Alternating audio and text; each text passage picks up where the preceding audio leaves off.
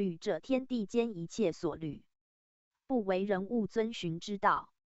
凡天地日月、山河草木，有动有静，有生有化，有分合千变，有升降往来者，莫不有所履。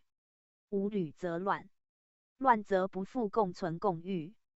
故履者道也，道之所行也。如车之有轨，市之有门，皆有定也。出入必由，往复必经，不可逾越，不可造次。亦非有谓之限也，非有屈之使然，破之使就也。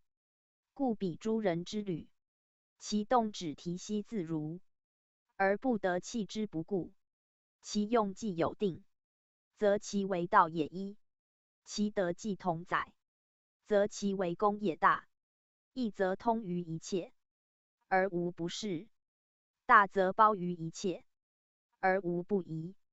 盖上下同行，生化一致，精粗共聚，久促其途。造化之门，真元之府，万一之所会，形神之所痛也。故有始有终，有往有复，而亦以纳之于履。上九履之极也，纳之尽也。所该者众，所至者寡矣。而谓轨不二，谓门无奇。出入之也，是夫所知；往复之也，是夫所至。故曰是履。言履有定，而行无穷。是所行以决其履。或履而上，则通乎道；或履而下，则达乎气。其履自一，其志万殊。此即履之所以谓履。而上九是履之有由来也。卦以对承乾，上九，卦之极也，亦干之中也。极则无可再进，中则无可再续。而道也极而无极，履也中而无终。盖终极者，生化之端；无终极者，道德之载。故天地长寿，神气永存，此所谓考详也。考者，寿无尽期；详者，福无尽量。以是所履。而上达者，则其所成，痛乎行见不习之道，而无终极矣。若所履而不及此者，则终必有始，极必有变。续进则转，数至则回。物之生者，其进而化；道之流者，途穷而改。此往者必复，去者必归，无一息之可停，无一物之不变。此循环之数，亦造化之机。寒暑周而岁迁，南北回而的转。其要在于环行不绝，轮回不断。故爻辞谓之其旋。旋者循环也，轮回也。有其以定之，其古通用。言至其则旋也。然对考详言，亦可作指名词。谓其不能长生者，则属于轮回耳。轮回者数也，数有吉凶，是其所履。如履而遵道不失，顺天不为，则纯乎物极之变，数尽之化，亦弗元极之战。盖依干阳大生之德，而体乾元永亨之用，故曰元极。乾元所至，吉利之福也。又上九爻，以阳刚之极，居卦位之中。刚极易折，阳极易亢。以中道言之，宜节其太过，治之合度。故有是履其旋之语，是其所宜，而定其履；因其所折，而免以规矩。则刚能柔用，阳能虔诚，以服于九五真理之门，而介于六三凶系之训，则上九极而不害，过而还中，旋亦还也。乃服降吉之战，而达是履之道。正如圣人至情以理，节欲以道，不过乎物，永执厥中，即为止于至善之功，而克顺天权性者也。故考降者，为权性以全身；元吉者，为顺天以惑佑。天理人事相调无间，则成德达到不犯于恶，不甘于惑。其是履之意，本诸干替之辞，而自戒惧。有若实木所示之言，而尊非礼物事之旨也欤？故上91爻所处谓易为而转的吉祥，所评是太过而反的中正者，实基于前元之道，而能以干上9之抗，自行93干替之功也。前元者阳经之见也，其象光明，故能履地位而不就也。臣以干下皆对，月则有容，刚柔得中，不与其前进无止，而求于自反以成，乐善自修，敌吉自如，而能成履大用，以达干之元亨也。且上9位权卦之中，居易变之地，反则为小处，进则为泰。小处以求养而全身，泰以顺天而祸福，皆基于履之自卑自克，无过无骄，故以真为利，以元为亨。先谨在己，而后及其人；先审于心，而后推之物。人己同诚，物我交泰。所谓一诚革天，至善化物，莫不由于心智之真理也。故放之则为明德，为大同之治；收之则为至善，为天性之功。二者异也。象曰元吉在上，大有庆也。宣圣讲义，此身是爻辞之意也。言卦之称元吉者，如坤如泰，如离如大处，如损益之爻辞，多数2、5当位，而履独在上9，故曰在上。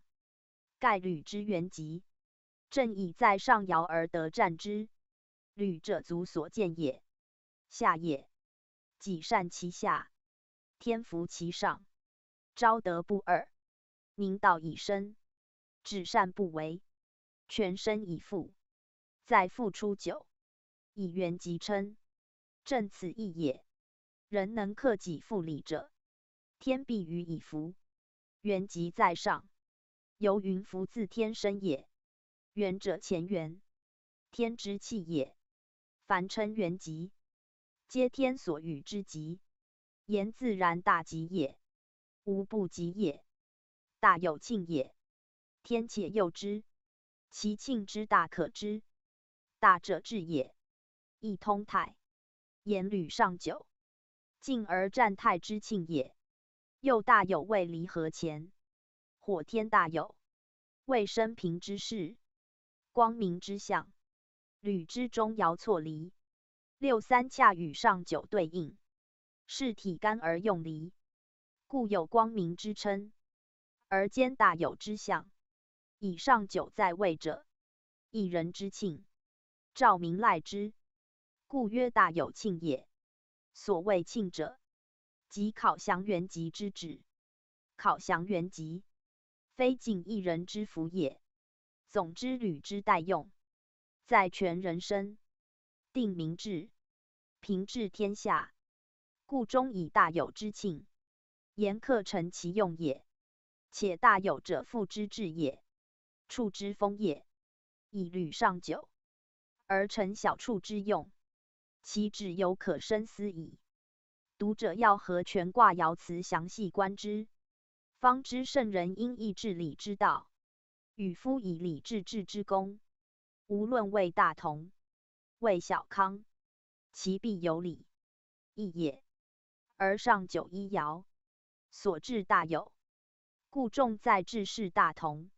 然人事如何，则是其德。故有是履之语，而要用则在其旋二字，皆指人事也。数虽包举巨细，而所由则在人；道虽兼该本末，而所至则在德。此履上九爻辞含义极广也。宗主附注：履卦讲吉祥，月食亦久，为欲礼教复兴，而救人民水火也。乱世反正之道，在先定民制，定民制在先变民愤。此履卦本旨，即治道本义，无古今中外之意也。是官吏来治乱，即可知民制定否。所观特大，而定民制者，有政令以治之，法律以齐之。其根本则礼教是也。政令法律，定其外而已；礼教则定其内，治在内。故履主真理，以服于中和，乃王道之大则，圣治之楷模。礼教不兴，政法无用，虽定于一时，而不能久；定于一方，而不能远。为其其末，忘其本，虽智勇不足以谋其成，不必以前史为鉴。目前之事亦可执政，物质文明，乃礼教之害。然礼教之诚志，又何尝不计物质哉？不过主客异位，本末异用耳。履与小处，相反相成，二者合而开太运，其效岂俗人所知？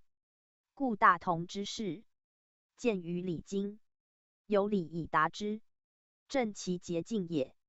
又曰履卦在先天卦位，64卦方圆图位，均与干兑相接，如谦之与坤艮也。履本以干兑合成，由干而兑，为化形；由兑而乾，为复始。今履兑在干下，六爻由出至上，始终之序，正合反本还原之意。此即复始之道。言万物由此以归于初，人道由此以复于性，故谓礼之所仿。克己复礼之人也。仁者仁也，礼者礼也。在德为仁，在修为道，在化为生，在治为太平，皆一以贯之。观诸履上九爻辞，即可见其旨意。盖人之有生，有始有终，不随化以轮回，则由修以复本。此上下两道，足以包尽之矣。履卦所取，亦即该此二义，生生有序，成道有接，一元贯通，万元俱至。修之成者，复归于天，而长生久世；生之化者，结缘于命，而旋转循环。以善为行，则吉祥随时；以性为本，则前缘自在。此天人两尽之道，形神同乐之途也。故其爻辞曰：是履考详，其旋元吉，生者不尽，而受者无期。人物之命，须归于履，岂不大哉 ？Top 善书图书馆首页，善书目录，善书影片，善歌，道之宗旨。联络我们，查询善书简体。易经正式上经第7册。太卦干下坤上。宣圣讲义。太卦卦象，上坤下乾，德在天上，乃天地相交，乾坤相互之象。卦爻三阴三阳，上下相当，内外相得，升降相调，刚柔相济。在前数卦，自屯蒙以后，皆为阴阳错行，刚柔消长，不成一致。其数杂，其用动，其形无定，其德多方，故其象难明。而吉凶不一。至太则不然，干阳居内，而占卦之半，坤阴在外，亦占卦之半，顺卦位之序，以判内外，化全体之半，以为阴阳，而能以刚成柔，以上接下，天自高而卑，德自下而上，气通而服度，德和而适时，乃交相为用之道也。阳以阴用，阴以阳行，此至道之则也。阳主升，而始于下；阴主降，而发于上。此本源不竭，顺应是宜也。故在一岁春夏之时，天道下行，地道上济，天地气交，生化乃成。太卦之象也。生化既繁，光明乃昭，物欲以重，德用乃弘，气候以和，民生乃康。此太卦之象，为康和发育之时，安好君宁之日。在世为太平，在年为大有，在民为治安，在国为盛美，乃上治之计也。如日之春，如风之温，如德之平，如水之清，悠然以生，怡然以成，和乐清悦，不相猜忌，安定稳妥，不有临侵，乃道之继承，德之以明，天地康宁，乾坤自平，更何物之不全，世之不利哉？故曰太。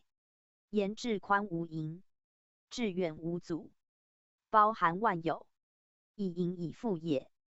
故中心坦白曰泰然，无忧无虑之至也。宋上士曰太弘，太一，称上至曰太平，以其至矣。自义作泰，凡无可加者曰泰。泰之为泰，故无以过矣。泰字源同大字，称大者，则用大；若至大而重读之，遂转为太字，其实一字也。后人分为大泰二字，又作太字。太易通泰，皆广泛之意。语言中称过甚者曰泰，或即用太字，如推字义，有特别之意。故太易者至易也，太极者至极也。今卦名不用太而用太者，以其间含宽阔之意，且通达无阻，平均无垠也。太自下从水，言如水之无涯四也。上从三人，至其众也。亦可视作天字与大字之合书，无非欲其大耳。卦合乾坤，可见取象之大，所包之广。而上有天字，下为水字，上本干卦之象，下取坤卦后天带以坎水之象，又取河图天一生水之意。上为天一，下为水，则乾坤乃相生以成物，非如先天之上下对立，高卑悬绝，故欲其意于太字焉。又太字上半，即春字上半。春字亦取天大之意，皆天所生成万物，成其高明博大之德耳。太卦本乾坤合德，生成备用，阴阳同化人物康复之时，自象与卦象皆相合，自义与卦义皆相应也。而一言视之，则太者亨也，利之所见也。本干之道以成亨，本坤之道以为利。在干卦辞，干时能以美丽利天下，又乾元而亨通也。可见太之成用，全本干之用。乾无形，其用皆见于坤，则干之亨利，即坤之亨利，二者合而为太之亨利。故太之为太亨也，利天下而不敬，是谓大利。无物不受其德，是谓大亨。言通达天下无不泰也。在道为大，在德为通，普及一切而尽宜，包聚万端而皆利。故周易上经，以此卦位最盛。比之下经济济，有过焉，则以其气之和，而数之平也；道之全，而德之普也。后天生化，至此备矣。乾坤之用，至此具矣。故以之纪律，律者天下之所以定也，万物之所以安也。安且定，则泰然矣。故有履而后能泰，泰见而后履道以成，履用已久。此圣人治太平事，事必由于礼也。依礼以立，而后人生得全，物欲得繁，无争无仇，无忧无害，而后人物同泰，而后天下皆泰。岂非天地之德所成，乾坤生化之功所抵耶？岂非圣人教育之道所致，礼乐其义之效所为耶？夫圣人与天地同德，与乾坤同用，而喻之以礼，施之以教而已。太过无由至哉？天地一日不交，乾坤一时不会，则天下否塞，生化且断。礼教一日不行，圣人之道一时不继，则家国为殆，民物烦忧，上何泰之望哉？故泰积于天，而成于人，发于术，而抵于事，行于气，而应于物者，非义志也。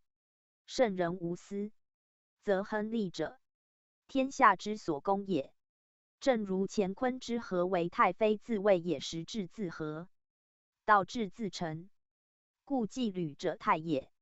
时过则迁，用极则变。故纪泰者否也。一反一复，乃见天数；一通一塞，乃见时运。续哉人乎！吾自奋其事，而为天所弃乎？天所与者，功业自大；天所弃者，败辱自身。故在泰爻曰包荒，在否爻曰包修。是在人之自责耳。泰，小往大来，吉亨。宣圣讲义，此泰卦彖辞，总指全卦之用也。泰之为义以见乾，小大者，指阴阳往来者，指升降。泰上坤下乾，阳始阴中，而自天地言之。天上地下，乃其体也。天降的生，则其用也。今泰卦天下地上，正服天地之用，故有往来之称。天为阳，在下而上升；德为阴，在上而下降。是阳为来，阴为往，阳大阴小，故曰小往大来。由言往者小，而来者大也。又阳主生，阴主成，阳主始，阴主终，生始无尽，故谓大。成中有穷，故谓小。今泰卦以干始坤中，干下复上，坤上还下，亦谓往来之象。而乾无尽，坤有终，亦称小往大来。且全易卦皆发于乾，则干为各卦之本。坤自干变也，由干而坤，自成往；由坤复乾，自成来。乾往变坤，谓有限者，故人必复；坤来反乾，谓不动者，故谓还原。亦小往大来之象也。泰与否反，泰谓小往大来，否谓代往小来。盖泰之相交，往者短狭，来者广长。乾坤互抱，其气周回，其道迂远，循环不息，以生化万物，故谓小往大来。否则反是。故谓待往小来。往者，去也，易也，缩也，减也；来者，进也，谓至也，加也，推广也。太尉小往大来，名其为生化无尽，欲成无量，其数不可计也。否则反是。亦以后天为准，故重来而轻往。传曰：数往者顺，知来者逆，亦逆数也。言权亦为求知来者之象，故重在逆数。逆者迎而取之也，知者推而得之也。世间生化有简尽繁，有寡尽众，有乱尽治，有漏尽精，此自然之理，必至之数也。故重来而轻往，太小往大来，恰弗一指。所利亨于物者，皆来也；其不利亨者，则往矣。故谓至安之事，谓繁美之时，以天地相成，阴阳相合，以开其化而治其正，盖乾坤相合，刚柔相宜，以成其用，以达其德。故有极亨之战也。小往大来，阳长阴消，刚中柔外，利以利物。所过者不论，所来者无不善。曰极亨，言极利亨通，至无尽也。彖曰：太小往大来极亨，则是天地交而万物通也，上下交而其志通也。内阳而外阴，内健而外顺，内君子而外小。人君子道长，小人道消也。宣圣讲义，此身是彖辞之意也。言太卦之得用，所观极大，所系极重。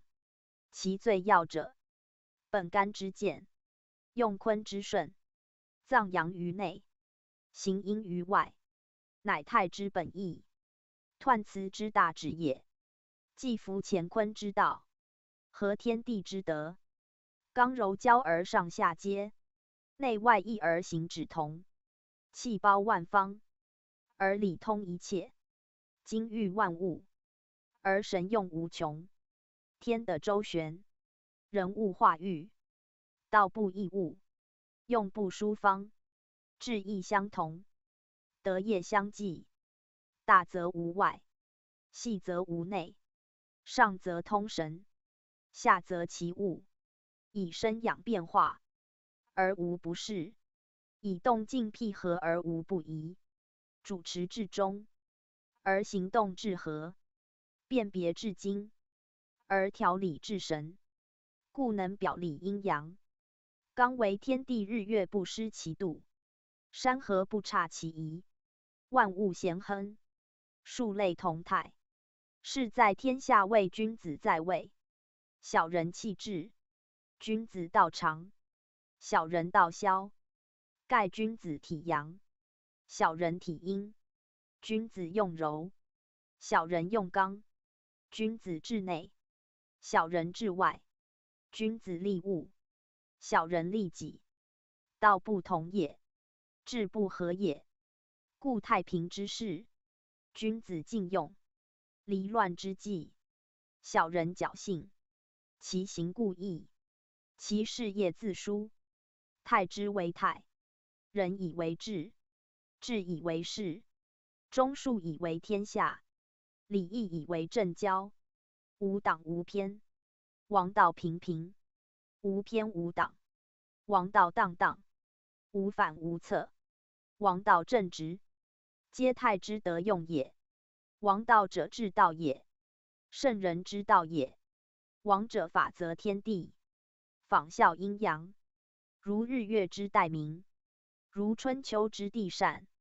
无私利，无过不及，无朋比异同，无奸邪反复，巧取强夺，故抵于太平。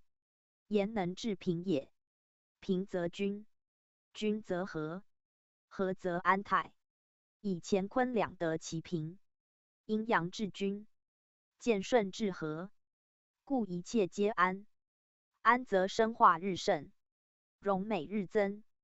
故太卦为盛世，为旺时，为正道，为君子之德也。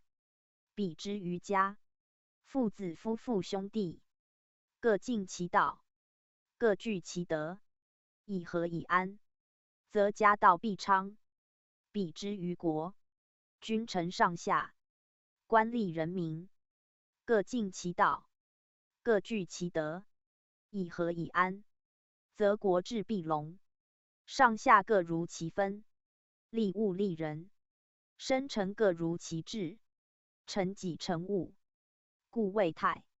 谓其平也，为平乃泰。有一不平，则不泰矣。君子道长，小人道消。善人得福，恶人与罚。正天道之常，是理之平也。若反是，君子被斥，小人盈庭，阴险为政，强暴以惩，则天下不平，兆民怨恨，上下相贼，秩序凌夷。是谓否是，乃泰之反。其所以然者，失其平均也。凡物或事，莫不有阴阳二者，莫不有平均与轻偏。平均则泰，轻偏则否。此理也，艺术也。泰之和安，以乾坤平均，阴阳协调，健顺相应，刚柔相成也。故无不移，万物同亨，数类同极，非一人一事之利也，非为君或民，非为己或物也，而皆利之，是谓大亨。言无不亨也。气交则通，束缚则达。故亨者，干之所附，坤之所在，无不亨也。以君子之道，正如是耳。所谓吉者，由亨而吉，由吉以亨。天下同亨，天下同吉，则成泰矣。在是卦，重在上下见顺，恰得其当，亦如履也。尊者自卑，高者自下，则亦得其平。故阳贵能应用，刚贵能柔用。泰之德，用，正以乾坤能相济相成耳。不独人事所贵，天道亦复如是。人之修道，亦当身体此意。由后天言之，泰否及济济未济，泰与济济皆取此意，亦权义之意。盖莫不以逆行为顺也。逆则之来，而吉亨正在此逆字中。然逆者乃迎而推之，非与天数为行也。以逆而合，乃可贵。若为行，是不合，是否与未济也？此处宜细思之。宗主复注：易卦由乾坤至泰否，为一大节，乃天地之数，以交互成形。乾坤之道，以分合成序。履之所以变也，定也；处之所以欲也，权也。万物皆得其生矣，各安其所宜。是天地生成之德以备，乾坤尊卑之分以明。而天下治平，人物亨吉，而太卦以成象，于是易之为易，以自成一大循环；人事之为治乱，易自分一大阶段，是谓之世纪之书也。故乾坤至泰未交合，至否未分离，一合一开，而门户已见，一聚一散，而事物已繁。是在天道无位自化之时，渐入人道有条未理之际。圣者合天而治世安民，妄者逆天而乱邦惑众，皆怨于人事之意，而以见泰否之护成。是天下者，人治之，人乱之。泰者，人所治之，否者人所使之。天道故自循环，而在人事之相符也。故有履而后有泰，忘履而后有否。乾坤交合之气，至泰而大光。天地生成之德，至泰而大显。是以太位及时之化，上治之势，为元亨之道，为立贞之功。盖乾坤四德，皆见于泰，而内有其守，外治其有也。故泰者亨也，利也，彖称为吉亨，指其外功也。有履之元贞在内，故也。吉吉利也，阴顺阳正，天先的从，故有始有终，有生有成，而天下皆亨，万物同利矣。此泰之所以为泰也。泰大也，古通用。又曰：泰卦为正月卦，乃三阳三阴平分之数，自一阳来复，二阳临，至三阳泰，皆阴中生阳。阴日消，阳日长，冬尽春来，而天地应运，万物生育。是春令见于泰，春正成于泰，是以泰居春首。春与泰同头，而夏亦为日，亦为水。正后天坎离代乾坤之用，主生化之源也。水与日，为一切生化之本。缺一则不生不化，无水则枯，无日则冻。冬令严寒，万物凋萎者，即水日不足也。不足由于天地不交，阴阳隔绝，日不未宣，则物冷而生气少；水不未润，则物燥而生益湿。必待春月，天地始交，阴阳已和，水温而泽，日宣而真，万物抽芽，气候和煦。此即泰卦之小象也。天地之大，生化之宏，由必待泰而后见其功，至春而后成其用者，实以二气之调味不易也。必刚柔相济，升降相得，一元随化，五行周流，然后孕育无垠，生成不已。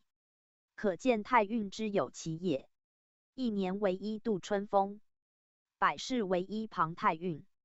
必天人相合，礼教并隆，圣德在朝，仁义为正，方可继太平之治，成太阶之时，以服乾坤元亨之德，见阴阳造化之神也。故太运难齐，而否是易治，非独天道也。人事亦任其责焉。是无尧舜之君，谁成唐虞之治哉？故太否相济，而人民中苦多难也。象曰：天地交泰，后以才成。天地之道，辅相天地之宜，以左右民，宣圣讲义。此生是全卦象义，以明人道也。泰卦既以乾坤合德，天地同泰，以生成万物，长养万民，则居天地之中者，并称三才之人，亦当体天地之人，成天德之道，化行天下，以教育民，治成天下，以利养民，与之以生育安全，及之以和乐平易。大而同化，小而永怡，欲厚而无穷，成先于不替，方足以服泰之道，治泰之用，而全泰之功也。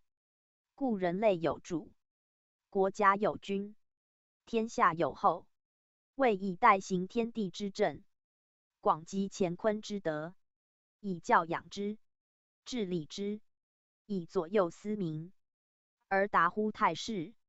此故天之所命，而赖有人以顺承之。正如鲲之和乾，德之顺天，无为不治，无屈不达。故天道因人而见，义教因人而行。泰以人成，事以人治，此天人相应之极，而为神行上下交气无间之盛事也。故泰之体，出于天地自然；泰之用，依于圣王正交。此礼制之所照，人文之所见也。礼以开太平，人以成圣德。天道照临于上，神功乾运于中，则风雨以时，寒暑不推，财物丰富，人民安康，天下乐息。不知地利，国家富盛，不见人功，谁为治之？盖天所降命之军师也。君而兼师，正而和教，礼行而行错，化急而令简，上清下宁，远怀近悦，是谓无畏之治。唐虞之计，大同之奇也。故辞及言人君之功，以示于交泰之德，教养之力，以服于天地之和。为和乃夷，为夷乃利，为利乃亨。斯成亨吉之象，而得平安之战也。后地也主也，以泰之用，必有后以治之中。庸所谓非天子，不义理，不制度，不考文，必有德有位，然后能为之。泰有履来，太平有礼教起，此辞之必称后也。又后痛后，言天地交泰之后，人乃应之，以成天德之道。以泰否皆天道，人所以顺承者，必因泰而治之。故彖辞首言天道，次乃人事。虽运会出于自然，而功用必珍诸人力。君子以道长而敬用，小人以道消而退斥。即人能服天地之德，而后能成事之泰也。天道在前，人道在后，前后相及。而天地交泰者，乃成天人交泰矣。故称后以明人功耳。财与财灾财谷皆通用，辞称财成。言因天地之利以利物，而财以富物以丰也。有天时者，必尽地利；有地利者，必得人和。三者具备，事无不成，功无不举。故大学称有土司有财有用，而先在有人。亦传曰：何以具人曰财？皆言财用不可少。而国以治平，天下以安者，必先理财。故辞称财成，且兼含财成灾成之意。言有财而后能财成之，或灾成之。财言平准，灾言培植，无非至于成而已。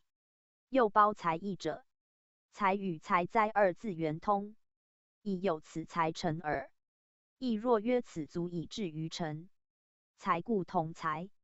言有此财而用之事宜，则何谓不成？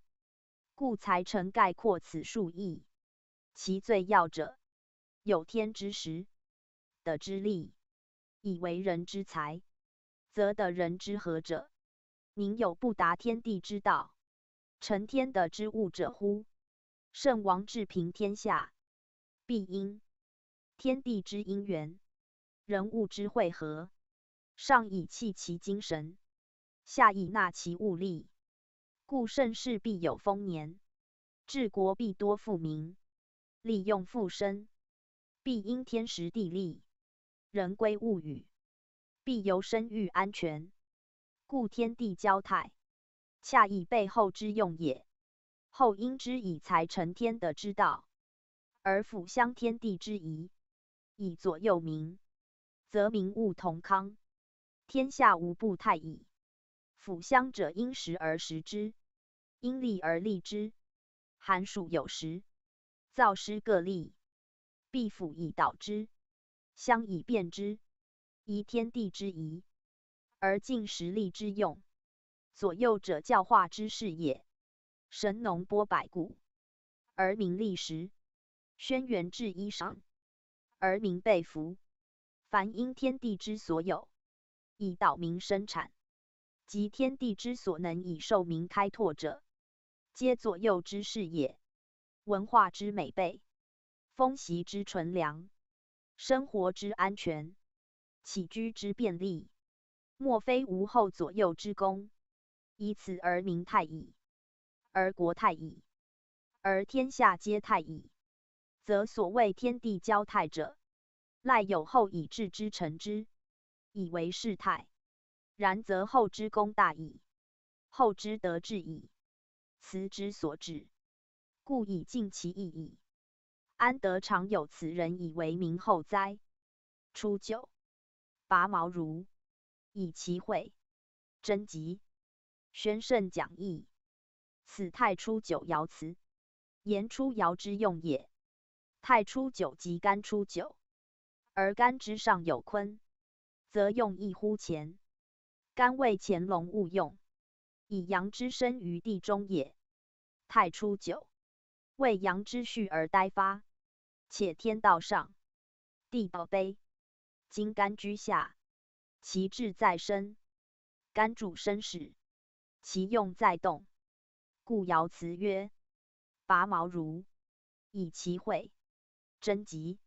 毛者，用以包物；如者，根也，皮也，会，类也，聚也。初九阳出动，故谓拔。干为天主父，故象毛如，以被包盖也。阳极在下，动而上升，阳动而阴之，物生而得成之。生育以全，气数以和，故会类同拔，不复流至也。如春风一动，万物胚胎，生机一行，万类起折之象也。阳动而周流六虚，气行而包纳万象，是即泰之始也。天生的成之得出见也。拔者，非人力也，生机始之；会者，非事居也，气息通之，自然而然，自治而治，不假势力而自极，不用勉强而自动。故拔毛如，而以其会相从也。阳既未动，用既已生，则未形，未出外之象，不干焉迟也。天地交泰，万物同春，谁无生机？而逆时自气哉？气至自出，时至自行，顺天应道，因时成化，此物此至，天下大同。故曰真告。象曰：拔毛连如，志在外也。宣圣讲义，此生是爻辞之意也。道在内，而用必推诸物，气发于中，而得必见于外。志在外，正如毛如之拔，脱然而出，将以成其包覆之德也。不独成己意也，必连累而及焉。故以其会者成物也，内藏其用，外显其人。成物质也，成己人也，内外俱至，天性之所见也。致用在外，而藏于内；人体在中，而显于物。内外相成，阴阳相息，此泰之本相。天地下上之为义也，意义之妙用，逆来顺往之精旨也。必如是而后泰，而后全其身，成其道，达其德。必如是而后天下治安，人物和乐。初九爻辞，故记明指其要矣。宗主附注。太卦初九爻辞，上有为义，须加注明。爻辞称毛如，夫子之名取包纳之意，而人或未达，盖包纳之象甚多，何独取玉于为剑之矛？在太尉乾坤合，干向天，而取地上之矛，势必有故。盖古礼最重矛，及人情常用者，亦多彩矛。古者祭祀必攻白矛，以包祭物，且有长弓。如管仲则处，包矛不入，无以速久。诗称也有死群，白毛包之，白毛纯简，有女如玉，亦大过出六爻辞，即用白毛无咎，皆与太否二卦。拔毛如意相证明，无非为洁白之物，神人所重器者也。又以毛之生也最早，当天的初判，生气始萌，水土初分，生物始育。苔藓之间，悄然独茂者，毛类而已。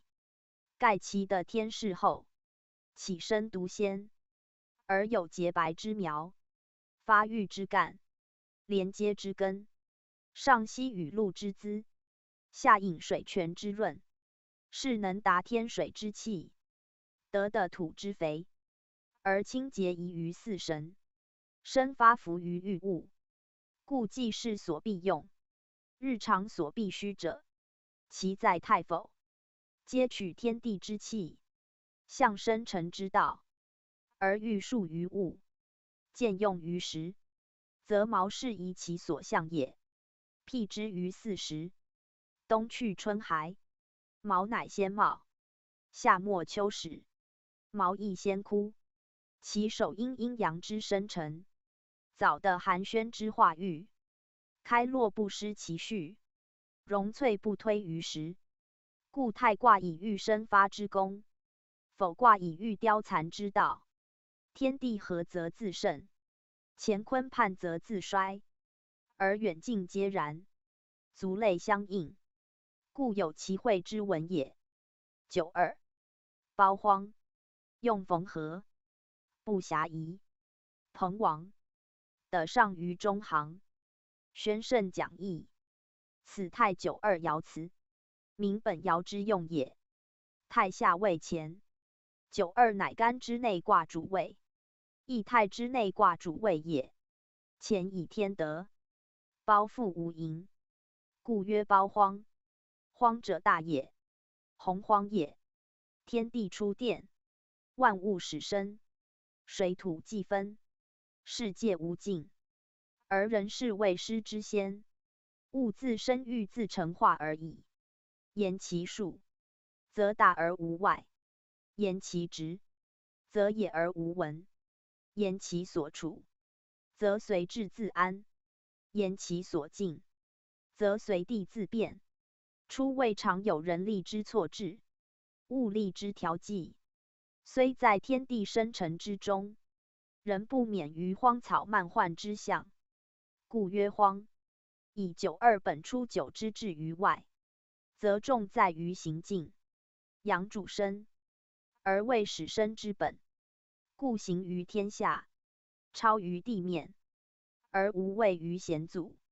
阳性刚而行健，以成其生化，则不习犯艰难，多跋涉，而阳在下，与阴距离，不易接近，而气已交，志已达，则虽远不移，而所行无有，以为正中，秉刚健，而不失其道，以致主境，屡兼阻而不馁其心。虽越荒野，于江河，独行无朋，而得上于中行，以达其志，成其德，以遂其高明不习之道，而至于太也。盖92在下卦中爻，与上卦坤相离远，但气已动，志在通，则由此以进，终当至焉。故用缝合，言不但显也，不暇疑。言志在交远也，朋王。言独行无有也，得上中行。言守道不失也，以九二本干之德，行干之道。包荒以见其大而能复，缝合以见其见而不习，不以以见其乐交坤，而得何德，以遂其生成。彭王以见其独养无虑，而应自勉，以达其行进之志。上中行者，其志已遂，其行进成，能以干阳自固，而推天道于物，能交坤阴以服，而合地道待成。故爻辞明述其意，以生干道不习，天行健之旨，而见干能交坤，天地合德，以成交泰之象也。盖交泰者，天地各半，天主于九二，地主于六五，上下相应，以成全卦之用，则九二乃干主位，亦泰之主位，主此而交比。正如地与后妃，又如国与国两尊相慕，以成其化。干处下而主动，故一不必烦劳，不辞悲屈，谓将以成其大也，将以广其深也。体干而用坤，体阳而用阴，以思而克成交泰之象矣。象曰：包荒，得上于中行，以光大也。宣圣讲义，此身是爻辞之意也。光大二字，治干之道，成泰之用，非干不能称也，为干之刚，而能不习；为干之名，而能大生，故曰光大。以包荒而得上中行也。盖九二本干之德，以利天下；阴坤之和，以生万物。虽荒野而能包覆无疑，虽距远而能交亲如响。力缝合而不阻，当孤独而无忧，故能上于中行，以成交泰也。夫干之所患者，太刚易折，过孤难合，生而无养，始而无终，则亢而有悔，以失中道也。今太卦之前，以自卑就下，则刚而柔矣；以和坤相合，则独而有亲矣。不亢以自害，孤以自伤，而生者得坤成之，始者得坤终之。坤之不及，调其太过，则恰如其位，上于中行矣。故以光大称，未能善用其道，而得交于坤耳。夫处干者贵得坤，行干者贵用坤。坤本无成，以交干而成。九二之成，以六五之阴也。天赋之，得载之；天生之，得成之。天之高明，即得之博厚也。为博厚，乃成天之高明；为高明，乃成德之博厚。二者相须相助，相合相成，舍其一，则皆败矣。故九二之光大，得六五以成之也。曰得上者，言其相求之切也。设有离志，即不得已。故干卦之用，皆取坤用。坤之于干亦然。包者天也，荒者的也，缝者天也，合者的也，不宜者天也，狭者的也，朋亡者，失其助也。得上者，得其福也。光大者干之固有，成光大者，坤之所谓也。故曰天地交泰，言必交而后泰，不交，安望其能泰乎？故九二之谓中正也，而必得六五之阴。干之道大矣，而必得坤成。太否之意，即由思判也。宗主附注。包字乃太否两卦要义。太无包荒，否言包修包成，皆乾坤相对之象。言天自包地，的在胞中也。为太之气交而道通，故胞荒成其光大；否之气断而道塞，故胞成胞修建其艰难。以天地自然之术，无不胞也，故皆称胞；以天地运用之术，或不通也，故称胞。而有荒与成修之过也，过则反成否矣。92爻的上二字最精，言未定也，或得或否，当以其形式为判。果成泰而交，则反为否塞。故以光大为言，必心中坦然，卑谦和众，方能成其光大。而对人则一术，俗称原谅人曰胞寒，曰胞荒，即此意也。要能胞荒，使能得助，否则坤以自远，安望其相成哉？93无平不卑，无往不复，坚贞无咎，勿恤其福，于时有福。宣圣讲义，此太93爻辞也。本爻乃太卦关键，全卦大用，以见92爻辞。而93当下卦之中，为干卦之末。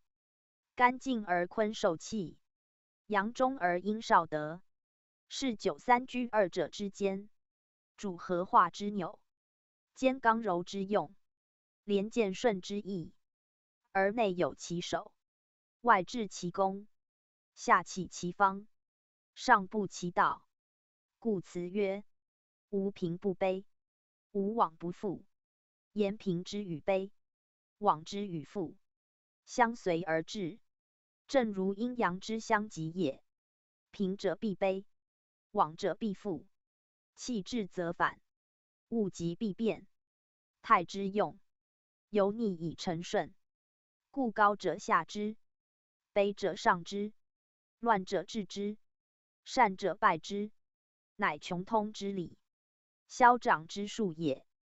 93阳极矣，刚至矣，去而不返，进而不顾，则阳必亢，刚必折。天道不如是也。以阴济其亢，以柔和其折，则亢者反卑，折者反续，此平者谓卑，往者谓复，是理之固然，天道之常度也。93进则64，反升为降，转进为退，故有平卑往复之象。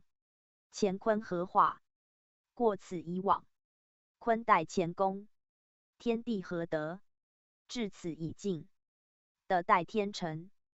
卑者成其平，富者成其往，非相逆也，非相害也，乃相济也，乃相辅也。日往月来，以成其名；暑往寒来，以彰其序。故93之用神矣。而世间生化，人物生息，莫不如此力，以传播繁殖至于无穷无尽。此大循环之道也。不如是则穷以尽矣。人物皆绝，尚何太之可言？93之象，乃天地合化之力，世之治乱，亦由是变。未有一治不乱者，未有一乱不治者。气极则变，物极则反，非为人为，实原天数。而惑者疑焉，以为乱极成治，故以治极成乱，理之所无，不知气有尽，数有穷也。欲其长治，必先御其气，持其数。尧舜之后，不能再见尧舜；汤武之后，不能再有汤武。虽当时未乱，而久之则治衰，终人不免于桀纣之乱，岂非治极则乱乎？由人是言，故有善恶之辨。若天道，只有消长之意，更无优劣之分。故平与卑其观，往与复同道，出无差别也。为天地有40之气，乾坤有4德之化，永相衔接，而不加多少，则其序不迁。元亨者必利贞，利贞者必元亨。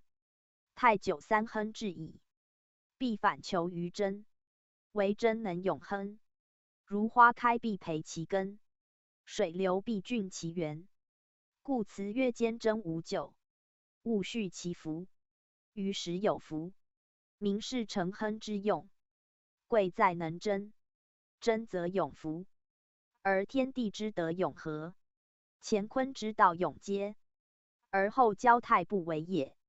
勿恤二句，言93本坚贞之德，的无咎之战，上下克协，内外感应。勿恤于坚，而有福于道也。恤者自念也，心之所敏曰恤。勿恤，即无忧之意。虽过坚而能贞，有咎而能免，故有勿恤之语。太主天地交合，93处干交坤之地，能体干而用坤，履刚而行柔，自反以成，至道以德，故有其福之语。言福于道也。贫者多患悲，往者多忘富。今当贫而必板，往而必富之境，立乎艰险之道，寻回于有救之途，而终能自免以福者，赖其贞也。唯能贞以度艰，故能勿恤于咎；唯能坚贞无咎，故能有福于道。道兼阴阳言，未升降皆宜，出入皆的也。一阴一阳之谓道，太93之谓也。93极阳而进于阴，自升而退谓降。居内以望外，行下以归上，故恰服于道，而全乾坤之用，合天地之德，成泰之道也。于时有福者，以德而有的也。时福不回，天地之所与也。且时者生寿也，福者天喜也。秉阳刚以推化，则万物同亨；阴坚贞以自立，则一生后福。时有口实也。93内连92，外接64，互成对卦，谓口舌之象。右口者出入之道，纳时而出言，今本自反之意。故主时以养己。养己者，终养物；服己者，终服天下。此93之用，推之为四海之会，约之为一人之庆。所谓一人有庆，兆民赖之，泰之为泰，盖本此志。以太主干而用坤，本天而协地，守阳而达阴，持剑而行顺，内君子而外小人，尊天王而人民物，无非以两者之交合，而得其同化也。象曰：无往不复，天地纪也。宣圣讲义，此身是爻辞之意也。纪者交际，言93居天地之交，而能借其纪以相符也。天地去远，而气甚近，故易服。93在其间，如门之书，车之轴，丝转旋之刃，为交际之功，故立平卑，恶往复，坚贞无咎，有福实福，皆道之所用，德之所成也。其要在贞字，能贞始亨，能亨始泰。大哉亨乎！至哉贞乎！此乾坤之德所以称代与治也。64偏偏不复，以其灵，不介以福。宣圣讲义，此太64爻辞，与93爻辞相对照也。64居外卦之始，为坤卦之首，以阴行阴，与93之以阳行阳，正相当。而二爻密接，刚柔相应，内外交符，故九三称其福，六四称以福。九三为阳求阴，阳极阴生，恰能容治，不相猜疑，故曰戊戌。六四为柔至刚，柔下刚来，恰成顺受，不相顾忌，故曰不戒。在小处曰复以其邻，以处至于的也。此曰不复以其邻，以泰至于君也。君无平，二者辞异而异一。盖小处严厉，厉者重物；泰严义，义者轻财。而皆本推心以数道皆物，故皆曰以其邻。小处之邻，同富而不独的；泰之邻，同义亦不独穷。此天地交泰之代用也。天之财，德所产；德之物，天所生。二者相成而不独有，相遇而不独失。六四之柔，不以交于九三；九三之阳，不以聚于六四。二者同亨也。故六四之不复其邻者，非不复也，不偏复也。正与小处异同，且六四下与九二阴，九二之亨，六四之所赖也。阳行而阴伏之，阴至而阳胁之。若有的则痛得，无的则皆不得。六四之弱，不至于得，而其邻亦化之，故不复而能泰，取其君也。凡所谓复者，阳的阴之供养也。阴之与阳，则仅忘其生成。于阴曰复，于阳则否。复必有物故也。六四无物，所欲所成，皆干之物，故不曰复，而非平也。辟之夫妇同财，男为父，女不曰父，以随夫而妇，亦非平也。六四柔也，柔之所至，和婉袅娜，如女子之容曰翩翩，以其委婉多姿也。既近于阳，以刚相形，又处于外，以内相辟。修修而文采独盛，温温而婉绰有余。彼之风度翩翩之公子，故此取喻焉，以在外也。不曰女，以为阴也；不曰男，而独以翩翩二字，象其风致耳。然六四故以柔成刚，以阴伏阳者，进则昭其文德，以为光明；退则蓄其威仪，以为真静。此其能成德达道，以喻于物者也。故辞称其福，言克服于道，以成其泰耳。象曰：翩翩不复，皆失时也。不戒以服，忠心愿也。宣圣讲义，此身是爻辞之意也。说者谓六四谓阴柔无用，故有此战，实非此意。盖失时二字，只不至于德而言，即无物之意。以六四阴居阴位，又在外卦，内无所处，中无所守，故谓失时。时与虚对，失时言主于虚表，并非谓也。用在于外，非无用也。故偏偏称其外观之美，不复明其无物之真。以六四之情，谓全九二九三之用，初不自谓，故用在外。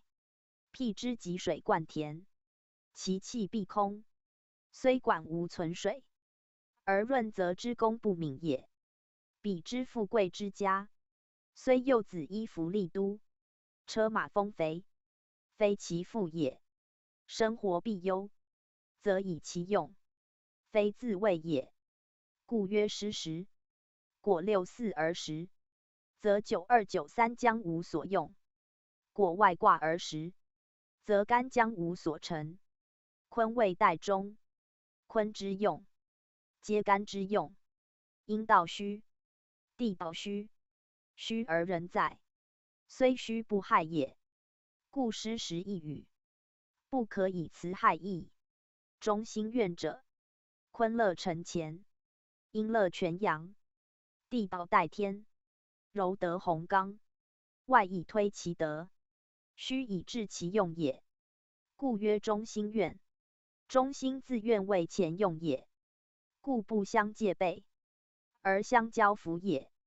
太之代用，本在此意。地道上行，天道下通，光明永宁，交服于中。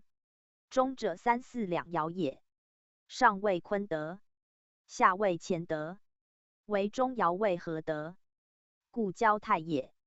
辟之一岁，二至玄绝，为春秋在中，气候温和，万物生成，中之所在，即和之所成也。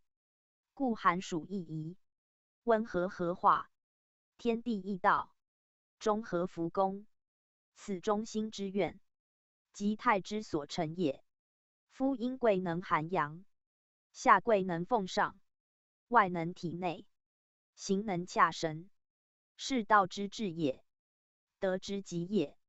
为泰与既济御其象，中服充其用，义众交合，如与人交亦然，必相得而皆利，是谓均平。有义不利，则争讼起矣。故均无平，不言复也。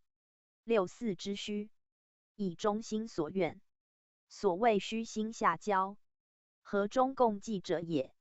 愿者素愿，心所欲也。阴自欲阳，两相为利，故交则泰，离则否。苟离而否，更何功用可言哉？六四之福，正以其失时也。谓无用物矣。一卦六爻，时相应正，此自然之力也。况在泰乎？唯德中则泰，过与不及，皆非泰也。故至上6岁失泰矣。65. 地以归妹，以指元吉。宣圣讲义。此泰65爻辞，言本爻之用及其象也。泰卦中4爻，2至4位兑，3至5位震，合之成雷则归妹卦象，故爻辞取归妹之意。泰以乾坤交符，干道成男，坤道成女，亦婚媾之象。上卦属坤而居外，亦归妹之欲。盖归者女归于男，妹少女也。于男曰虚地，于女日解妹，常有之别也。地以者，以5爻均位，而阴爻，柔道也。甲刚以柔，故称地矣。以其位之所当，德之所合，时之所在，情之所宜，乃以地以归妹为欲，非必有其人其事也。然故者，尊卑序以假意，如商代诸君，皆以实干为名，则未有其人其事，亦无不可。以651爻，恰同于归妹，而天地以合，内外当位，下与92相配，正如地之与后，故彖辞称后。以女该男，此爻称地；以男该女，而归妹2字，明其好合之道，自其交服之情，内正外顺，刚先柔从，即坤代乾，见和顺之意也。凡泰卦爻皆取斯指，65由明者其事耳。指福也，吉利也，以指元吉。65之战，与92交符，无不福利也。在师曰止，在受曰吉，以止见师，而受者同吉，故辞如此。元吉者，至吉也，无不吉也。言自然吉利，不假其求也。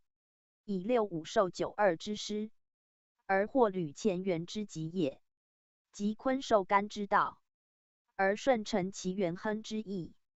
象曰：以指元吉，终以行愿也。宣圣讲义，此身是爻辞之意也。与9264及归妹95之辞，均相证明。以65居外卦中位，而内应92之正，前接64之情。92曰的上于中行，64曰中心愿也。此则曰中以行愿也。归妹则曰其位在中以贵行也。皆以位之当，而情之正，行之物宜也。以65与92相符，有其中位；与64相洽，有其情感。名正言顺，情志得从，故有以指元吉之战也。在彖辞以言上下交，其志同；天地交，其道同。9265之辞，正与之正，盖92在下，而本天德；65在上，而秉地道。故行愿云者，行指道言，愿指至言，两两交符，而成泰。此元吉之所来也。上六，臣附于皇，勿用师，自意诰命，真令。宣圣讲义，此太上六爻辞也。名太用以终，太数以吉。终则必复，吉则必变。处穷而不能终穷，应变而不能致变，是太且反成否矣。成者高，而皇位卑；以高而富于卑，倾颓之象；以尊而就于下，桀绝之情。坤用本的前程，上六坤道已尽，而处位至高，阴道不扬，而所至无助，是由臣附于皇也。臣以固守，皇以未臣。今皇不畏位，臣不畏守，臣失而救皇，其败亡之象也。故曰勿用师，自意诰命真令，言无可取也。又复者反也，由远而近也。今自臣附皇，道日远矣，弃其守，而训于黄池，忘其胜，而纳于屋下，其上可用乎？或曰富者复命也。以尊听于卑，主听于仆，将听于卒，刚纪不立，号令道行，则战必败，守必亡也。虽告命而自缢，命以不行矣。故真令，真者自固之位，令者毁败之事也。以上六之气已竭，不能服于93，不克反于初9。阴与阳远，刚与柔离，天不复包地，地无以成天。是道远而自为正，得离而任其志，命出群下，形成悖谬。虽本其真固之守，无如大纲不存，小人性尽，欲其不令的乎？象曰：臣附于皇，其命乱也。宣圣讲义，此身是爻辞之意也。言乱离之日，上下不能相违，命令无常，一为不知所可也。又乱者终也，其命且终，欲其不乱不得也。故太反而未否矣。宗主副注：太否皆指政治，与继位既不同，故太上六之命，指政令也。爻中言帝言后，明治太之道，必本于贤君，而在君能与其臣民交服。君位虽尊，而志在下；民位虽卑，而义达上。上下交通，君民和悦，有如男女婴亚，无不相得。此太之所以为太也。然至极则乱，亲胜反离，以分殊异间，位格难平也。故太贵平，上六之乱，以不得平耳。否卦坤下干上。宣圣讲义。太尉正月卦。正月三阳上升，象如太。而否为七月卦。七月三阴下降，象如否。时皆乾坤各半之卦。太尉坤上乾下，三阳在内；否谓干上坤下，三阳在外。阳贵阴贱，故太尉亨通；否谓否塞，以气交否谓别。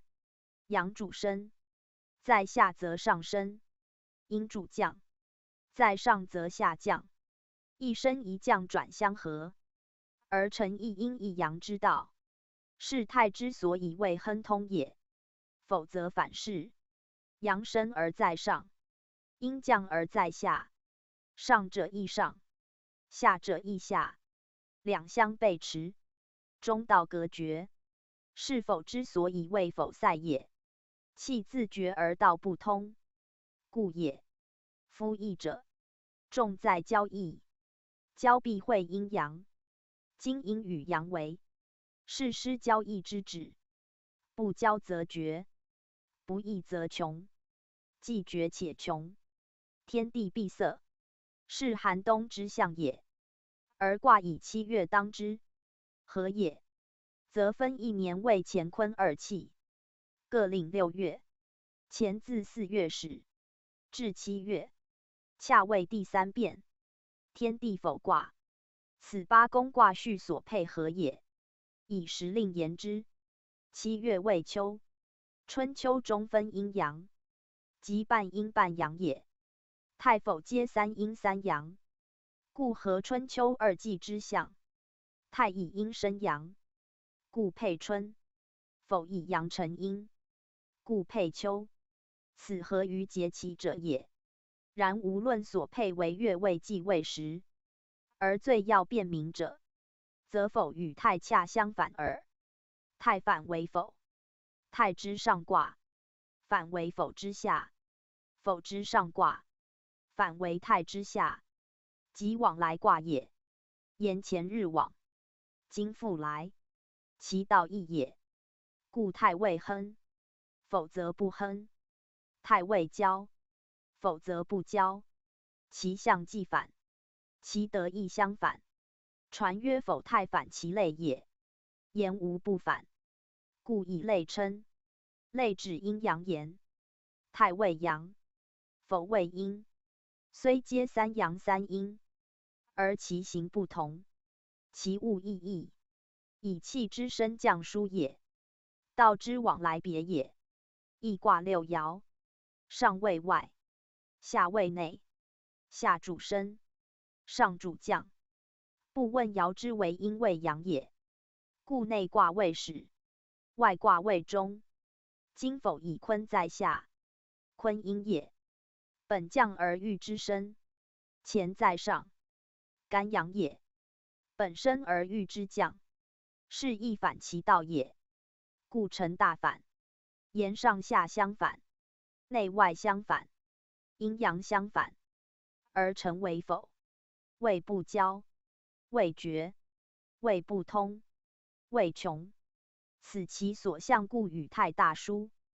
不独一卦爻之意也，论卦爻配合，否与太卦，指上下不同，而实则上下既宜，阴阳乃乖。盖内卦以2爻为中位，外卦以5爻为正位，即内外主位也。否以阳外阴内，两不相报，孤阴独阳，是成决绝。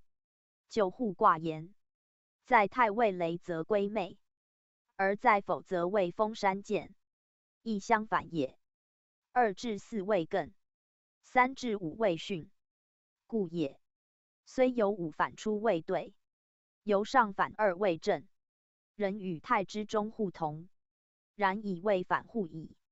在卦顺行曰正互，反行曰反互，即顺逆与正反之道也。顺者主也，逆者敌也，正者亲也，反者仇也。否反即为太矣，故反太成否。反否谓泰。二者指一顺逆之途，而时系之泰的时，故顺而正；否非时，故逆而反。此即用泰用否之意也。君子用泰，小人用否。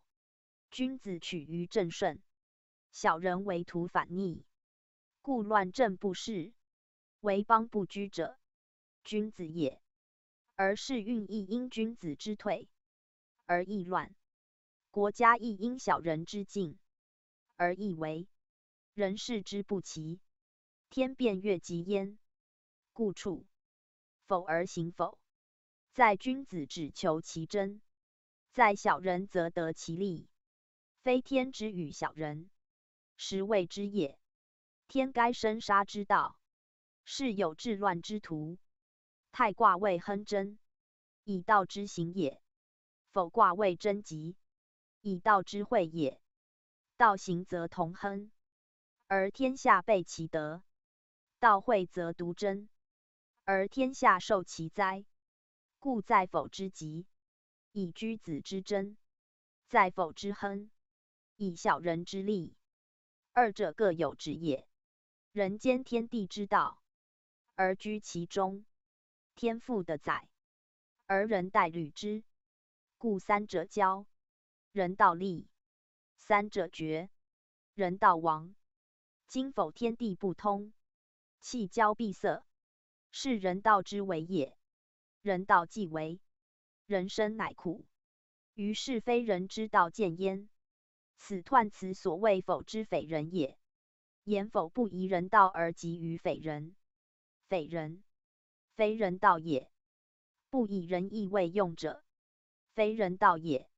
传曰：立人之道曰仁与义，此匪人二字，即是其非人道也。否卦辞义，亦有深意。否字上谓不，下谓口。不者非也，不然也，无也，物也，夫谓也，皆是其不可谓，不宜谓，不能谓之意。口者，出好心容者也；言语所自出，辞令所由变也。不可谓，不仅指言语，凡言行皆然。而否从口，则又重于慎言也。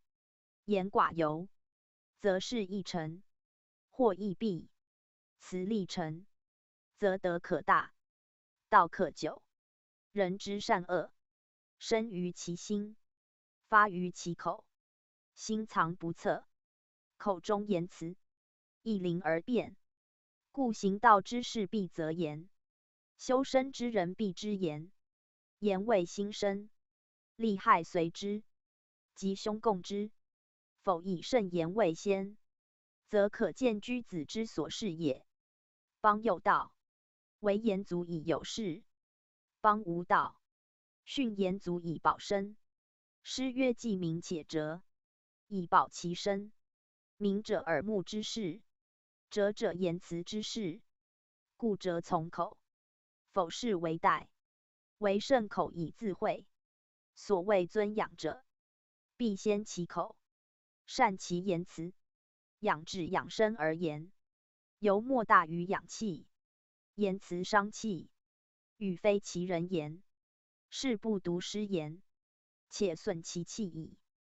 盖言之能入者，无气犹疏；言之不入，反其恶身，则气之抑郁，心身受其病矣。故圣人教人处为乱之事，必谨于言行，而言在行先。此否自从不口之意也。反否谓泰。泰互对为说言，是泰未可言之时。否卦与之反，故谓不口。明其为无多口之时，其指甚深远矣。盖观此，即足以知时之为安危，国之为治乱，不独于一己之以守贞也，且将以此戒其他之君子。故观此名义。古人命名则字，非苟焉者，读者其视之。否之匪人，不立君子贞，待往小来，宣圣讲义。此权卦彖辞，总是否卦之用也。否之匪人，与前比卦，比之匪人，亦大同。言否之为道，非人所宜，为匪人所罪是也。之字有相与，与字亦为否所以与匪人也。若曰当否之时，天所以与匪人耳。匪人非人道之人，亦即小人也。否之时是，小人道常，故也。夫否与太反，太宜君子，则否宜小人。此阴阳消长之意，善恶代谢之途。天道有固然者，当否而用否，以生其志，以达其道，自非君子所能。君子不屑也，不畏也，亦不许之也。否塞也，道之惠也，德之乖也。君子以道德成名，道惠德乖，安以为君子哉？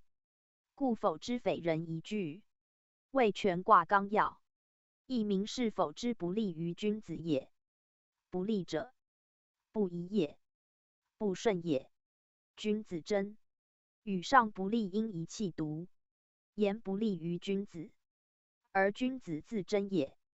古文简约以一君子连上下句，果是其意，则当曰不利君子，君子争，方明显也。盖不利云者，指君子，而非盖论小人。若小人，则正所利矣。故上有否之匪人句，辟之邪淫奸盗之行，君子不畏，小人则忧为之。处此事也，行此行也，不为小人是利，将谁利乎？太亦有不利者，则小人也。否之不利，专属君子，故否与太，不得以利害断也。小人之利，正君子之害耳。为君子处不利，尚有自全之道，以免于害，则守真是也。否之所以谓否塞也，以君子自争，不用于事，而人道遂绝。所谓邪说必行，冲塞仁义之谓也。仁义冲塞，世道困穷，斯谓之否。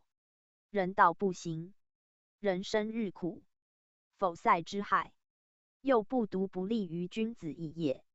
然君子苟能自全，道有托，顿世无闷，德有自存，则否之为否，不过一时之困穷耳。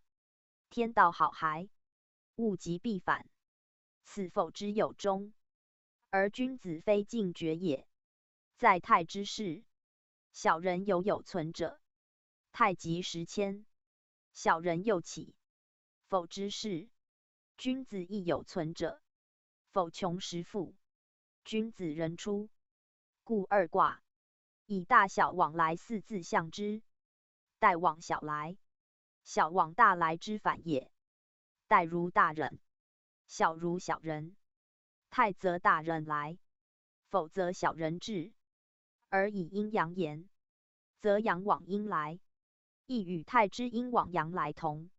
往者去也，退也，来者进也，生也。此盖天人言，故景云大小往来也。夫否之事，匪人得用，君子退葬，利害皆人受之。而君子不来，其祸甚于福。是往来亦该及凶言。由曰损者大，而益者小，即为凶救者多，为吉祥者少也。往有减损之意，来有加益之意。待往小来，足见否视之非人道也。所谓君子争者，人道也。其余皆指天道，以天道之否，为真足胜之，为君子能之。故否之言人道，不外于真，利真相随。小人之利，则失其真。君子之真，终获其利。此举此二字，明人定足以胜天。此文王之心也。文王处纣之事，独能自全，以开有周800年之基业。非以其真乎？非以真而中立乎？非以人力胜天乎？故否可忧而不足忧。忧在君子不争，不忧小人得利也。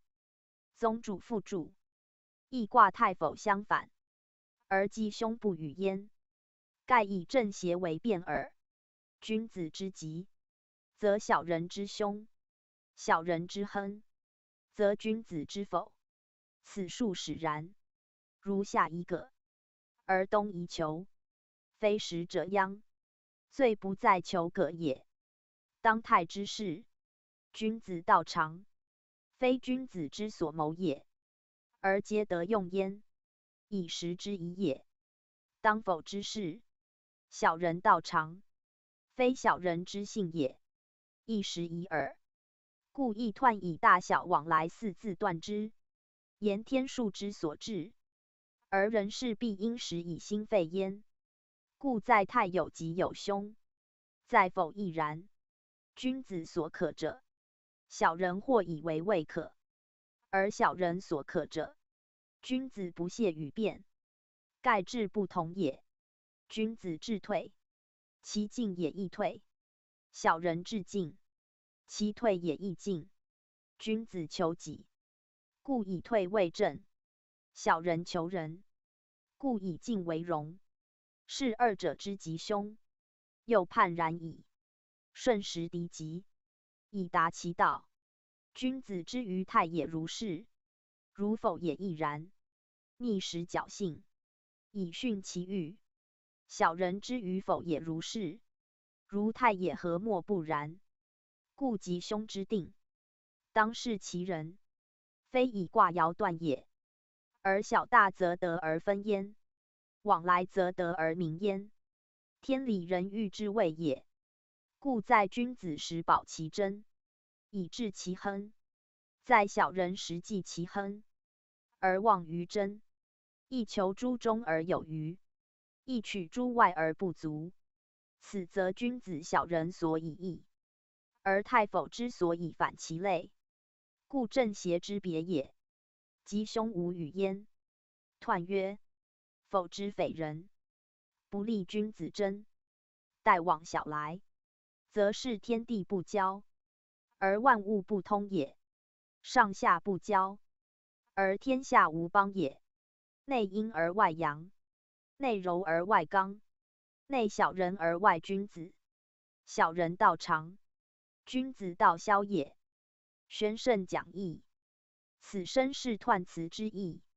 明否之时运权与太反，以否卦上干下坤，上阳下阴，是谓内柔外刚，内阴外阳，内顺外健，内偶外奇，内外相悖，而权失交易之用，故谓内小人，外君子。此内外二字，当出纳二字讲，犹曰纳小人，而出君子也。盖否使小人之利，故能安居高位；而君子反逃亡在外，不能见用。故曰小人道常，君子道消也。所谓万物不通，指一切言。不通者不亨通也。无论何物，非能独生独存者，必与他物交，而后遂其生养，全其发育。故阳以阴为养，阴以阳为生，此定力也。今否阴阳背驰，生养皆绝，此所以谓不通也。不通则生存不久，不久则穷且尽矣。无邦者不成国也。不相和，不相有助，是犹散沙一团。虽聚不结，虽多不宁，是虽有民而无国也。故曰无邦。且邦国之本民也，民之所归德也。上有德政，民心乃固。邦本乃立。今君子在野，小人在朝，政令淫乱，德教不行，是其本以轻。有邦亦无邦也，无邦不久，不久则亡且灭矣。此否之为实。以将由极乱而转入治，由极危而转入安，盖视之不可久，而视之不可持也。故君子之处，无害于其身，虽穷无碍于其道，则为以真自保；以真而守，则顺时敌急；以真而行，则善与人同。故能终救否之灾，而挽回吴邦之害，通天地之塞，而欲成万物之亨也。此皆君子之责。亦文王者义之初心，故彖与申以君子真三字也。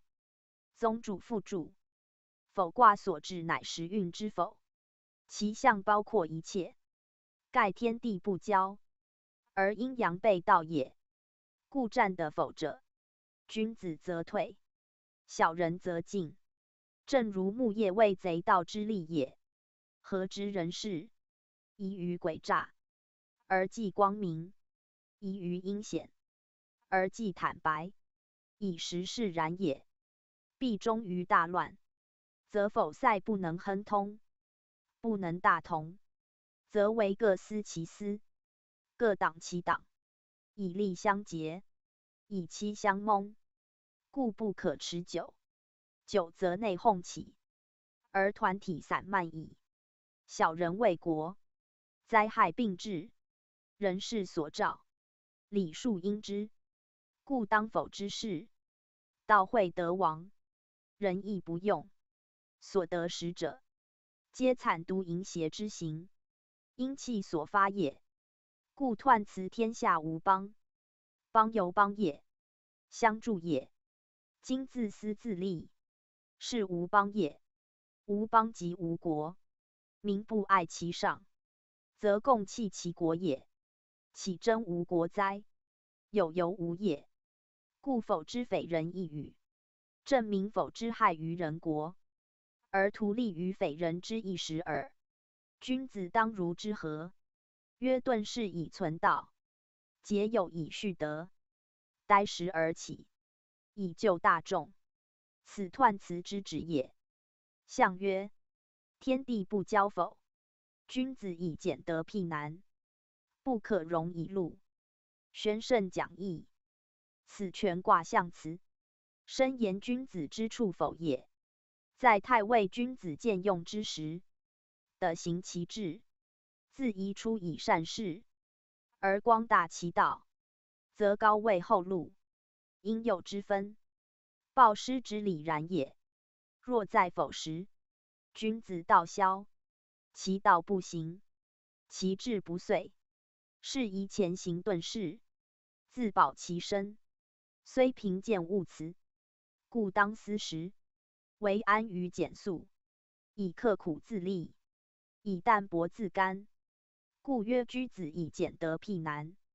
辟有二义：一为以身远难，是辟也；一为以德平难，是辟也。故通用，原该二义也。以能简，则能安平；能无求，则能自节，而难不及焉。人之所赖以身养者，衣食居处，苟无贪图肥美安逸，则随遇而足，不复沾沾于利，归归于民，不甘非分之财，不惜难得之物，则虽必衣粗食，陋室亦足以自乐其乐。昔有容于官禄哉？不可容以禄者，众言之也。未当退处之时，不可一身为官禄，不可与小人同流合污，自遭其祸耳。在己自坚其节，不可以官禄为荣。在人以道不同，不可以官禄相诱，皆君子争之义也。君子自争，则无求于人，人亦不得而美焉。故不可容以禄一语。即言君子之守贞也。女守贞服字，男守贞服饰，义也。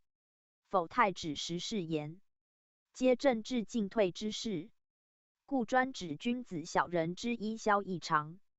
而在否谓不能事，不能用时，若勉强求荣，必终受其害；不亲其身，则毁其名。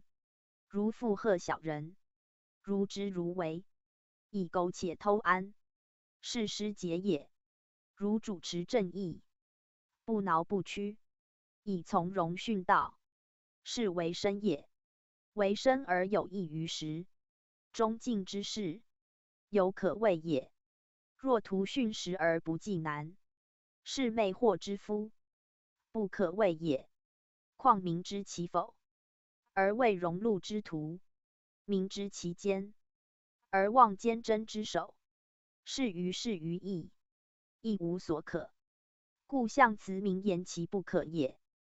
初六，拔毛如，以其会。贞吉亨，宣圣讲义。此否初六爻辞，与太初爻辞同而实异也。毛如其会，以见太卦是义。所义者，太未贞吉，不未贞吉，盖太阳在下，主上升，主外发，故曰贞吉。否谓阴在下，主下降，主内反，故曰贞吉。能贞使吉，能吉使亨。否本不亨，而贞则亨，以能顺否之时，反否之道也。夫同一拔毛而实书，同一用毛而立书，则所得失以大义。如在春，至于常遇，则拔之为培其身；如在秋，至于枯杀，则拔之为促其命。否者秋杀之令也，而初爻，其始动也。以杀为治，则不可亨。亨于物未亨，杀则不亨。今曰亨者，有杀而亨，有不杀而亨。如辰时未乱，以行其暴，亦一时之亨也。如因时而会，自安其真，亦一人之亨也。盖天道无常，而人道有定。春生秋杀，天之道也；行人履义，人之道也。顺天道之亨，则所谓否之匪人也；守人道之亨，则所谓君子贞也。故爻辞及亨在贞字下，而己属贞言。亨则通是一爻也。小人得志，小人之亨也，而非君子所宜。君子之亨，全在贞吉，以君子有道自亨其身耳。若曰亨于物，则物矣。又出六气之始也。君子道消亦未甚也。果因时以贞，善道以藏，其亨亦宜。唯爻辞名言贞吉矣，则处此时为贞乃吉。贞者自反以成，兼顾其节之谓，不求于外，所亨益己。倘为时求亨，是反贞也。安得亨乎？乾得曰亨，坤得曰贞，恰谓因果，正相照应，必辨其先后也。先亨者，由干之道，太之时，否则以贞为主。二者皆以君子言，以义教本人道也。人道寄于君子，而毁于小人，故先贞者，君子之分也。贞则重内，其主为一国之君，为一人之心，以否观政治，使所贞在君子。贞则否不害，且反及亨矣。象曰：拔毛贞吉，志在君也。宣圣讲义，此身是爻辞之意也。君为否太之主，否太由君治之，设时以否，求其挽救之道，人在君也。君果坚贞自立，乱贼事防，则吉亨有可战也。且下爻之用，因于上，卦上位前，亦君相也。初六之真，正望于上卦之君，言开示其道，即君之审察也。譬如国之将乱，君子以去救物君，不敢恋于未露，而作事为王之治，为自珍以善其君，故曰志在君也。宗主复注：否卦虽否塞，仍属阴阳平均之卦，三阴三阳，各从其类，不相干乱，则君子与小人各异其趣，仅能自善其身，各行其事，故否亦有极，战亦称亨也。为阴阳不报，不得协和以生成万物耳。故在否为个人计，原非大难，只要守坚贞之志，持洁白之行，人能出处自如，不致进退失据。故出爻拔毛连如，而得吉亨。可见君子自君子，小人自小人，不相混也。不混则吉亨矣。君子之事，必求有益于时。当否之初，君子尚在位也，唯其趋势日恶，凛然不可久留。履霜坚冰，是己贵早，故决然以真自始，以退位置，而心不敢惧忘其君。斯有以恶之，于是连累告休，节中见正，是出于不得已，非要君也。故妾群同退，不失其吉亨，正如拔毛不失其洁白，虽枯萎不辞，终能致其用于祭祀，供其净体，以待人摘取。其志可嘉，其行可崇，故贞吉之语。是闻谓其志在君也，即所以明其忠敬，与坚节之诚，就异乎小人之屡进屡退也。弘教复注：讲义多切于乱时自处之道，而重在一真字。真与亨对，宜内宜外，能有诸内，方行于外。故求亨必先真，此人道之本也。真字所包最广，且为将来同人之基，就否必赖同人。是则在也之君子也，免哉君子，续哉君子真。62. 包成，小人吉，大人否。亨，宣圣讲义。此否62爻辞也。62爻之用，与初六爻略异。初六为否之始，君子有可连累自退，惜恶其上。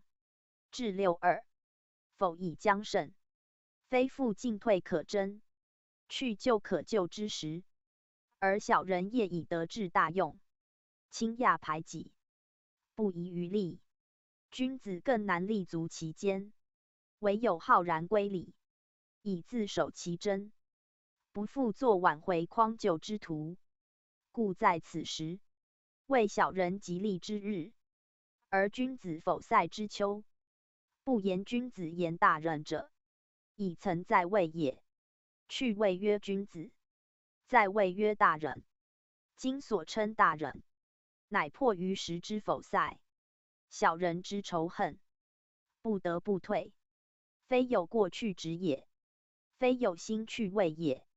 以不得不去之时，当不得不去之地，其志虽节，其心良苦，故虽退休，仍以大人称之也。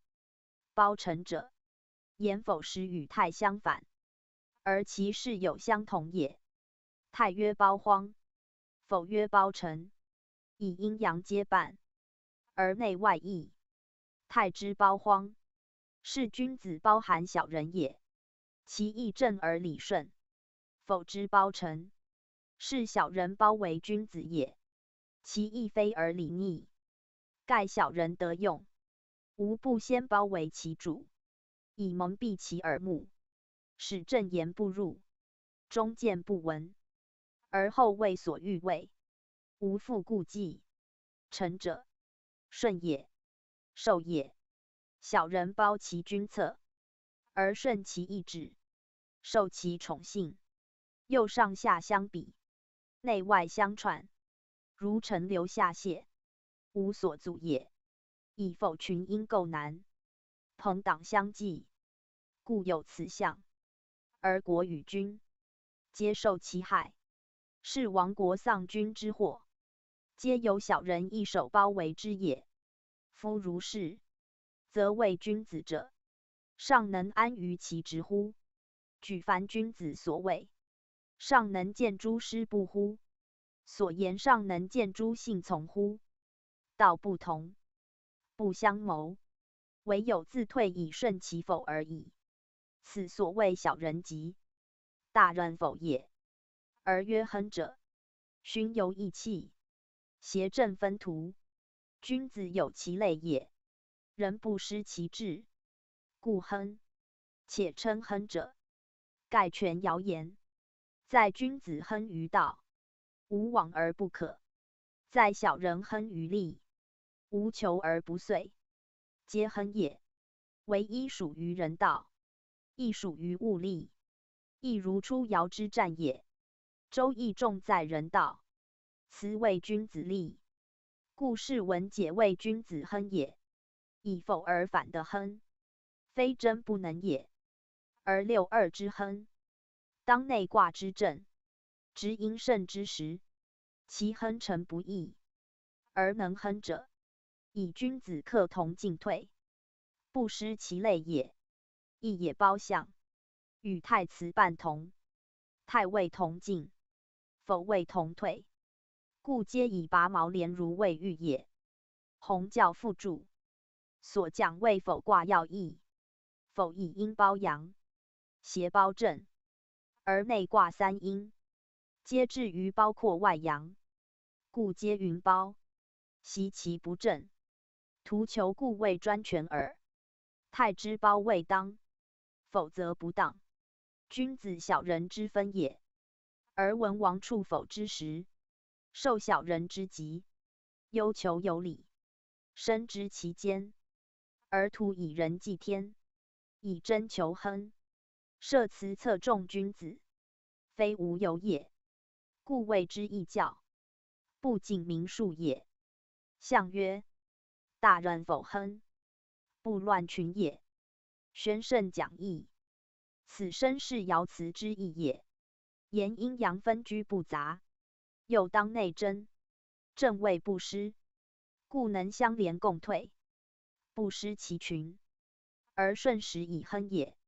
为621爻所宜注意者，在有知机之名，而抱勇退之志，方不为小人所奸，以成其亨。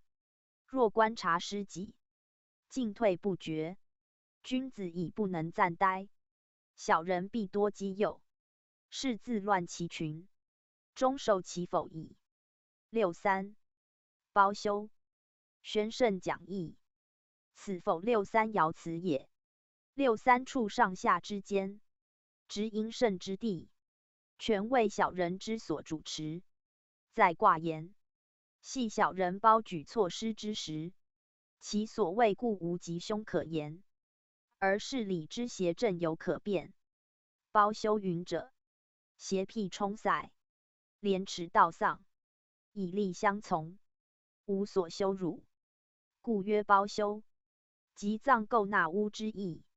于人言，63为人卦，而否之匪人，无人道可言。仅以小人肆行其志，人欲横流，内无所财，外无所志，独行其事，罔恤其非，是谓道失正亡，伦侵法坏。虽有人，与无人同；虽有国，与无国等。是世间可修之事，亦人类不幸之时，故曰包修，以其包含一切羞辱也。然卦象如此，辞义尚多，修者兼指修也。小人当国，肉食是谋，仕途务于分肥，而求逞其私欲也。又修者欲食，亦珍宝之谓。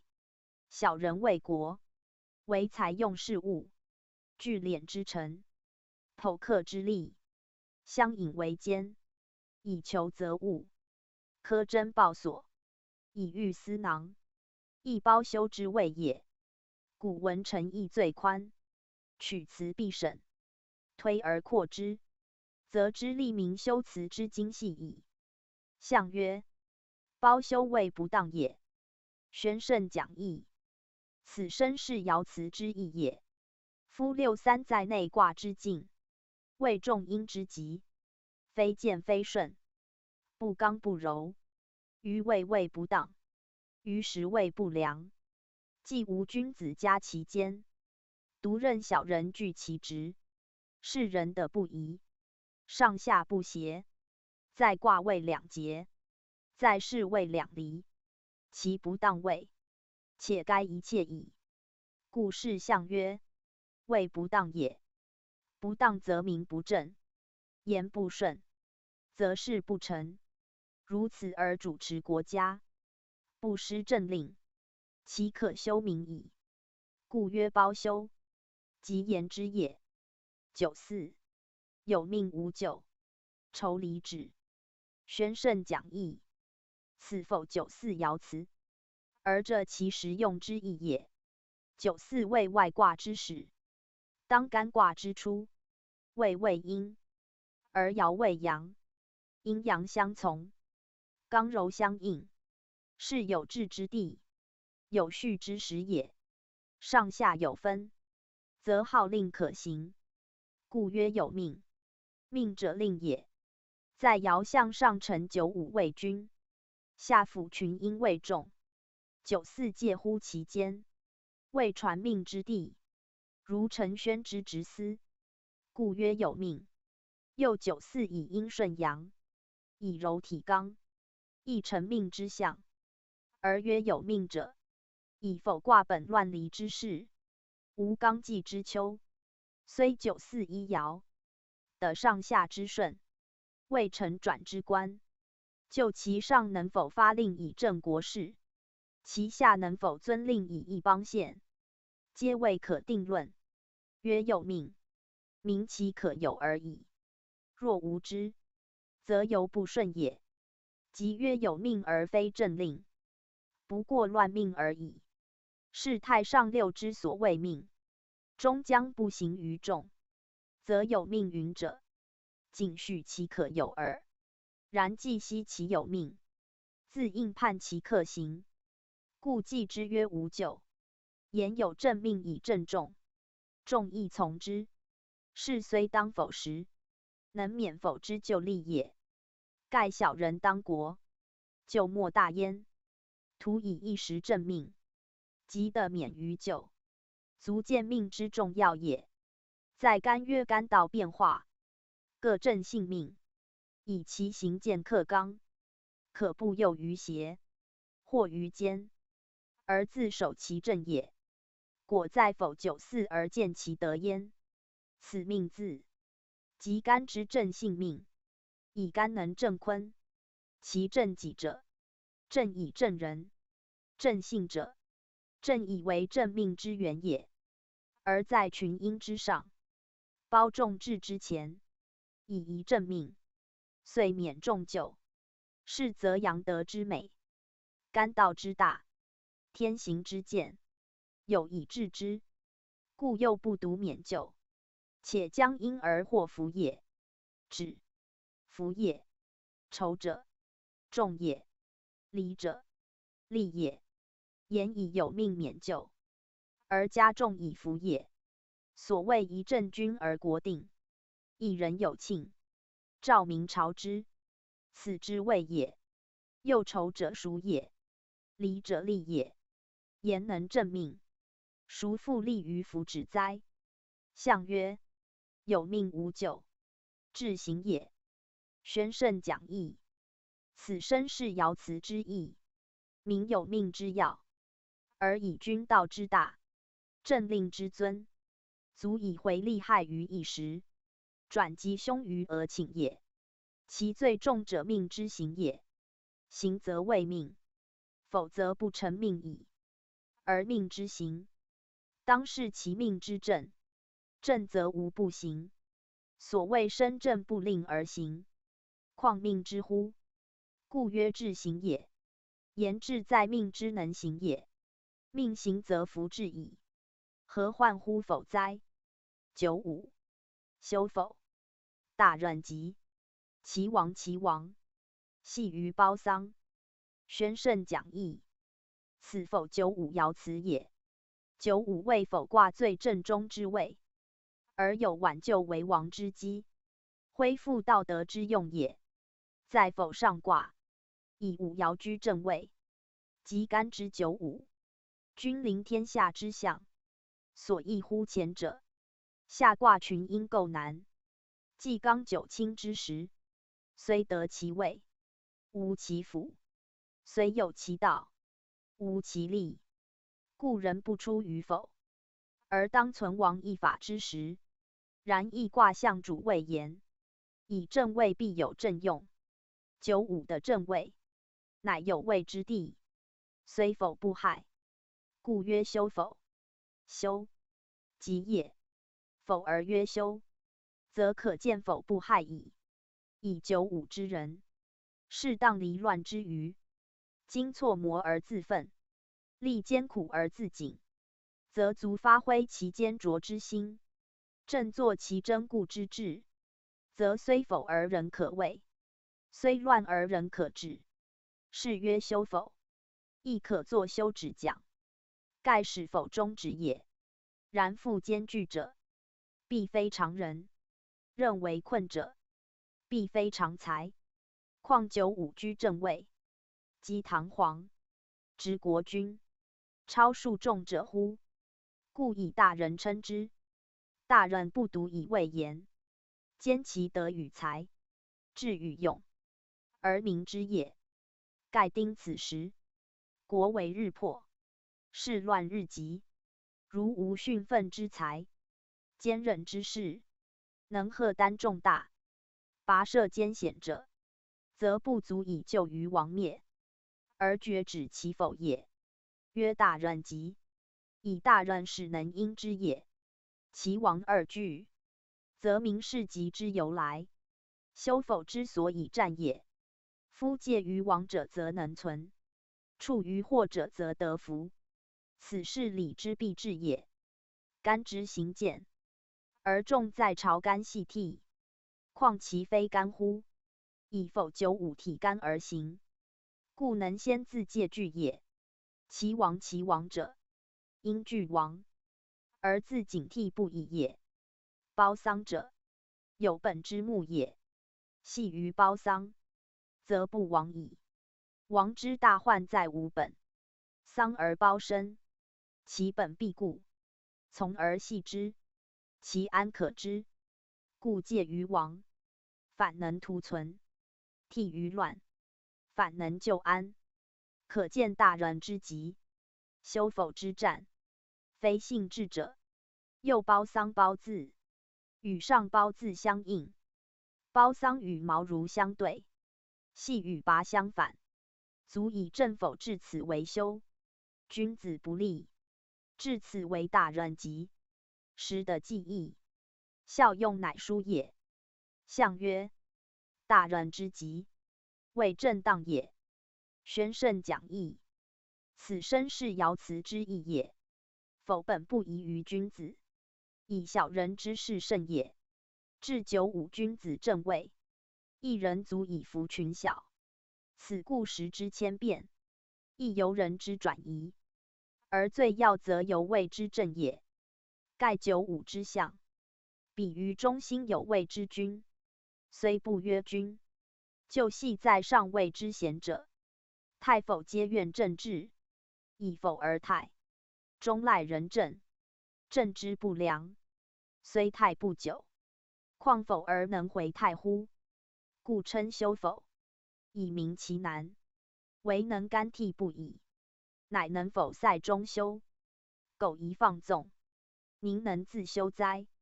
其王二语，垂戒之指深矣。以卦象言，中户巽震与艮兑，而上下四爻，未封山见。见者变也，由见而变，是以六爻由变而否，亦见通矣。又巽未封，未顺，未进退，取象即在四五两爻。爻辞所云，非独明人道，而要重在人道耳。上九，亲否，先否后喜。宣圣讲义，此否上九爻辞也。在否九五，以得位而成时，时夫为定亲之会，故占大人吉。明其时，天方甲在位者以基，彼能振奋以有位。若其成否，则是人事，故加以其王二句，以见时不易得，事不易为，必借替自持，因忧色旧，多难兴邦。置之亡而后存，为而后安，非可侥幸苟免者也。故曰修否。修者，终止而已。修自从人，必尽人力，使能治之。人事未齐，修亦徒修，何益于否？然在天道，往者必复。否至此以极尽矣。事无终态，时无久否。果顺天而兴，则久为免祸，故有其机在也。关于上九爻辞，当更知之。上九爻曰：亲否，先否后喜。言否至上九，时穷道尽，不克久持。悲者平之，急者反之。是由气之盈者必亲也。故曰亲否。亲者测也，道也，谢也。否原无物，为小人事平。小人不可久用，因自而骄，因恒而仇。骄其内，仇其外。亲者且相构矣，逆者且相害矣。安能常享贵妇，克全禄位哉？故忠亲也。小人之亲，即否之亲。否亲而小人不复留矣。小人既退，君子当起。否运既亲，治安且富，则前之否者，又将转为太矣。否太一正反也。太则亨，否则绝。反绝未通，岂非喜乎？故曰先否后喜。以否卦至此中矣。象曰：否中则亲，何可长也？宣圣讲义，此身是爻辞之意也。否卦六爻至上九位中爻，位中气尽，否运亦穷，是否卦之中，即否道之反。谓是道之父，是道既父，否数思尽，自不言长，长指否言。世间无论治乱兴衰，数尽则变，不独否之不能在长，而以人情好安恶为乐治忧乱，则于否事，犹望其早至。爻辞明皆不常之语，亦以为众民之心，而正小人之不久。以善成者，尚有余福；以恶成者，只有余殃。不长者，指小人禄位之不勇也。此按天理人情而言，至此小人必将自毙矣。然人之为祸，必人解之。否虽天道所不免，而就否必因人力。盖无小人，不得成否。既有小人，谓之祸乱，天不克去之。人待人以正之，则君子之责也。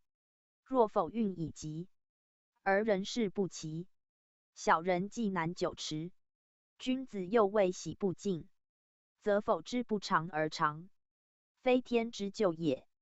故中上九，不外于否。先否后喜，必赖人有以治之。非系之自治也。见诸往事，当可证明，实际否也。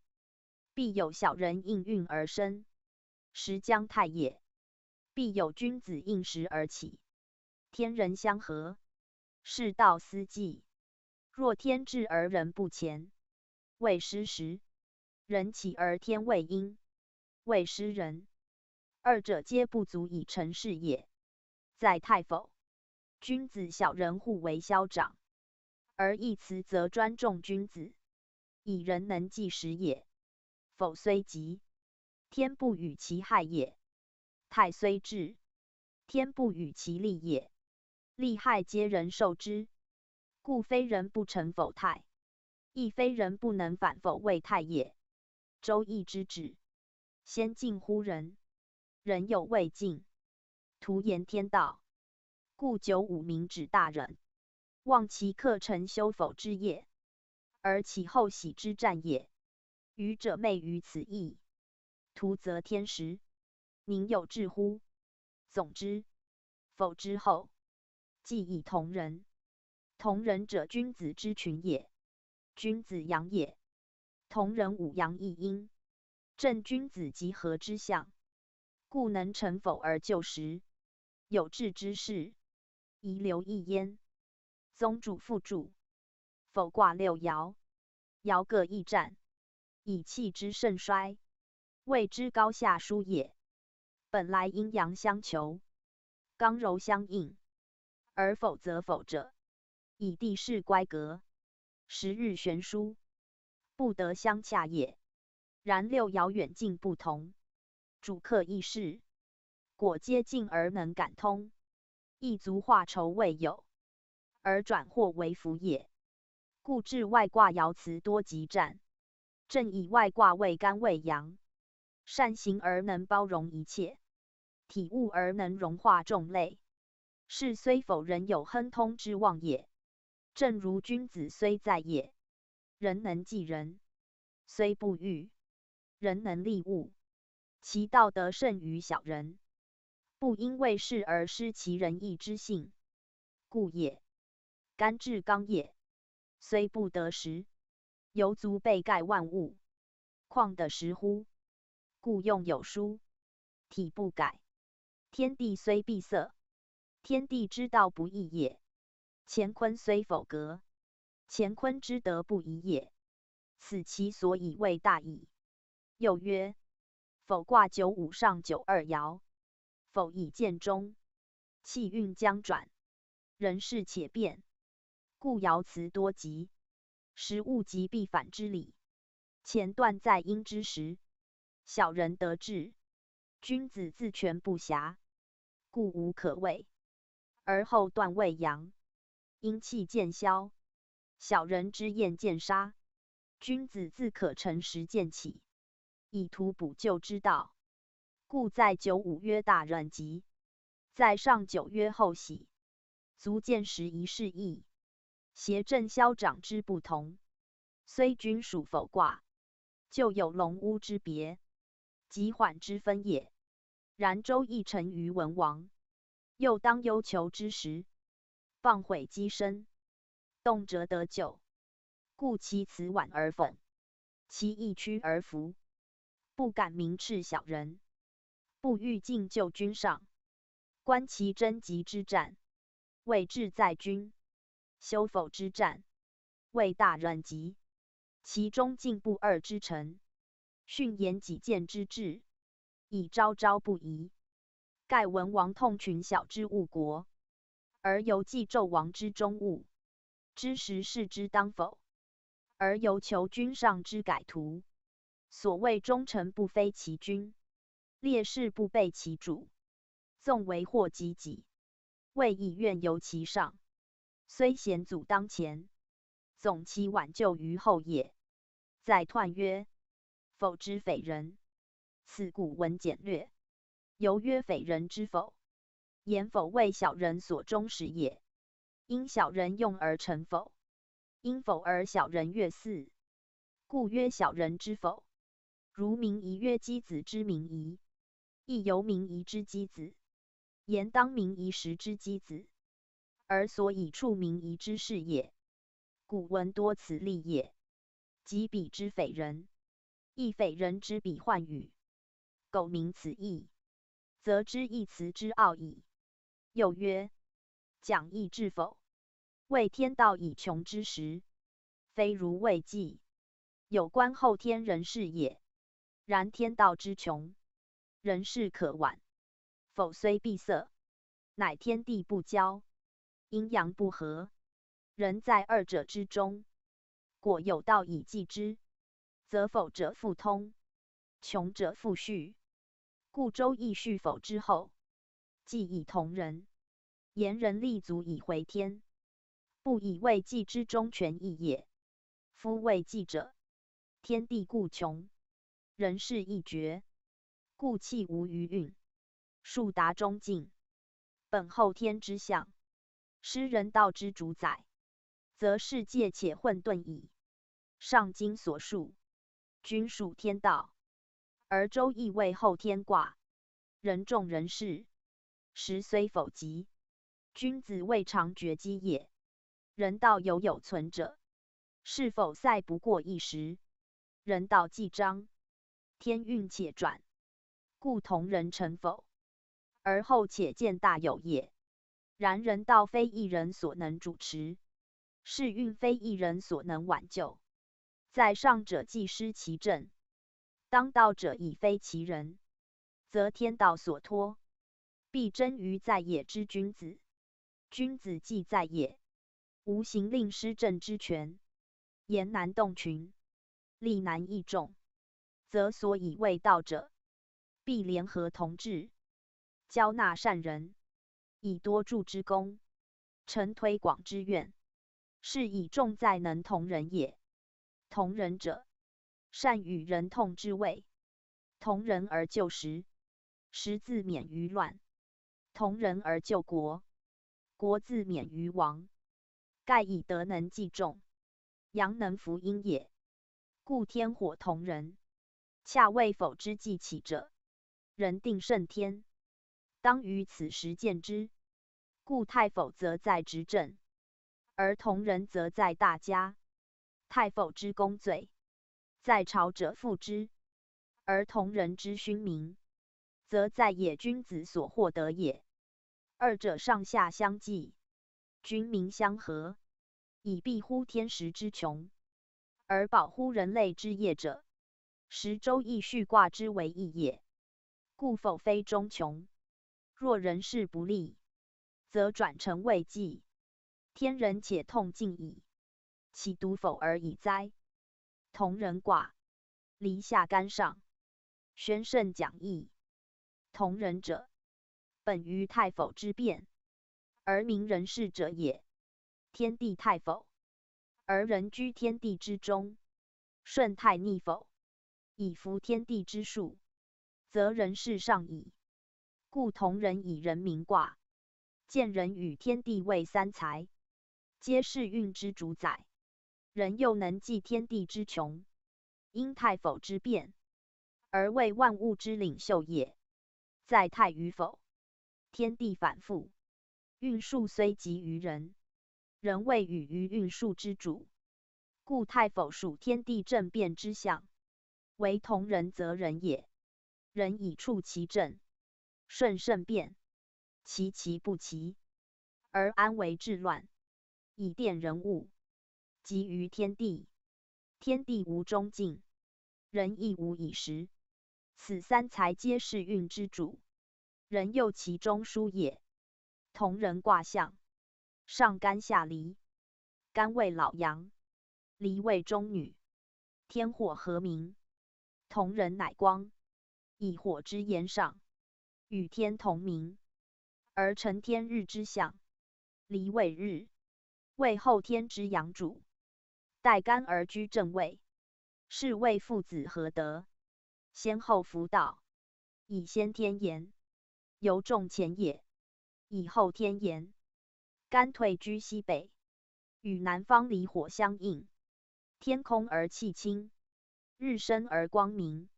后天日居天中，为万有之主，是以子代父，以后继先。光大中正之象也。离本出于坤，坤为重阴，离则阳中阴，阳内息阴，为生成大用。故日出而大地光明，日升而万物温郁，日照而云雨润泽，日下而万类昧习。此离之代干有其道，而出坤有其德也。故天火之和，比于人道之用，人事之功，其义言哉？寒坤发前，内阴外阳，而以阳化阴，以刚息柔，二德乃福，二气乃阴，是谓天下大用。而以同人象之，则同人者，天地合德，刚柔服化，以成以育者也。神哉同人，至哉同人之用，非同人不可就否之为，不可起大有之父，是同人既否，亦天时人事当然者也。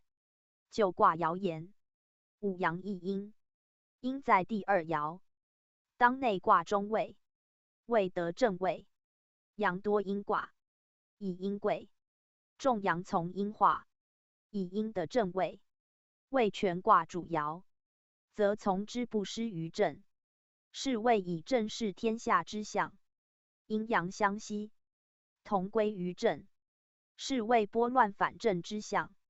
上为乾刚，刚健以行；下为离利，利民以守。内明外刚，不弥不辱，得道多助之意也。上有九五，正位乎外，下与六二，相应相成，内外同心，上下易得，合群济难之意也。故同人谓亲，亲其所亲，不为外物所兼，以亲从亲，不为他利所夺，则亲亲而尊贤之意也。同人以义，不苟于时；同人以情，不乖于位。时中而用，为正而安，干替无为，光明有福，则善与人同之意也。故以象君子，以育正直，以人为本，而能得人；以同为先，而治大同。此自古圣人，以人道治天下之始也。当鸿蒙初起，草昧始开，人事未彰，天道自适，人皆无畏事，皆自然故，无待人道，而生化悠悠，以弃后世，是谓道生。既夫人类资繁，事业丰有，天时千变，地利分明，而争讼以兴，奸贵私起，盲昧之事，亦谓文明。道德之伦，比于利欲，于是安为代谢，荣萃纷呈，治乱循环，夭伤别见，世事运有太否，而天道不终久。于是圣人乃立人道，以人治人，以人济天，以人服人，以人救世。此同人之意所仿也。古习常见其效矣。同人之治，是曰大同。大者泰也，有否反泰也。故同人之用，在反乱成治，复否为泰，否以阴逐阳，而君子顿世。同人乃以阳含阴，而小人同化于君子，此君子就实济难之象也。故同人者，人道也。同人之名，以象所成，而人在天地中，当三四两爻，同人三四爻皆阳，恰与干之九三九四同。干九三谓朝干系替，九四谓在渊。此同人之象，亦取真力而射穿也。又前九三九四，以上从下，以己从众。同人亦取同于众人之意，盖曰同人，不独人众也。贵在能同，以我同人，人亦与我痛也，故名同人。是之最艰难者，寡助耳。果的众助，何谓不克？同人能就时而晚否者，以能合大众也。众不必在位，不必有事，而同人犹重在无位无事之人。盖当否之君子以去位，而遁于野；小人亦难留于位，而逃之他方。是国中可托者，寻常民众，乃野间君子耳。同人以君子为主，君子能虑大众，以挽救为王，则同人之所取义也。故习于顺善与人同，而促成圣治。尧不得顺，则四凶不去，洪水不平，天下未及安也。是尧之治，舜之功也；舜之治，同人之功也。舜始于耕陶，未尝有位也；武于农渔，未尝有事也。而能佐尧平治者，同人之效也。故君子不难，难在能同人；众人求治不难，难在克同于君子。此同人之要旨也。有心救时者，何审诸？同人卦辞，以同为用，人为主，而同自有合同之意，有类别之意。盖阴阳并存，同必有异，以异而同得名。若无异，亦无同，即日同矣。其义以可知也。故在彼谓异，在我谓同。同是人也，或谓君子，或谓小人，或谓贵妇，或谓贱贫，因而同之，是曰同人。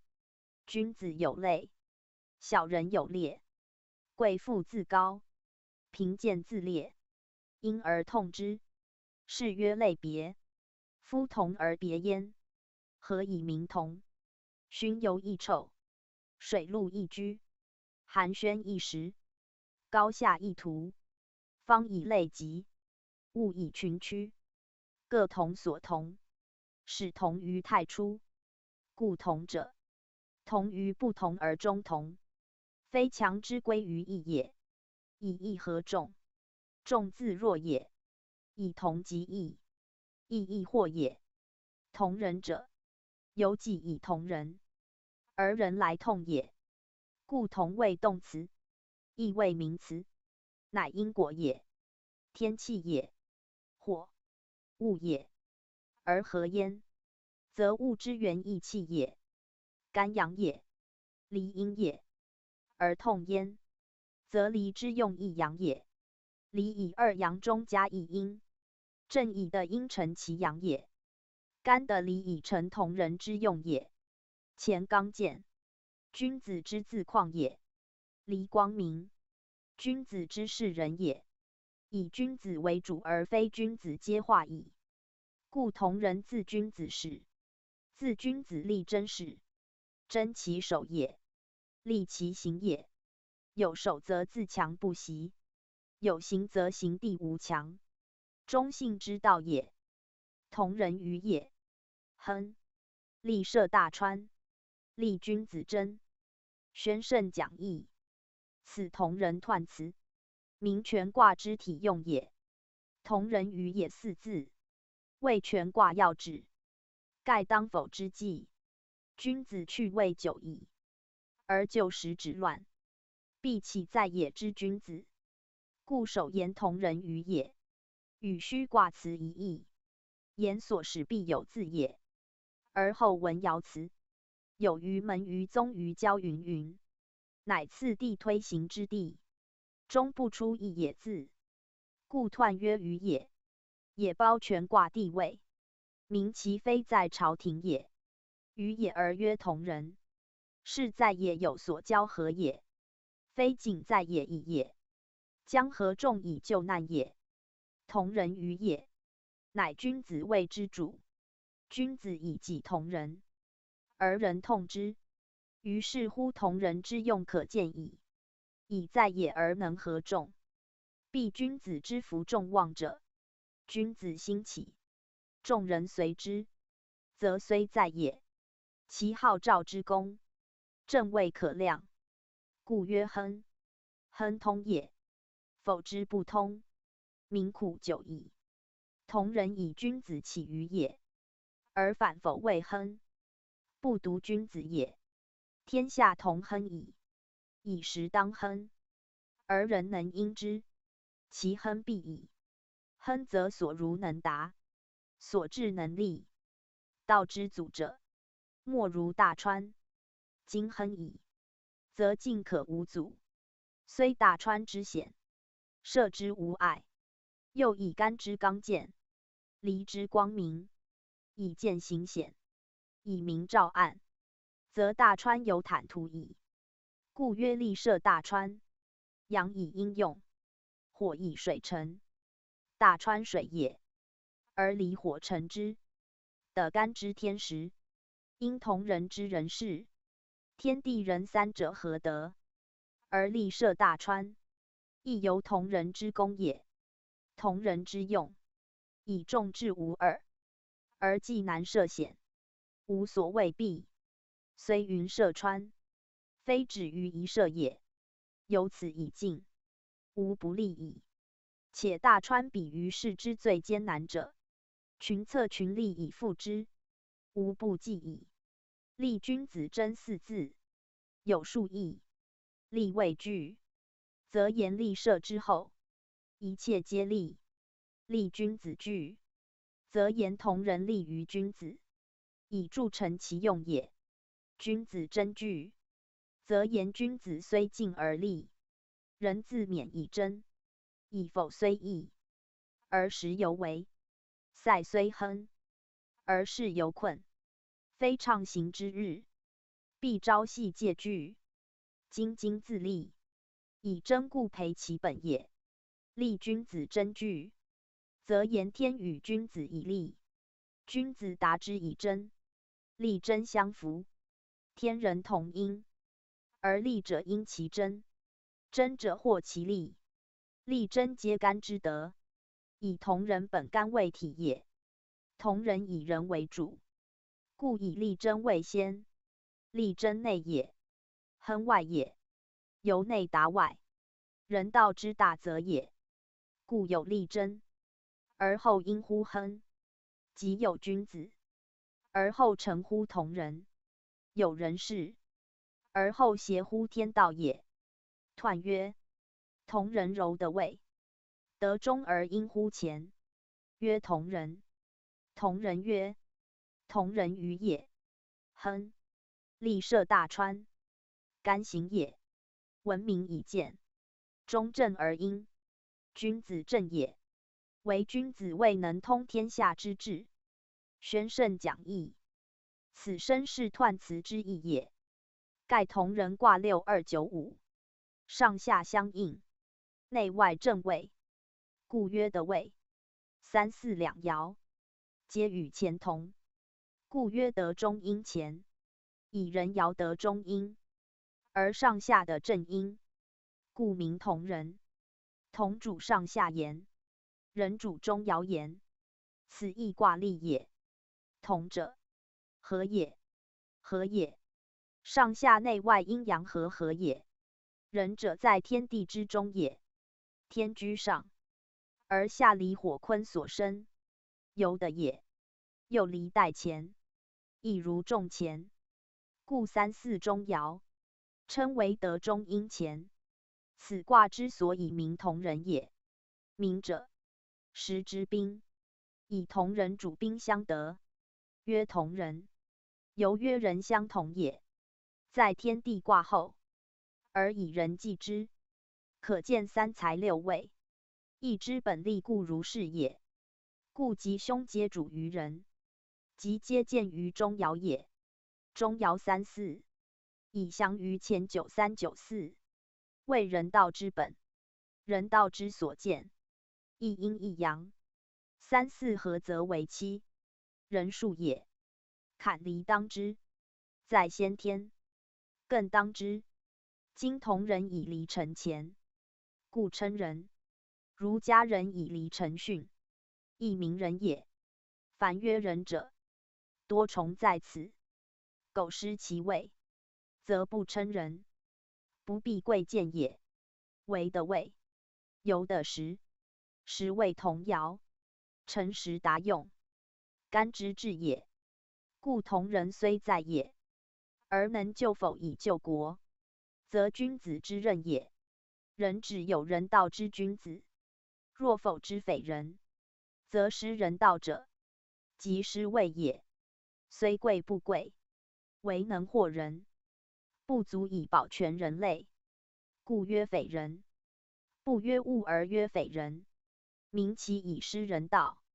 虽人形俱存，犹非人也。同人之人，正以的位，而全人道也，故属之君子。此彖辞守严厉君子也，与否之不利君子恰相对。由此言之，可见义教之旨，亦可真义辞称人之由来矣。宗主附注：同人卦象，以同人计否，使天下为而复安，乱而转治之象，非寻常事业可比。人类所以不灭，国家所以不亡，皆在于世，可不重于。讲义治同人，实为世纪上一大变革，而天地万物随之复生复育，以传无穷。亦虽主循环往复，而兴者非旧，有如否之父，非泰而为同人。同人与泰异也，是谓进化，旋变旋进，越转越化，以成此无尽之世运。天地不能为之，造化不能主之，则自然善地之基，在天地造化之中，而合人物以共进者，故曰同人。天地与人同其功也。同人二字，实含有同声相应、同气相求意义，如同一团体，名曰同人，非泛称也。必相有助，相提携，然后的同人之利，必先尽同人之宜，以同于人，然后人来同我。故同人上为天，下为火，火合于天，天自火出，乃明是由内推外，由己及人为义，非昧昧然能同者也。今之自命同人者，恒以人之拥护为志，而不求其来同之道。诗书称同，必曰来同，以我有招来之道也。不求其来，而忘其同，是欲登而忘阶梯也。圣者因同人而成仇怨，越亲越离，越近越隔，终至同舟敌国，莫可挽救。同人之利未见，而害已生，其义教同人之止哉？故离有复利与分离二义，善则利之，恶则离之，同此象也。由敌对也，恩则婚垢，怨则寇仇，同此谓也。是在人之自治之矣。同人于野亨，立涉大川，以见前讲。干行也三字，名上三句之取义也。以同人于野，本非亨象，而得亨者，本前以行也。干刚健而大，纯阳不成，故能包举天下，无所不通。立涉大川，犹未干行之验。古无大舟广渡，坚桥远济，居衡所啖，不在山而在水，溪涧咫尺，方舟可航。而大川则不易涉，果不得已必涉者，先补之，以省天时而避风险也。故古义释辞，皆明示之曰：立涉大川，或不立涉大川，此权亦各卦履见者也。其曰立涉者，必先伏于行，行而急，则射之利；若不可行，黄问射穿，行必因前。凡得干之卦爻，由前也，以阳伏而生，故能远行而射水。此同人之利射，本于干行也。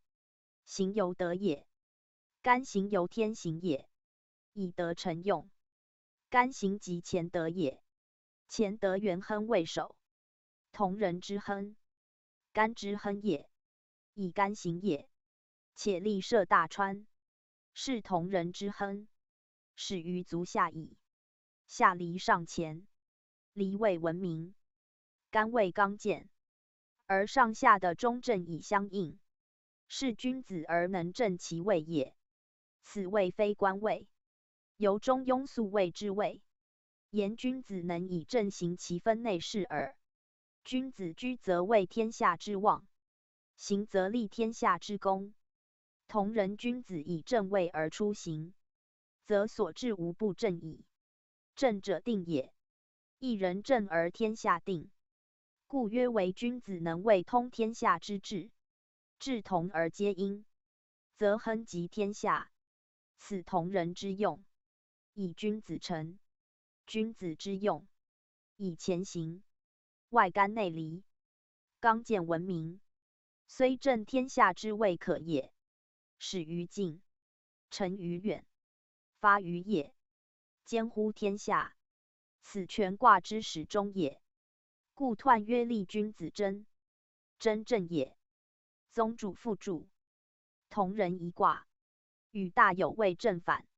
有同人而后有大者，此名是人生不能无群，富强不能独治。人如是，家如是，国亦如是。不有有助，不得成大业；不有规劝，不得成圣德。故亦曰：日新之谓圣德，富有之谓大业。圣德大业至矣哉！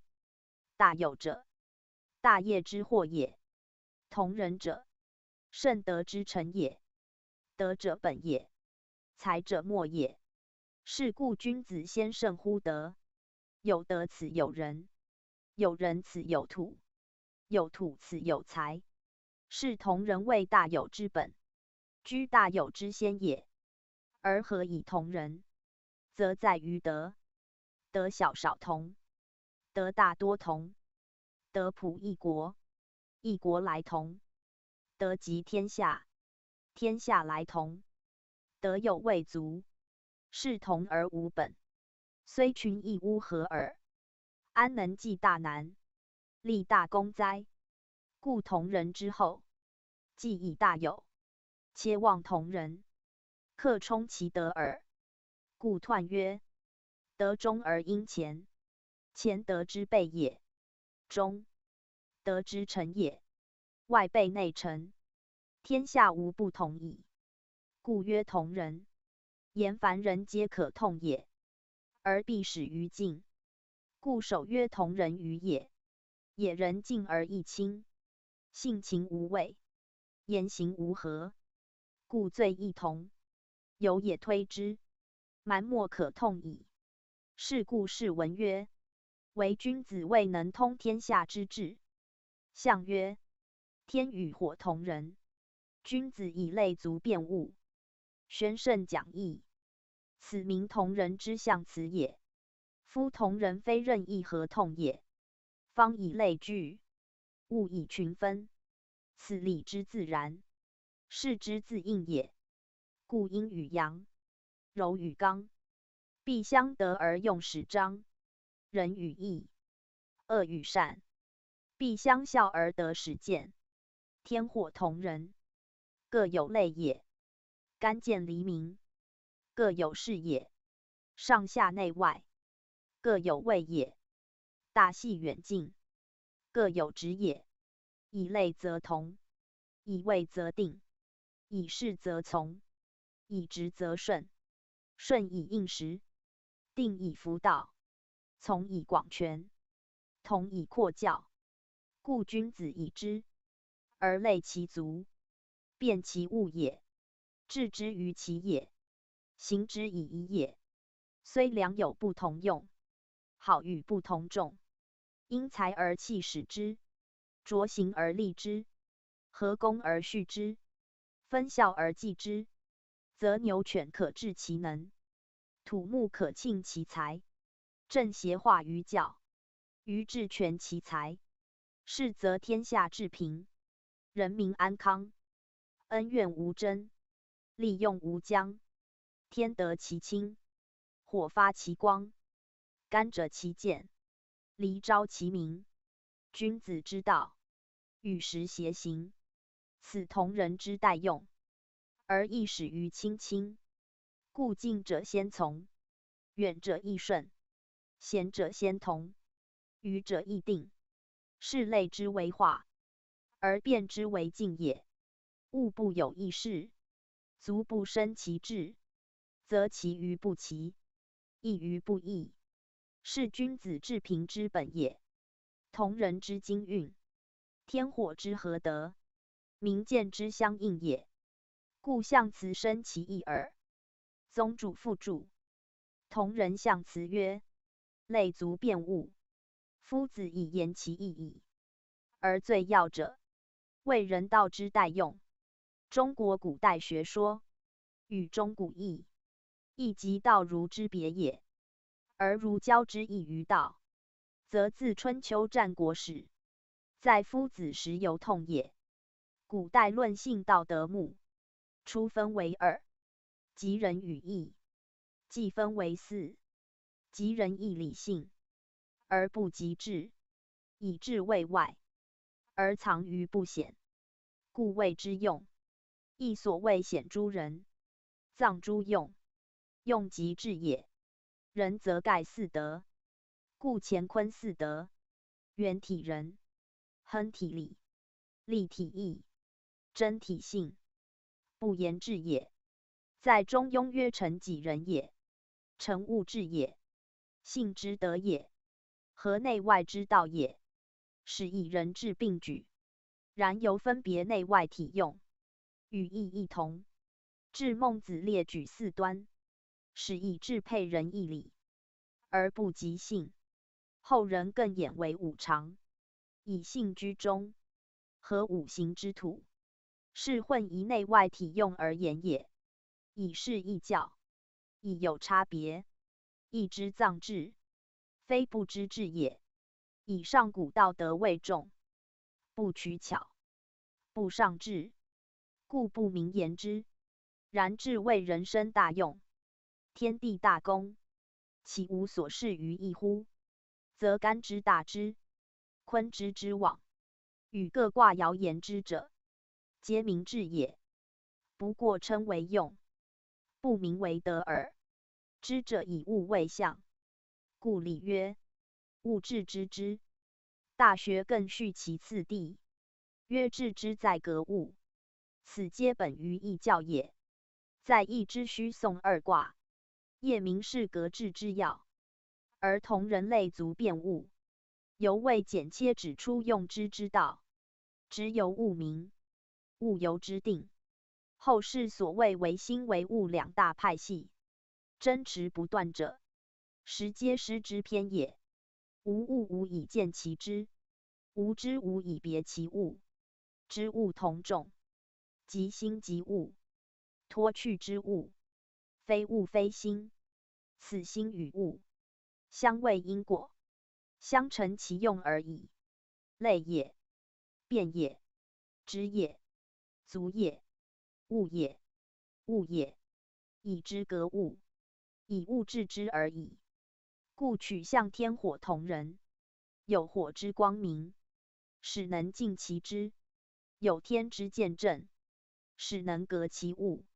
知尽而不害其明，则智即人也；物革而不损其正，则体即用也。故心物两得，而人以同成。成，成也；成，通也。通而无阻，天下皆归。此同人之始，在类足辩物；而人道之初，在格物致之也。初九，同人于门， 59宣圣讲义。此同人出九爻辞，言同人之始动也。同人以动成用，既曰同人，必有语也。由近及远，由亲及疏，凡我人类，皆可语也。则自最近亲者始，是家门也。门者出入之地，出必由户。今已出行，故称门不曰家。门之人，即家人也。家有内外，由内及外，皆同于门，以汇集而起行之所也。再彖辞曰余也，乃总括之语。以后各爻所余，则就其所至而明之。出爻方动，行方举步，则最先之地，门也。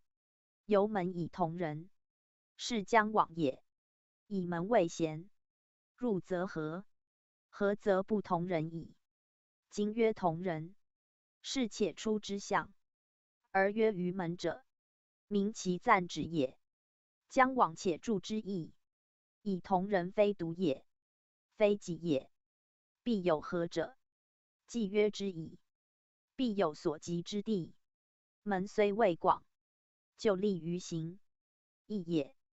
既有同人，必有所谓。行虽已见，进不一致，门之为地，仅足少助，二也。同者以亲，聚者以近。亲近之语，皆非外人，守及于门，明其交密，辟之同居，不分枕域，三也。此君子所以同人而守于门也。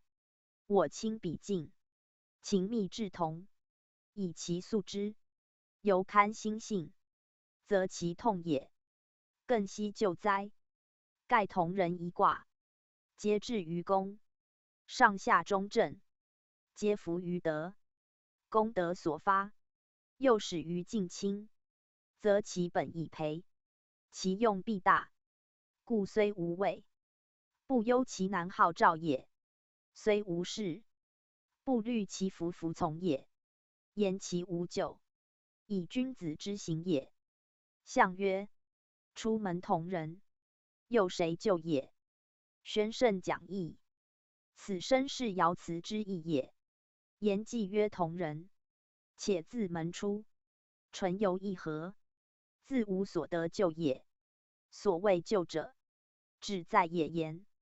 今谓君子，虽在也，而以德慎重，故能免救，其意亦明也。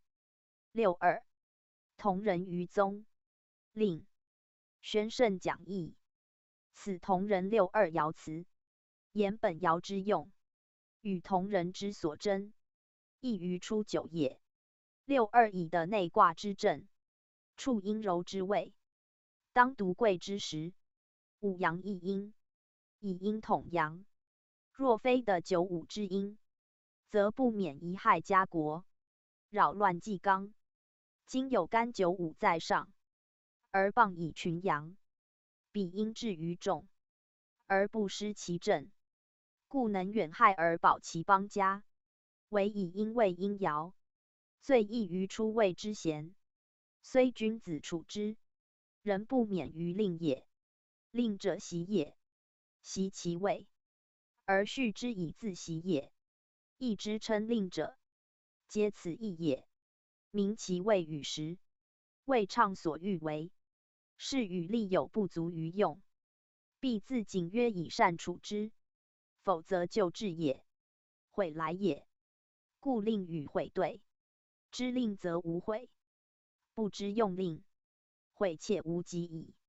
62爻辞，以同人言，既出家门，则其最近最亲者，以宗为宜。宗者祭先之地，亲族之所，尊亲并重者也。言尊则宜敬，言亲则宜爱。敬以治其诚，爱以广其德，是同人之本也。而曰令者，宗主足言，以同性为本，人类重矣。以信集群，必有难广者也；以足行事，必有不胜者也。故曰令。有所不足，乃令也。今62以同人于宗，在亲亲言，故无憾也。若推之于乡党，于国，于天下，是令也。而同人者，人类以众，非独亲亲也。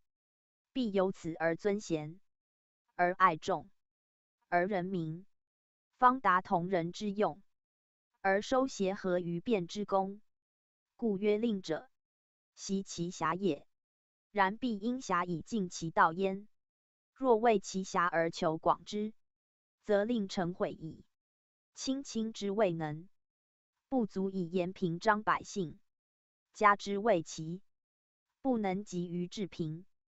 此事事所限，理论所然，不得逾越也。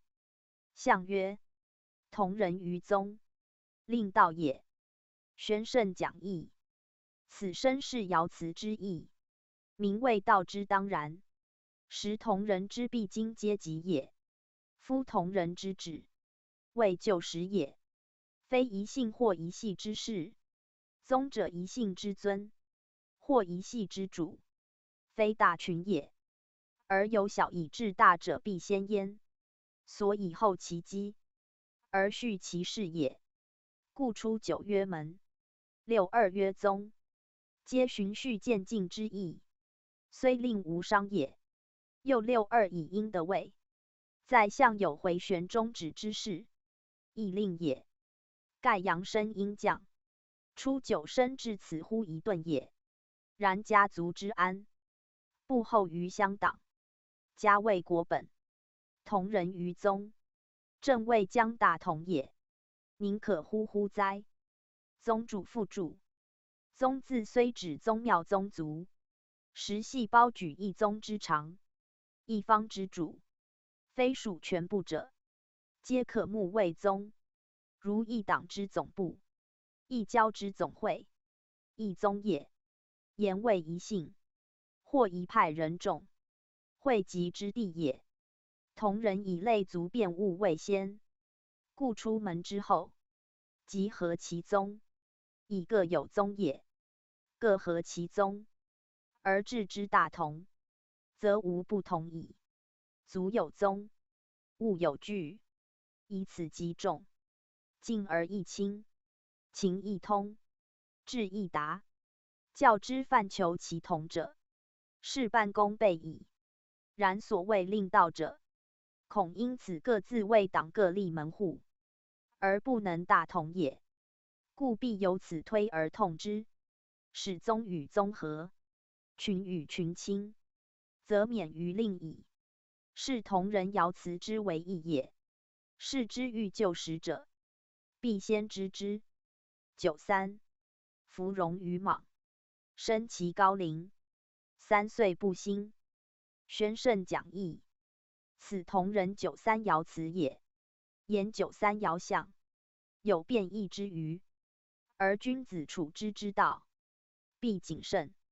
93重刚不中，与干93同，下位62，上位94，刚柔相异，前后相构，而本位过刚，辅弼不协，是显象也。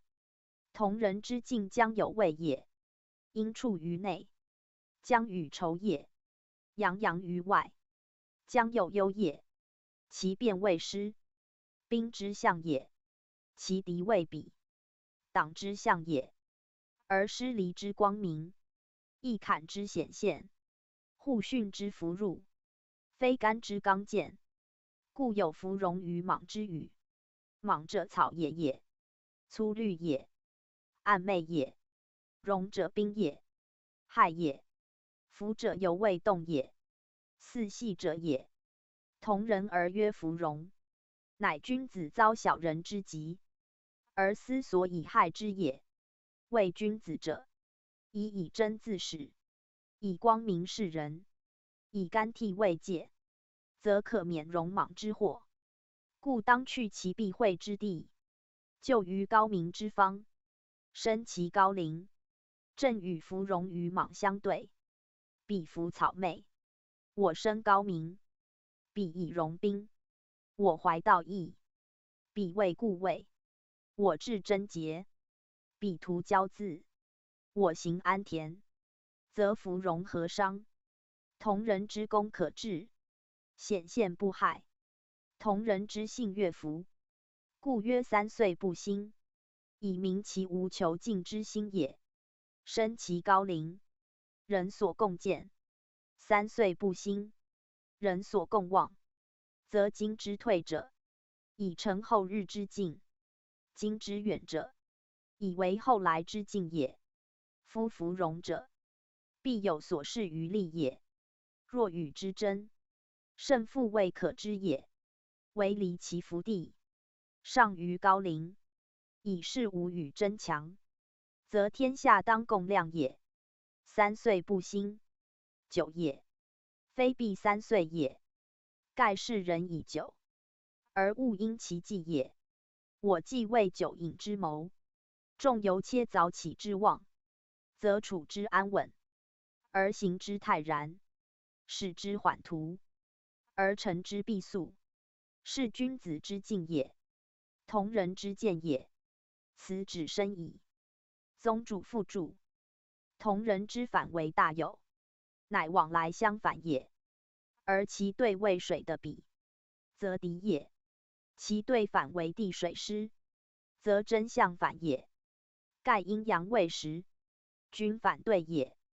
的与天对，火与水对，而相敌是也。在同人为君子之朋，在彼为小人之党。在师则争矣，争则有胜负。既非一人之讼，则兴大众之师。师之与彼，为往来卦，而与同人为反对卦。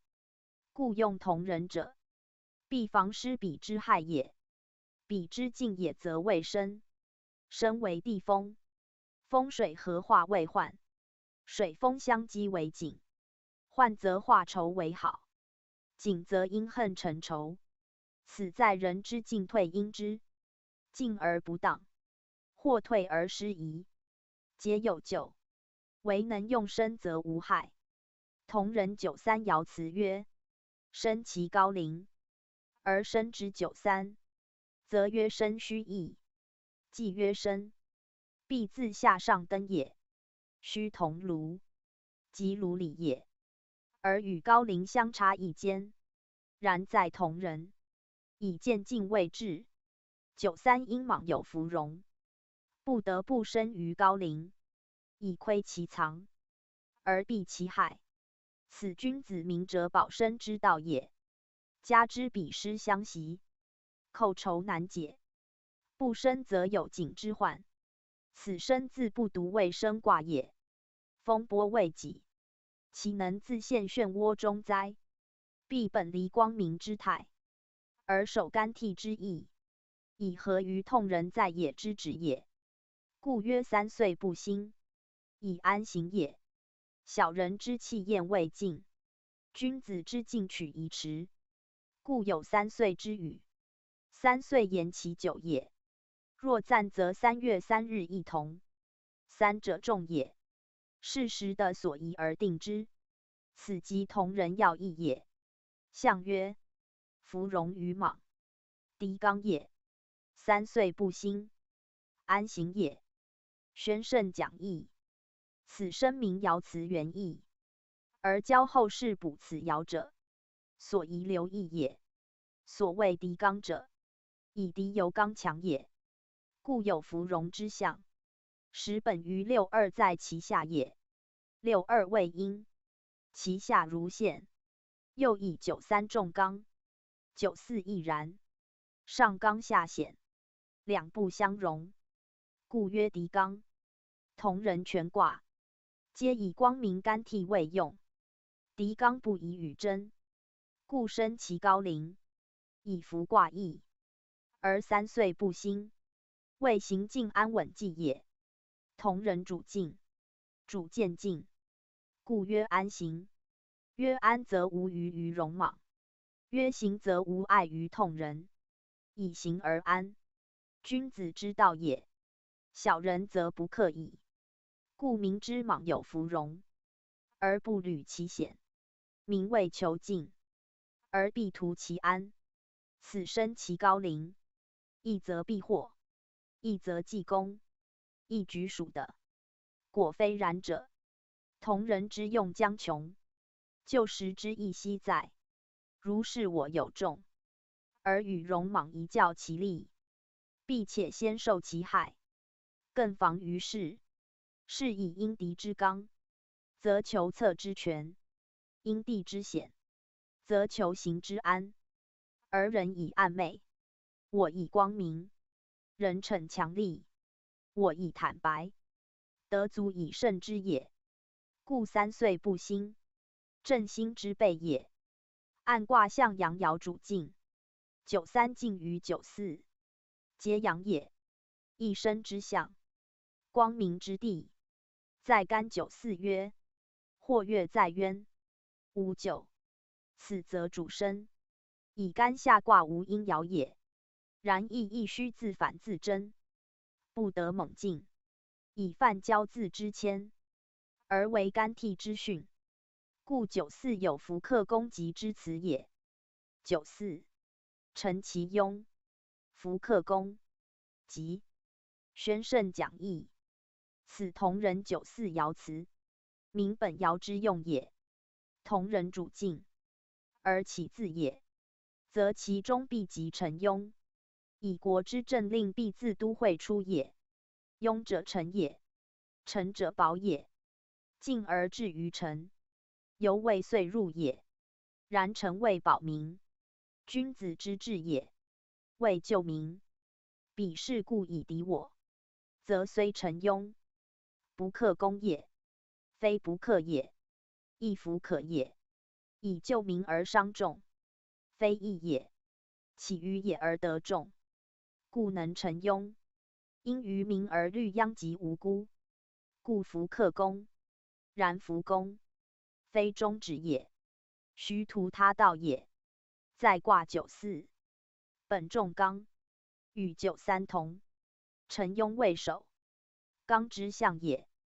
而以资敌，则亦刚敌也。敌刚则宜柔取，必多所损害，以全其始终为民来之意。民无罪也，故胜而不攻。且以攻未必即克也。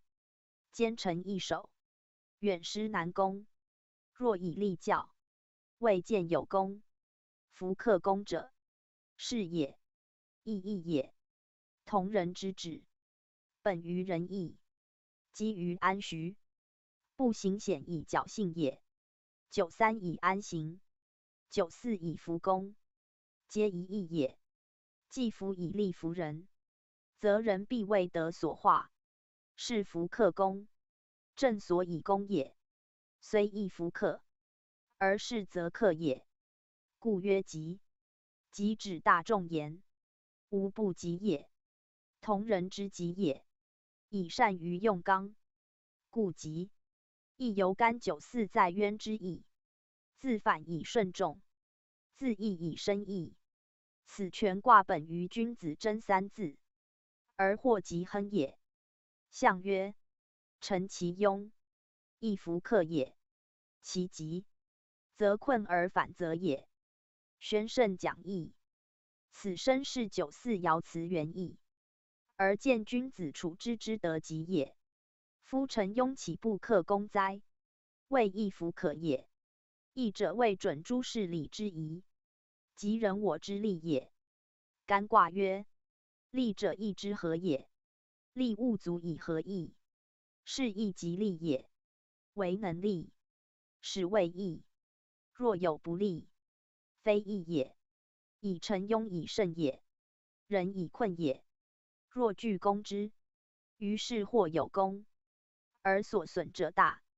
损己故非义，损人亦非义也。义在尽其力，今有所损，亦弗可也。按之事理，皆谓一也。我进而无所凭，敌困而有所恃，相持不绝，必害于大者远者。故曰一弗克，名其非不能攻也，乃利害之不均，而于一弗许也。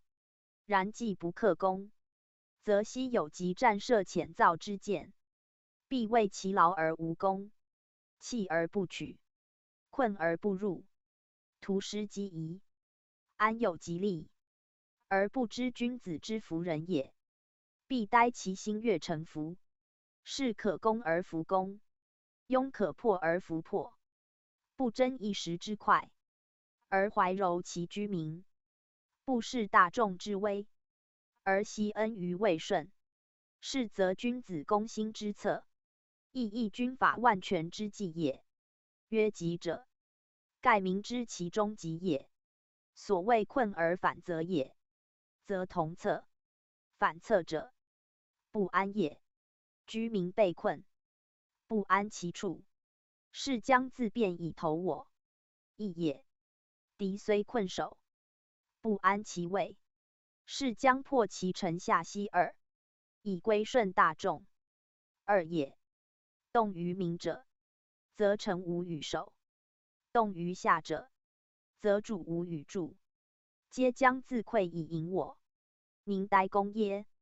此不攻而得，其极可见矣。故曰其极则困而反侧也。言极之由于反侧也，困之不去，则反侧必至之事也。困而示恩，则反侧由意见也。故极之由来，则在于困而使之反侧也。夫反者与正对，侧者与中对，于彼谓反侧，于我则正中也。94以刚行柔，以阳居阴，故其效如是。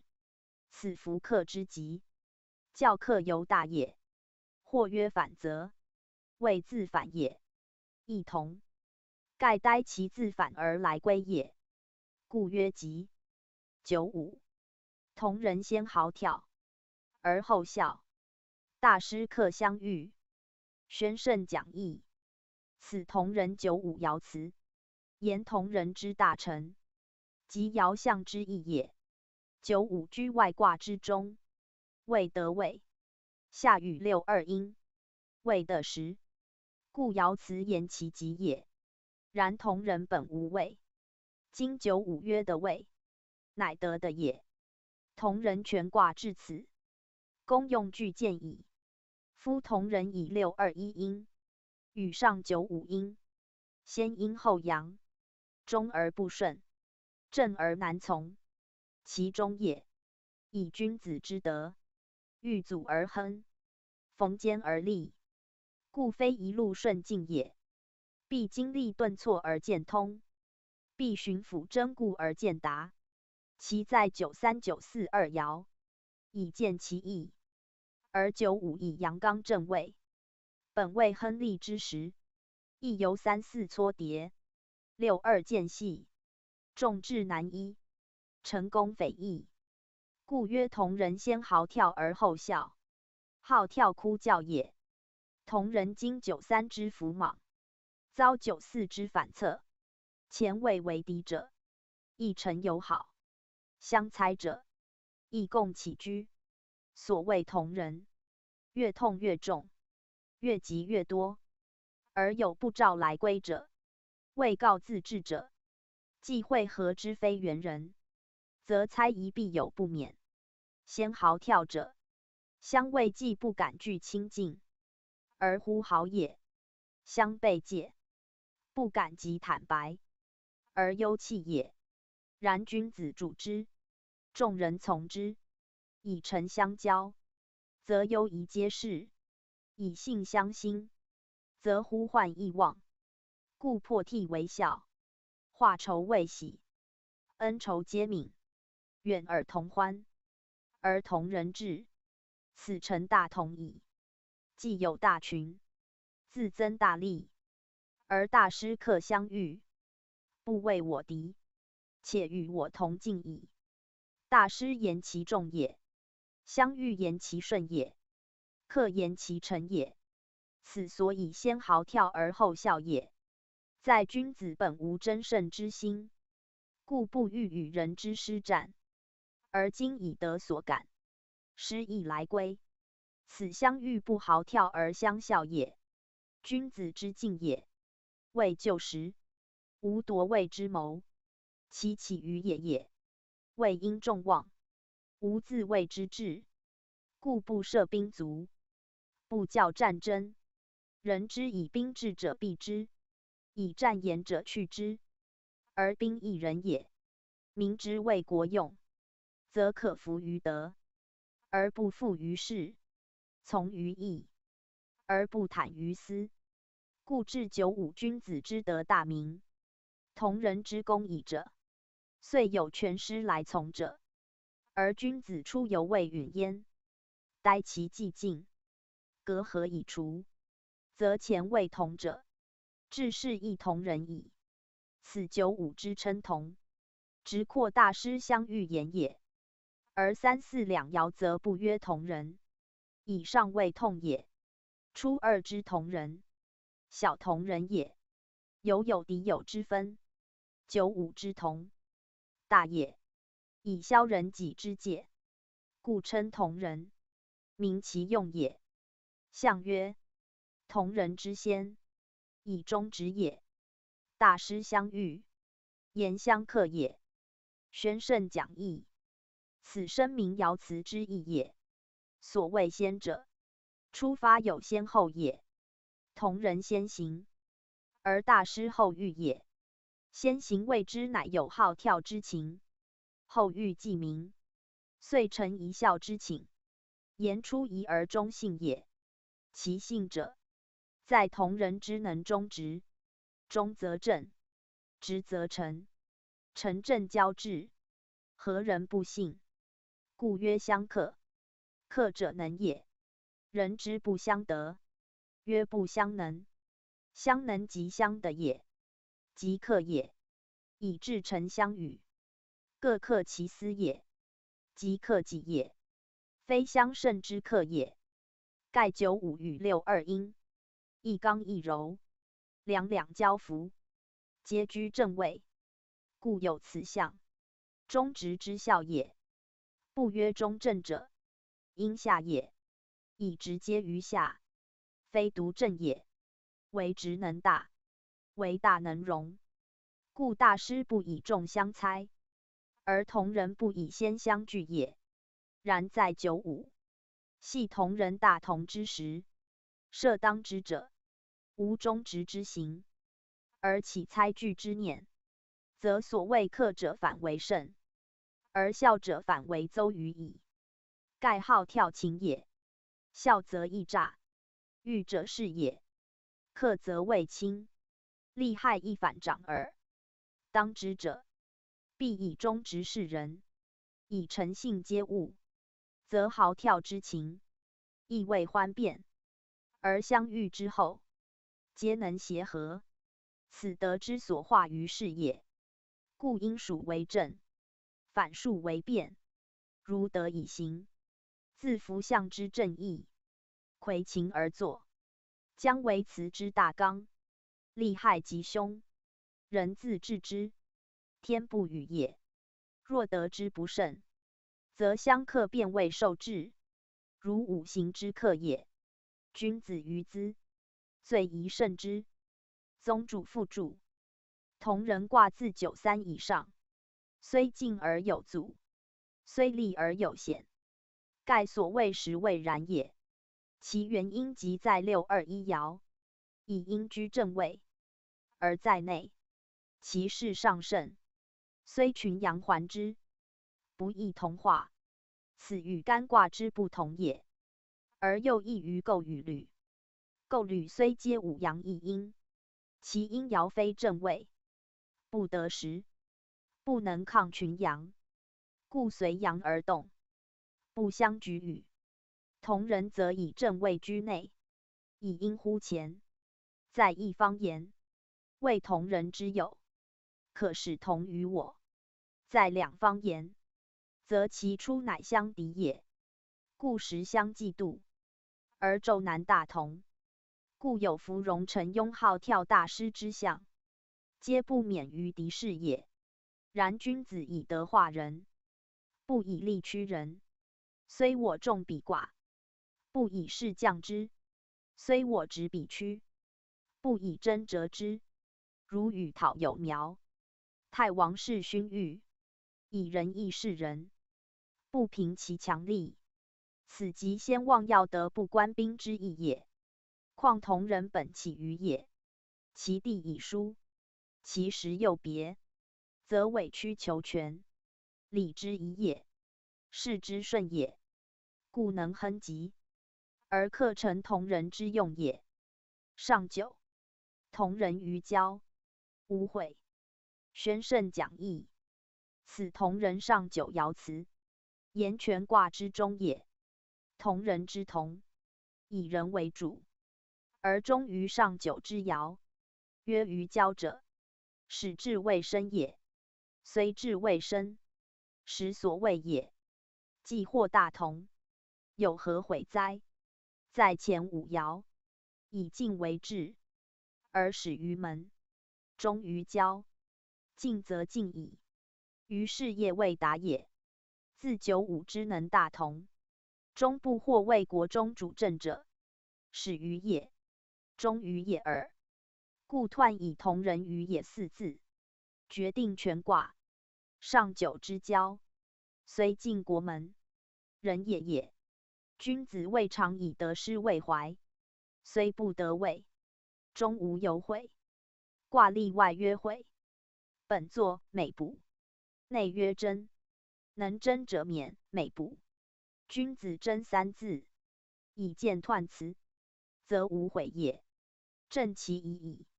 况同人至交，其重其静，足以测其后矣。将何悔乎？象曰：同人于交，志未得也。宣圣讲义，此身是爻辞之意耳。盖同人既忠，则其辩者大有也。君子同人至交，其所谓通天下之志者，以达矣。而曰未得者，以君子之始于也，忠于也。虽全国来同，而未能用其志于国政，故曰志未得。盖物穷则不通，事急则不进。上九以穷极，虽有营交之同人，不能与进于国政之位。所谓有名无权，有重无位，与干上九恰相对。前以高而无位，故曰亢；此以下而无位，故曰交。交下也，外也，言犹在外也。前以居高无位，其下无辅，故曰有悔；此以在外无位，同人至重，故曰无悔。以在外无位矣也。居下而得众，必得之福也。得志而位不与，虽志不得，而悔自无。况君子志不在位，虽事若未达，而心已安；志若未深，而欲已积，则留以待时。正君子之行也。又何悔耶？故志未得三字，名实是也。处否乱之余，一在也之身，无可凭解，无能骤进，则志之不得，非人之咎也。君子于此，自无悔尤。若以小人，则必假外事以遂其欲；因时乱以动其众，则必于抗之害，而遗后来之休。故无悔，指君子也。而全卦始终，皆以君子为主，虽不得待用，君子故自珍矣。故志未得非凶也。观其变位大有，则可见其培植之后也。合而论之，同人之父大有，乃因果也。与他卦位正反者不同，他卦皆反，唯二卦相成，岂非由同人之积德，而后占大有之收获于？故同人曰利贞，大有曰元亨，而皆为上下相应之象也。上下即内外，在也当作内外讲，以无位也。同人本平等，故称内外未当。大有卦干下离上，宣圣讲义。大有与同人为往来卦，同人之反即大有。然大有与同人虽反，就异他卦以反而吉凶互异也。大有同人反而相成，非太否可比，可视为前后卦，亦可名为因果卦。盖同人之中，为大有之始，循环相继，不相反，故在同人为轻，在大有为重。轻之于重，由近与远，左与今也，实的之殊耳。按卦象言，上离下干，一阴五阳，而阴爻居上，是与同人反也。以阴贵而阳从之，是与同人类也。同人阴在内，故主于外行，而近于内。大有阴在上，故主于下始，而归于上。物所归也。一阴独尊，俯息群阳。众物备具以待用，众才贤集以备采，故曰大有。其与同人相成者，同人始终在外而未达，至大有乃成其用，见其功，是大有及同人之因也。上离未明，下干未见，离以利物，物乃利之；前以生物，物乃生焉。生者成之，利者纳之。如春种而秋获之，前植而后收之。故比于年丰，资于物富。丰富即大有也。大有年即丰年，以物众多也。物盖一切言，凡所以收获而利用者，皆物也。在事为功，在财为用，在花为实，在产为育，故名大有。有者育也，大育则无不育矣。干主大生，先天之父；离主名臣，后天之主。一先一后，两尽其德，此生成之本，发育之源也。离出于坤，而待乎乾，为后天之载。凡物所滋生长者，故象曰：如天地间无日，则无生无常。不问何物，举赖日之光热，而生长育成。日不照者，无生物；日不足者，生物枯萎。此人人所知也。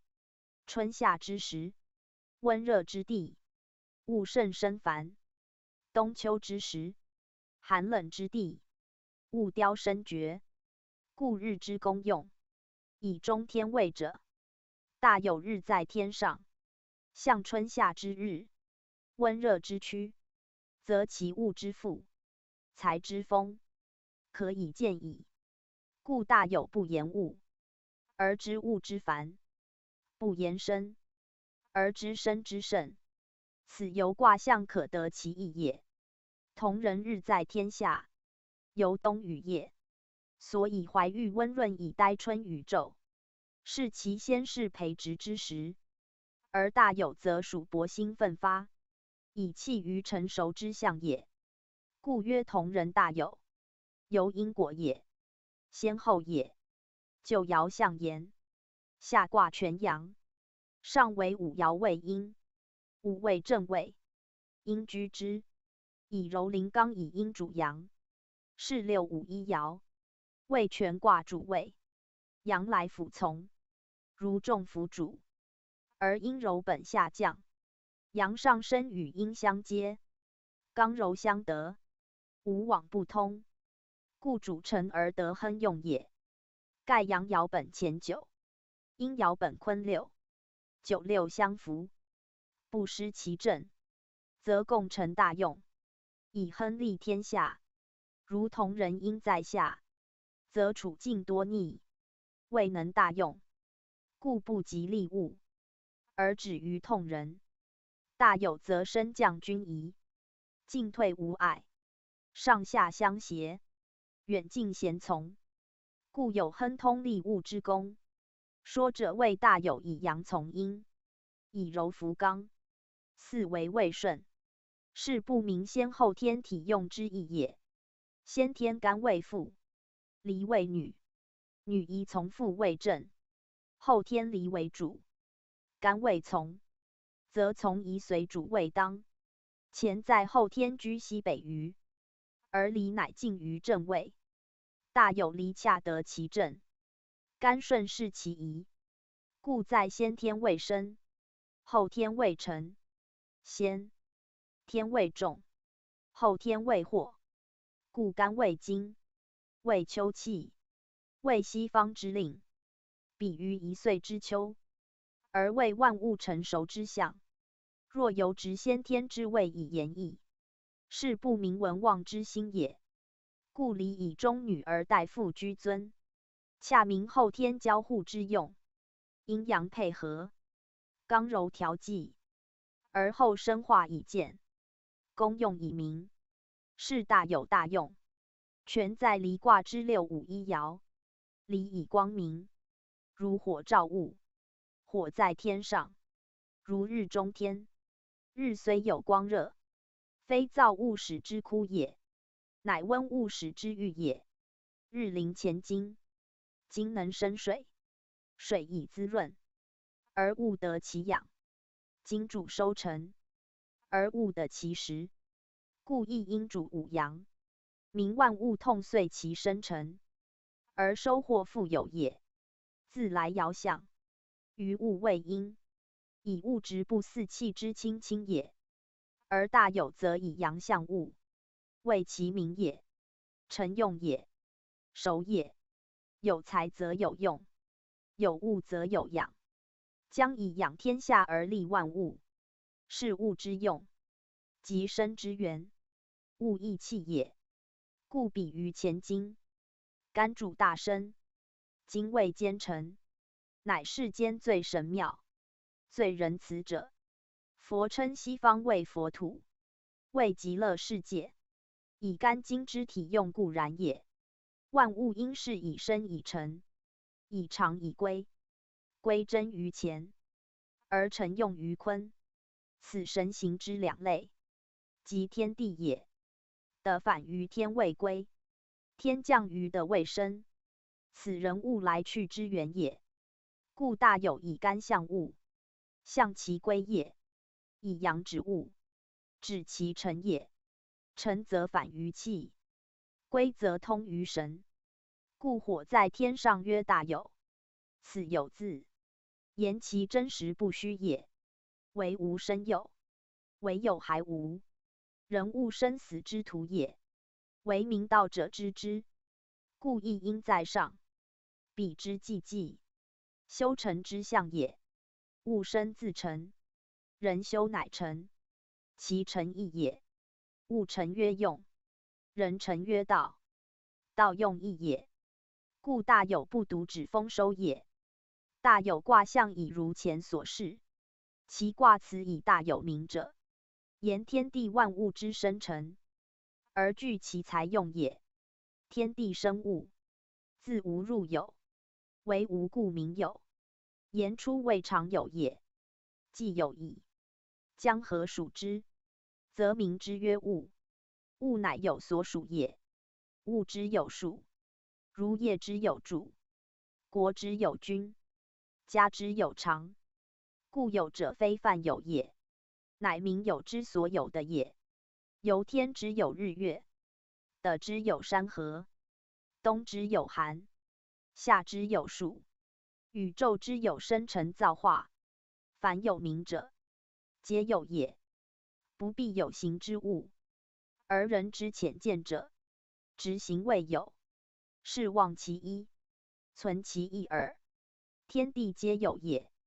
太极既明，两仪初判，有义者矣。其前者谓之无，真无者，无形无相且无名，故谓之无。今之言无者，乃法耳，非无也。无乃无可审视，或谓之空。空亦非无，空者对实言，乃不实，非无也。故无谓一切无，天地上无，况其他乎？而自无一动，动则变，变则有，故有自无出。如人情也，喜怒哀乐出于心，而谓有，以有喜怒哀乐之名也。若无则心亦无，何况于情？故无之入有，以变动生成，而后有主以助物，而后物有其形，有其名，有其相，有其用，有其变化，此皆有也，而非大有。太极之化，两仪之成，四象之分，八卦之名，由少入多，由寡入众有矣。少有矣，多有矣，复有矣，而至于大有。夫岂一时之机，一地之功乎？盖必经过翻身后直，广覆，深载，而后物皆生化，才皆成育，而后名曰大有。传曰：日新之谓圣德，复有之谓大业。圣德大业至矣哉！积之匪易，得之乃坚，执之谓宏，收之乃静。是复有大业，乃明其生成之不易，而收获之非偶然也。故曰至矣。天地负载之功也，人物生成之道也，阴阳推荡之用也。而后大有者焉。故大有者，至复有也，物之至也，用之大也。故曰大有。实德之宜也。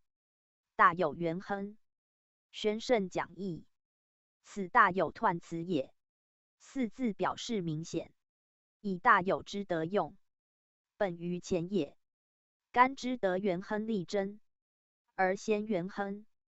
干下离上谓大有，离之用随干而者。离以光明通天德，前以刚健运离日。如日之行天，无物不照，无声不成，故曰元亨。明其通利万物，使之自然生育成达也。同人以力争谓德，大有以元亨谓德，何之为干之全德？以同人发于矣，起于细，故力争。大有达于诚，至于远，故元亨。二者相须以用，其象往来，其道主宾，其功先后，其果出终。而大有者，同人所有也。同人者，大有之主也。故辟之农耕，先种后获之谓也。然大有谓一切有，无偏无真，故谓无凭，而非必复也。盖凭对复言，复于天下，则谓君；君则无凭，有凭有复，犹谓复也。故不曰复而曰有。以有者，皆有也。凡有名者，皆物；而同人类者，皆其主也。故大有以无凭为止，而不曰复。复于彼者凭于此，复于我者凭于人，皆独有也，而非大有。独有虽复，不足称也。必天下无凭，是谓大有。是即君也。君业则安，君用则乐。君凭者大同之事，大有同人，乃大同之运会也。人不思其财，物不思其利，天下同用同给，而无私机。君安君乐，而无私争，是曰致富。是谓大有。故名大有，而得体天，而元亨。元者自然，亨者自通。言自然亨通，无不足也。无一物不得其所。无一人不遂其身，乃如天之父也，日之照也，无处不至，无方不备，是元亨之真用也。大有因其富于天下，用于一切，利于无尽，达于无穷，故曰大有元亨。亨者享也，烹也。古一字而含数义，有亨即有烹，有烹即有可享，故主于尽物之利，及物之用，欲明大有元亨之详义，当从礼运大同一节中推求之，此大同所出也。大同必先有同人之道，而后成大有之用，二者失一，无有大同，故合之为前元，谓太，谓济济，分之为同人，谓大有，谓大小处，以众阳统于一阴，既贵且乐，群而不妒，福而自得，故曰大同。必基于共生，必先于共亲，必达于共存，故大有以物利，而公同人者也。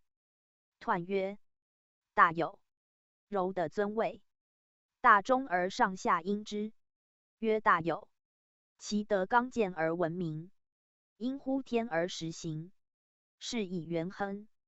宣圣讲义，此身是彖辞之意，而名是全卦之代用也。大有以六五一爻，居外卦之中，的全卦之正，而下与九二相应，一阴一阳，一内一外，以阳从阴，以柔领刚，而左右相息，上下相同，与同人相似，而其体用相反相成，故曰大有。夫大之称以前，德如天也。最大莫过于天，大有始于前，以为基业，故名大。有之好以离，物之利也。最能利物而成养之，莫过于日与火。大有上合离，闻名光耀，运行天下，生物成用，诚实富财，以与乾和，故名大有。干失其身，而离养之；干不其始，而离成之；干立其本，而离彰其枝叶；干固其基，而离发展其功用。本末相宜，先后相亲，刚柔相协，父子相协，取离利之意，推干健之道，由草本之生育，而又培护之；山川之安徐，而又绚烂之，以抵于大成，以明其大用，则大有之取义也。乾德刚健，宜乎生健，阳之动也；离德闻名，宜乎欲成，阴之容也。内动而外容之，下动而上容之，如春夏之华，及秋之时，无不成熟，无不繁美，无不丰盈，无不具备。此物之所由兹习藩直也，故曰大有。离象火与日，干象天，合而言之，象岁时，刚柔相济，内外交符，象40之阴天，温凉寒郁之得其序，故曰阴天时行。盖天之德，依时而见，时之令，依日而行。大有记载天德，又循日光，周行无已，以生长万物，以化育一切，以达于成，故曰元亨。言其顺也，天日之功也。凡天地之物，莫不如是生，如是成也，不假他力，故曰顺。元者顺之至也，亨者通也。顺而推之，无不适宜也。如春之生，夏之长，秋之收，冬之藏，其序至顺，时使然也。未有反于此也。故皆天之道也，日之功也，而万有以为利焉。故元亨者，无不亨也。古字皆有生义，如元无二字，时由一字变出，在先谓无，上中断则成元，以元出于无，本来之象，即无一动成元，而一变二，遂成天。如元亨之元，其出谓无，至无动，生有，始名元。元即最初之气，亦即有之始也。故凡最始者名元，后人或名玄。玄亦无之化境，为玄乃虚，为虚乃无，为元乃天，为天乃大。无生元，元生天，天成大。大有者，无所生，天所化，元所运也。大化为火，火化为人，皆此一气善化而来。道书明气日气，乃无火。言当无生有时，一气所动，乃阳也。非如后世之火，至有火时，以和阴同化，故火从二点，象阴也。然最初之阳，亦火也，不名火，名元阳，故曰气。今大有以离火在天上为象，所用虽后天之火，所本实先天之阳。盖日之光热，与火就别也。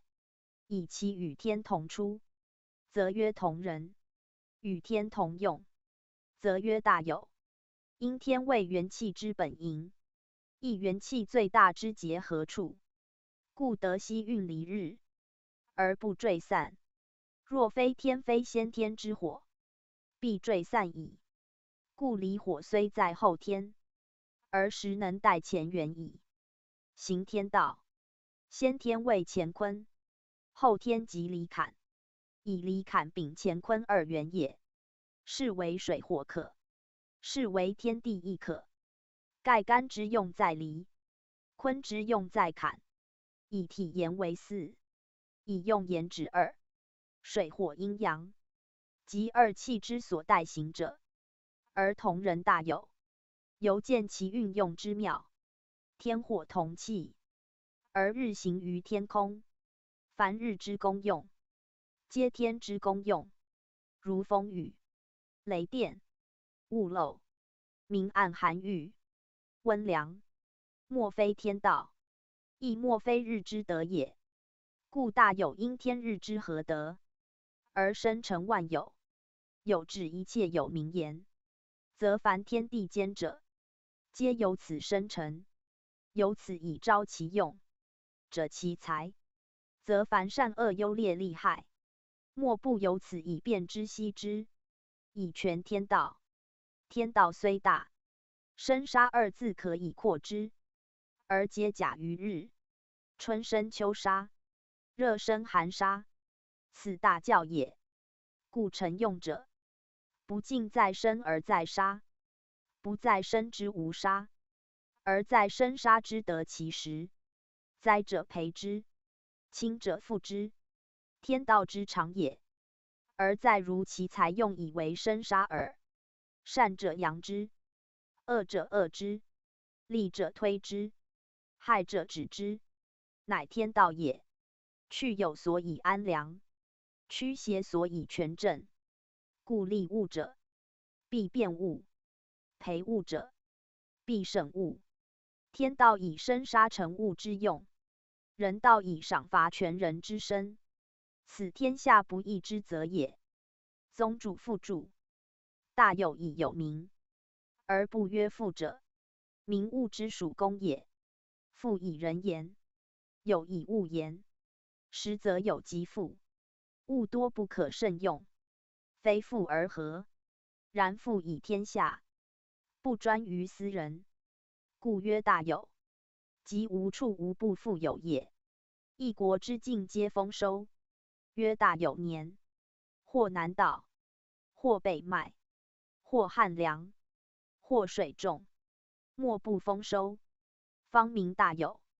若有一欠，非大有也。故大有谓同人之父，父自从同田，同人之田也。同人言凡人类也，非指何人何的之名。人类皆得以其利，收其财物，即大有。故大有谓太平之事，必基于生产之父也。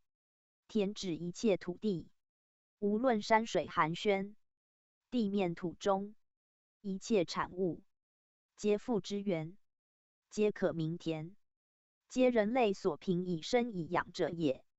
故曰同田为父。同人以田产大有而致富也。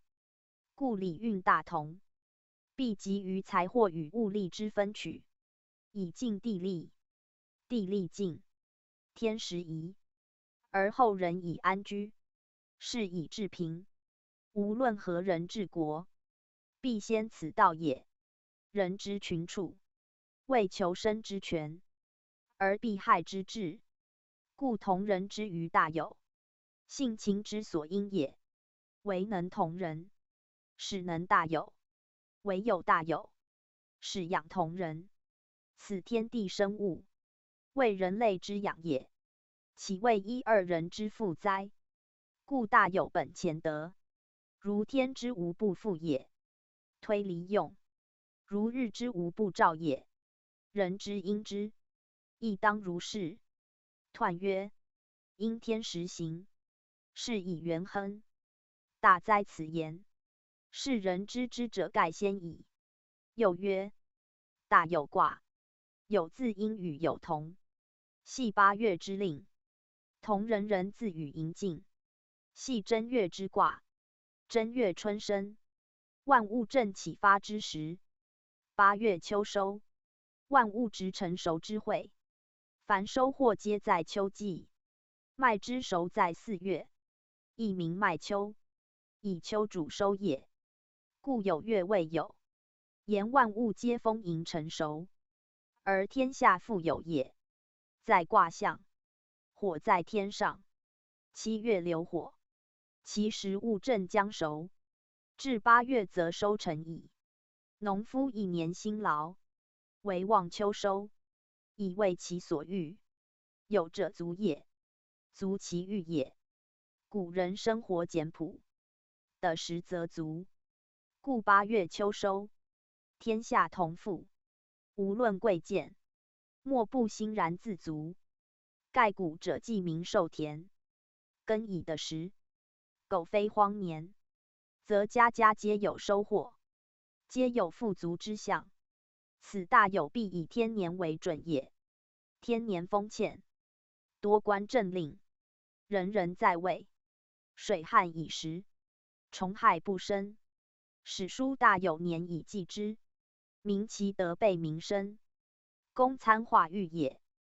故大有系于天，而至于人，人事不齐，天道乃变。荒欠之岁，必国无贤君，故民贫。就在政治，而非岁之罪。物之有，乃常也。不收，变也。圣人之事，岁无不丰，人无不富。未有民贫而国治者，故治国必先民生。传曰：国以民为本，民以食为天。此亦以同人大有2卦，欲治世之责，而推其极，则谓大同之运。大同岂有他哉？亦为人人安乐富足而已。故独亦必先求圣人命名之旨。象曰：火在天上，大有。君子以恶恶扬善，顺天修命，宣圣讲义。此是大有卦象之用，体天道而为人则也。天指吉言，命指凶言，善指利言，恶指害言。顺者推之使广，修者止之使退，扬者举之使高，恶者抑之使下，皆本天之生杀予夺也。此即复物利用之大道。而为大有生成之大则，仁者天之所谓以行道者也，能本天之行，以成物之才用，斯谓君子。故大有不及人力，而为以人顺天公。书曰：天公人其待之，此之谓也。天所生者生之，杀者杀之，与者与之，夺者夺之，即待天也，即大有之人道也。弘教复注。此节含义至深为，袭人注释，君未能透发其蕴，不知大有乃是至最高之则，大同之道，其所述多观至道，而文王又不便直说，委曲立辞，实为儒家明志要义。所谓人治本乎天治，尧舜性之也，皆在此卦所演述。以五阳尊一阴，阳化同阴，乃性命之间，有无之际，上通玄微，下覆万物，以大平等、大公道，树立人生准则，而解决一切纠纷，以安治天下，保全人类。其取向至妙，三代以下无知之者，故夫子特为阐发之。初九，无交害，匪咎，兼则无咎。宣圣讲义。此大有初九爻辞，名初爻之用，及其吉凶也。大有初九，乃前之初爻，而其上卦为离，初爻之地，居乾隆之位，为物用之时。上应离之九四，离本复利之意，而其名为离，皆取交互之用。初九既主物用，是不可交也，故曰无交。乾以刚往，离以柔来，既诚相交，则以诚相接。今爻以无交为用，使所执有害也。害而曰交，言忘交也。不宜交而交之，其害必至。故无交者免害，而交者遂害矣。匪咎者，无交害，自非咎也。交而被害，其咎希辞，然咎在自己。果处之间争，不图进取，则无咎矣。故曰坚则无咎。又按卦爻之情言，刚喜交柔，下喜交上，内喜交外。大有初爻，居喜交之地，自亦设亲交之嫌，是其有咎在义中。唯能回审干之乾隆勿用之训，重察干替之意，而防九四之越渊，以坚贞自持，以交害为戒，则免于咎。盖大有本欲交，而初九又受离之内附，遂亦成阿比之咎。阿则为奸，比则为匪，皆妄生训欲之害也。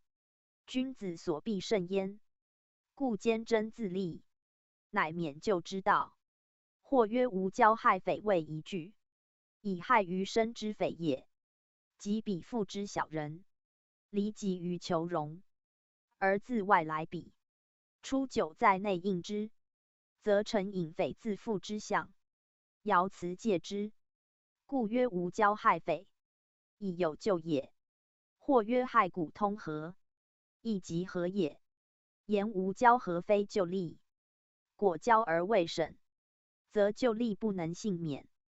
故无交二字，乃圣人垂戒之辞。此二解亦均通。大地以初九居物用之地，有前退之思，履刚显之徒，为坚贞之上也。故无交者，明其自节不比于物也。害匪咎者，明其异于咎利也。坚则无咎，语义最显。坚言自知艰难，不轻率妄动，而守贞服师也。大有卦源与比对，交害匪三字，皆取比喻失义。彼之匪人以轻交也。大有以物之淫，亦动于欲，或因外诱而失其内真，或因识破而为其守节，皆就利自照也。故以兼免救，乃君子处物之要道。又按94爻此匪其朋匪字，正与此匪字对，亦含有盗匪之意。盖慢葬会道，玩物丧志，训财失节，好祸亡身，乃情欲之害。凡人所易犯者，大有以物丰而用足，恒易引起争夺之谋，财粮而祸多，恒致沦于败父之祸。故初九无交害匪4字，实欲警惕之训戒也。害指物言，匪指人言，皆祸也，皆以有而生之祸也。匹夫怀璧，贪夫殉财，罪及其身，就将谁任？故大有不难治，而处大有之难也。知其难，则免焉。夫害之于我，以物惧也；匪之加我，以欲益也。而就利似非在我，却有我可免也。故人人不专富，治事不贪多。今初久以干交离之未可也。正如人之于其财物，尚未接触，虽将来急，而不宜直取之；虽欲复从，而必须慎择焉。此奸之谓也。若以时之谓至，而尽求之，谓之非宜，而过谋之，是贪也欲也。害匪相胁，不其志而治，不亦为乎？是无交害。明其交则有害也。交有受，也纳也。财物害匪，皆自外来故也。初九内之至也。外来者无受纳之，则就亦无矣。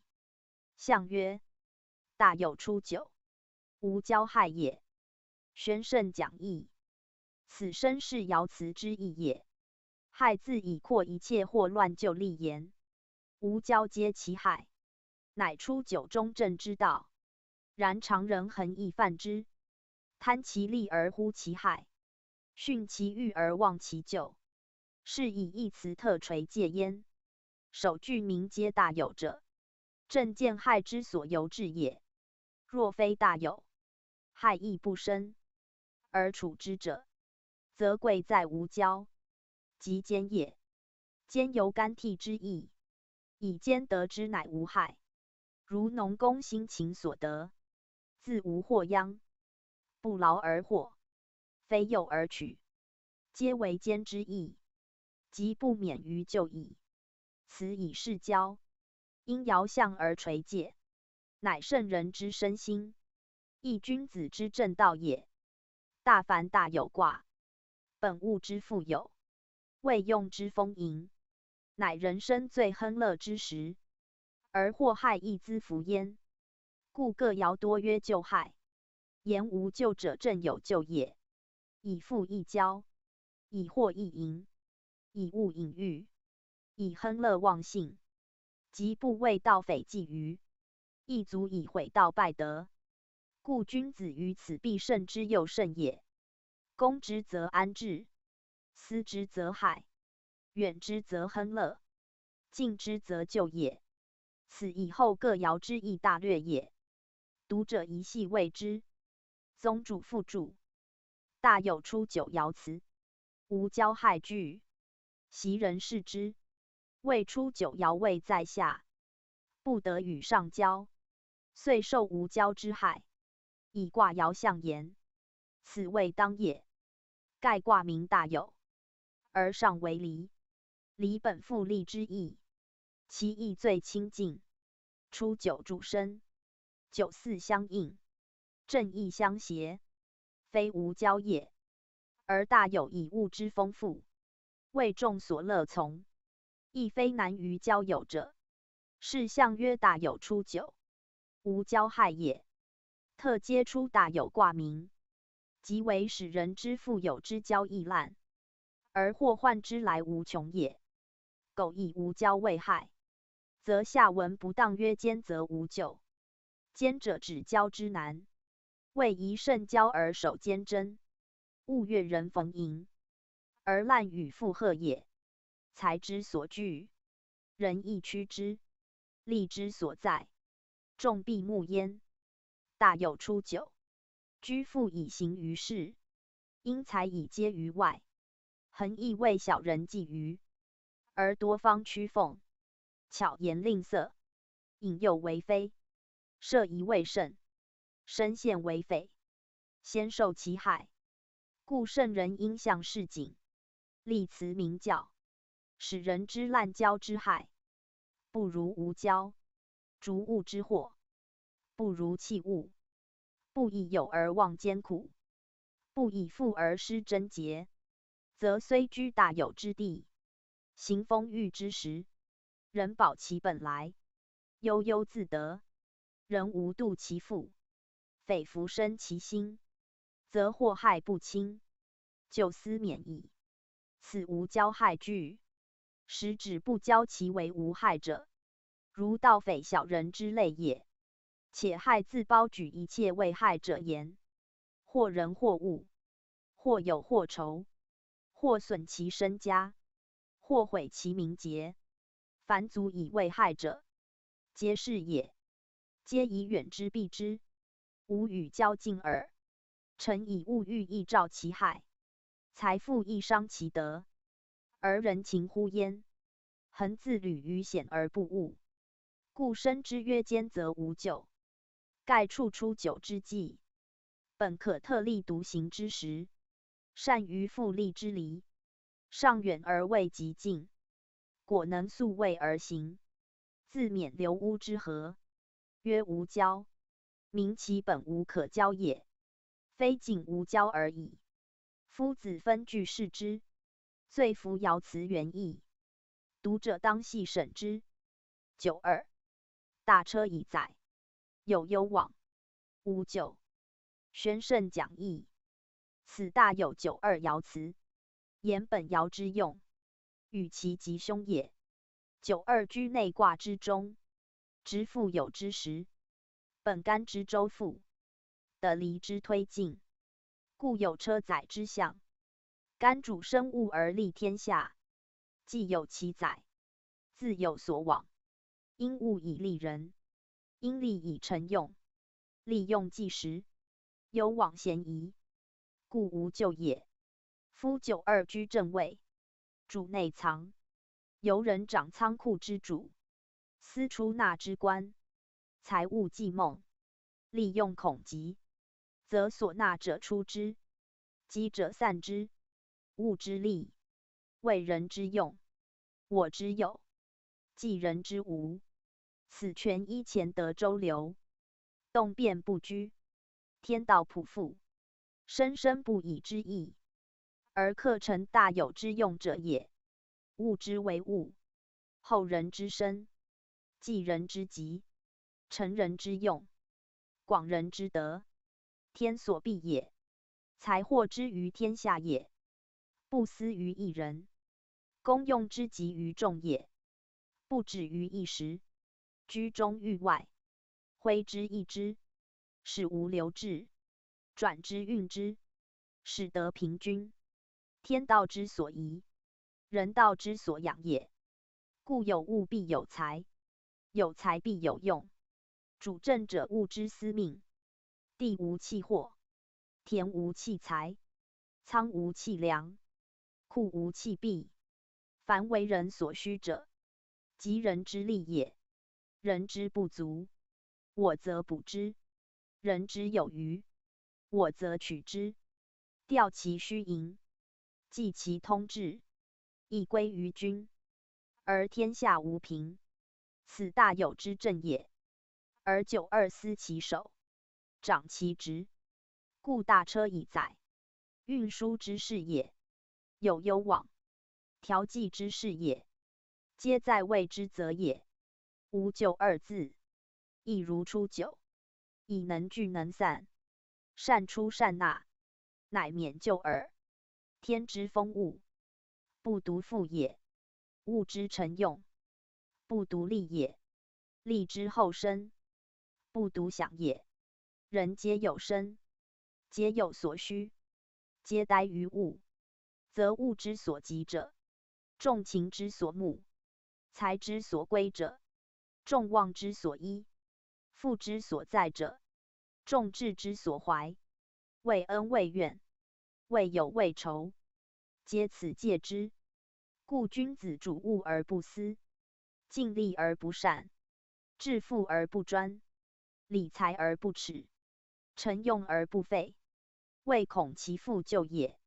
私则害志，善则构身，专则恶归，耻则行毁，废则性灰，皆咎之所，由己也。故君子戒之以天下之物，利天下之人，成天下之用，然后就利免，而功业大，信誉诚，而道德过人矣。此大有之大义。92爻辞之为止也。象曰：大车以载，击中不败也。宣圣讲义。此声明爻辞之意也。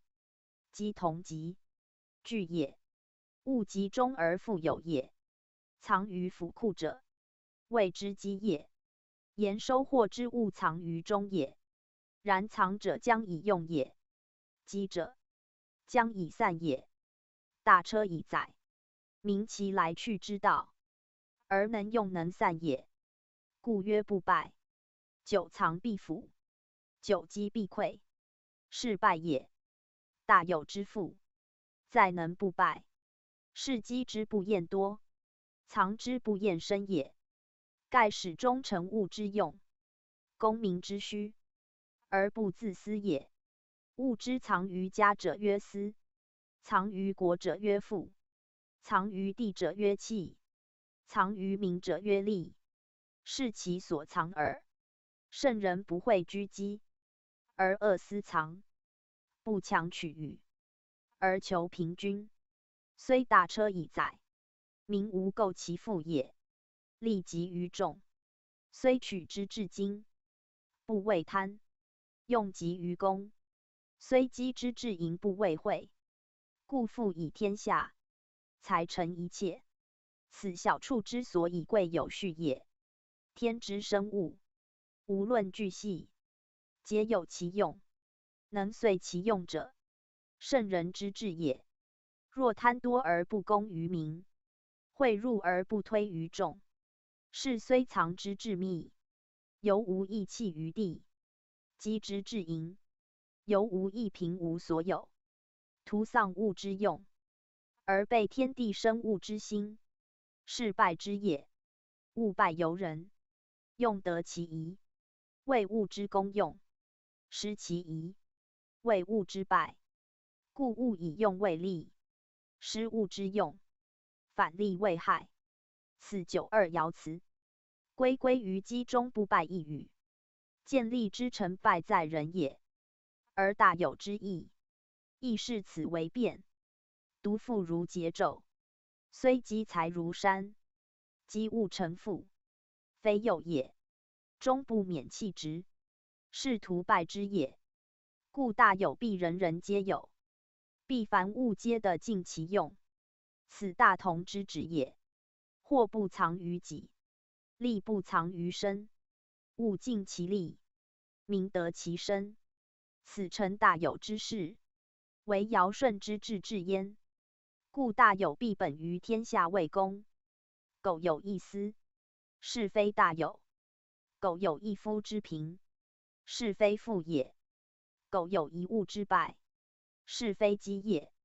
此圣人君才之大则也。大抵古人制度，以公产均财为极则，而不以贫富构征为法，必使天下无平民；不欲天下有富者，必使物力皆得其用；不使田有旷土，人有贤夫。故井田之治，以田分授于民；而税收之治，取民不过11。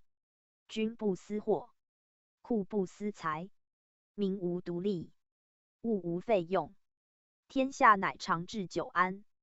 官大有爻辞之意，当可得其成治之要道矣。93. 公用亨于天子，小人弗克。宣圣讲义。此大有93爻辞，指93爻之用，明其利害也。大有93处下卦之末，谓中爻之始，紧接上卦，借前离之际，乃内外之书，中为人爻，合94未用，亦居内外之间，相交际之事，在下卦，干位先天主位，上卦离位后天主位，而皆叠位宾主，先天离当旁位，后天干居于座，是分列主从，而合先后天言之，又同居尊位，则在卦象，有比于天子之于群公，天王之于后国，虽有君臣之分，却如宾主之交。93以人事为本，故比之宴享重点。公言其来宾之相，享言其赐宴之情，而取誉于赏有勋劳，加其成绩，非平日宴会可比。古至诸侯朝于天子曰述职，未告成也，必其境内安和，田土丰穰，物产饶益，人民乐裕，上服天时之令，下征草木之祥，民生无虞，国用不匮。于是信无待其职，无废其事，可以告成于天王，而以慰其心焉。故按时入朝，为受命后最重之典。天子乃因而劳之，为人民达其勤勉之意，并召百官而告之，以为他国劝，以宴享之礼，非为筹作也，实考成之举。果不及者，享不与焉。其有过失者，则知罚之。是凡受享者，必其国之治，民之安，而时和年丰，物用有余，百官公命，不为于王治者也。故天子享之，享其大有也。小人弗克者，小人自私其国土，自利其物产，不恤人民，不合于内外，上备天时，而荒欠自治，下服民治，而叛20文，则天子怒之，必获诛遣。上安得享？曰弗克，言不得受享也。此不以一人之富有为贵，而重在能利民也。故名之曰公。公，爵也，以其能攻其国，攻其物，攻其利与用也。为公乃能称公，乃得其享。为君子乃公，为公乃大乃有，乃夫大有之意，皆小人所弗能也。故93爻辞，举享于天子之典，明大有中正之意，以见大有必基于政治，必由于君子能治其国者，必得享于天子，为天下所同赞美者也。虽富有圣人，而民物不康，非大有也。虽禄未过人，而政交不逮，不足以治大有。故享不忘语，朝必有告，职不忘受，赏必有功。此古时王者之治也。古亨享二字义也，而享亦含亨义。以亨为物之成，享为物之用。亨为公之通，享为公之果。在乾坤元亨之德，亨以合理为嘉惠，即指宴享。盖古人宴享，必有所庆，或因公之成，或因物之获，或因劳之治，或因祸之积。故积德积功，与积物同，物之成熟，与是功之成果同，其取义皆在亨也。为亨能通利一切，乾坤之大，在能通利天下万物，故称为亨。王者因物之亨，而及人之功；因民之亨，而及上之功。故有赏功之享也。就有人视为亨者，就为民享之与亨，一字二义，假借者也。或有谓功非指人，乃指大众，意义一通。功即大众所服之人，以得大众拥戴，故曰功。功用字一包二义，以功因功而得享，义也。功，众所用之物，以备天子之享，义也。盖功之得享，在平日，因物之成，而序其功，是享由功来，即物之利用也。在宴会，因物之备，而者其礼，是享由礼出，亦物之利用也。皆不外乎物，不离乎用也。为治功者，谓最善用物，虽多不为弥费治，以其本于道，服于礼，宜于事，洽于情，得物之真用，而克全其利也。故小人弗克，不独为不能得享，且以其不能成物之用，全物之利，是害物也。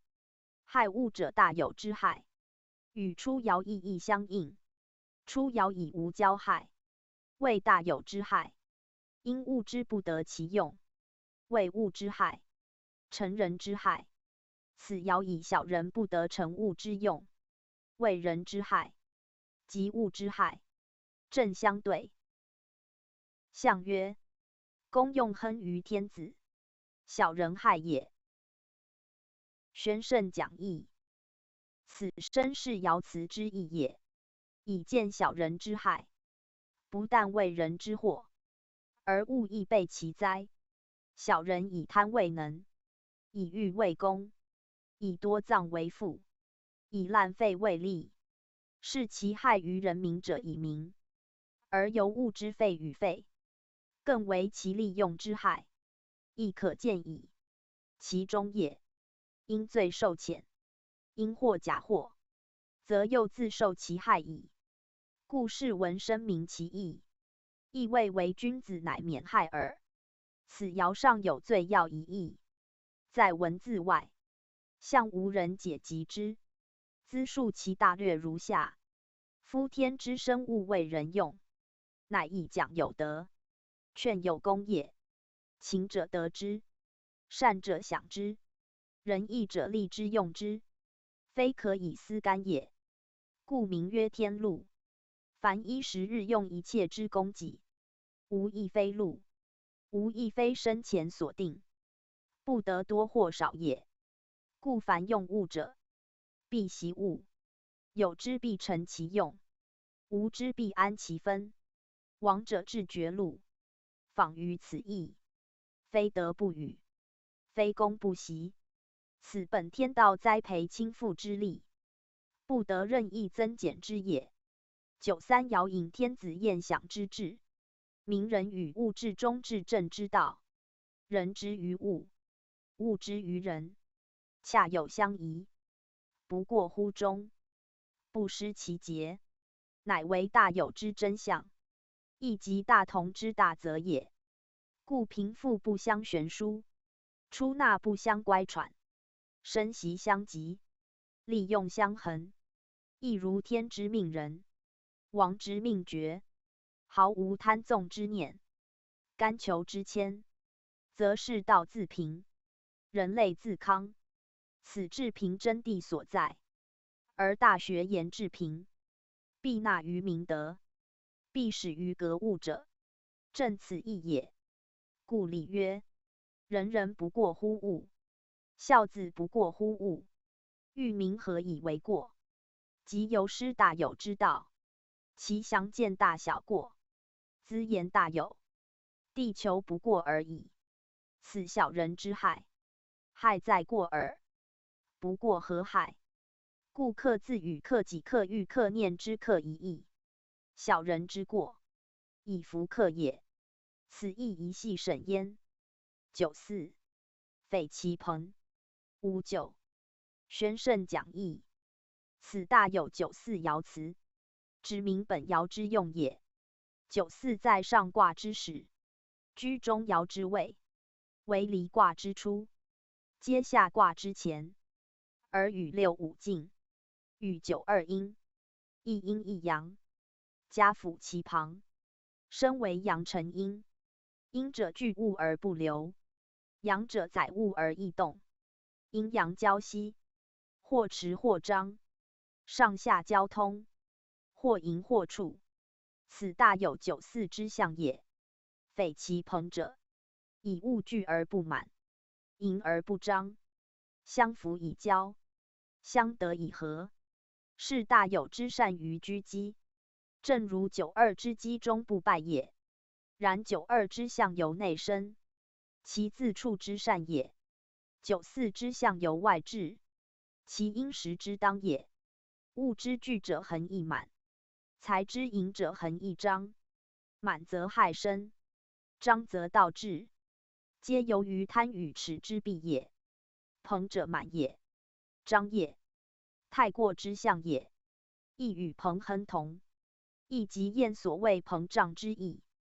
以大有至此，物极易重，财敛易多，真屈复之事，如囊之纳，有不慎；气之盛，有将溢。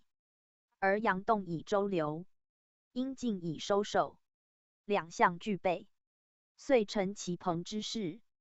而性主物者，得其道，是其宜，虽聚之以丰，而纳之不使满，虽来之以盈，而胜之不使张，以度其量，而治其节，以盈其入，而去其过，以止其志，而因其时宜，以御其用，而服其人事，故曰匪其朋。言虽有朋之虑，而竟不至于朋，是主之者有方也。以94居阴阳之中，兼刚柔之用，故能左右调协，取舍自如，中而不偏，正而无过。此爻辞名其为无咎也。无咎亦如上各爻，罪亦有咎，以处之得当，乃免咎耳。象曰：匪其朋无咎，名辨析也。宣圣讲义。此身是爻辞之意也。言能具辨物之名，析物之用，而得其中道也。辨以知物之情，析以善用之途。明则物无遁情，用无悖道，各得其所，则多而无害，敛而非贪，藏而有味。益之不失其实，治之不违于理，则自免就利。此名之代用也。离谓光明，94为离出爻，故有能明之象。又或谓匪其朋，匪指小人，与出爻之匪同义。盖言财物丰盈，盗贼觊觎也。朋由旁也，匪在旁窥伺，欲以掠其财，夺其物也。而无咎者，以防之有道，而皆之有方，虽在旁之境不足害，犹能明辨析于机为也。辨其为匪，而先是备之，悉其不善，而早为远避之，亦如出爻之无交害匪，则匪自不为祸也。此意象中间该之意，可会通焉。盖大有以复谓象，漫藏会道，是所不免。而爻辞原贯通一切，如由上至言，则当如前意；如在拨乱之事，则后说亦可通。当适时而视其意义，以义辞选择惊鸿，非他经笔也。65. 绝服交如，微如，吉。宣圣讲义。此大有65爻辞，言本爻之意。即名大有全体待用也。大有以6、5位全卦主爻，以居上卦中位，又系阴爻独贵之际，众阳环拱以相从，其用最大，其德最全，而阴阳交符，上下相应，下与九二，一阴一阳，一外一内，两相交契，而异其用。阴以阳用，阳以阴用。阳居内而志在外，阴居外而志在内，内外相从，刚柔相得，故爻辞最吉，名大有之正用。故如是也，以其交符于众阳，被万物之所归，而得谐于群下，待万物之同化。比于圣人在位，富有天下而不私，力普万民而不令，顺天道之自然，而性不逾时，体实义之大顺，而物不空乏，故能生育万类，德威并治，德玄而莫名，威力而不猛，乃无畏之治，不化之化，不令之令，恰如天地之负载生成，不言而品物自亨，不行而事功自者。故此以交如微如象之，绝夫言其服一切也。绝，至也即也，自然而然也。夫者，中道也，中孚之谓也。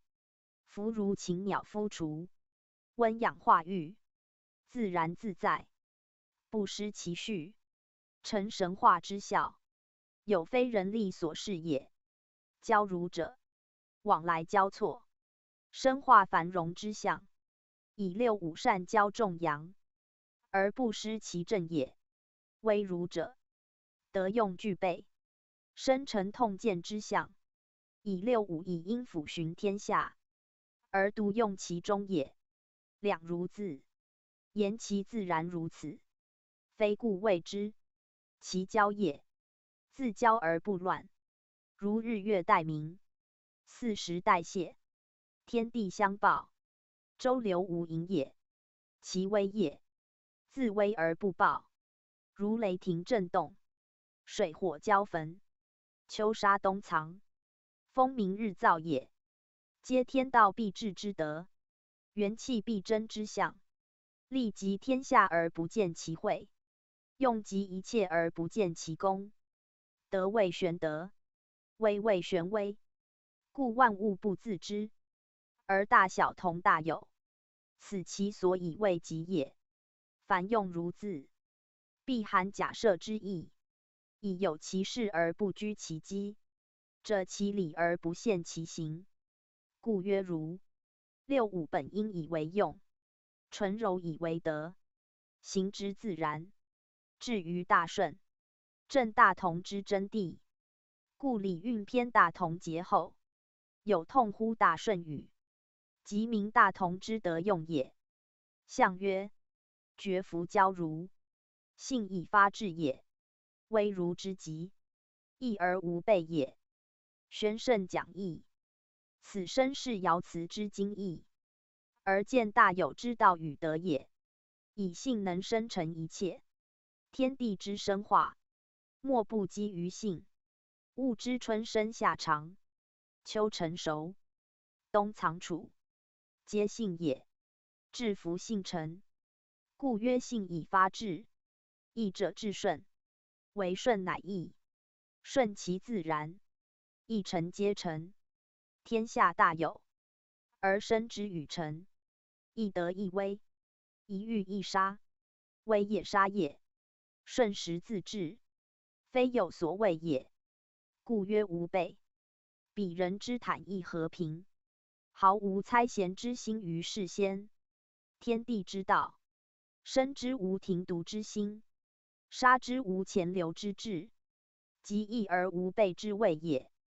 推之人类，天下大有，人人皆乐其身，更何恩仇之念，既构之怀，相与亲和，有如骨肉，自无仇害之见，即无防备之心，此六五爻辞之为义，而所以占其吉也。上九，自天佑之，吉无不利。宣圣讲义。此大有上九爻辞，言上九之用，兼明权卦之大旨也。大有以离合前，成文明复数之象，而其得用，则在能服天道，盖离能体前，以成其用也。离代干主后天，为万物父母，凡有生者，皆养其父育，赖其温煦，得其恩泽，而为发扬；备其光明，而为文采。是离日之德，即干天之德，大有之利，即天佑之利也。日以待天，天之有日，由国之有君。日之得正，天所不也；天之生成，日之功也。天无日无以达其用，日行天无不变，而遂其富裕之道。日经天无不照，而治其高明之德，则日者，天之政令所出，德用所施，故后天以日为主，而大有洽见其象，昭其利。大有之离在上，以权成干之行，而上九居离之中，当得用之继承，执天道之极盛，则世间一切生成，一切安立，皆于斯时者其道，显其用，而皆以原始要中，以速其功业之自来，得用之自至，则反本复始，不忘天之恩惠，以诚以敬，重承天之宠施，则大有之中，必明天道，而使世间人物，皆知吉之所获，利之所来。故爻辞指其意义如此，在人的享一切安富尊荣乐利，以至无尽，果悉至哉！非天之所佑乎？天之所佑，非日之所谓乎？天日光明，人物康泰，则大有之事，一切皆乐其身，享其福，视其为吉利，灭以加矣。非天之赐，孰能治之？夫大有之意，贵在公平普遍，无亲疏远近之殊，聪昏强懦之别，其的享有也，非一人所思，非一地所及，乃大众共获共受者也。故爻辞指明谓自天佑，而人人咸占吉利，处处咸乐大有，此彖辞所谓元亨也。象曰：大有上吉，自天佑也。宣圣讲义。此声明爻辞原意也，而称曰上吉者，以上九之吉也。易卦立在上爻者，多与权卦相违，盖处极地易变也。而大有上九则否，以大有本天下为公之道，夫干之行健不习，离之日进光明之德，而何为用？以富于众物，欲为大利，非官一人之祸福，一户之得失。故上九虽吉，而犹成其高明之象；虽变，而人不失其福利之旨，则所谓吉，成上吉矣。在履上九爻，曰元吉在上，大有庆也。明指元吉之属上爻，系服于大有之意，使天下之吉之真实，与利之大也。干辞曰：干使能以美利利天下，为其功而无私，利而无害也。大有之上吉，亦正是此意。且合而观之，干之利，天道也；履之吉，人道也。人道克服天道，而后大有之吉利已成，故曰自天佑也。吉利之成，乃天人两者所见，吉乃天佑，利为人享。大有之吉利，将自天而成于人，与干履之战，正一对参。有干之道，使有大有之体；有履之道，使全大有之用。履之治治，在变上下，定民治。大有则曰民变兮也。履之成德，在元及在上。大有则曰上及天佑，是大有之始。故发于天宫，而其终也，则成于人世。天道远而为，人世近而者，则求天下大有，必先致力于履。履礼也。故大同之治，欲于礼运篇，而见义教之成，必自礼教中得来。礼主敬，大有上九之辞，虽明天公，以皆出吉利之源，义在众人事，而促人之生成之德，敦敬天之念也。义教辞简而止深，义曲而义广。学者要当细玩味之，又大有之上极，在人未享利，在天未告成。有成必有败，有利必有害。圣人欲其永成不败，尽力无害。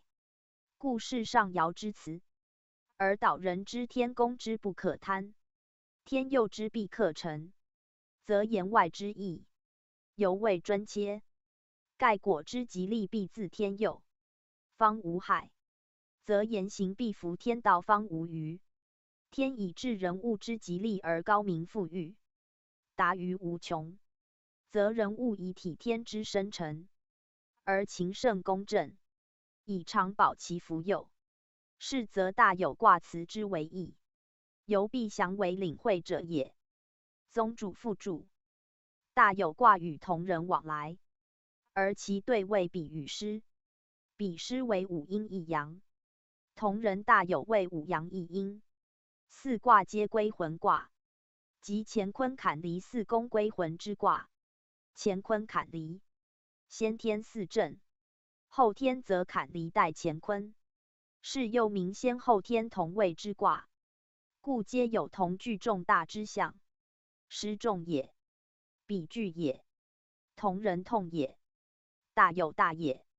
其义均近似，以其卦之本体，为先后天相合之象，而其属类，又为阴阳共归之象。师比以重阴归阳，有子反母；同人大有以重阳归阴，有母父子。二者皆取归父之意，故名归魂卦。以卦名言，同人大有，其德为刚为明，其用为大为深，丙干之德，推离之用也。师比则与此反，以其本坤而用坎也。然其以类聚也则同。师比为阴类，为地与水；同人大有为阳类，为天与火。二者同气相求，同物相附，自然而然，不假外力。是以师比为阴朋从阳，同人大有为阳类从阴。卦别阴阳，各从其主，而得相合也。故大有之辞，多与比类，或集于师；同人之辞，多与师阴，或连于比。盖正变相通，往来相及，以后天言。同人对比，大有对师，以先天言。同人对师，大有对比，盖即二无两爻，正对与错对之意也。以后天之一阴一阳，为道之利，则凡阳爻与阴爻对位正也。若依先天以卦与卦对，外内各自位对，则错对者变也。须通所对四卦视之，方得其意。故同人九五大师相遇正对也，而大有九三亨于天子，小人弗克，则错对也。以义皆取师卦爻辞也，可复按之，自明其意。又曰：义言天道，贵有人事应之，天道不虚行，必真诸人事。仁者天之纪也，事者道之利也。义之吉凶祸福，必及人之行止进退以明之。若无人事，是天道不足言矣。果人事与天道相违，则天道亦不足信。天道虚而人事实，天道为而人事者，欲显天道，必先人事。如一之卦爻象天道，而辞句则指人事。为人事之表率者，则君子大人，即得与谓之所属者，一言大有。宜年谷丰登，民食欲足，则在治国者有以治之。若荒灾遍地，人民流离，更何大有可言？则所谓有者，斯人之聚敛而已，与大众无与也。故圣人事义，必先贵人事。民人即所以明天，一词之称天者，皆以者于人者，其称吉凶利害，皆以见于人事者，乃合理与机而论之也，非空谈玄妙，而莫能真验者也。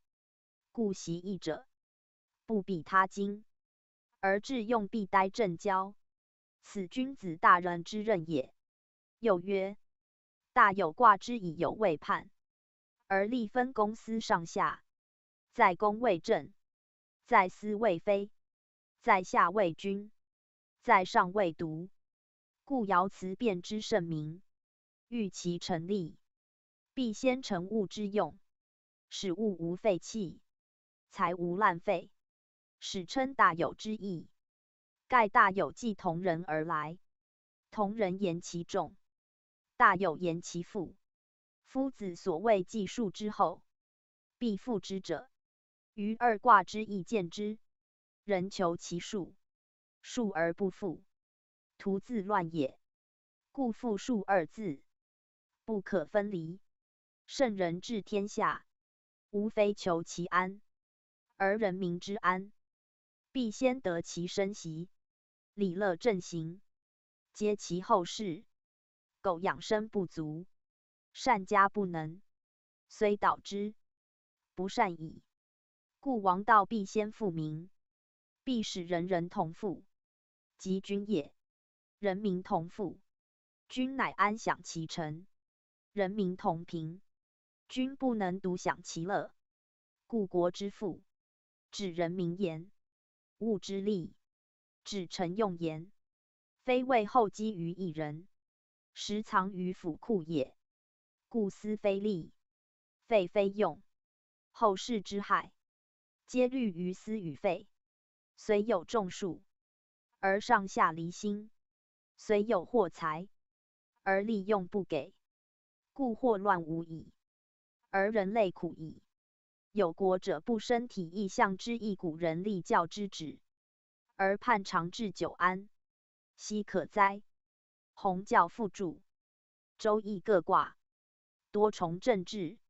文王见商政之衰，思尧舜之治，故托于易，以明平治之道，所述大同之义，太平之政，而多难明言，乃分记之于各爻辞，并引其名于卦，如大有同人事也。而一一细求所行之道，推诸人情物理，合之天道，无不备具。其在各卦所示，莫非此旨。后为孔子能少述之，传于礼经，门人或未尽达，故传说未详。此一时之所谓也。一谈所讲，此典独家详尽，以与大学中庸礼运各篇相正。虽曰讲义，实不指明述义也。Top 善书图书馆首页，善书目录，善书影片，善歌，道之宗旨。联络我们，查询善书简体。易经正式上经第8册，乾卦、豫卦、随卦。乾卦艮下坤上。宣圣讲义。乾卦上坤下艮，以卦象言，五阴一阳，与师比附包各卦相似，其往来卦为豫，其反为包，其对为履，其取异同于泰。盖坤在上而其下为阳，其出动也为复，其次则师，其次则谦。谦为内卦之变，即坤卦之三爻变前也。凡阳皆出于前，故谦有似于泰。泰为坤前合，谦为坤艮合，艮为少南，一干之体，故其象亦为天道下行，地道上升，阴阳交合之卦。而所益者，阳少阴重，阴阳错行，以阳为贵，而阴能顺之；阴柔从顺，而阳刚在下，不屈不挠，卑以自牧，不轨不随，进以自止，乃见道之象，成德之器。其德用至纯，合利于天下而无为，弗感于鬼神而无利，通于性命而不害，发乎情义而不直，大而能化，虚而能容，生成之而无功，未遇之而无畏。盖本乎天道，而能用其始；本乎地道，而能用其终。是能全负载之德，其始终之道者也。地道代天，无成有终；山道象地，知止有定。反本复始，以诉诸无始，全体达用，以至于大用，则乾卦之所以成象也。按诸古义，更为连山之首，以立人道之极；夏后氏仿之，以治天下。坤为归藏之首，以立地道之极；殷人仿之，以治天下。而谦兼之，是合二义之用，而成人道之本。人道在艮，人生有幸，其德至敬，艮止以敬，乃服天性，与干之天道，坤之地道，列为三才三极，以敬天下之道，而生成万物，以见天下之极，而变化一切。故道始于虚，发于静，行者先止，动者先定，乃本末之事也。更为人道之本，万物之始。于五行为土，德合于坤，土为生化之母，其象者于河图洛书，无土无物，而人类亦无所生养存在，则世间之所赖者，厥为土。坤思其体，艮主其用，或先或后，以化成万类。坤化坎以为水，艮因干以为山，山水相连，以尽其力，而人物生养繁息，以至无穷。此皆坤艮之德，而谦兼之，故能通天地之道，化阴阳之界，而立人道之本也。谦卦本干阳下屈之意，而明静止至动，柔服至强之道，此多为道家言，实则天地自然之理也。阴贵阳用，阳贵阴用，凡易卦合此理者谓当，反之则凶。故得天为泰，而天地成否？此圣人上察天时，下察地理，发扬为妙，致力终极，而以卦者谓至教，玄为定则也。观谦之用，犹可证明。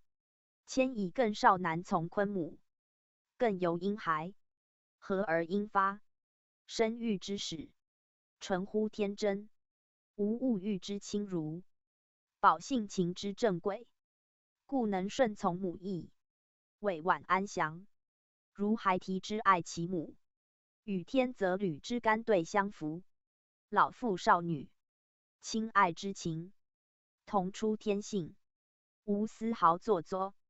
其悲顺不屈于世，其和乐不凌于诈。故在下而能大，居卑而人尊，和义光明，纯善绵密，终无隔阂，以地于中，为人道最美最令之德。行诸远近，无不同化也。传曰：谦亲而裕泰，亲者义也。何义能尽？道德自然，不假人谓，故曰亲。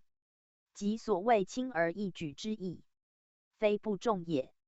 以亲则无所容心，而出于至真；以亲则无需用力，而成于自然。故谦非让也，非退喜也，非为民也，非割利也，信也，道也，顺之至也。此谦为圣人之教，君子之行，而取法于坤艮之和者也。道通天地，德洽鬼神，公达中和，用诚未喻，而约之以诚，纳之以信，即老氏所谓充也。充虚而全其德，故用之不穷，诚之至也。谦卦谓易道最精，易教最明之卦，取象于坤艮。坤为地，艮为山，山在地面，而反居地下。坤为顺，艮为山，山止于内，坤顺于外，故名谦。则本于静止与卑牧之意也。夫阳主动而性刚，以趋于静顺，而得其位；以自守不失，则卑而不辱，止而能静，则君子之治也。顺天之道，而下育万物；本地之利，而中藏乾元。因天之高明而上济，臣德之博厚而上升。何为人之悠久，以至诚不息？盖以尽三才之道，服神行之用矣。故谦本地道，以昭天道，而见人道；人道立，而谦道行；人得名，而天地之德者，在天为道，在人为性，在卦为谦，在人为诚。谦而能成，人道之极也。故其用见于中爻。中爻者，人爻也。9364，一阴一阳，而人道备矣。与谦比者曰喻，喻之异乎谦者，亦为中爻。9463，阴阳相错，乃成德之象，成功之日。与谦之有所见立者不同。谦进而欲退，谦勤而欲怠，谦利而欲行，谦轻而欲泰。谦为干替以成始终，欲则堂皇以治公业，谦反公以治其道，欲推己以布其德。故谦内而欲外，谦谦而欲欲也。其系在三四两爻之阴阳，谦内阳而外阴，故成道自内；欲外阳而内阴，故立功于外。斯皆人之行也。而君子法谦，以谦之无待于外也。无待于外，故无入而不自得，可行可治，能大能小，治乱嫌疑，德业并茂，称天地之道而与之齐，夫刚柔之德而归于一。此谦之所以既大有而克成其序也。谦以五阴一阳，阳为主，而居三爻，一阳位，有同于前93之朝干系替，而辞曰劳谦。劳即干替利也。谦以天行健，君子自强不息；谦以劳，而君子有终，是艮之一阳，即干之一爻。故彖曰天道下济，艮为少南而向山，取义为止，止则有守，山则大生，皆阳德而应用，刚体而柔外也。故干道本之，天地之负载生成，莫不如是。阳内阴外，以成其大用。此太之象也。而谦亦然。谦之六五，与太之六四，皆曰不复以其灵，以其取义痛也。阳贵阴贱，阳寡阴重，道之正也，事之顺也。故谦虽卑而有光明，虽屈而能伸，止而能行，此天下之至顺者也。在卦之象，与师比附包君相似，而以爻位疏其用，故谦之与欲，谓往复卦，其道亦往复也。反谦成欲，则大人之事，盖谦不以位贵，不以时胜，不以物为用，不以人为财，悠然自得，以同于天地，此人道之极也。故无不利，为其行止无碍，用舍自如，则虽富贵不能加，贫贱不能少，而无所动于中，无所益于外，宜其有终也。是能体干之光明，行坤之敬顺，而如艮之不宜不义，则其自立也故；自知也明，则其持己不越于道，欲物不为于情。此立臣之行，而止至善，明德之止也。故谦自守言，言为行之章。言而信者，行必成；成者必谦。谦者虚也，虚则能容，虚以敬。道之所寄，虚以容；德之所大，故圣人致虚敬以成其谦。人之行也，亦使难终，惟谦有终。德之至，道之宁也。至德不明，宁道无物。成行者超物，达德者通神。谦之有终，岂独人事哉？修之至也，而必细求于象，方知致力之要，莫外于一阴一阳之道也。则中爻之9364，盖人道在世，天地在其上下，交错往来，以成济济之象，故不独成德也。济济342爻，亦本此象，孰独之当明其去矣。谦亨，君子有终。宣圣讲义，此谦卦彖辞，言谦卦全体待用也。谦以阳趋于下，阴生于上，而交气无碍，的中和之意，中恕之情，其德亨，能通一切也。谦本以一阳贯通六爻，故自从兼。兼则能通，亨而通，则谦之道，无往不宜。而以坤合艮，艮主终始，坤谓代终，故曰有终。视之为始义，谓终难。得于先者，多失于后；行于暂者，多阻于久；立于此者，至于彼；达于外者，困于中。为谦则无不疑，故克有终。有终则始不必言矣。故为谦克全始终，艮以止而不疑其至，坤以顺而不至于物，故亨且有终。斯君子之道也。称君子者，谓谦以德为基，卑而不屈，尊而不傲，处常辨嫌疑，欲治乱不义，故彼之君子。君子以成德为行，谦者德之最宏，而用之最利，故称亨。而君子以知始终也。夫谦道无求于物，而不侮物；无待于外，而能行外，谓其道之全，而忠之故也。道全则能尽物之性，忠固则能包外之情，故行止自如，远近同顺。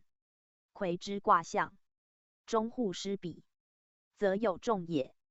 交往欲泰，则自娱也；有众则天下归之。自娱则性道浑然，无忧无虑。天道之玄，可则可象；人道之大，故千间内行外公。天道人事，无不利也，无不及也。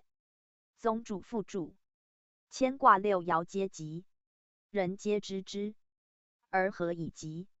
则未能尽解，不独取其谦让也。乃谦之卦象所照。卦以五阴一阳，阳居三爻，为人谓之正，而上下皆阴。但就三四两爻言，9、3、6、4，恰符一阴一阳之道。阳内阴外，刚中柔表，本末兼该，体用具备，斯人道正轨。人之德性所见也，故有守有位，能静能止，克刚克柔，可伸可屈，合于时中之盛，而无可无不可也。人之言行，各有过不及，皆不合于用，故强弱异宜，至于书道，而谦则无此弊。时有治乱，有疑不疑。乱世为财者，治世为贼；治世为贤者，乱世为昏。出处不同也。而谦则兼其常，持己有方，皆物无误，事上有度，待下成德。故无德不及，无时不及，乃道出于中和，德成于至诚，而修养止于至善者也。故圣人用之，君子师之，以为成人成物之行，而达于天地鬼神之德也。盖三代之始，成于三义，而谦备焉。道之教主于信道，而谦者焉。此谦之所以为贵也。系求卦爻之象，当自得之。彖曰：谦亨。天道下济而光明，地道卑而上行。天道亏盈而益谦，地道变盈而流谦。鬼神害盈而福谦，人道恶盈而好谦。谦尊而光，卑而不可逾，君子之中也。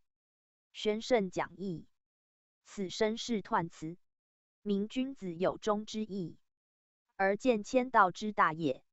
谦之下卦艮，乃乾一体，干主阳，9、3、1爻，即干9、3在坤之下，与太相类，故曰天道下济。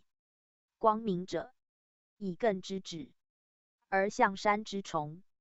艮为少男，阳出长，如稚子婴儿，得天之权，事欲不佳，忠心诚坦，故曰光明。而9、3阳居阳位，不为群阴所蔽，而能干替自争，亦光明之象。坤生于上，故曰地道卑而上行，阴卑阳尊，坤道自卑也。天道在下，而能上洽；地道在上，而能下交。交相和谐，以成谦卦。亏者不令满也，益者补不足也。天道下济以益坤，故曰亏盈益谦。益谓巽正和，以巽阴正阳。正，阳之父；巽，阴之长，故名益。益取补益之意。传曰：损上益下为益，谦之干屈坤下，即损上以益下也。变者，益也；改换也。流者，流也；传语也。坤本静顺，而待乾，则为渐动；的本卑下，而上行，则为流变。谦以地之上升，而艮之下，亦谓阴爻。由山之入地中也。地道既深，以变易圆用。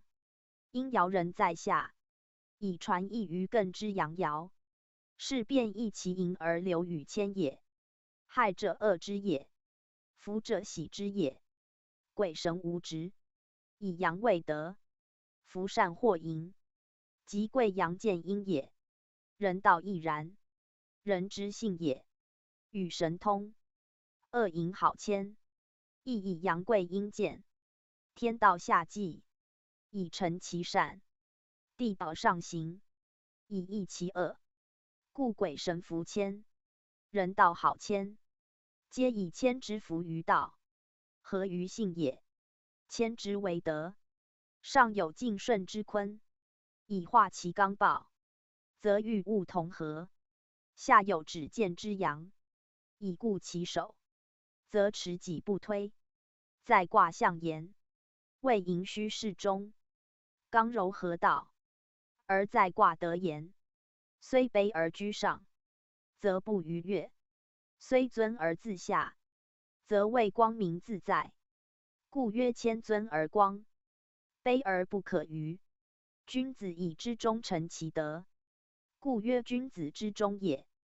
尊而光，指艮之一阳；贵而居下，尊也，而独持其德光明也。卑不可逾，指上卦之坤，本地道之卑也。而上行以待干有终，则不可逾矣。就卦用言，谦以虚用，德以止诚，道以顺行，故谦之为谦，本天地之道，兼见顺之德，而为人道之基。天道所益，地道所流，鬼神所服，人道所好，德之至也，道之至也。又谦卦以象得名，以明民用，前半所示，象也，而明民之所由来；后半所示，名也，而推用之所及。治天道云云，谓象言，亦谓明言。谓明言，即为德用言也。盈者谦之反，有谦必有盈，举盈以况谦，实明谦之妙也。谦之异乎盈者，在能舍己从人，而不失其己，正以一阳之在下也。阳贵而止于一，不以多为胜；阳高而止于下，不以上为荣，而反协于众阴，以有余补不及，以示于中和之道。中恕之行，未道则道宁，未德则德至，宜乎其能中也。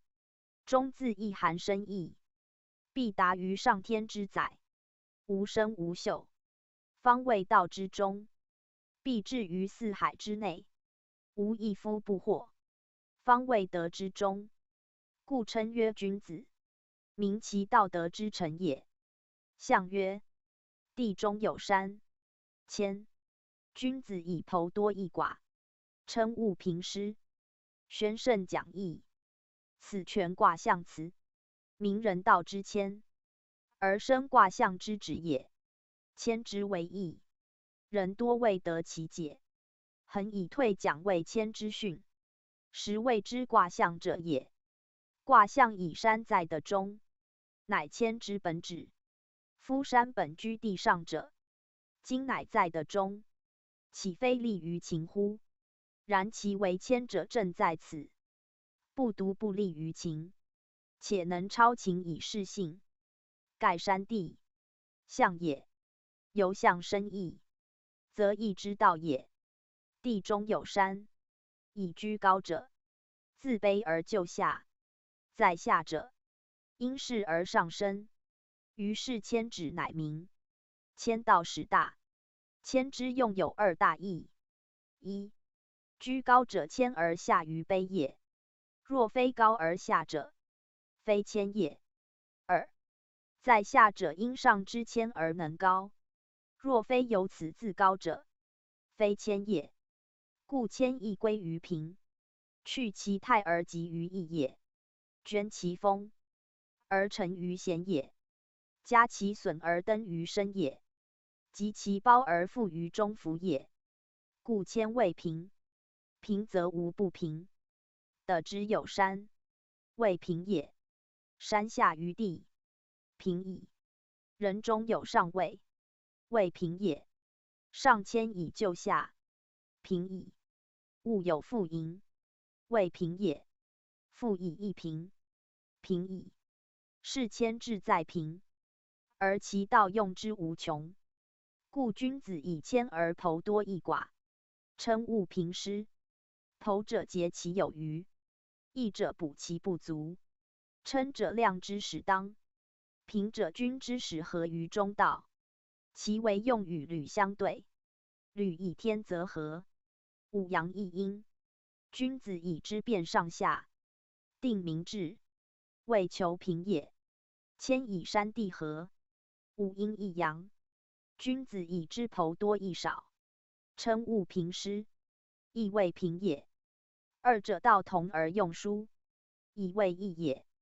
故谦谓人道，履谓智道。谦行于人类无不疑，履行于天下无不治。无他，得其平而已。称物平施，有谓也。以谦之德，非自立而已，必立物以成用。盖谦既大有之后，大有为物之丰盈，乃人类和平与战争之枢纽。聚之于一，则战争起；散之于众，则和平见。谦也者，散而求其平也。平则和矣。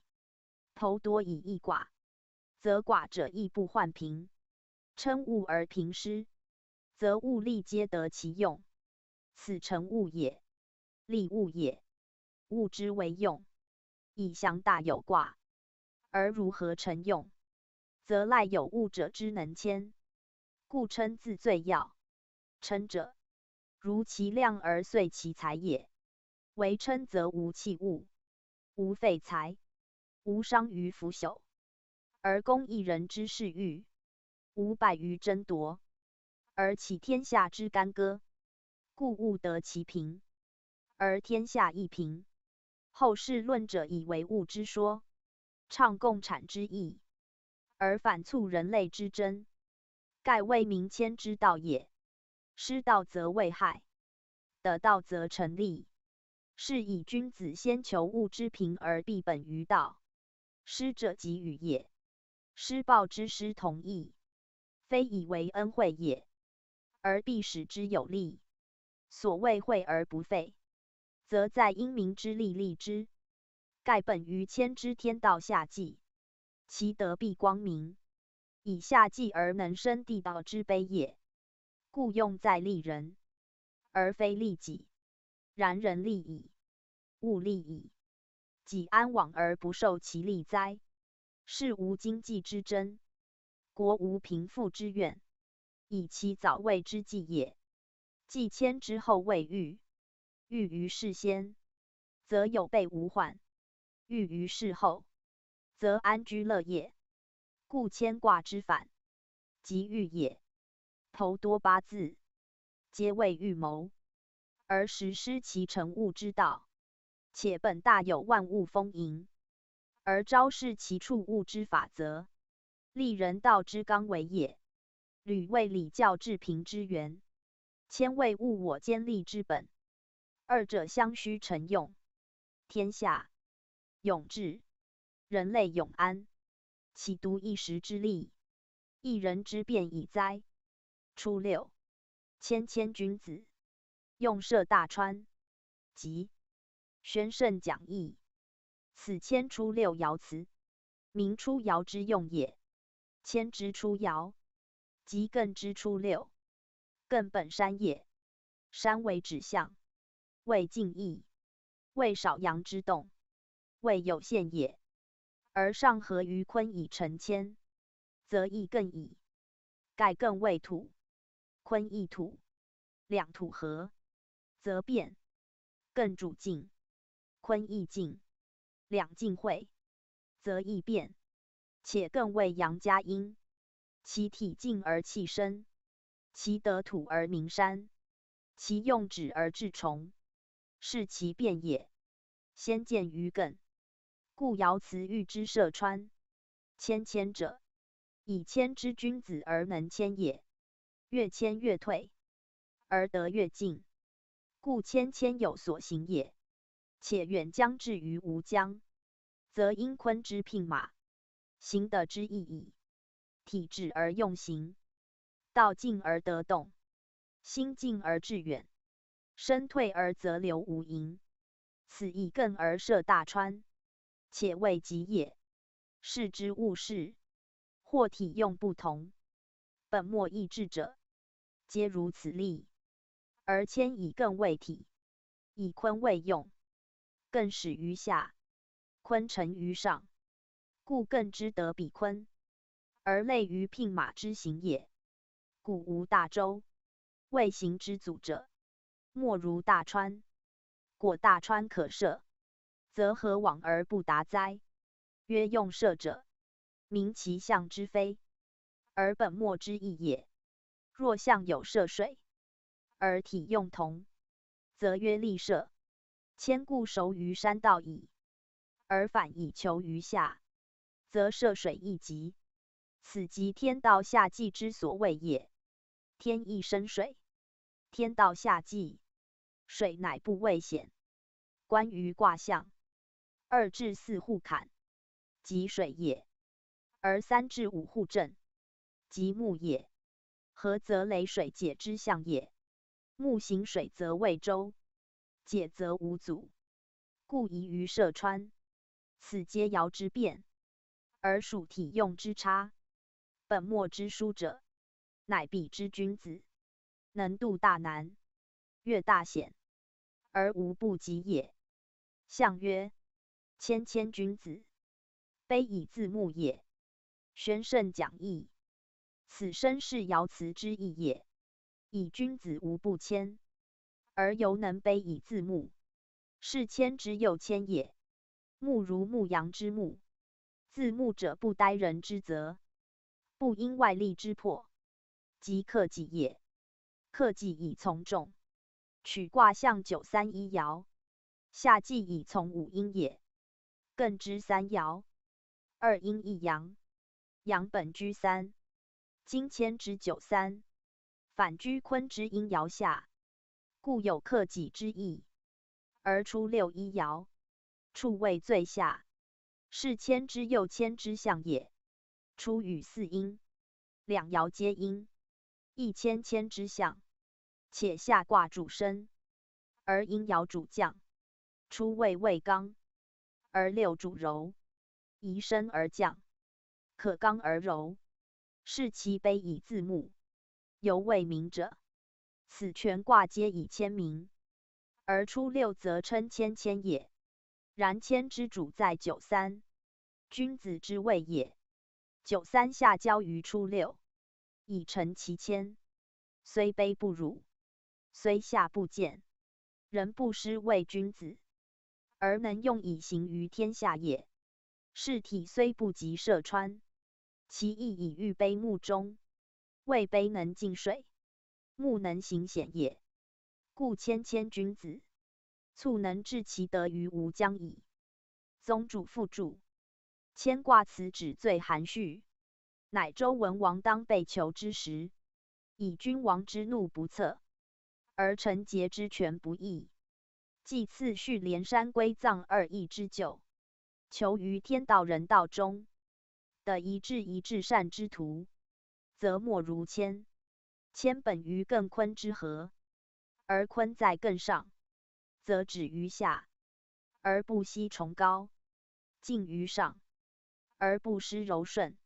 以道自固，以德自全，则虽乱邦可居，为邦可入，故名曰谦。明其田退之志，而能以人胜天，以妖吉利于神人，不逢灾害于时位。故6爻辞皆吉，是其无可无不可，随遇皆安也。既况之君子，而曰谦谦，卑以自牧众言之，使人之所重也。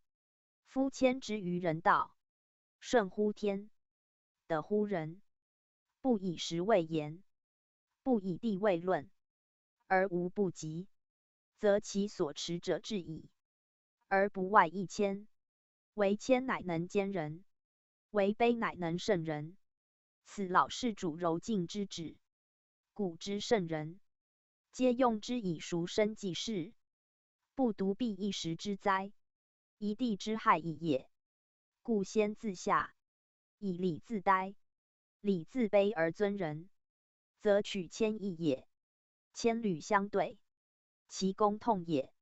礼可以卫生，可以保国，可以安天下，而莫非谦之道，履之行。故礼先敬人，而谦先克己，二者其止归一也。履言十位，以礼乐必自天子出，谦不居十位，则敬人能行之。谦以阳行阴，以刚行柔，虽极崇高，而人自卑；极贵妇，而人自屈。故守贞如一，而能亨于天下也。于此可见圣人爱人类，重天下之利，虽为乱之事，人不忘于行道，谦谓行也。故出尧即曰用涉大川，此谦之所以为亨也。学者于此，当悟其辞去，而明其用，不独居于自保也。62. 明谦真集，宣圣讲义。此谦62爻辞，明本爻之用，而见其所以集也。明者有所告也，集于内，而宣诸外也。62居内卦之中，尽于93，而序得待用，修道待时者也。为中而心志一谦，交静而发扬可期，故曰明谦。以谦自明，而外闻其身矣。在谦爻62上6，皆曰明谦，而二位最极，则为正而爻当也。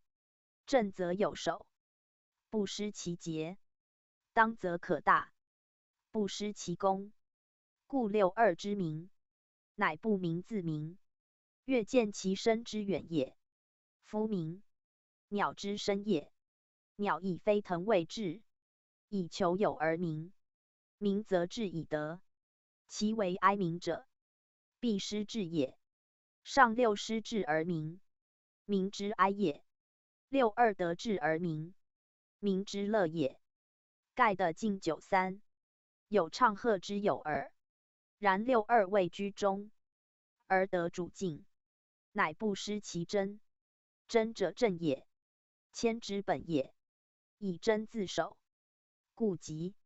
况有良友之相弃哉？故明谦真极，亦君子之志也。象曰：明谦真极，忠心德也。宣圣讲义，此身是爻辞之意。明62之德志也。忠心有德，不虚此行，则真极之战，愤所宜也。上6之明，则未得，恰与此意。盖时谓之书也，虽无他害，有比于为乱时君子，就非治平之可拟也。然以其能谦，终无不利，足见谦之阶极矣。忠心二字，何为忠？忠恕之道也。能忠恕，则敬己矣，推之为忠信。能忠信，则行乎蛮莫可也。是62之极，不独为一人战也。93. 劳谦，君子有忠。极。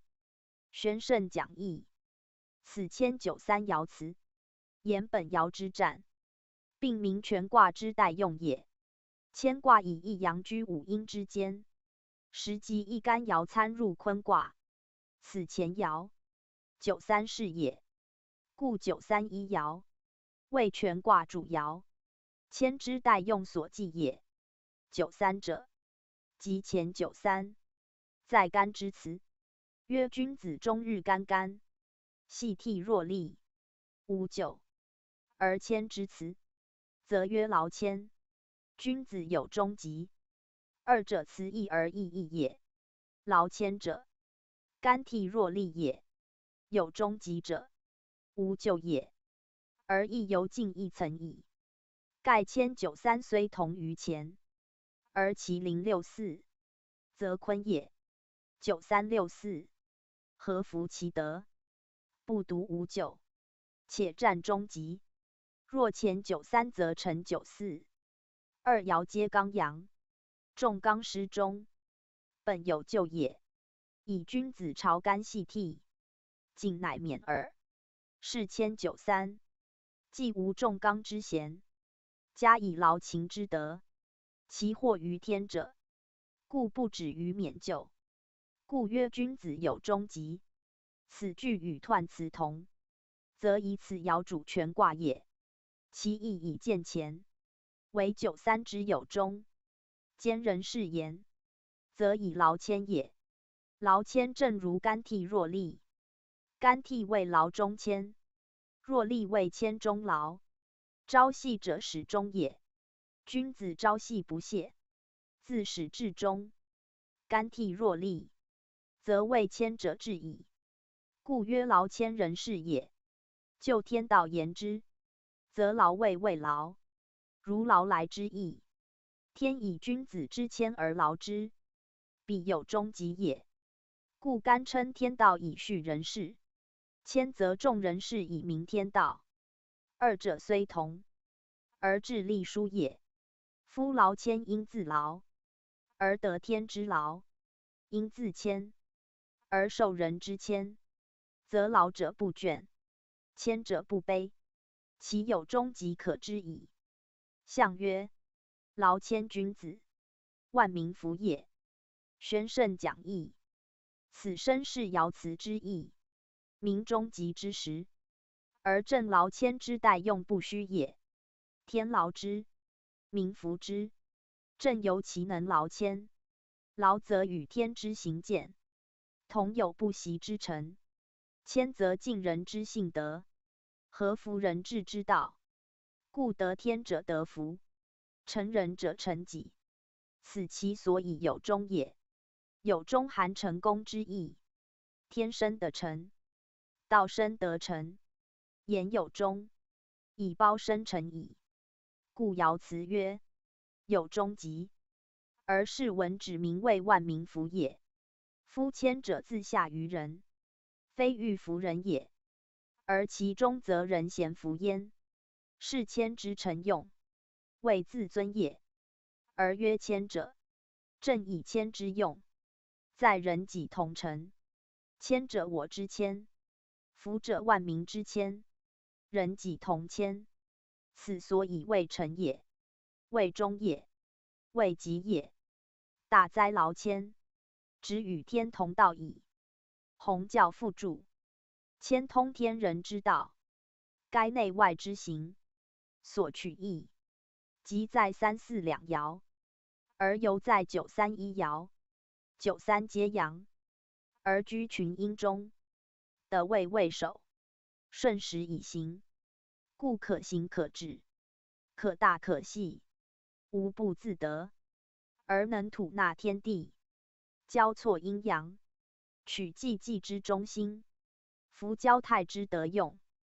故在道位诚信存，在德位欲无疆，不独以谦退为处世之要也。又曰世人以谦为私德，为消极之行，图避祸患于一时，亡秦于国天下者，实为民谦用之博大也。夫子详为讲解，使读者知圣人之心，早已防经济之争，共产之害，而求物之平，大众之利，于谦卦寥寥数语中矣。果系物之，当得解决今后纠纷之正道。64. 无不利，为谦。宣圣讲义。此谦64爻辞，言本爻之用也。64为上卦之始，即坤卦之初，下与艮交，而成一阴一阳之象。盖艮之上爻，当乾93，而此爻当坤64。二爻洽相偶，以服一阴一阳之道也。且六四本坤柔之德，生而居上，柔道外者，谓地道大行，以协于牝马之意。行地无疆，以成其后载之功。其德用最纯，功效足称，与九三相得，为人道之权，以合于人一体用之性，是牵挂之待用。当取则于三四中爻也。三位阳，主静，主有位，故名劳谦，谓体于行健不息之道也。四位阴，主退，主自反，故名为谦，谓体于顺承待成之道也。为者由挥也，发挥之也，由位也，作为之也。为以为退，则如始之下；为以有位，则如至之臣。皆取顺守之意，律循之戒，不自主持而更张之，不因为事而善专之，故曰为。为古挥字，亦同谓。盖名其听指挥，而为人也。指挥者，令之则从，命之则成。以六四下与九三阴也，柔道也。为人者，无出入其度，常始终其职。以六四皆九三之后，而待之朝垂于外，阴道也。阴带阳，以施之于物也。柔秉刚，以推之于道也。不自主持，更何患乎害？不失轨度，更何往而不利？此六四为谦，而战无不利也。各爻战辞多在下，而此在上者，实欲深意。盖权卦之妙用，权在一阴一阳之交互，阳在上而居下，阴在内而出外。而九三六四，又阳与阴之代表也。九三以顺上而交阴，六四以道成而阴阳，此象之自然，而辞亦如之。故九三终极在下，而六四无不利在前也。夫六四之无不利为谦，名其所在皆利，而治之也则谓为谦。盖谦之用，至六四正当发挥之时，光大之际，犹在能循守旧业，推展前由也。象曰：无不利为谦，不为则也。宣圣讲义，此身是爻辞之意，言不为于九三之度，而常遵坤之顺承待中之道也。在九三之时，以劳谦之功，得万民归服，是天下已定，大业已成。此后所需，守成也，律度也，不谦不忘，克神前列而已。故重在为谦，谦而为，则不为其责，不立其道矣。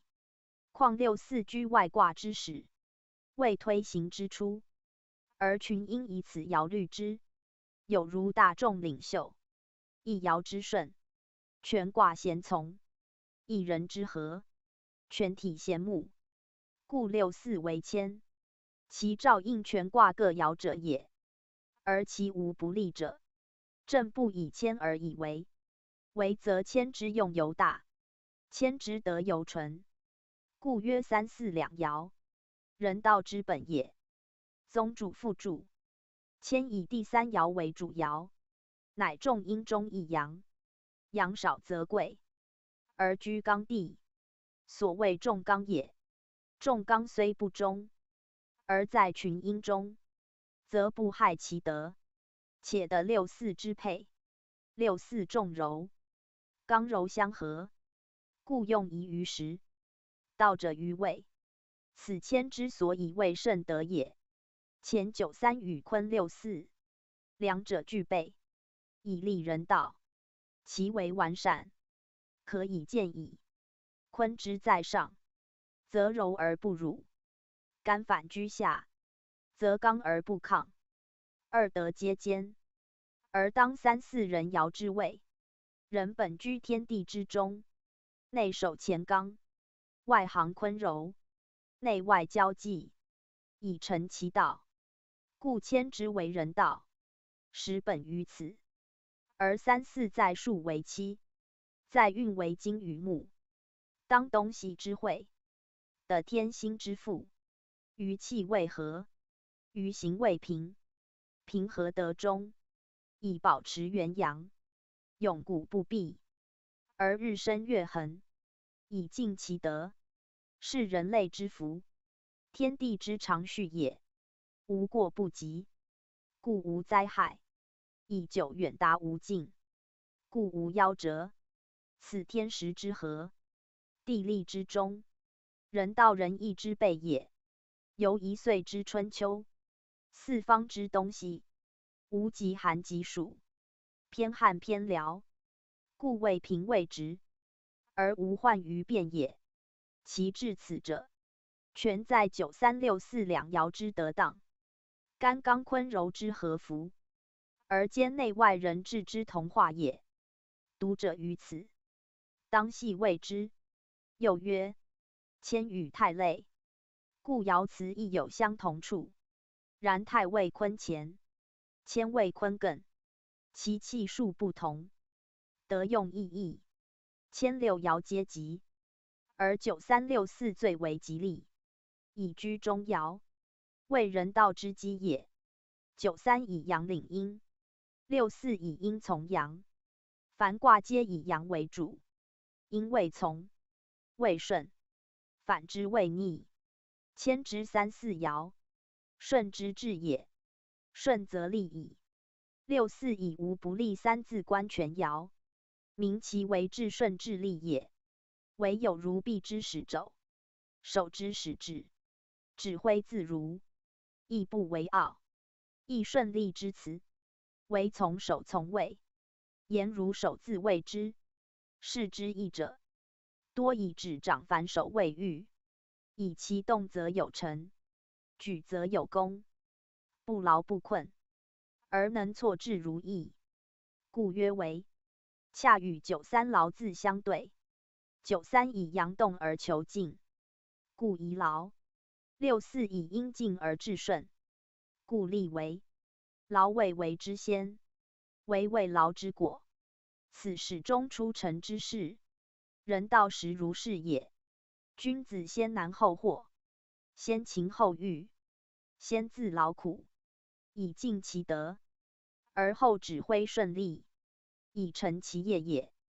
故9、3为则，6、4为不为则。9、3为忧勤致力，以开其先； 6、4为和义顺成，以守其成也。故谦道见于此二爻，而人己内外同定于此二义也。就著多专于自训，而忘其大；或居于文义，而失其通，使谦卦之用莫名，亦教之奥不着。故此次特指出之，读者勿囫囵吞早视之耳。洪教附注。6、4爻辞最要，即无不利在前，为谦在后。盖无不利者，天道也；为谦者，人事也。因天道而及人事，以见人之所以因天者之为重也。义之立教，全系此志。而谦6、4特者其利，则以谦为人道之本，而人道犹以6、4为先也。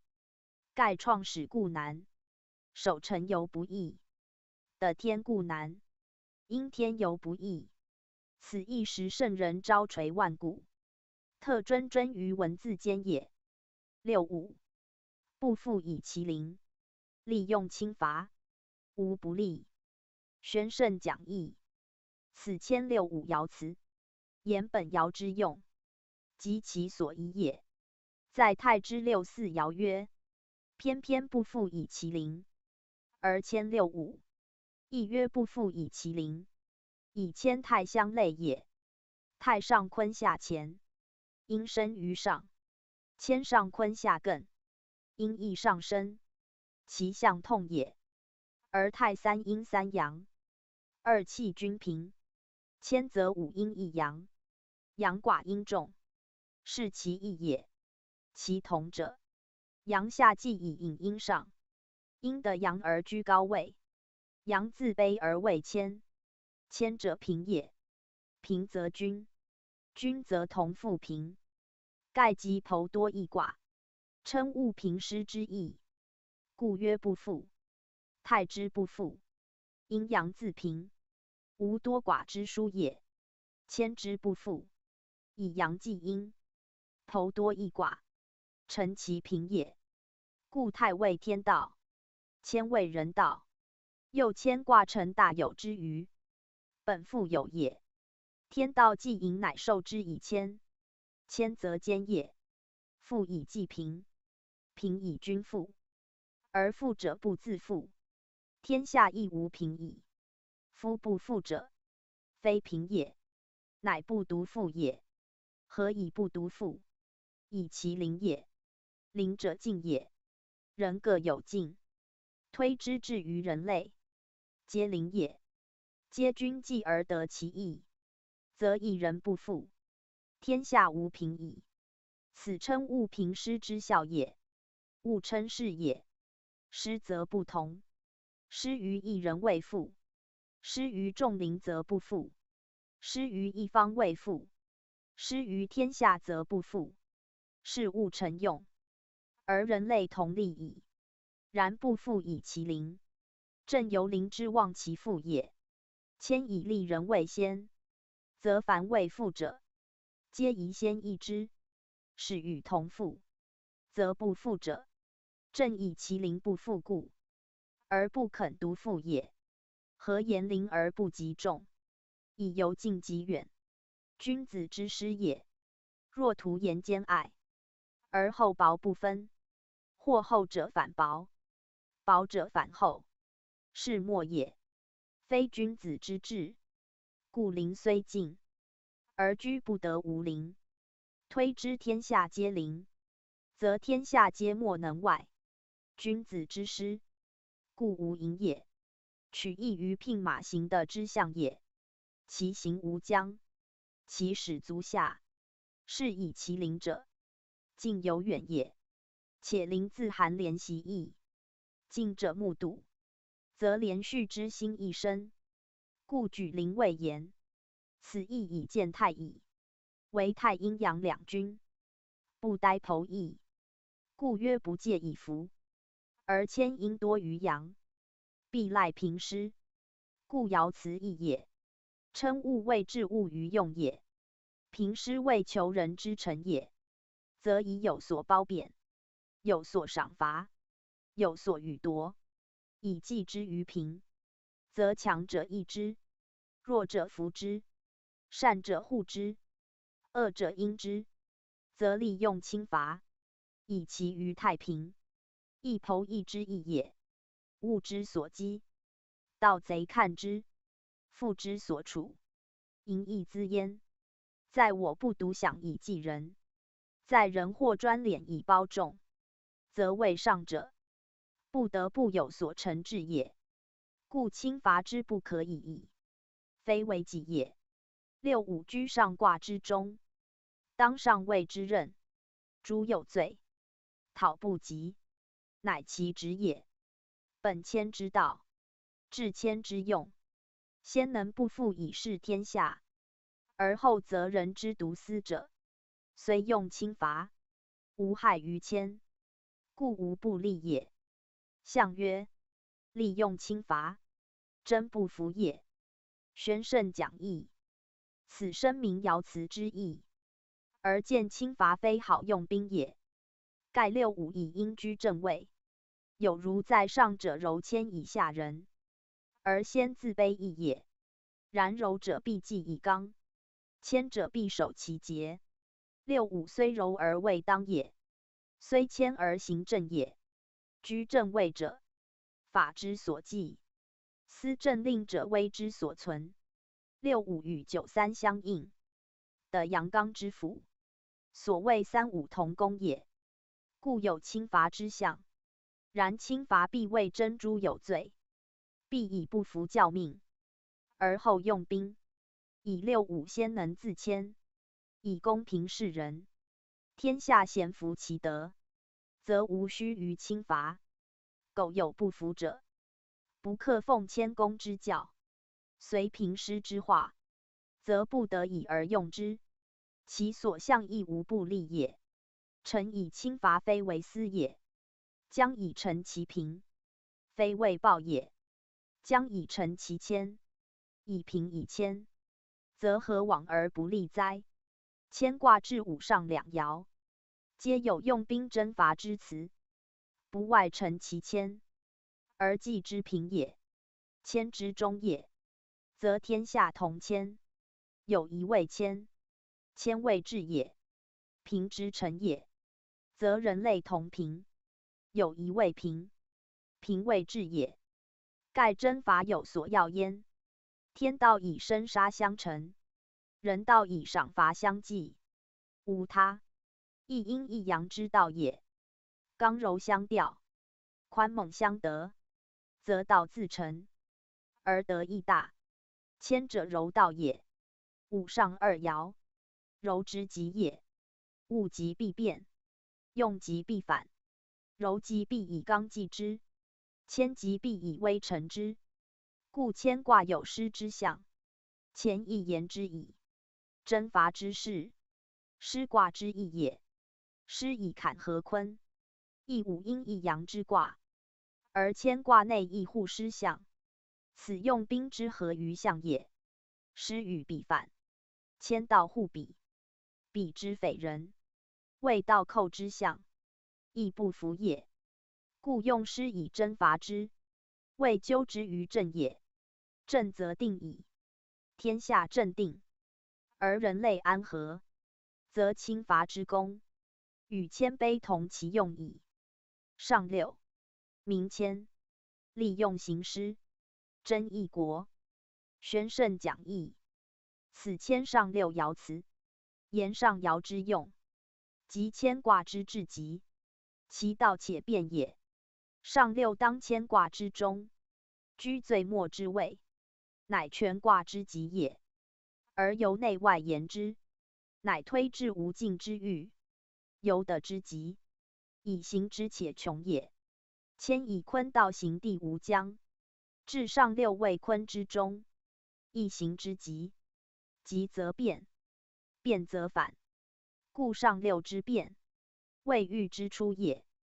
谦豫谓往复卦，谦反为豫，豫复谓谦。谦之中，即豫之始，明谦之意。以见六二爻，皆以谦明示于众也。谦而明，其德至矣。六二之明，以居内卦之中，当谦之正位。谦以自卑为德，内正其真，恰服其德，是成德之始也。故在内明，上六在外卦之末，谦德既大，天下望之，是成德之中也。故明于外，内明者，求己以尽，上谓真信于人，明之以照人也，是谓中。上六之外明，则推以之义，近者以悦，远者且来，而犹或有未洽者，则明以广其谦，是谓数。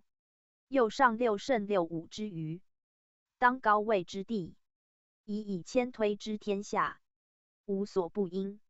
若谓应者，求之己而以尽，是当本六五行师轻罚之意。而讨其不服，则其不谦，盖谦之极，其用反柔为刚也。以见六五爻讲义矣。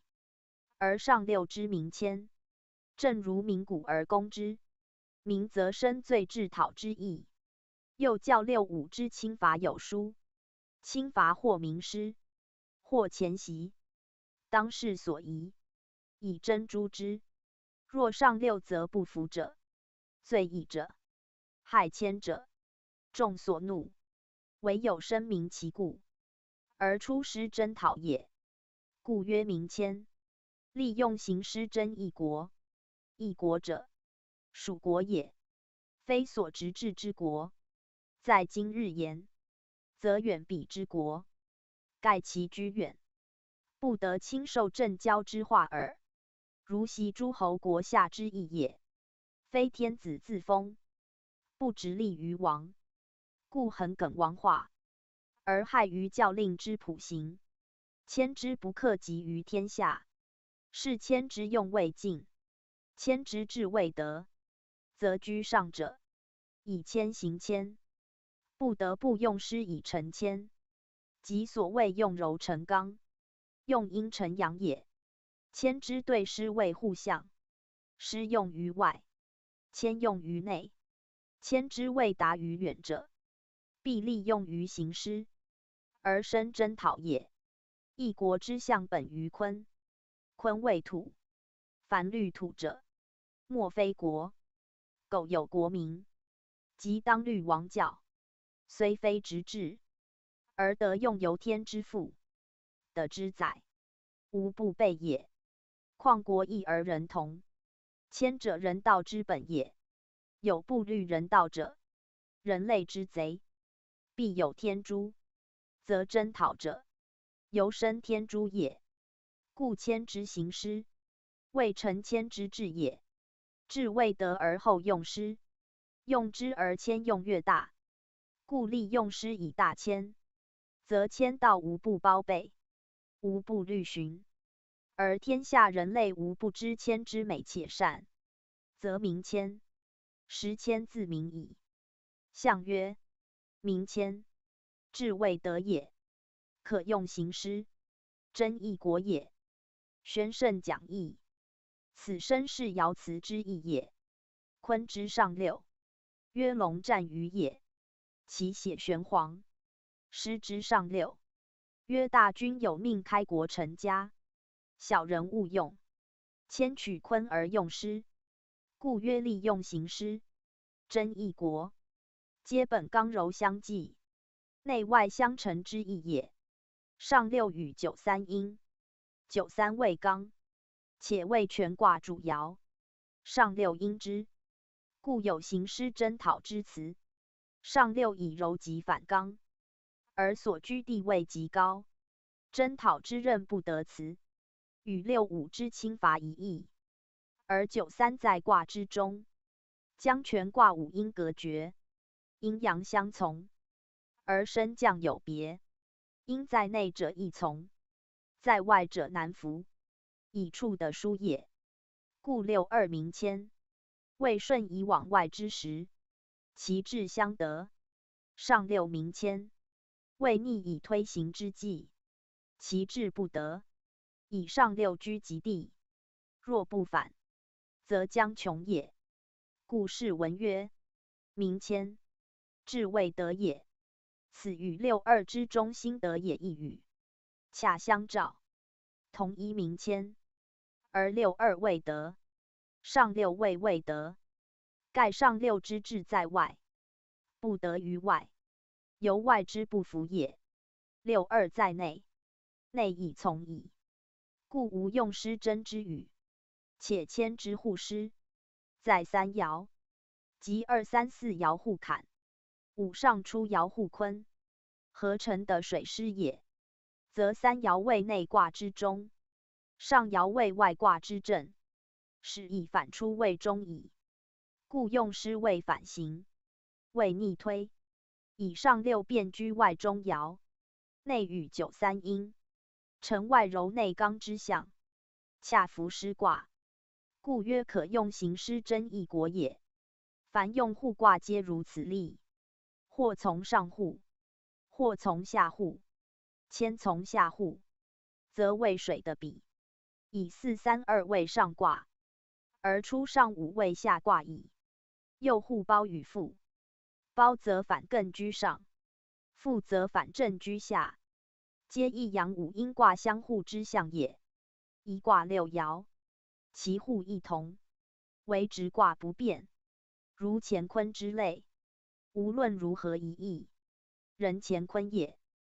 故牵挂可互施比包覆，而与欲反。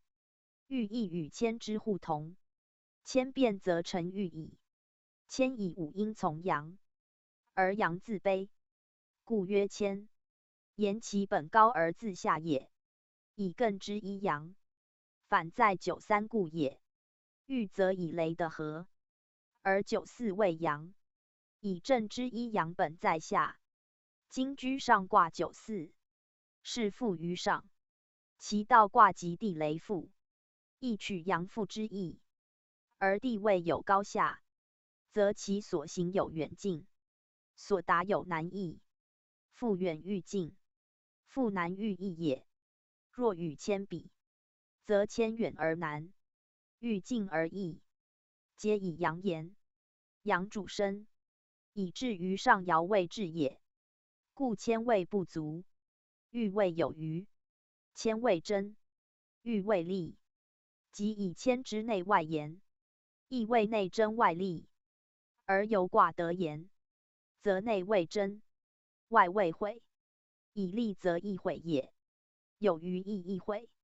有余即过，过则毁也。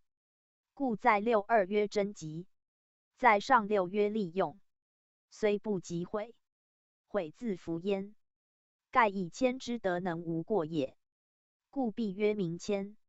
若离牵，则有毁矣。虽用刚而利犹在，能始终于牵也。牵之为用大矣哉！宗主复注：牵卦至上六，以为牵道之中，而与欲相接，故欲之用。即在此上六一爻，牵欲相反相成，一往一来，一逆一顺。牵往欲来，牵逆欲顺。牵以阳下济，未往未逆；欲以阳复生，未来未顺。往而逆者艰难，故必牵；来而顺者变易，故名欲。牵以己从人，而自守不屈，乃能成大有之业以不虞。欲以人从己，而自欲不为，乃能全牵之德以交服于天下。然牵为己，亦为人也。成败利害，皆其之于一，故有吉无凶。欲则成人以成己也。得失荣枯，各有所盼，故忧乐恒视其德。吉凶亦半焉，此则用之有殊，而持之有别也。则由阳爻之在上与在下，所生成者不同也。在下则道长而长虚，在上则途径而易满。虚以自警，则有备无患；满以凌人，则多欲害德。欲之名欲者，圣人恐其过于异欲，而忘其害；欲其实自替利，而有所欲也。欲则利，不欲则害。大哉欲乎！岂徒悠游侠欲之谓乎？故君子应欲而知戒，戒则复于牵矣。又曰牵谓坤艮合，卦皆主静，而说卦称牵轻，人多未解其意。轻者轻视一切物也，以性主静，而气长止。静则寡欲，止则克己，故能轻诸利害，独往独来，不为物役也。又轻者，辟之轻车简从，无所牵累，行止自如，不求人众，而先自卑，不以民众，而欲自益。虽浮游于天地，如一羽之莫成；虽吐纳于鸿胪，无一毫之备损。此即所谓轻也。轻则轻，轻则生。天之上浮而虚者，轻也；道之无往不入者，轻也。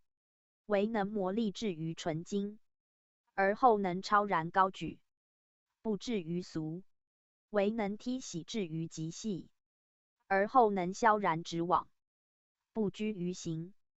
故曰化。中庸称至诚能化，孟子称圣人大化。皆必先有谦之德用，亲之道立，非一蹴可及者也。大道若虚，大德无名。谦从地道之纯净，以习于虚；自山道之知止，以静于大定。与佛教止观定慧，同一法门。又兼连山归藏二义之妙用，以发为道儒两家之治教。故自从言兼，兼止兼二义，通二教，连山义，原名兼山，言止至诚。孟子所谓之言，诚必始于言。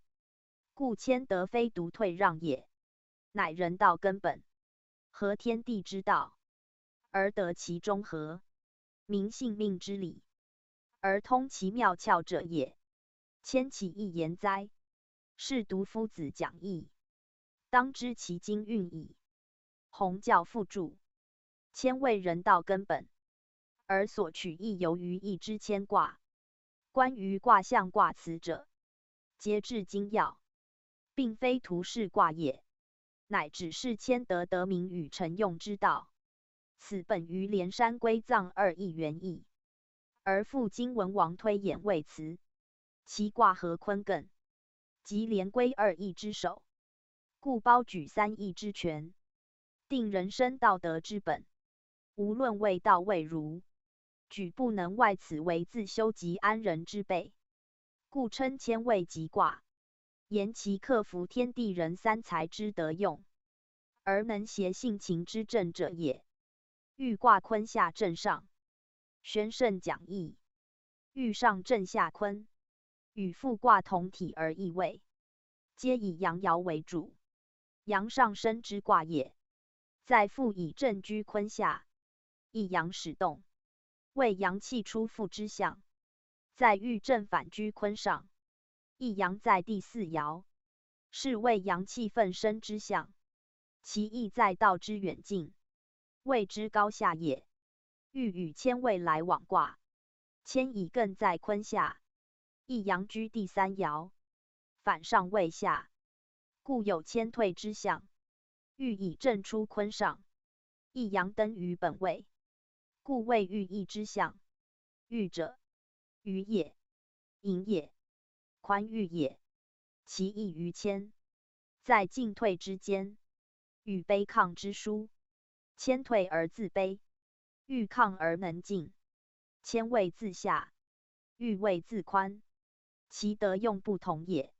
欲以有余，而得的有位，故宜于进；其动至顺，谦以不足，而志在下济，故宜于退；而其动也必争，故谦以争用。欲以利成，欲之利，成利也。利于天下，利于万物，盖能体坤之顺，阴干之刚，一阳在外，五阴随之，故至行而用力。此干之大利，利天下，得坤以顺成之，而行地无疆者也。欲之卦象，五阴一阳，与谦赋诗比包五卦同。其对卦为小处与构，小处为正对，构为错对，盖构与复对也。故体阴而用阳，以一阳在外也。阳外则推之于远，阳在四爻，本正之出爻，在正位出动，在欲位之上，以元在下，而今居上也。与谦之艮卦一阳元在上者，宜居下卦，其意恰相对照。故谦位自卑下济，欲位上升以高以远，其卦爻阴阳数同，而地位异也。四爻为阴位，而阳居之，阴阳相济，与六三相应，六三九四，乃为济之象。而欲以的六二之辅，乃变为和平之象，则不因中爻之交互言也。谦之为道，取中爻9、3、6、4合于济济，乃为下济；而欲则以9、4、6、2相应，乃为刚阴。一计一因，见于彖辞，可知其取用之道矣。欲之94，为权卦主爻，以一阳领五阴，而得柔阴，以行其志。在外以推其德，居中以御其下，本道以成其功。故欲谓有功，谓何乐？谓错至欲如，则以顺动也。阳外阴内，而阴能应之；阳生阴降，而阴能从之，故曰顺。此辟之贤主在位，令行而法遵，得福而恭俭者也。阳虽在外，不出中爻，仍能统治全体，且以刚行柔地，无所阻逆，犹见其顺且易也。故谓利，利及一切，而行若无事，此所以谓欲也。欲卦之象，以阳之上出，身在坤面，乃得奋欲之称，则以正为雷。雷声震于地上，其接近者，闻声最烈，而所感者，亦自奋起，是谓万物共愤之象。辟之春日，雷声既鸣，万物皆出，天下同春之象也。阳主生，干为大生，震之一阳，即前之初爻。干动而成震，震而合于坤，即阳气生于地，得为人物所忌，得受之，人物亦皆受之，故愤欲之用，天下皆见其功也。欲之为辞，从与从象，言天所与之也。天与之者，天以实假之德生成也。人物生成，莫外于天之德用，动而为用，止而为业，皆天所与也。春生秋杀，皆以时成。欲者天予以春生之时也。利，用其时以生成万物，亦天所与也。故欲谓天与之象，而与自称之辞。欲之所得，由天与；欲之所成，由自治。灾者培之，亲者复之，自求多福，在我而已。故从与，言我所得之天者，当有以象天之德，而推之万物，共成其欲也。欲因谦以成大有。序卦曰：有大而能谦，必欲，故受之以欲。可见欲之来，非偶然也。有大有之后，而克成之以谦，使或亨之以欲。欲者，抱谦者也。非谦不得欲，非大有亦不得欲。大有以复数之，谦以安和之，而后天下同欲矣。盖欲者，天所厚也，人无以顺承之，安望能久享有乎？欲自从与，其止生矣。欲以阳气合布，物类相容，得失周流，天下同乐，则其治之也。非有道者，岂能及哉？故千欲皆重在人道。以卦爻言，阳爻皆在人爻，可见圣人命名之意。故侧重人道，而不图明天时之用也。天以时相甲，人以事相济，则积之为德，散之为功，行之为道，治之为用，无不欲也。而欲亦永久不变矣。为人情恒乐于欲，而不思欲之由来；恒好用欲，而不知欲之所至。生欲而荒淫，心欲而闲荡，志欲而流连忘返，事欲而懈迟无度。欲不为利，且亦害焉。是果天之咎耶？人之咎耶？圣人知其将至，则求所以警之替之，戒之免之。欲而曰愤，即其各自愤起也。欲而曰殆，既其有介于殆荒也。天所与者沃矣，人必有以成之；天所假者后矣，人必有以少之。欲从语者，实含此意。而欲为实言，则谓异欲；谓是言，则谓悖欲。能喻于事，方喻于时，不喻于前。安望其喻于后哉？此喻之为喻，天道也；亦人道，成物也；亦成己。内无所欲，外亦将处处无所归。己无所欲，物亦将惶惶无所事。人无所欲，天亦将茫茫无所属。是欲在天，而成欲在人；欲在物，而用欲在己；欲在外，而思欲在内。果能体欲之象，行欲之道，广欲之德，推欲之用，则功业亦大，而不复大有与谦之先烈矣。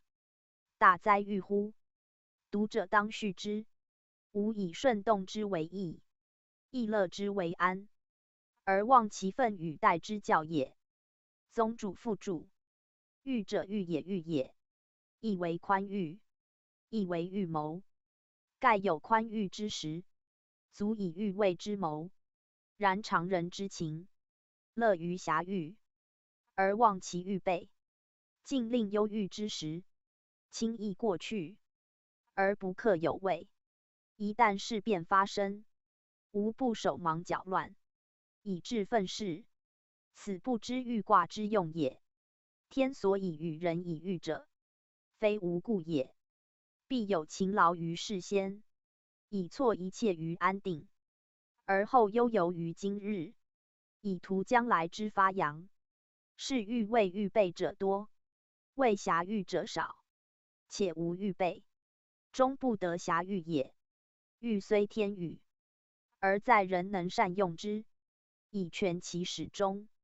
若用之未善，贪一时之逸乐，忘百年之忧余，迫切利见，奚有余欲哉？故欲为谦之报，谦为欲之师，互成因果，不可或离。无师安忘报？有报不计其师，报即尽矣，则欲岂能久乎？亦以欲赐谦，而传称为代。盖深知人情之弊，而即欲其经思永行，以体愤欲之意也。弘教复注：欲卦辞多与谦相应者，以谦欲本同体卦，在用者之为主谓克耳。如用谓谦，则其对面即欲，用欲亦然。凡谓往来卦者，皆是若宾主，亦由一物之表里，一气之内外，无不相连者。欲以愉快为志，故曰欲待。要在用之者以待为戒，则无不欲矣。欲，利剑侯行师，宣圣讲义，此欲卦彖辞也。欲之名辞，以见前讲。按字一言，欲为何意？谓宽柔，谓绰有余欲。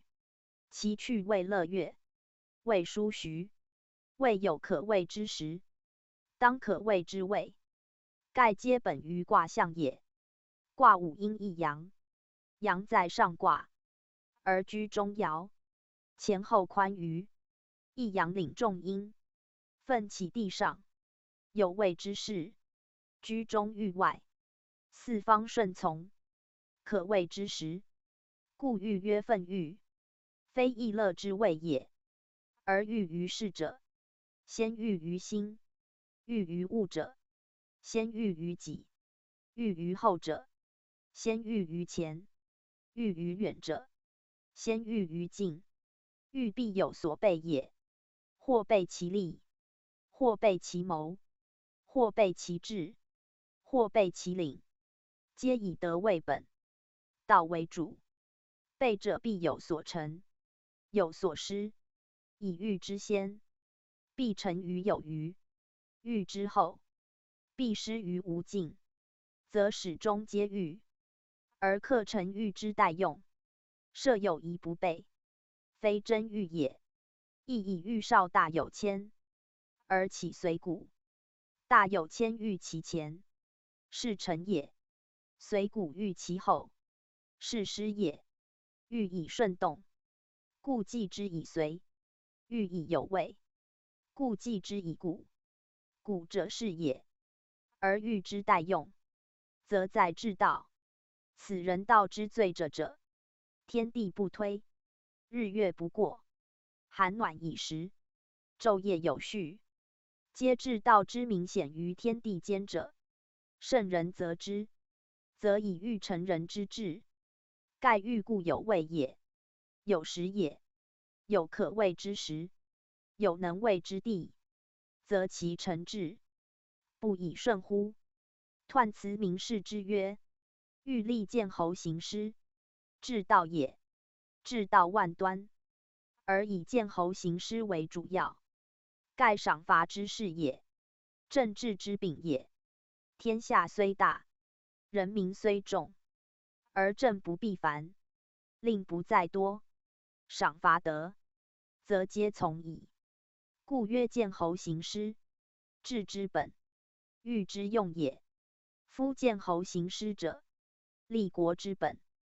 古者画土分疆以为治，必建邦国，封诸侯，将以赏有功，奖有德也；将以分其权，而专其职也；将以平其政于下，使亲民也；将以属其土于位，使守御也。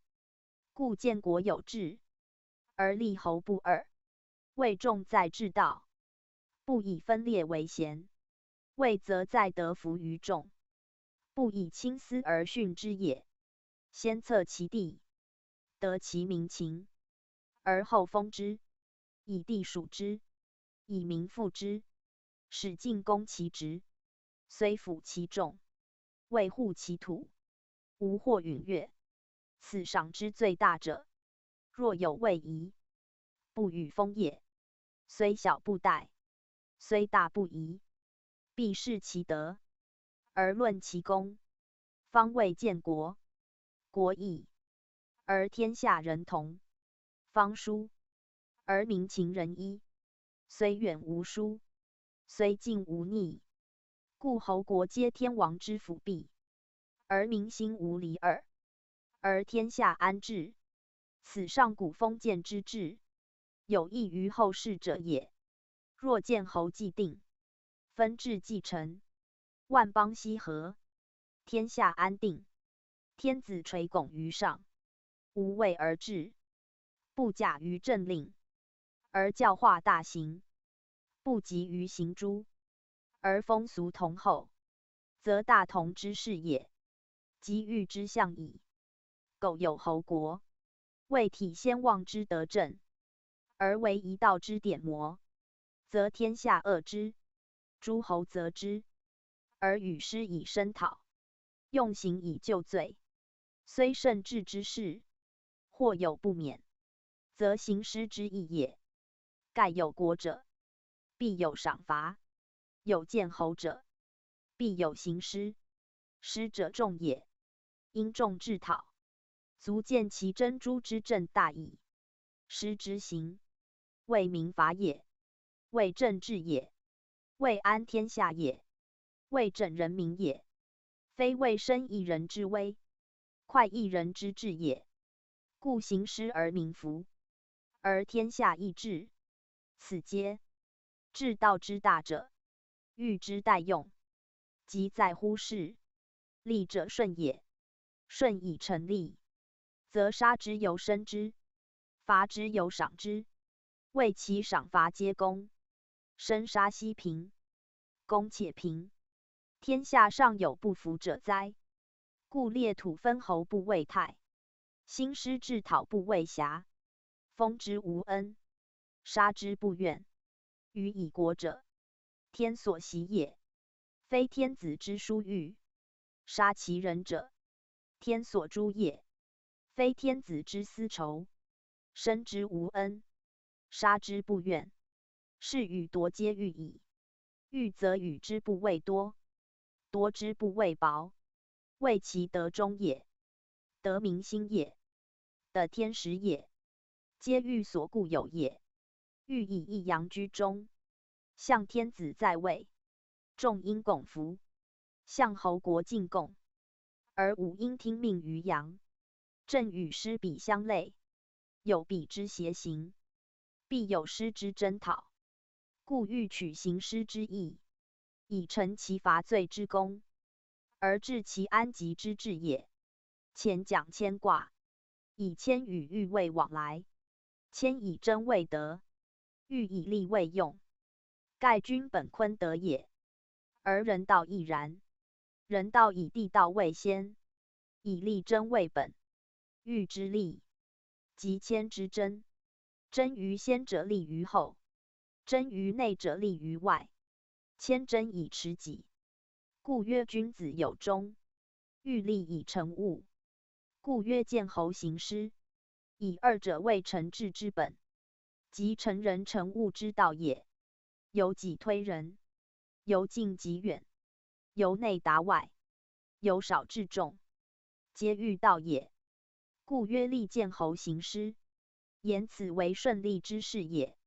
欲以正之一阳，奋出地上，原在下，而今出居上位，必得有所伏，利有所后，则其动也必顺，顺则利矣。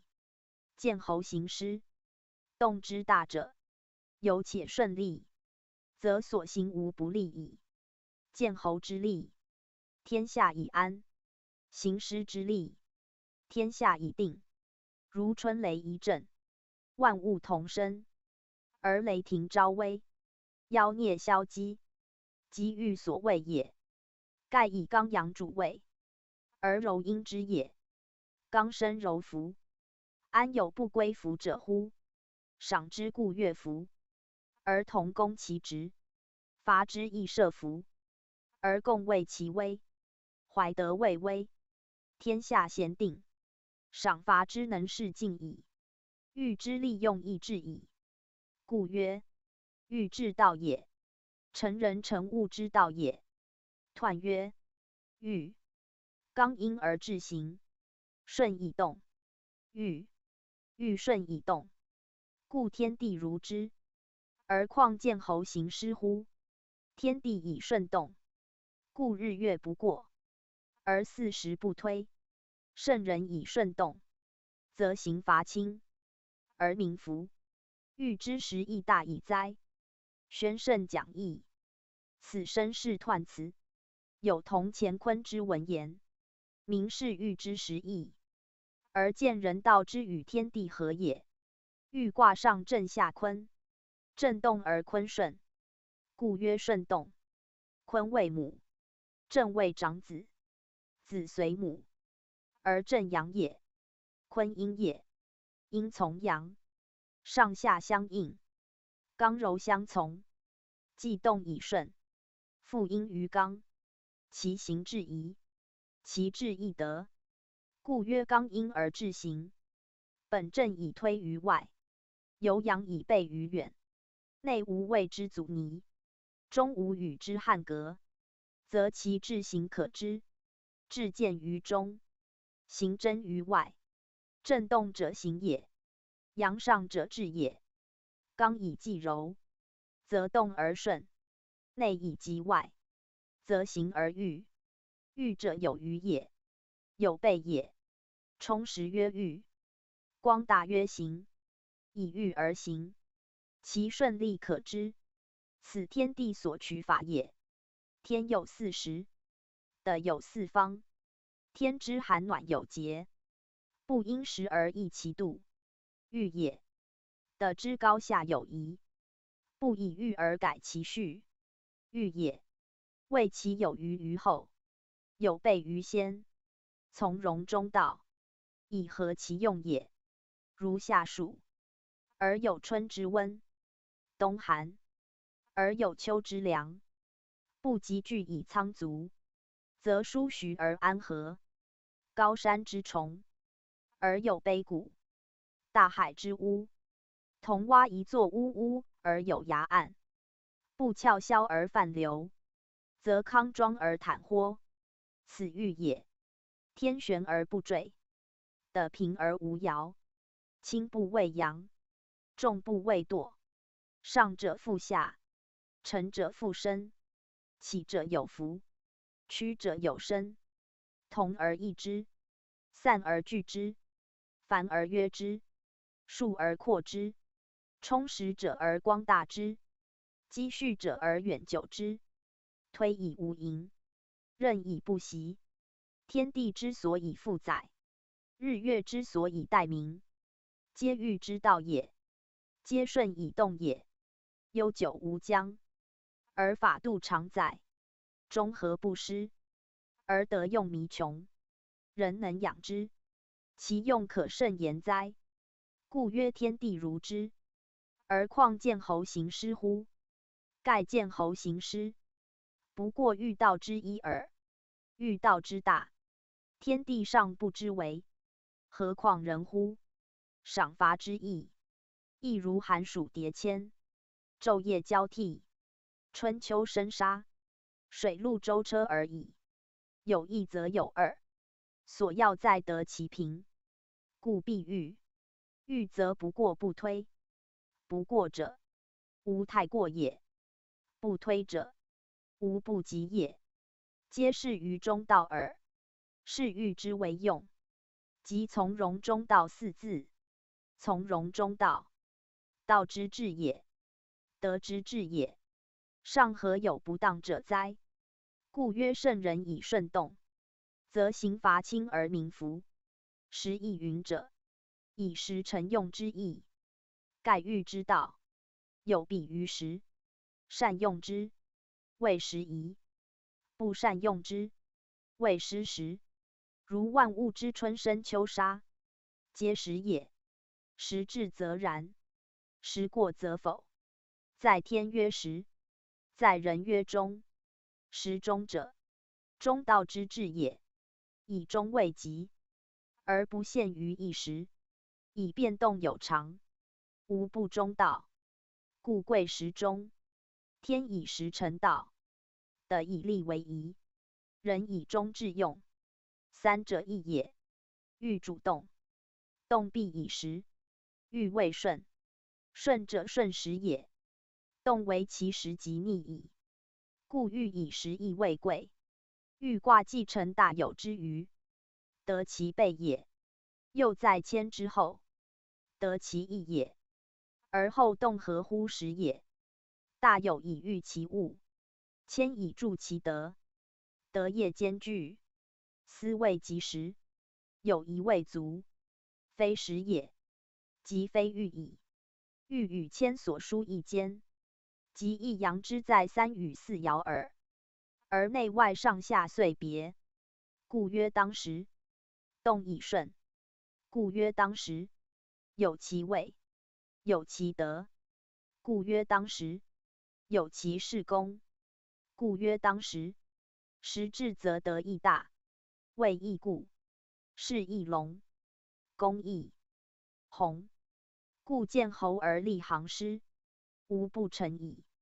正如日月中天，四时守序，江河行地，四方服化，无畏而无不畏，无劳而获，无虑而终，无言而信，无失而感。盖至顺也。顺时而已。然时易逝，事有缓急，时恒流，行有得失。苟不知欲者，当时而呼之，非时而谓之，乃与时为，遂不克欲。故称欲之时亦大哉者，欲人之欲之属于时用也。夫欲为谦之报也，大有之少也。由是言之，成功之时也。由道言之，则无时非积德累功之日。盖道以不习为用，人以至诚为归。至诚无习，一习则时是矣。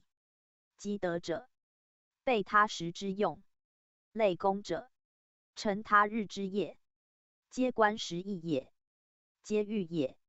然时以道用，欲以道成。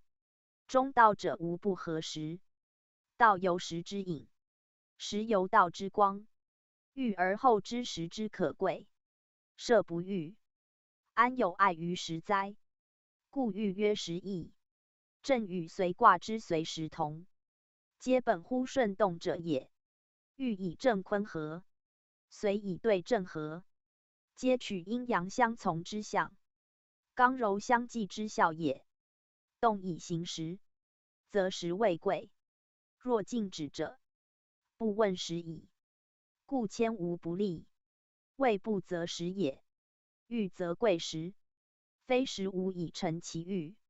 称时义大者，时卦象之所至，天地之道，有以时行。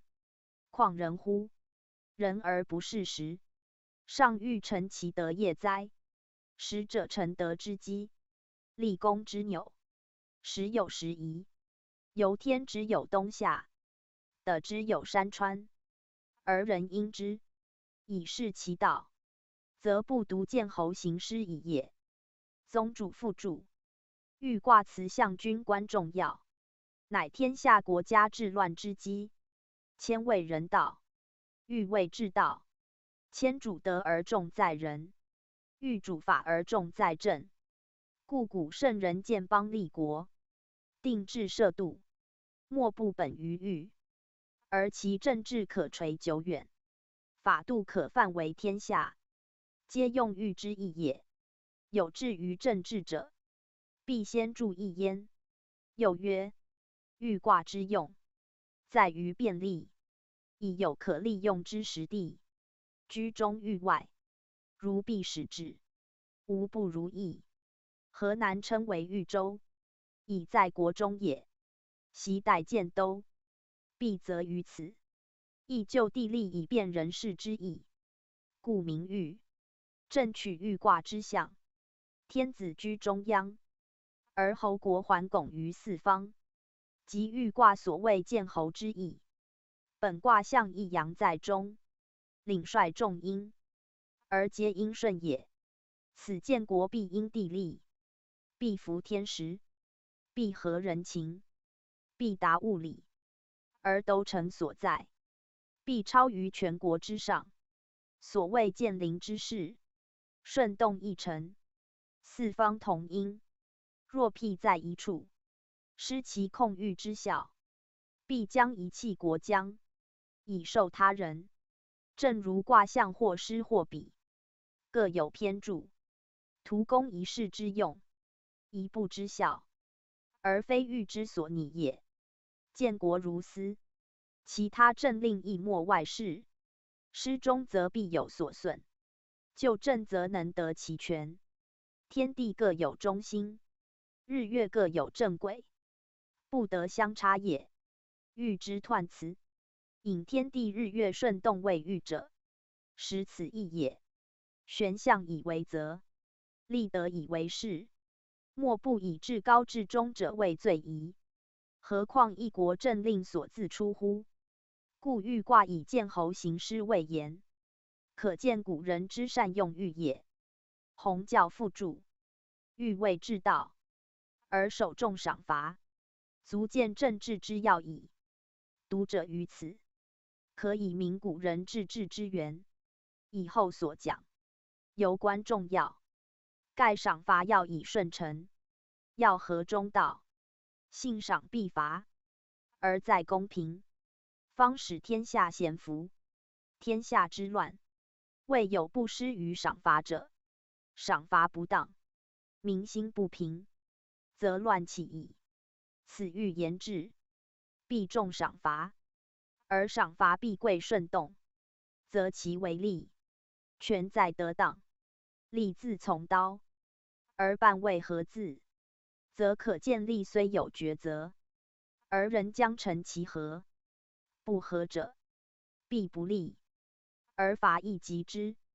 象曰：雷出地，愤欲，先望以作乐崇德，因见之上帝，以配祖考。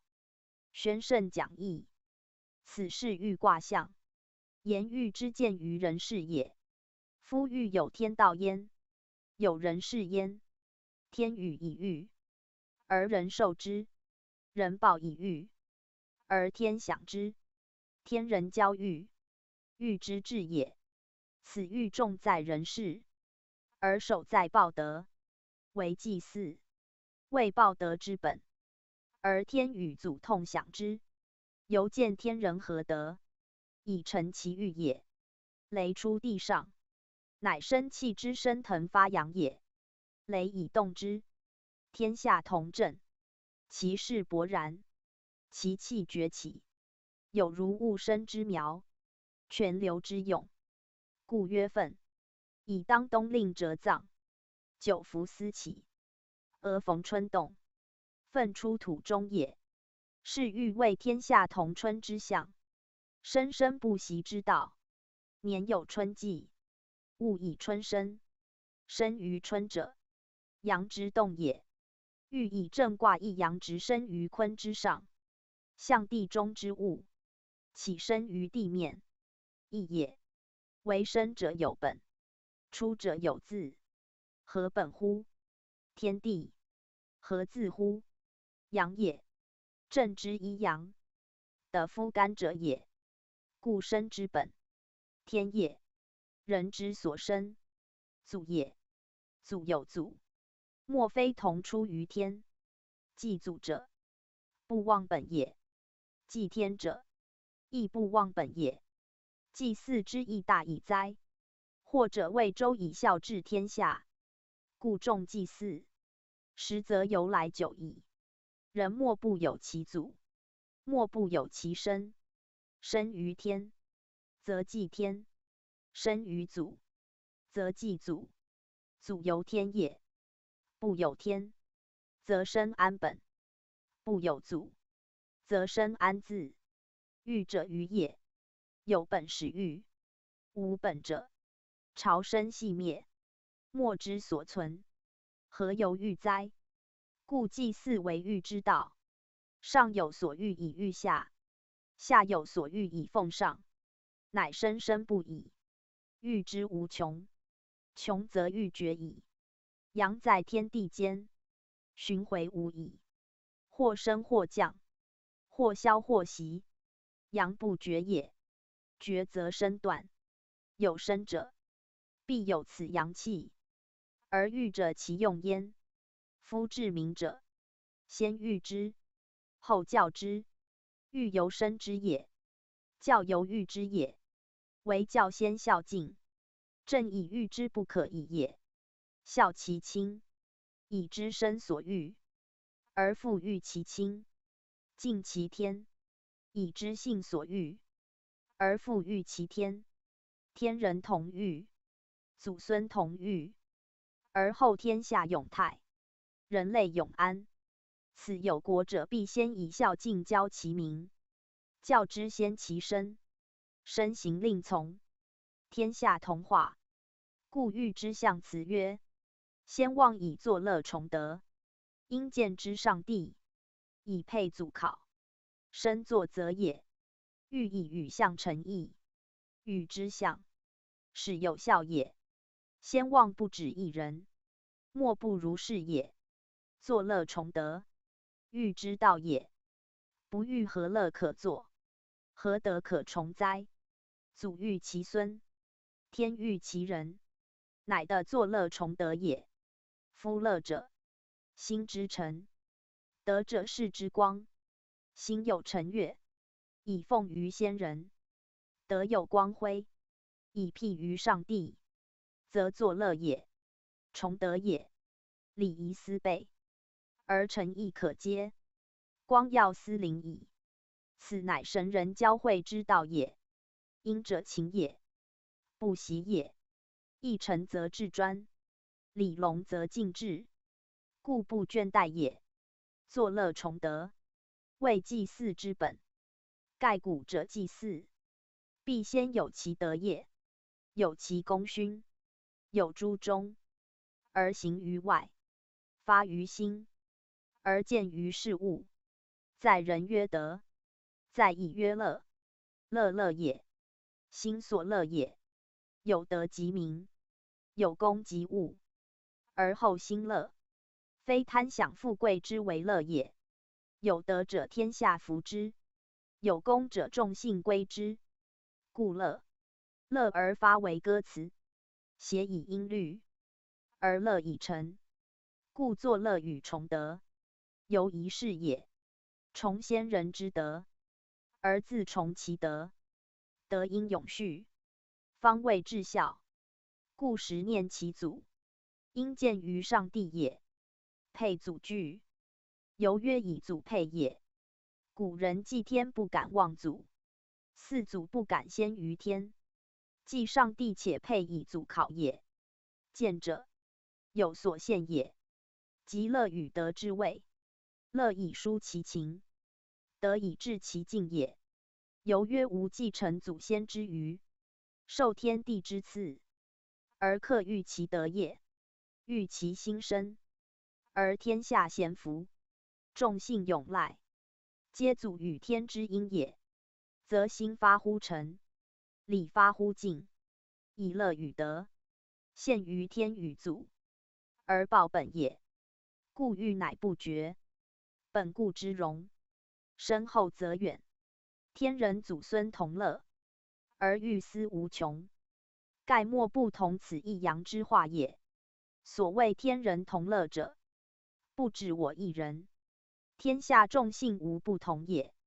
然必我之先欲，而后欲及天下众信，人各有其祖，各受天之恩，则其所欲，故如我也。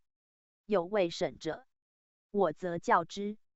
故祭祀之礼，与天下共之；孝敬之教，与众信化之。天下无不知孝敬，众信无不重祭祀，则以欲及天下矣。岂独一人之欲哉？此先忘因欲而崇祭祀，而教孝敬，由来久矣。夫农者，春其秋报，乃礼之常。仁者，追远反本，性之正也。而有生之物，莫不思所自生；有情之伦，莫不念所自出。况在上者，而不常求其报本之道于。故因欲而知天之恩，祖之责，谓不义也。欲者义也，必得其时，必视其位。如物之生，必及春，其起者也，必因雷。故以雷的愤欲，而更增其报本之情焉。在彖辞所言，皆崇德之欲也；而象辞所言，则性情之欲也。彖以天道及人事，重在治道；象由人事以成天道，故重在祭祀。二者异也。本末始终之事也。欲必有本末，全始终。故彖象分别言之，其义最精，非简言可尽也。欲卦之对谓绝履，履正对玉，则阳与阴交互成对也。故玉之用，有取于履。履者礼也，礼以祭祀为先；履者利也，利以封建为大。欲彖言见侯行师，而象言见天配祖，其义痛也。履之辞曰：上天下泽。履，君子以辨上下，定民志，亦以见履卦讲事。欲之所用亦颇与同。盖辨上下之分者，莫言于祭祀；定民志于义者，莫外于孝敬。孝亲近天，人之不忘本也；见神配祖，礼之笃于情也。古者祀祖多属私祭，而祭天则与众共之，盖是民以有尊也。天子上有所尊，况众人乎？尊天以报父育之德，尊祖以敦追本之诚。其所以教者，为孝与敬。自天子至于庶人，无异也。凡属私民，莫不有其亲，莫不待天，则莫不重祭祀之礼，笃孝敬之志。故祭天则天子犹卑，祀祖则君民同等。其所变分定制者，谓一生矣。夫祭祀之礼，隆于一切，而孝敬之德，守于众行。虽乡野之士，农工之民，莫不虑斯教，而尊其制。而天子居万姓之上，为一国之尊者，犹当矜然于其典礼，惶惶焉胜其威仪。一人之令，天下望之；一事之举，万方师之。书曰：作之君，作之师，师即君也。师本师卦之意，而与欲故同体异用。以祭祀为欲者，正生欲之存有师道也。以律行言谓之律，以教育言谓之师。师明其道，律者其德，师谕其旨，律夫于世。故用欲而天下治，人类安，为礼乐成，而教化变也。礼乐之备，则天人同修；教化之行，则上下共御。盖欲之实用也。为欲则能治之，礼乐非可骤成，必有其德，有其位。功业彪炳，制度批换，方可及之。而欲故以欲如矣。教化之行，非可强制也，必有其数，有其父，利用复生，保宣安世，使可促之。而欲故以复有也。因欲以为礼乐，则礼乐不衰；因欲以作教化，则教化不绝。盖欲以继欲，无时不欲，无名不欲，是半功倍之道也。故以之见侯，则万国尊王；以之行师，则八方相化。亦犹是礼乐教化之余列耳。而其本则在孝敬之德，祭祀之仪。读者当一贯之。数声名彖象二辞之用意也。初六，明玉兄，宣圣讲义。此玉初六爻辞。明玉名义与签上六爻正同，盖一处签之上，一居玉之下，其第四义而时同。欲以一阳居第四爻，与初相应，以阴求阳，有如鸟鸣求有之象。唯在下卦，又居初爻，处前习之地，当蛰伏之时，是宜静以顺之，不当急于求见。故名誉为凶，且谦之名，以自卑也。虽名无所招忌，欲与谦反，欲而自明，人将及之。故凶。盖欲之名，多自负而耻态，不知天下不欲者多，以己之欲，而名于众，犹斗奢争富之意。人将比其俗，而妒其夸，或且招盗贼之觊觎，为祸害之媒介。情之所同，势之所迫，陷富而耻其贫者有之，失求而怀其怨者有之。苟静以安居，淡而无态，则亦免救之道。今已在下位，无功德以闻于人，素易乐，为自慢以骄于众。君子欲之，不过吃其鱼而已。小人欲之，未有不怒其妄，而私有以泄其秽者。故欲不义处，犹不义民。果当功业既成，德则以远，己不明，而人皆欲之，则又何凶可言？初六之名，不当其时，其所谓凶，自取之也。象曰：初六名誉，至穷凶也。宣圣讲义。此身是爻辞之意，而见至之穷也。就卦爻言，应主将，得主敬。初六在下，无可降，而不能自敬，则所往皆不免于咎，是其志当穷也。在他卦以极为穷，多指上爻，而欲之穷在初爻，则以全卦尽一阳；而在外，其内纯阴，无所复利，又当欲之计，以宽裕为贵。初六逼处于下，得非宽裕，不自知其所处之间，而反明其所成之欲，因欲反为不欲，故曰至穷。穷者绝也，言自绝于欲也。正如富家子弟，成先人之业，故可安居世幸，乃蠢然不是人事之进退。冒焉自是家资之富足，而以财假货，日趋困穷之欲，盖有己志不立耳，故曰至穷也。夫谦上六曰明谦，志未得也。今曰至穷，其义故同，其用则异。谦以卑义，无所得救；志虽未得，尚无凶也。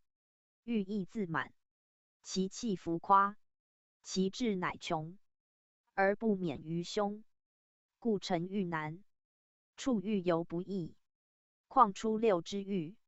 其力既弱，其年又至，其地既卑，其府又无人，则其志穷，亦可见矣。或曰：智者心所知也。志穷，心往于穷，犹自求其穷也。人未有自求其穷者，而因不得向于达，乃反而趋于穷，虽非初心，犹自欲之。譬如子弟不孝，日趋下流之意也。何以处欲而志穷哉？则由天道之有偏，而人事无以就正之也。如居上流，亦于随波而下，苟无仕途者谓之谦婉，未有不日就下矣。初六在下，而恰与九四相应，人之求显，物之求崇，乃常情也。以居下而欲，岂不心上位者乎？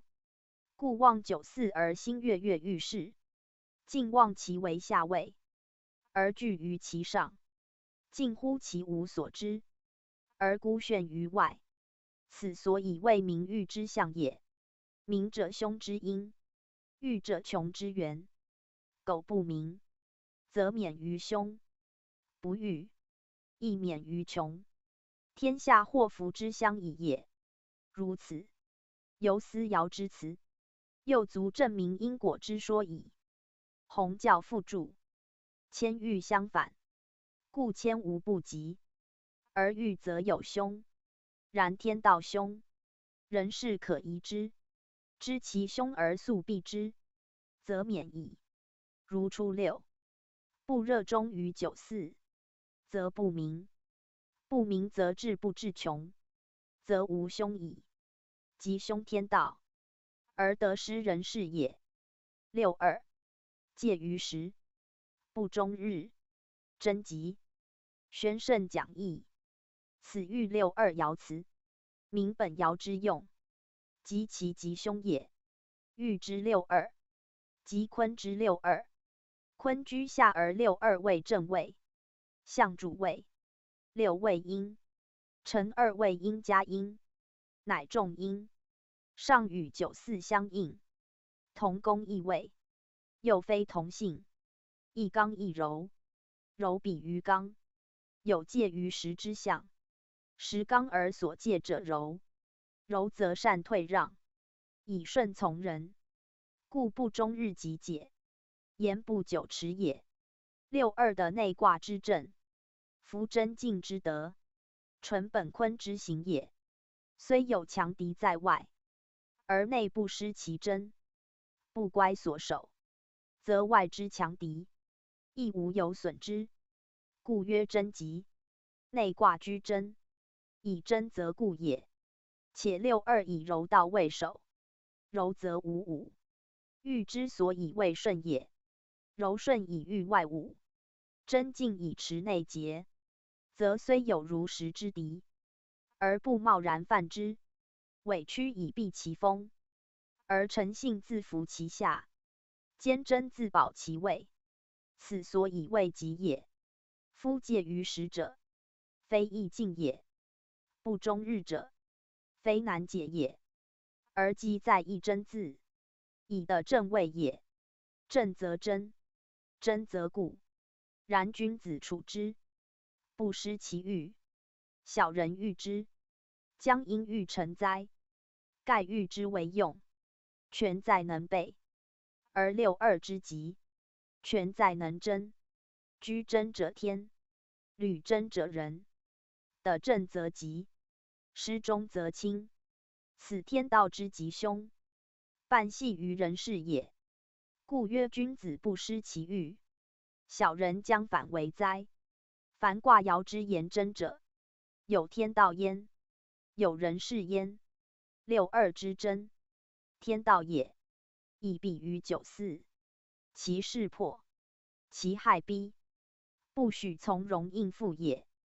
而以的内卦之正，为众心所缚，又能以柔御刚，以真制暴，其极乃礼数之自合也。苟一事不胜其用，而备于柔，即求一逞，虽有其位，而无其德，以失其众，而备于真，先溃其内，则虽极亦凶矣。则人之不克真也。爻辞必曰真吉者，名真乃吉耳；失真者凶。故乱之久暂，亦当视其在位者之真否。非爻辞之含二义，乃人事天道之不相洽也。欲六二虽居正位，而上下皆阴爻，上与九四互为艮卦。艮者止也，有山石之象，而六三在其间。六三位阴沉阳位，亦与九四近，且上与六五互为坎卦，合之变简卦。简者，难也；坎者，陷也。有艰险之象，故自六二以进；有越行越难之象，且六二九四，一阴一阳，不得相合。柔道顺行，刚道逆行。顺逆相争，背驰不复，则欲于前，将困于后；欲于此，将困于彼。以卦言之则欲，以爻言之则困。故爻辞与困之困于时，据于吉离之辞亦相类。不曰困而曰介者，以六二的正位，义也。未及于六五，坎象未成。二也，居正位，则有守；未及于现，则有可解。故曰介于时，不终日真吉。困以对坎合，简以坎艮合，其义之同义，全在阴阳刚柔，上下升降也。而欲以正坤之合，正出地上，主以顺动，阴直从阳。而六二之介于时者，徒以六三在中，阻其交亲之道也。故曰介。介者，如少介，言在中也；又介未甲，亦坚也。重阴必阳，重柔必刚。以敌言，则为强敌；以己言，则为自坚。盖阳与阴匹敌也。六二之正，阴在六五，上下皆阴，有同于坤。此爻之用，以坤为本，坤本真静，而顺承前阳。今已不得顺承，遂有介时之憾。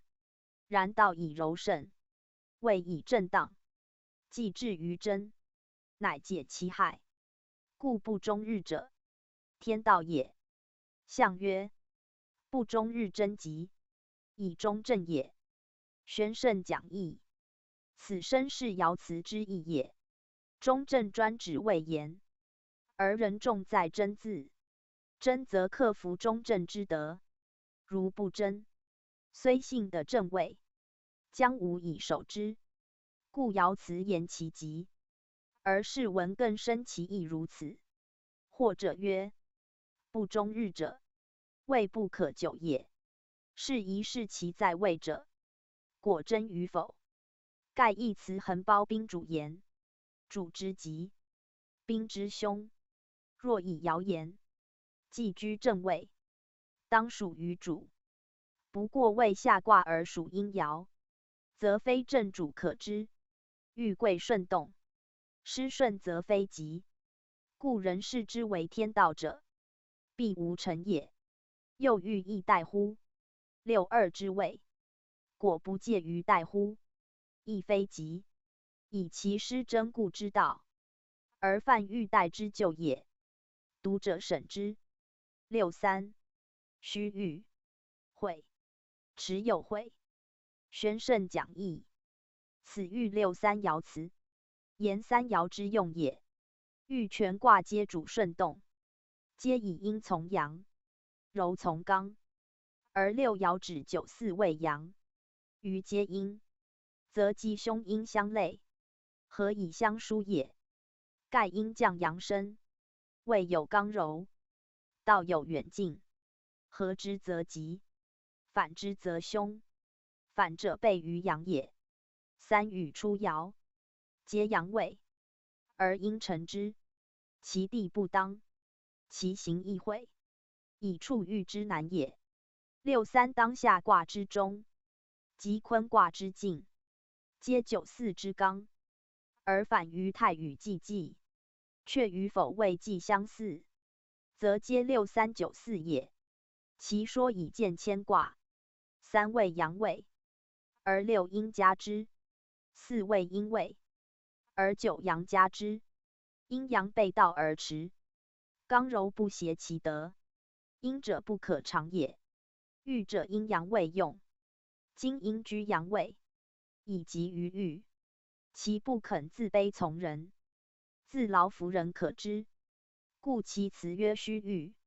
虚者张大也。张目曰虚衡。与初六之名誉同义，皆自炫之象，自夸之词。名出于身，发于口，虚出于目，见于色。名者在下，人谓至也，则高深以动人；虚者在中，人以静也，则厉色以威人。皆小人得志之态也。因阴爻与阴爻阴，而不得处于欲之道者，故皆不及。出爻位低，不当自明，其害尤烈，故曰凶。三爻位以高，众人所往，而高势阔步，其害较浅，故曰毁。毁者自以一妻之意，不当耻态以取就利也。虚欲者必毁，持有毁惧，乃决言其必有毁也。以卦论之，内真外毁，以内多真，外多毁耳。六三内卦也，亦有毁者，以失真也。失真则毁志，以地位之故，或不及见，故曰持有耳。若曰早持有毁耳，持则时过未易矣，内且意外，真亦未毁矣。然虚欲之毁，非天道也，多由人事，以谓之不当。亦激其骄恣之情，则亦致其将来之毁。人事之不臧，故无以幸免。爻辞特者之以为戒耳。凡欲卦各爻辞义，多属垂戒之语，以恒情处劳易善，处易易恶，欲之为道，在劳中求易。若因欲而自怠荒，以逞其欲，则欲不为福，反为害矣。凡处欲者，以欲为可忧，而时思免其害，方可长保其欲。如初六六三二爻，皆望欲之有害，而视欲之为福。备乎欲待之训，忽愤欲之辞，则在初六之狱，而民以兆凶；六三之狱，而须以来会。其害之与欲，如响之应声，福之与祸，如干之见影，岂不大可慨哉？爻辞明示吉凶，将以谨后人之处遇者，不独为是卦爻象也。夫欲出三爻皆不及，而六二合以及，则以得中位，而有真德也。得中位者，身微足以服人；有真德者，诚信足以服众。虽介于时，而人极也。出三二爻，其位既偏，其德又失，以阴居阳，则不胜其位；高明自恃，则不足于真，其为不及，不亦宜乎？象曰：须欲有会，谓不当也。宣圣讲义，此声明爻辞之旨，更叙后人之谓之可贵，而宜慎保之也。谓自褒德言，有位者必有德，有位无德，位非其有也。六三之位，逼于九四，而在位之人，又须虽自治，则其德位已乖，其毁必至。虽获一时幸免，而终不能自彰，是闻名其位之不当，以见毁之难免也。说者谓持自当属上句，以为须臾者，毁持必有会。言果自知欲之难处，能烛照于先机，而追悔于额亲，则尚可免；若悔之不早，其悔必见。由曰早自改其所谓者，可无悔；迟则有悔耳。盖以须当审视讲，而悔迟当改过不速讲，亦通。总之，欲之不易处也明矣。当其欲，未可自以为欲；当其以决为欲，即以失处欲之道。欲故不得存于心，行于外者，发于其心，害于其事；发于其外，害于其身。欲必自待，而百事已废；欲必相违，而百恶已极。故行欲者，不以为欲；处欲者，不以自欲，则无时有欲，亦无时非欲。此君子兢兢业业，自强不息，而后谓之欲也。若小人之欲，遂以自其情，快其志，在下而明之，在上而教之，不知欲且远，害立志。上何足与于用欲之道耶？欲之待用，在成天下治平，在挫人类于安养生息。苟我不欲，人将息欲；而我之欲，即不息也。我息，人不得息矣。天地自息其机，世间尚有何物哉？爻辞以明欲须欲谓不及者，良以处欲不得自以为欲也。欲即息矣，至诚无息，故能成人成物。此亦宜细思之。94. 有欲，大有德，勿以朋合簪。宣圣讲义，此欲94爻辞，言本爻之用也。欲以94一爻，为全卦之主，以其独为阳也。在谦卦一阳居内，即93爻，而豫卦反居外，为外阳内阴，阴居阳位，而阳成阴爻，恰与谦反。谦之代用在此，豫之代用亦在此。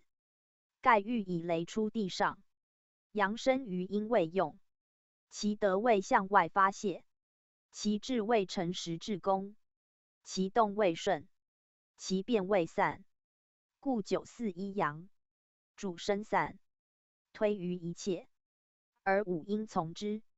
虽不居外卦之中，而为全体之主。主者天下之所望也，故曰有欲。由从也，众所从，如道也，户也。人有行必由道，有出入必由户，则九四者，全卦之道与户，全体之所由也。人由道行，则不迷；出入由户，则不质疑。以其光大自在，明坦无隐也。一爻主之，众爻顺之；一爻导之，众爻复之，则由欲者，大众所同欲也。故曰大有德。大有之意，恰如火天大有，类相从也。前离同类故也。九四以雷交于地，而众应相从，正与大有相似。大有以五阳同一阴，欲以五阴同一阳也。同则谓大，大则谓有。欲之大有，天下无不欲矣。故九四一爻之欲，而全卦从之以同欲，是曰由欲。言全卦以此一爻而得欲也。然大有的何也？的者指九四一爻言。九四主也，大有者，全卦也。因九四而全卦大有，是大有有九四的也。且大有之后，既以谦欲，谦得其道，以保持之；欲得其德，以宣发之，是大有之用，至事使完成也。故大有德，不独指欲九四之德大有也。夫欲之以极战者，为此爻位者，盖以九四能虑行欲道也。欲道在前，即一阳所自得。前以朝干细剔，行健不习谓道。欲之由欲，亦自强不习，自争不二之意。因干而成其道，则由欲虽一爻，有必于大有，而欲本于坤也。坤以静为道，以真为治，则九四之一阳，虽发于前，而成于坤，由欲之极，由其真也。真则由之不失其道，故曰勿疑。疑者不信也。由欲以疑，则失乎干之干替之意，坤之真顺之旨，则欲之为欲，亦将如前爻须欲之有悔，明欲之有凶矣。为其不疑，则干替在心，而不至于骄恣；真静处事，而不败于殆荒，则由欲不独无咎，且未及矣。所谓勿疑者，对人言谓信从，对己言谓信欲，皆谓行欲之要道。欲者将以御天下，非欲一人；将以御万事，非欲一时。则其余所欲也，必致其诚信，以服天下之望；必推其尽性，以安远近之心。则由欲非一人之功也，必有其朋类也。朋合簪者，志同道合，而聚首一事之谓也。簪以具法，欲以具众，合者合也。而不曰合者，言其具如户之合，能自辟也。故合本一字，合簪，如以簪具法而不乱也。言九四能以一阳统五阴，而使不纠纷也。既不疑而共处，又何至以听命？故曰勿疑朋合簪。言其如朋之极，如法之总，毫无离心也。或曰勿疑，教人无自疑耳。朋合簪，是人之相投合，谓朋为类，如合簪也。取簪为欲者，盖以九四居中欲外，如法之总据于簪，有条不紊。与彖辞见侯行师相应，见侯者就治于君，行师者群听于帅，皆如法之立于簪也。朋合簪三字，颇有深意，则因遇九四，居中爻而属外卦，其下有三阴爻，上有二阴爻，阴主降，阳主升，其类不一，在阴爻言之，故皆阴。就上下言之，则在下者谓从，在上者谓有。既非一类，则合之也不得不变，故曰朋。朋者群也，类也，言各以其类合也。此朋自本坤卦西南的朋，东北丧朋，二朋自之意，言合者谓朋也。今94以阳总阴，若皆合矣，而不可不谓类，使其相近者据之，正如人之总法，必前后左右，顺其势而疏理之，然后总聚于一簪，如网在纲，必分为若干条，而后总于一也。盖天下之大，人民之众，情性各殊，习俗各异，不惧之，无以使之一；强拒之，亦未能及一也。必择其所宜，因其所利，各自为类，而后可异也。故曰朋合簪。此欲之见侯行师所本之意也。见侯而天下归于一，各侯国不必同治也；行师而强弱服于一，各地方不必同用也。视其宜而人之，听其辩而信之，则天下同欲，而治亦行矣。此爻辞以朋合簪谓喻也。又有以犹豫为犹豫者，谓取犹豫多疑之意。名阳爻处阴位，以柔行道，以缓成用，故曰犹豫。然缓可也，而不可不决；柔可也，而不可有疑。虽刚以柔成，即以缓济，而喻之为喻，在能使缓而不害事机，柔而不被盗用，方终始如一，远近皆亨。若一昧柔缓，则殆矣。故复以物宜为戒，四本多惧，况当犹豫之时，其能免于疑乎？则犹豫者，要人如前所讲，处欲而不自欲，行欲而不是欲，则恕乎免耳。夫94以一爻而主全卦，有类于一人，而主天下，其欲可知，其所以治之者，实本于前列，即上所谓大有也。大有起之，牵助之，欲成之，治世而欲之时用见矣。象曰：犹豫大有德，治大行也。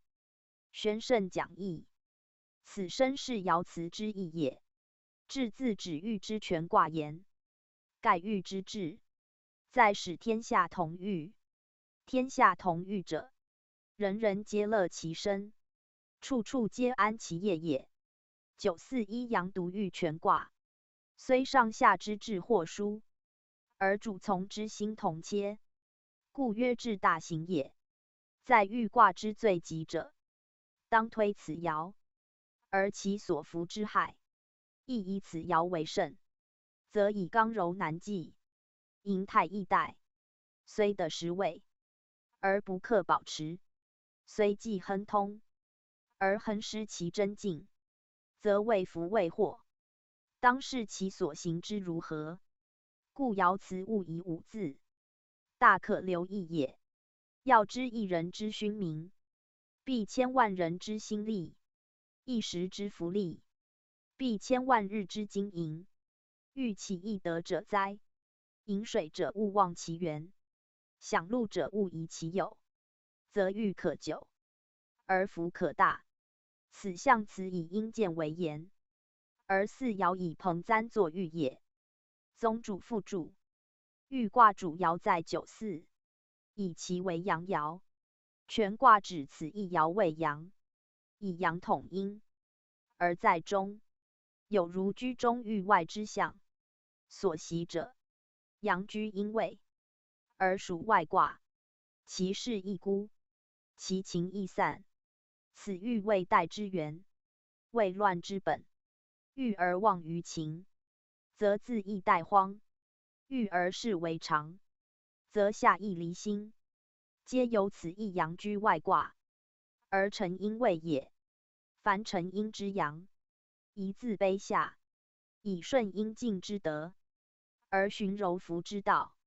在前9·4，曰或跃在渊。5·9，言其由上而下，可免于咎也。若备于此意，则必有慢乎与交令之害，则易于怠慢之咎。所谓处隐者难也。今欲9·4，以一阳而控制全部，其德智可知。徒以6·3以下，皆有息2之心；6·5以外，又生轻慢之志，则大德智者，稍亦不慎，必反受其灾。灾者，相见不以诚，相遇不以信，则虽成功亦难久。故爻辞以物宜为戒，物宜则得其用矣。欲之所以异于谦者，正在此一字。谦则交服，欲则互济，即由于一阳在内在外之殊耳。盖在内则谓济济，济济上何宜乎？在外则谓未济，未济自难服众。是在用欲者善为备之，勿使相宜济耳。6·5，贞吉，恒不死。宣圣讲义。此欲卦6·5爻辞，言本爻之吉凶也。6·5居外卦之中的全体正位，而近于9·4之阳，下与6·3阴，与6·2对，皆为阴，而以阴居阳位，为柔成刚，阴进阳爻，为克逼主。以上阴爻对下阴爻，为重阴，以6·3与5相应，为同病。盖6·3亦柔成刚也。5与6·2皆为阴爻，而内外重阴，其象与坤同，为中隔9·4，则异于坤。坤主敬顺，震主动愤，6·5居其间，两不相得，在相位阴胜阳，邪临正，故有疾病之语。以柔成刚，柔道以真为正，虽逢疾苦，不失其真，则得5之正位也。5在中，而数为阳，得属真性，气服后土，则于疾苦，有可治疗之象；于灾害，有可解脱之望。盖土得中气，得和太和，如人之脾胃未败，犹能食饮，虽病无害，故曰恒不死。在事理言之，欲者以娱乐为治，娱乐过度，反为忧患。忧患之易见者，莫如疾病。疾病之来，原虽不一，而其出必自不慎，或乎于饮食之过节，或源于起居之失常，或为情欲所伤，或为易劳不当。所谓一时未盛，而6淫兼之，厥气不和，而5邪干之，皆非一朝一夕之故。故病起于欲，欲损其真，而邪淫乃至；欲伤于和，而疾苦思生。病者不和也，和则无病。干辞曰干道变化，各正性命，保和太和，乃利贞，则可知疾病之至。乖于前道，为于太和，害于性命者也。干之正性命，保太和，皆以欲道治之者，故必终日干干，自强不息，少有不慎。性命失其正，太和失所保，则疾病已生，灾害已见。是以善养生者，必欲行其干替之戒，而守其正保之道也。6·5之吉，故犹乖于正保，忘于前替，而所信者，得坤静之教。犹能不失其真，不忘其中。真不失，则太和可复；中不亡，则性命可正。事虽急，恒不死也。六五在正之中，正出于前，而成于坤。其体备变化之力，其形多殊于之忧，故传曰欲代，谓乎于其变化之时也。若永久不变化，则无所害。六五之极，由于变化而殆，其不死也。由于手中宝珍而反于恒，恒则不变化也。恒为雷风合，乃乾坤的其中也。上正下巽，恰成一男一女，配为三阴三阳，无多少轻重之偏，刚柔其正之过，故曰恒。谓不变也。能悠久者谓恒，得中者悠久。六五之恒，以为王中也。象曰：六五贞吉，成刚也。恒不死，中为王也。宣圣讲义，此声明爻辞之意，而见中道之可贵也。柔成刚，乃变化之源。如以小人居大位，未有不招变乱者，而即不死，则在中位未失，中道犹存。爻辞所谓真也恒也，是其不死之由来也。真为其因，恒为其果。真则变化不为害，恒则人复于中和也。真即二字二句，真言爻得，即指爻用。在爻辞读，可怜恒不死；在释文读，宜分真吉。若细讲，恒字义一句，以古文一字含数义，如恒指恒久，亦指恒长。属上言，谓疾病久缠；属下言，谓往往不死。读视之，则谓永久不变，皆文中应有之意也。在他卦以内谓真，外谓晦。欲则内言晦，外言真，以喻之难处也。内失其真，故有晦；外守其真，亦可免晦。读者当与六三爻辞合观。三爻与五爻同宫而异位，三多凶，故易晦；五多宫，故克真。虽观人事，而时未始之，故曰欲之时大矣哉！时所系之重要如此。上六，名誉臣，有余，无咎。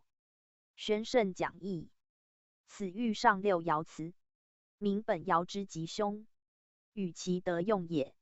上六以属至极之地，欲之用且穷，而事之极者必反，物之穷者必变。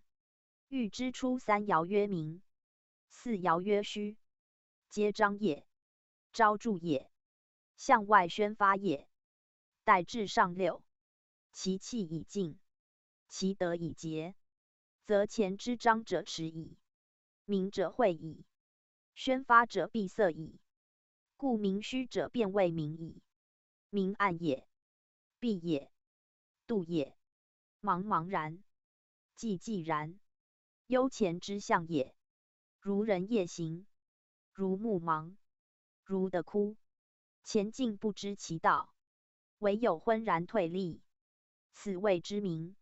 明者，应之至也。明喻者，应即四阳，喻即反困之谓也。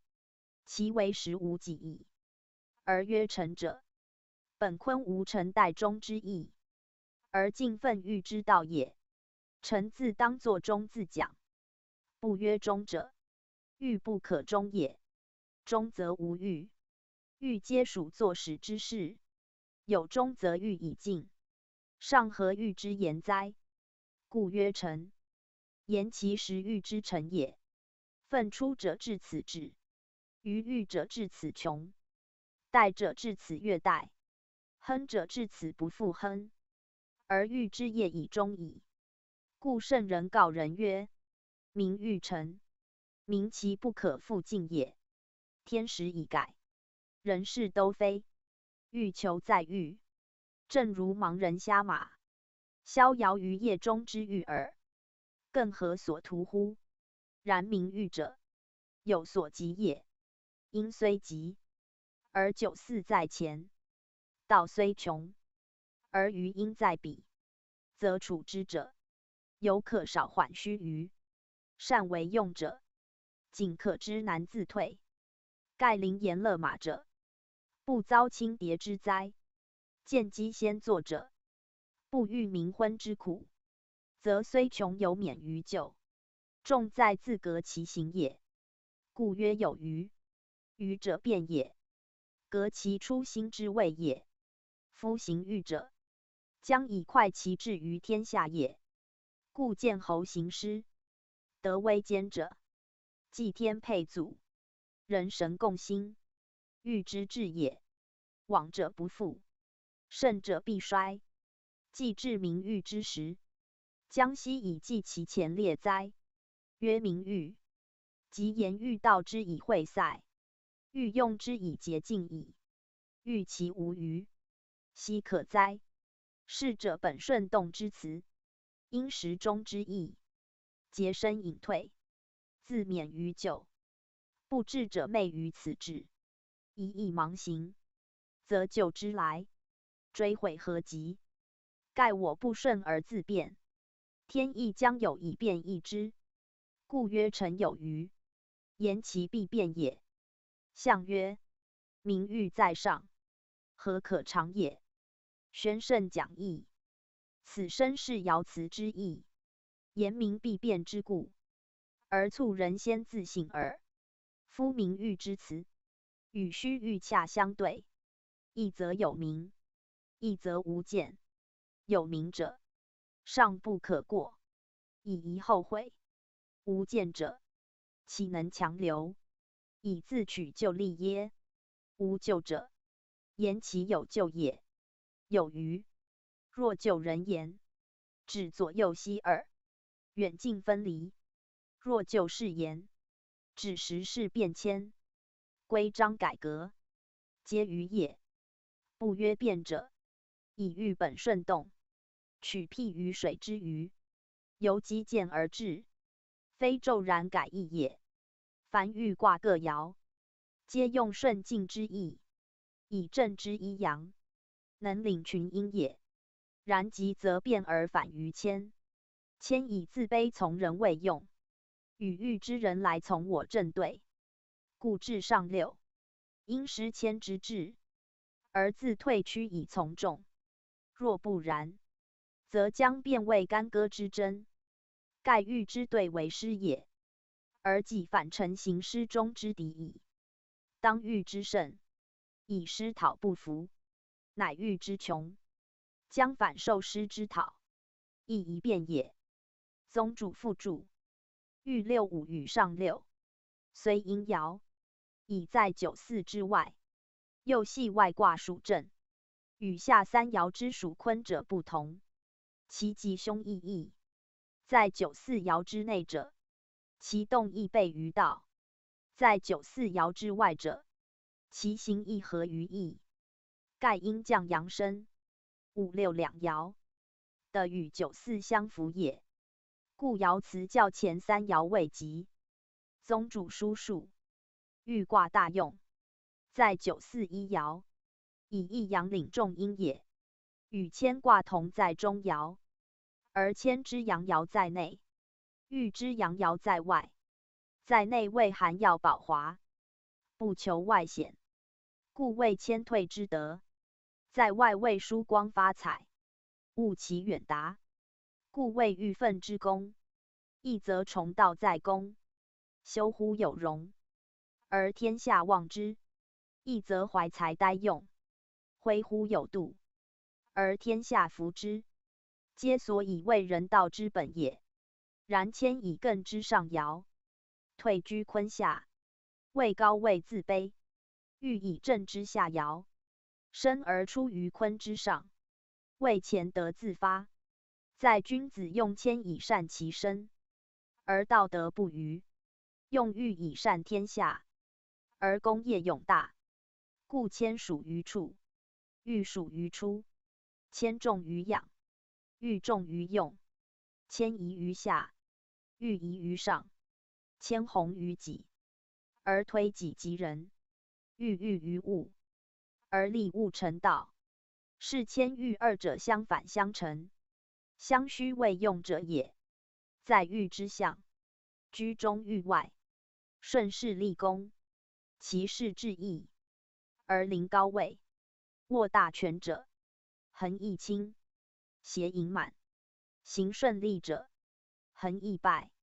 则欲之害，过于谦矣。君子因欲之愤，而戒其骄；因欲之疏，而戒其怠。其最要者，欲而不可自御，成欲而不得忘欲，则以欲之一字。故含有二意义也：一为欲悦，以成功为快；一为欲备，以生虑为治。二者亦若相反，而实为因果。前者属乐，后者属忧。忧乐异情，而欲乃兼之。盖乐者享其成，而丰功不常见，伟业不常守。是乐极必生忧也。忧者惧其害，而远虑未成德之本，早谋为达道之基。是忧中故有乐也。人之生也，先哭后喜；物之欲也，先驱后斩。则欲之为欲，必先忧后乐，使克服于道。夫坤顺而震动，动则多事，顺则多辱，劳辱不免，而欲已成。若为劳自辍，则功败垂成；耻辱不前，则事失无志，皆欲之害也。故欲者，必之震动多余，以干剔出之，则虽愤不涉于险，卦中藏坎，险之所存。必之坤顺多怠，以光明出之，则虽安不乖其手，以卦内坤，得六二正位，有守之象，辟之至道。功业务大，而不可骄淫；心志务安，而不可懈怠。骄淫懈怠，皆欲之贼。故君子慎之。又如人生亦然，修养亦然。积德累功，必求于欲，而待人皆恶，必处之以和。天道自身，人性所秉，必潜养以固其本。地道多载，人情所饲，必宏推以尽其用。则欲者，谓是道人心之大纲也。偶未留意，必害滋生，功业无成，性情皆恶。是不善用欲者也。易经以欲刚阴至行四字，明人道之大则，而九四一爻，曰由欲大有德。是文谓谓至大行，有可见欲之用。贵在治，治必先立，必有守，必能大，必能行。有守则不至轻，能大则不至困。立则顺而不辱，行则动而耐劳。劳以不劳，辱以非辱。欲之成矣，人道之全矣。夫欲之为用，乃顺天地之道，自然之意，而施行者，非人谓也。亦彖辞特皆出实义二字，即明指欲道之大，而教人有以知欲之用也。此时自与中庸时中，论语时习，使民以时。孟子不如呆时。时字之意相似，即自然而然之意。辟之下葛东求，时也；陆行水渡，时也；日作夜习，时也。推之如父慈子孝，君义臣忠，夫和父顺，亦时也。推之如尽己以忠，推己以恕，己利利人，己达达人。穷则独善其身，达则兼善天下。莫非时也。盖非其时，则不可行；非其时，则不得其用。虽有志者不能使之明，勇者不能使之行，仁者不能使之服，慈者不能使之爱，则乖时之就也。乖时即为天背道，此欲之顺动，而是为时也。时之真意，恰如日之光照，得之高下，岁之冬春，日之所照，光亦异焉，而恰成其用，即时也。若夏日而得冬之寒，秋日而得春之温，皆非时。非时则物失其生成，则天道乖矣，地道败矣。非时则人事不齐，物力不备，更何欲之可言？故欲以时行，志以时大，动以时成，功业以时建。建侯，时也；行师，时也；应见，时也；配享，时也。何莫非时之所谓哉？时亦在各卦所同众，而欲有者，以欲之本用全关乎时耳。如言欲乐，必有其可乐之时；言欲备，必有其宜忧之时。果失于欲者，必有其受害之时；得于欲者，必有其成用之时。皆不得离时也。天道上以时成，地道上以时明。而况人乎？而况物乎？而彖此以刑罚为欲，义治赏罚必以时也。时即顺动，顺动即时。时至则欲至，时行则欲行。天下之大，万民之众，同生此时。惜此时，则何人不可治？何的不可安耶？故欲之用，唯在之时。时乐则欢愉非殆，时忧则勤苦不劳。失时者，则非殆必劳，非劳必辱。背道而动，逆天而行，欲不劳辱的乎？故曰欲之时亦大矣哉！弘教复注，宗主此文，声明欲之待用，而所含尚多。盖欲卦合于道用，全在九四一阳，而用之不得其时，则害亦在此一爻。譬如静坐，引丹田之阳外出，过勉强行之，必反生病，即未能明顺动之意，而失时之就也。故在欲既欲其身，又须防其抗；既欲其顺，又须戒其怠。以阳以在外，其志亦泄，内无坚贞之守，必至一泄无余。故用欲者，必戒于始终，切不可出情中怠。以欲之至故亦殆也。系亦讲文字明，随卦正下对上，宣圣讲义，随之象，上对下正，正动而对应，为上下相从之意。全卦三阴三阳，阴阳数同，而上下不均，在下为正，以一阳出动，主阳气之长；在上为对，以一阴居上，主阴气之消。对消则为前，正常亦为前。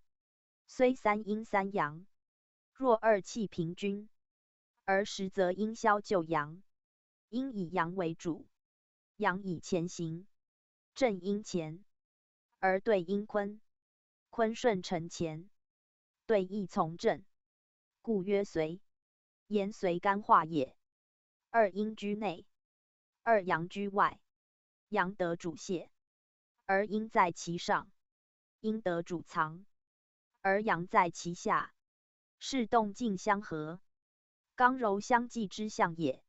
正之一阳在下，其志上进，而得对之一阳，谓之为直。对之二阳主散，而得正之二阴，谓之牵挽。相辅成用，相错成文。两者志趣虽殊，性情亦洽，故谓随。盖正谓长男，对为少女，亦常已有。志疏而德不相比，对训而正傲，对弱而正强，是以对恒随正，乃因从阳之大则也。阳者正也，从正则道大而用光，公弘而得美，此随之四德具备，有同于前也。卦之备四德者，皆如此例。而随有者，则以正对之近前也。正当主气，干之所重；对为弱袭，干之所连。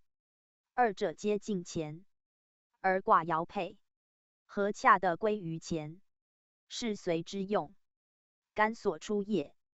故四德之权，亦与前同。凡三阴三阳之卦，如太否、既未既，其最明者，上下平均，刚柔适应，乃乾坤坎离四正之卦，相交错而成者也。他如咸恒损益，是科风各卦，则为四正与四余交错而成者，其上下不均，刚柔不应，则其用意相殊，得意自异，为随与谷位相对卦。谷位更巽和，乃少男与长女，恰与随相对。谷位巽宫归魂卦，随位正宫归魂卦，其所变之位次异同。谷则二阴居外，二阳居内，一阴在下，一阳在上。阳反从阴，刚反随柔，则以柔大而刚弱，阴长而阳消也。故谷位阴盛，谓暗昧，与随之阳盛光明者，正相反。此在随位得干之用，而谷位得坤之用。随位上下相顺于正，谷位内外相比于间，以义道尊阳从正，则随位即卦也。随之反为归昧，归昧亦应从阳，而阴道穷，以归昧上正下对，阴居阳下，而阳有潜阴远离之意，名归昧者，言正潜价对也。对正一男一女，而非配偶，不似咸恒。咸恒以长女长男，少女少男，两两相得，故比之婚姻夫妇，随归昧与古见，则一弱姐妹，一弱主仆，以刚柔之术有差，而尊卑之极以别也。在随与故，以事言为正辩，以人言为主从，以道言为正邪，以德言为刚柔，皆由阴阳消长之殊也。随之下刚上柔，柔能顺刚，虽上下不谋，而内外相应。阴所悦者阳，阳所亲者阴，此随下动上说，内刚外柔，服于道用，合乎人情，四德以全，道行于天下，乃卦象谓之也。夫随既遇者也，传曰遇必有随，此一人多未明。盖遇之用在顺动，顺则为柔，柔则易悦，动则为静，静必以刚，刚静而遇柔悦，是随之所由来也。正，动也，刚也，对，悦也，柔也。欲以941阳克率众阴，阴以从阳，刚以化柔，阴柔既化，理数乃服，而其变为三阴三阳，两得其平之象。自太否至此，时乾坤在错之一度也。虽卦非出乾坤，而内含乾坤之象，亦由太否之交互也。随以象太，故以象否。其不同者，乃错非交，交则为正，错则为变，是随与故，乃乾坤之错，而太否之变也。故二卦以变为本，而变之最者，即由谦喻之一阳五阴，变而为三阳三阴也。谦喻得其正顺，而道以平，随古成其变动；而道以广，则随古一正一邪，一善一恶，相形成用。而后事情亦显，人心亦明，而道乃易复，用乃易杂。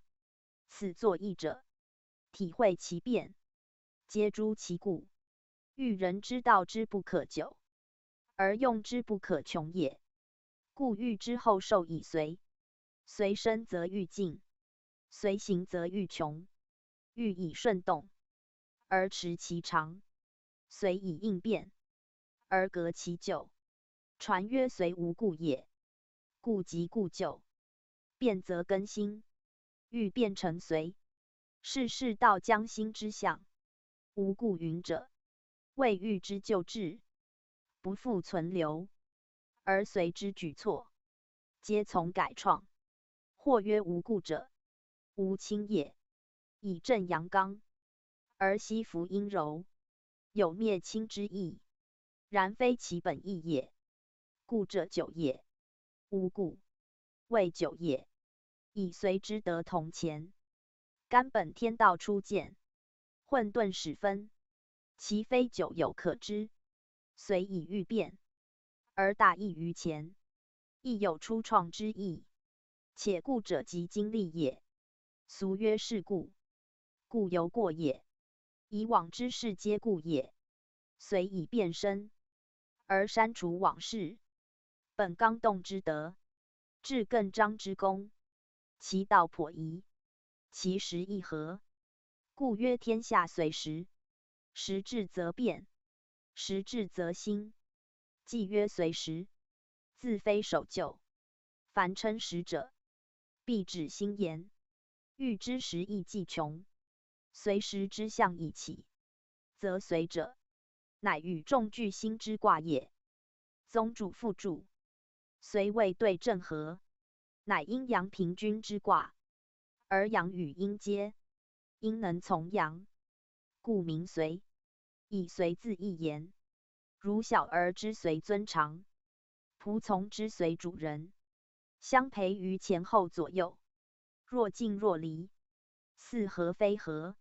与太否继位继各卦迥异，类同于咸衡之象，则以阴阳爻交错，而谓云配也。对为二阳一阴，阴在上；正为二阴一阳，阳在下。在阴阳数言，谓相对；在上下卦言，则不谋。而有尊卑先后之殊，主从左右之别，故名曰随。随乎正也。阴阳皆的正位，亦与既济相似，而其用不同；又与否卦相类，而其道不一，则由初上二爻之阴阳，不相悖，且相的也。阳生阴降，初中相济，故也。故随为四德俱全之卦，而辞多极战也。随，元亨利贞，无咎。宣圣讲义，此全卦彖辞也。易卦备四德者，除乾坤外，唯屯临无妄格与随，则其用的乾坤之正，或其备也。随之为义，有随和、随顺、随律之意。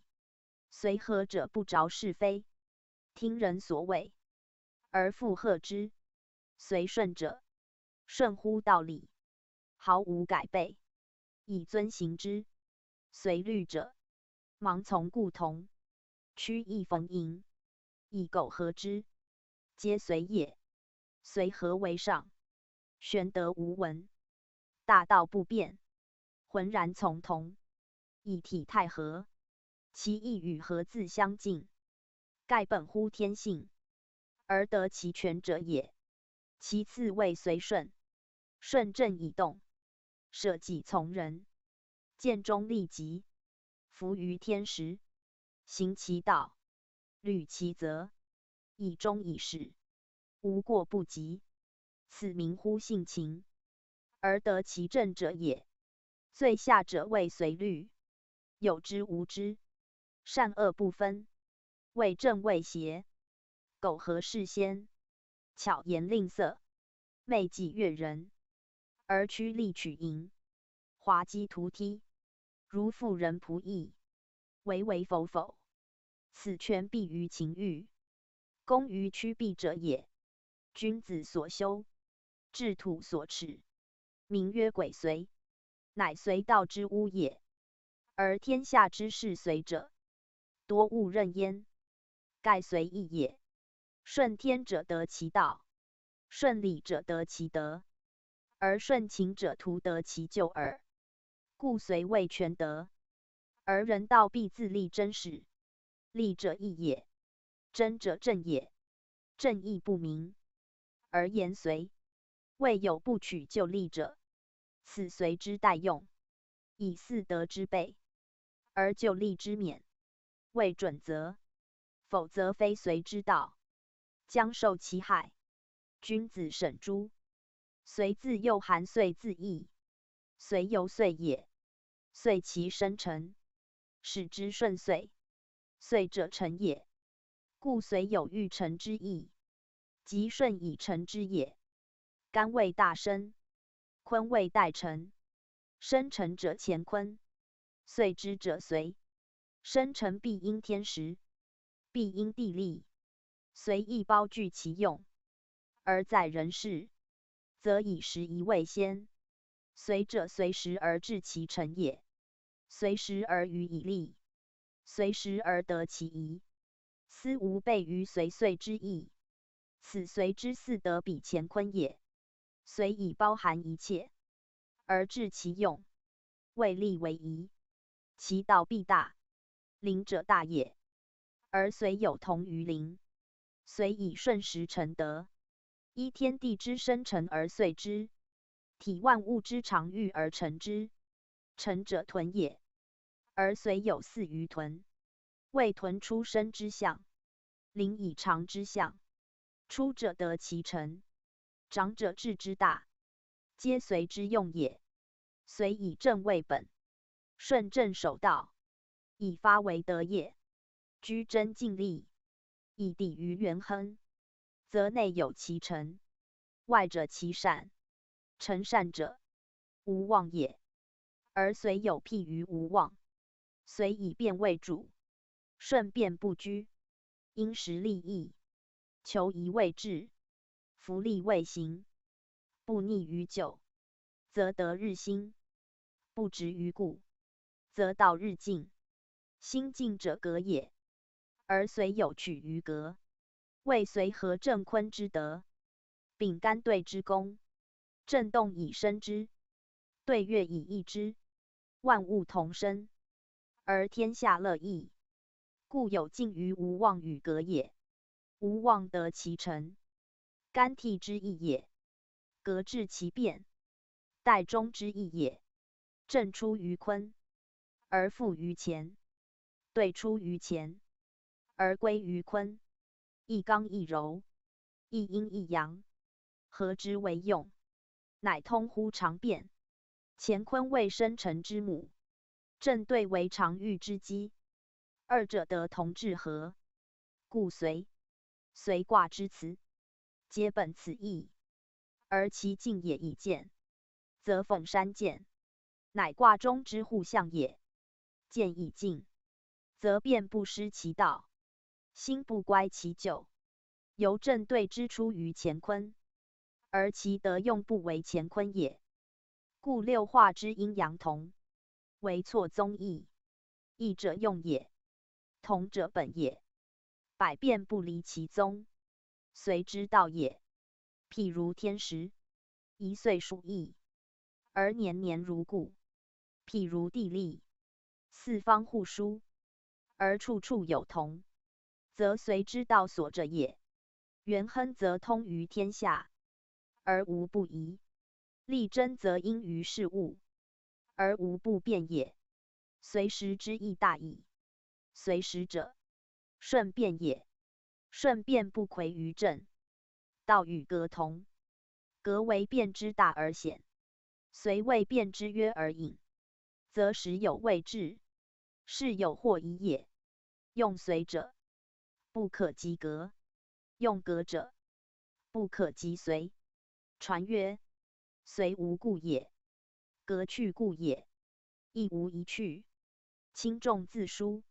无者见，而去者图；无者缓，而去者急。无者如妄，去者如断。妄必以见，断必以速。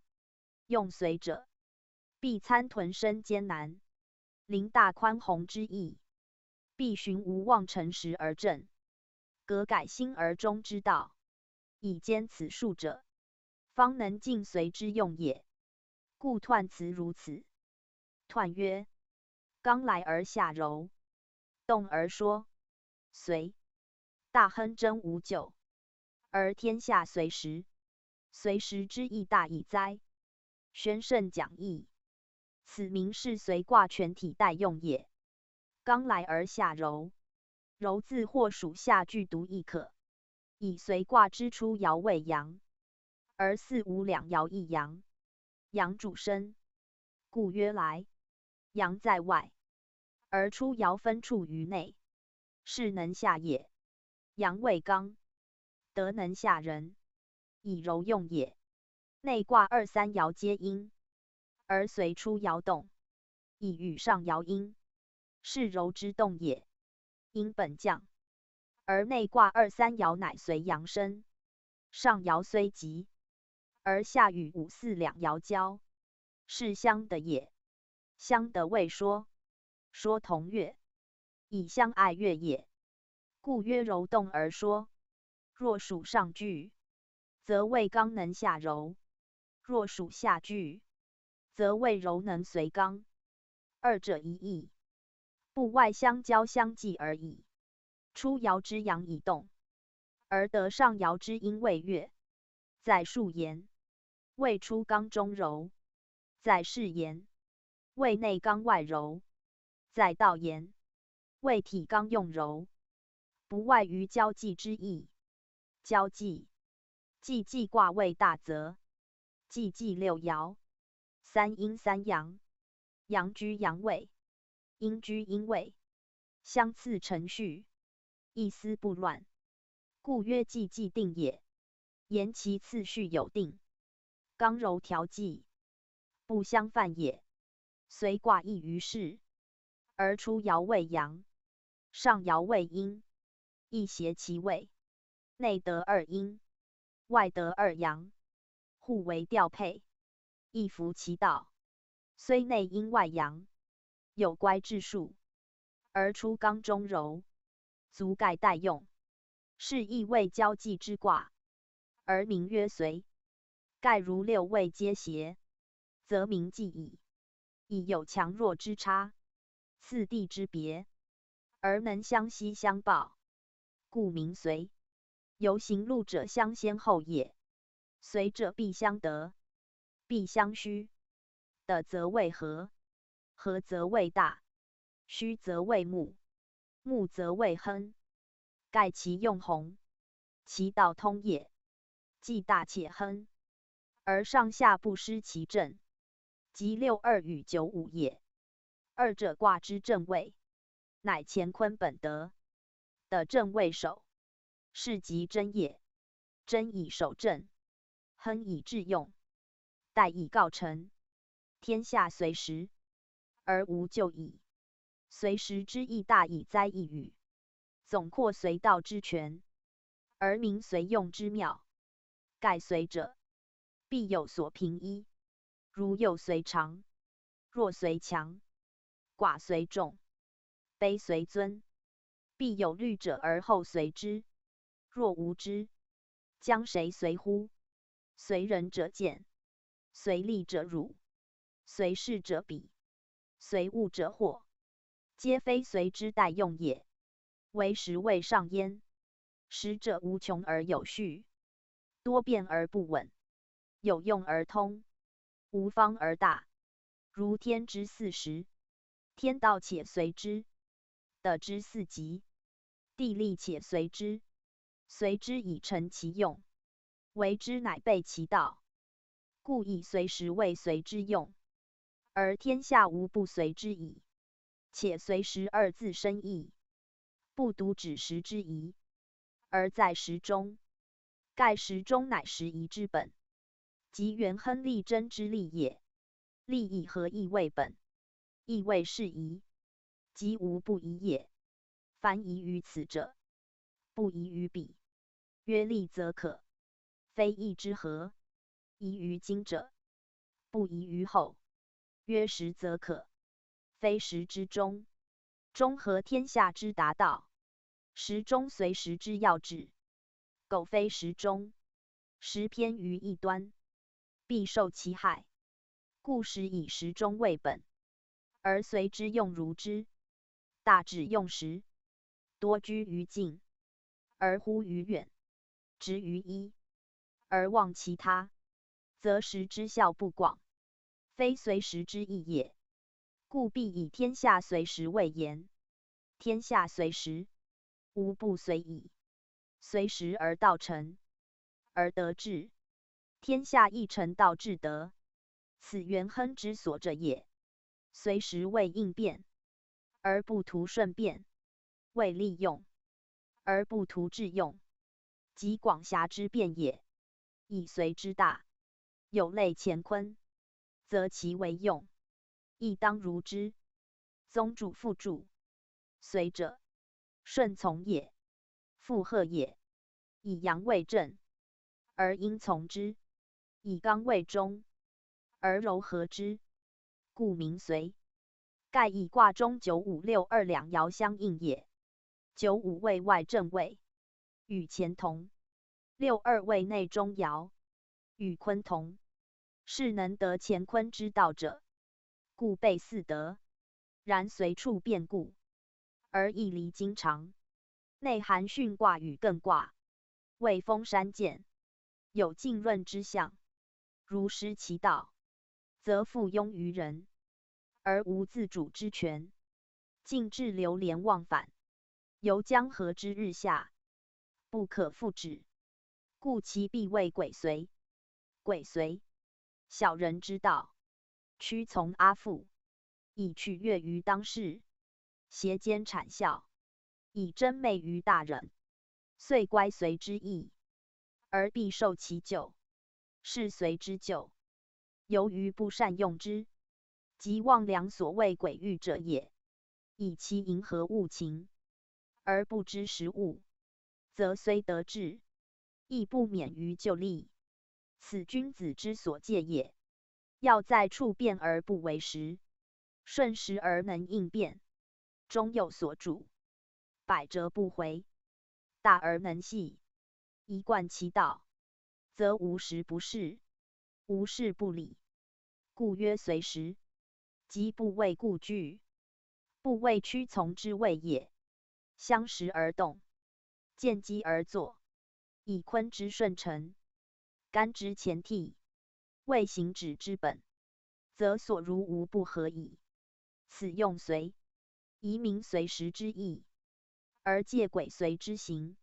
学者视之，又曰：随谓刚柔交互之卦，刚以交柔，而柔能从刚，是相气以成之象。刚不临柔，而柔克既刚，是相爱以得之象。故在内能自固，对外能自强，而天下顺之，万民服之，其道至矣。而用之或有害，则以随之过，反为彼。彼乃水与的和，以一阳生于上，而下沉静于阴也。随由欲变，亦异类于彼。彼则非交互为善，乃朋彼为奸。此由随之弊，在不胜其柔，即正之德不胜对也。其次则为谷，谷以山风和，以阴达而阳至，阳被阴惑，不克自正，两相蛊惑，而未兼轨，以成其私，随之反击鼓，用之不及，则退位鼓矣。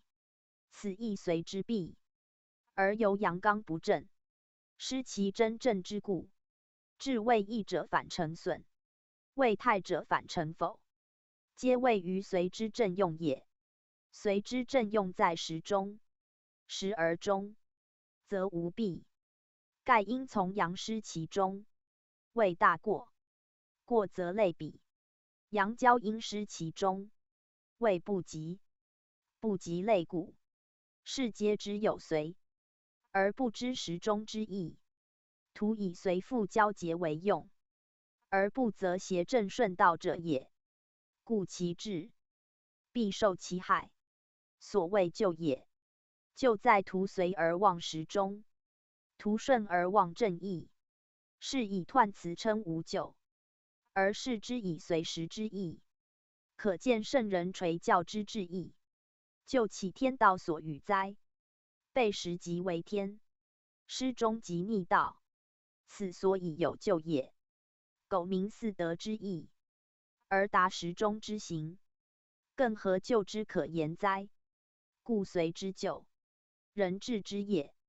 象曰：则中有雷。随。君子以象会入宴席，宣圣讲义。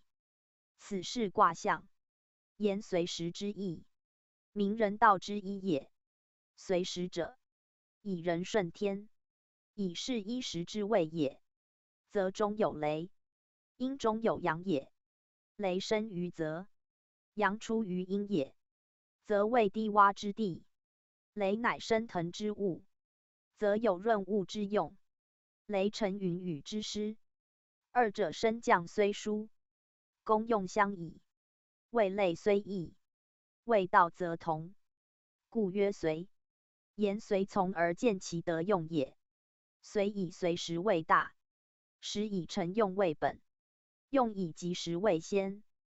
不关于事者，不足名用；不见于用者，不足名时；不合于道者，不足名德。德也，时也，用也，事也，亦以治之，曰随时。盖人道不得备乎天，为乎时，以生习也。此象辞象会宴席，明是随时之意也。人之生也，有作有息，不可却一，乃体天也。天有日月，有寒暑，有昼夜，人有起居，有动静，有作息，义也。未有久坐不息者，亦未有息无其时者。天之寒也，日之夜也，皆息之时，人亦如之。而醉者，一日之时也。日出而作，日入而息，人之常也。既作皆兴，既息皆没，治之定也。人道依天立志，以教天下，则天下化之。无不随时，一人随时，一方随时，一事随时，一物随时。推之天下皆随时，则随之道成，随之用见矣。故君子应随而定其作息之志焉。不曰作者，言习必有作也。习之时定，则非习时，皆作之时。故文简而易赅耳。象会者，宴席之时，即一人一日工作且毕之时也。象会有二义，象与象同，俗译作赏，或曰象午，或曰象晚。象会者，午与晚也。象午则时，象晚则寝。时有时时，席有席时，总称之曰宴席。宴安也？时也。作既至时，乃时乃席，以体天道，而节人之劳役也。或曰象会者即象晚，天晚归席，故曰入宴席。言非天晚，常在外勤劳也，亦无大殊。不过农民耕种，往往称一日，或半日，或一气之时，约一晌，或半晌。晌即指工作休憩之时。大地农民耐劳，必待晌时休憩。而有尽称为一晌者，又有称一日所能耕毕之田，谓一晌者，皆指休憩之度言。各方为有别耳。向会入宴席，只为一日安息可，只为50晚席亦可。总不外因天时之早宴，定坐席之制度而已。宴与宴一通，宴必宴时，无非竭其劳役，顺其生辰，使得天时，而合人道耳。至说者谓宴席必向会，似专指农工，则逆也。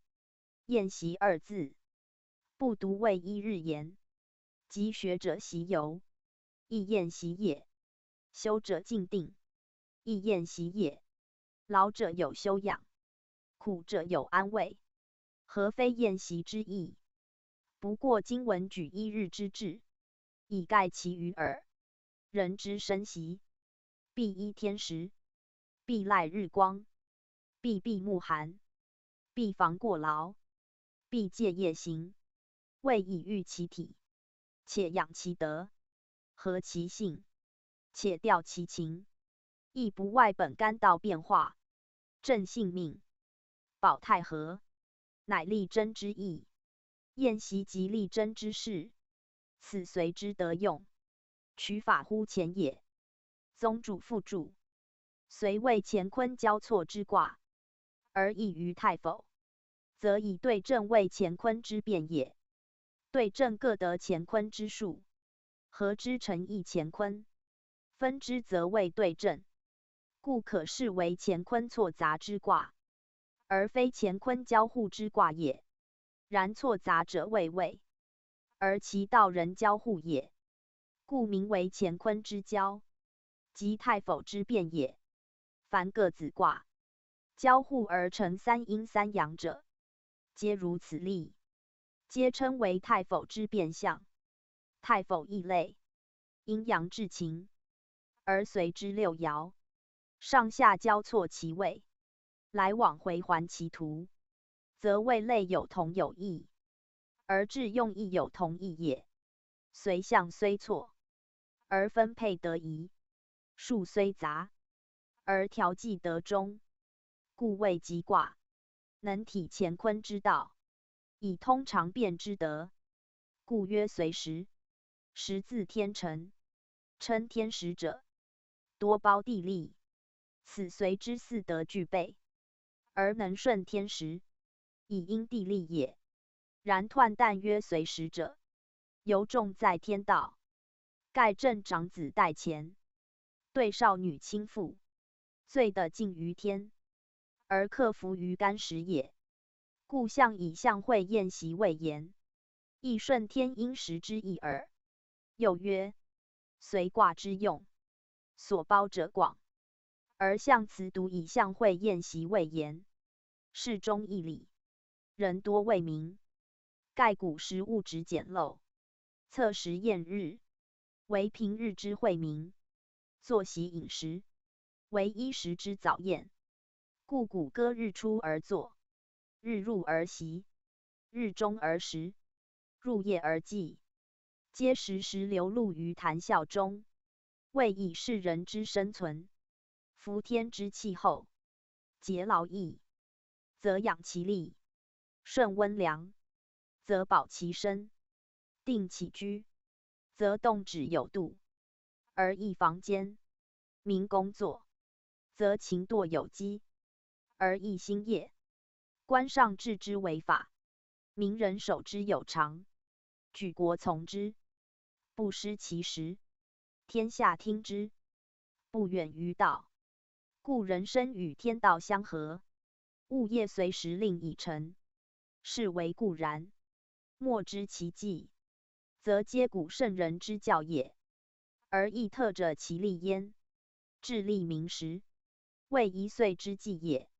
上会宴席，为1日之计也。论语所谓使民以时，尚书所谓敬受人时，皆此旨趣。大之则敬人以和天，而反本复始；小之则法天以为人，而保身善身，皆不得不明于时。此随时之义之为大义。智者见智，仁者见仁，百姓日用而不知，此所以谓之大。故随时之精，推于体天利极，谓欲无疆，而其粗，则起居饮食之事耳。举细足以明句，这亦足以知难。随象辞之谓乎？故象会者，天道之自然；宴席者，人事之节制。天道不变，人事顺常；天道无穷，至诚不息；天道往复，作息有时。此义之含有3要义：不义、变义、知义，而皆见之于随卦也。随者顺变以为常，因常以达变，变而不变，不变而变，此随时之义。而序所谓为无故也。正如日月代迁，旦夕交替，无一时之久，而无非常；无一刻不在变中，而无由见其变相。此则随之真意去，亦象辞所含之真巧妙也。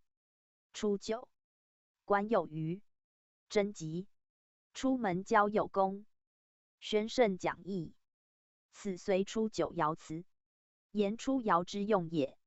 随之初爻，即震之初爻，以振奋之象，成刚阳之动。位虽在下，而身静之势，前途未可量，故以官称。官者在位者也。初爻上与九四阴，而皆刚。官位甚隆，只以6、3、6、2两爻位之阻隔，其身静必有变。于变也，悦也；于其出至，变以相从之道也。而阳得方兴，刚能柔用，则人为吉，以善保6、2之中位也。贞吉者，以真的吉也，处变之道也。顺境而不失其正，则谓真；真则吉矣。初爻居下，本地位也，顺承从上，立真之德所着也。故有贞吉之战，以正之一阳，志在向外，阳生而好动。虽有贞吉之训，却非诸守之论也。故曰出门交有功，言其进必得志也。交，近指6、3，远指9、4，一阴一阳，相辅成用，曰有功，即有成也。盖出久居则宜贞，进则有成，行止不相类，正以随之为变，以时为贵也。有余2字，明指多变之秋。贞吉则有守，有功则有位，有守有位，乃蓄德之事，而成实之才也。要在内不失其真，外得其有，内外相宜，所如必成。此随初爻之妙用，恰与卦相符。读者可细悟之，总不外上所云作息有度，行止得道而已。随爻辞称贞吉者，必先自守贞而后协吉，以地位宜贞也。随初九本训愤之事，怀飞腾之志，不甘人下，故所难免。而以2、3两爻之阴兼之，所居又在下位，乃乾隆勿用之计。其不宜极进，亦数理使然。应以贞自守，而后战吉也。贞者正也。内卦以2爻为正位，2为柔，则以刚用柔，刚以从柔谓之贞。比之列女，外柔内刚，不失其节，故称真。今出九境而从六二之德，以全其真，则其为极可知。象曰：观有余，从政极也；出门交有功，不失也。宣圣讲义，此身是爻辞之意也。言官之欲变，当则正事从，不得贪恋禄位，以失其节也。或曰出九性刚，不随二三之柔靡以求和，故曰贞吉。此在他卦之辞，或有是意。若随卦取上下相随之意，非自别于二三以独行也。二三皆柔，而二位中位，出以从二位正，况合乎刚用柔之旨？以从中位为真，盖从中位，乃易卦大利，而随特皆出者，因时有变也。人情欲变，多不知所从，而随身附和，是导于鬼随之弊，非真也。故爻辞明告，以从正极也。出门交有功，不失也。句中略一功字，盖出九居有位之时，苟不为于正，则功可立志。以二三两爻皆喜进阳，而二爻正位，以必由阴，果出而谓之尽力，其功必大，故曰功不失也。或谓不失者无过也，其意亦通。盖有功则无过，如为吉之计，有进难之功，其行止虽略于细，而不得见则浅，则因功足避其过也。或以不失为不失所随，则意境牵强，是闻故名言从正而得吉矣。岂复有失乎？盖所居既下，无自主持之权，所及者为无自表见之事，必因实惠而得交付有功，必因真故而克顺从正位，方合于其用。既已有余之时，又得从正之极，则其所交有功，己之功亦不失，所谓从人贵也。终不越随时之意耳。有功指人，不失指己，虽非因人成事，实为附计的展其才；虽亦侥幸成名，实系诚实的尽其用。此所以谓吉也。六二，系小子，失丈夫。宣圣讲义，此随六二爻辞也。与六三系丈夫，失小子，辞相表里，即明二三爻之用，并相交以成其德也。六二居内卦之中，得位之正，而以阴成阴，重柔无刚，其德不充，失位无能，其道不大，故其用局促，故此失彼，与六三略同。而两爻一则曰系小子失丈夫，一则曰系丈夫失小子，此指颇深，人多未得其解。系者连属也，谦基也，以其位所敬者为相得耳。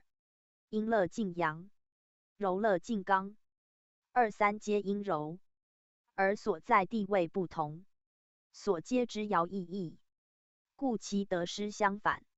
六二之系小子失丈夫者，以重柔之德，虽居中位，不称其职，有悦于系人，而不愿敬君子。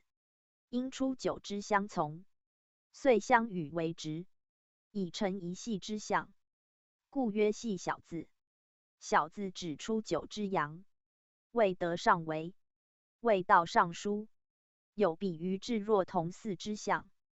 而六二喜敬之，乐其训而不我无也。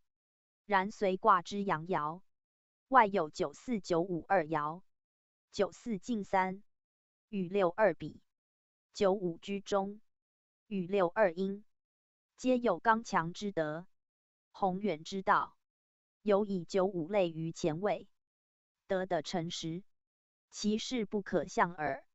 与六二内外匹敌，本宜相从，而中隔三四，三位阴，四位阳，一逆一顺，谓之艮阻。故曰师丈夫。丈夫指九五，以其用大而得冲也。然六二之志不在此，不愿与胜己者处，故宁系小子而失丈夫也。丈夫有魁伟其节之人，不易罗志，不易驱使者也。六二地位所限，遂得此而失彼耳。象曰：系小子，夫奸语也。宣圣讲义，此身是爻辞之意，言不得兼有之耳。与即相与，由相的也。与六三正同。六三，系丈夫，失小子，虽有求得，力居贞。宣圣讲义，此随六三爻辞也。六三以阴加阳，而居中爻，的九四之协和，其道较大，其德较充，其用意较广，故其辞胜于六二也。虽以上下刚柔一致，亦如六二不能兼的，而变为系丈夫，失小子。与六二恰相反，丈夫亦指四五两爻，小子仍指出爻。以六三居内卦之中，皆外卦之阳，以性相从，而得相与。因六二之故，遂与出爻相失，是六二所得者，六三则失之；六二所失者，六三则得之。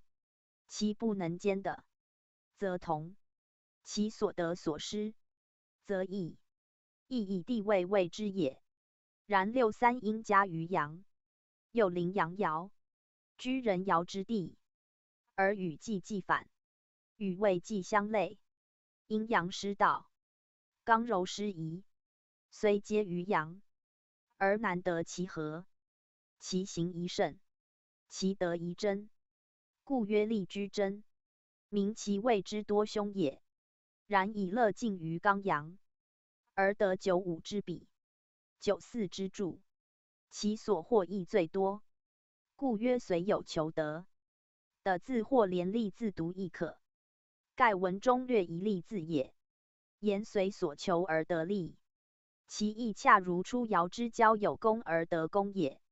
六三以志在得阳，而近于九四，又继之以九五，五四相与，其利恐多。此随有求而得利也。随卦皆以相随为用。六二六三，随进而进震动之功，虽得失不同，而其有的可知。六三处的较宜，因时致用，刚柔相济，故有求即得。而最要者，则在居贞二字，以得失关乎数，而福祸恒相倚。相交者，情之切；相后者，宜之至，皆在于臣之福也。居贞者，不以求之易得而贪也，不以利之可求而耻也。盖六三之用非全，虽得丈夫而失小子，即可见得失犹参半。若不自胜，得亦失焉。故以利居贞戒其贪耻也。内贞外毁，卦情之常，而随由名。出曰贞吉，此曰居贞，其意义也。象曰：系丈夫，至舍下也。宣圣讲义，此身是爻辞之意，与六二相参，以详前讲。下至初九，舍下者，以进九四九五，随而上行，遂舍出爻，不复下故。故有系丈夫失小子之象。阴以从阳，柔以顺刚，乃道之正，德之常，是以有利居贞之战也。立言其用，真言其德，德用具备，而下卦之正，待用已成，此后则交对矣。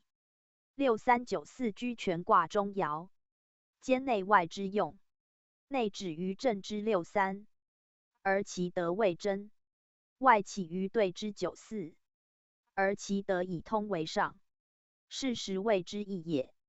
正本阳动，而利居真，以在内也；对本阴柔，而上亨明，以在外也。所处既易，其志乃殊。况6394，一刚一柔，本体固别，一上一下，遭遇又差，则63所宜者，94所否；63所贵者，94所不服。此随时之以顺变位用也。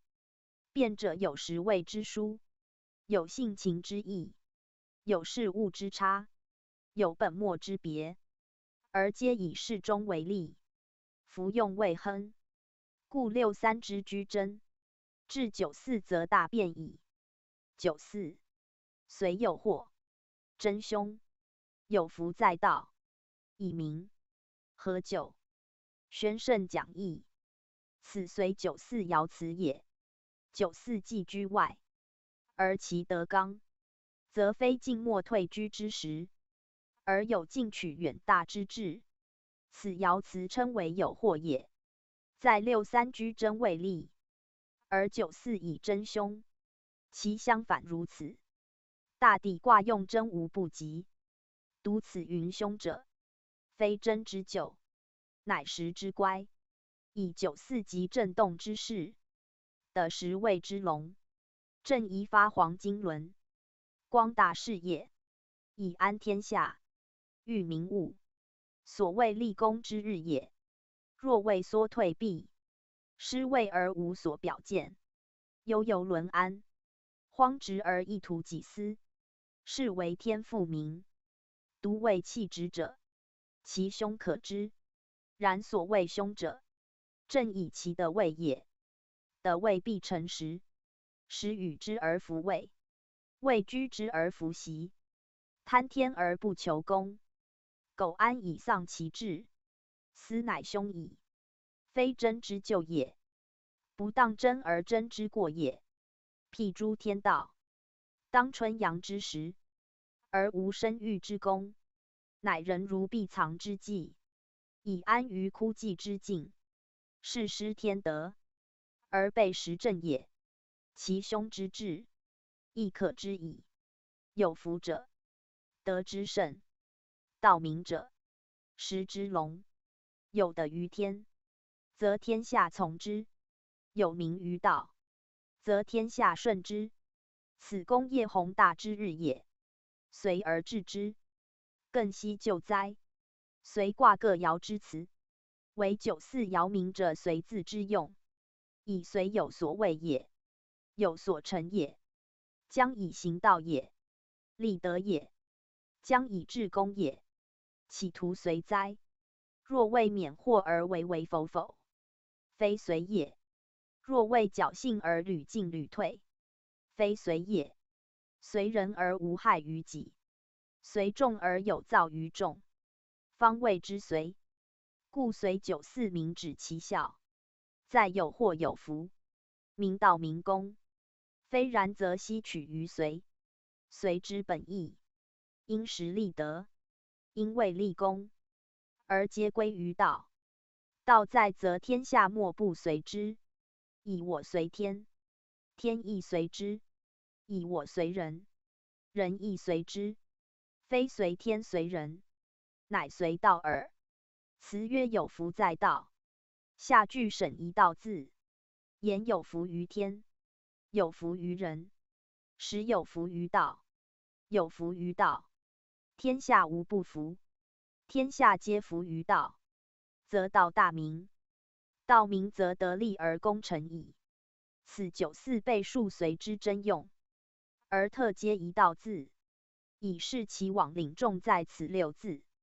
六字三句，其义相续，而义惊鸿。有福者亨也，在道者元也。以明者元亨之志，而兼力争矣。不曰力争，而曰元亨；不言元亨，而言弗明者，以随四德具备，而用有先后也。唯有先后，乃下卦先力争，而上卦即元亨。元亨故由力争治之，不过至上卦，以非徒言力争之时，故曰真凶。以徒真而无元，其道将绝也。此即真下起源之力，而关键在此二爻。故6-3以居真为利，而9-4以明道治功也。象曰：虽有祸，其义凶也；有福在道，明功也。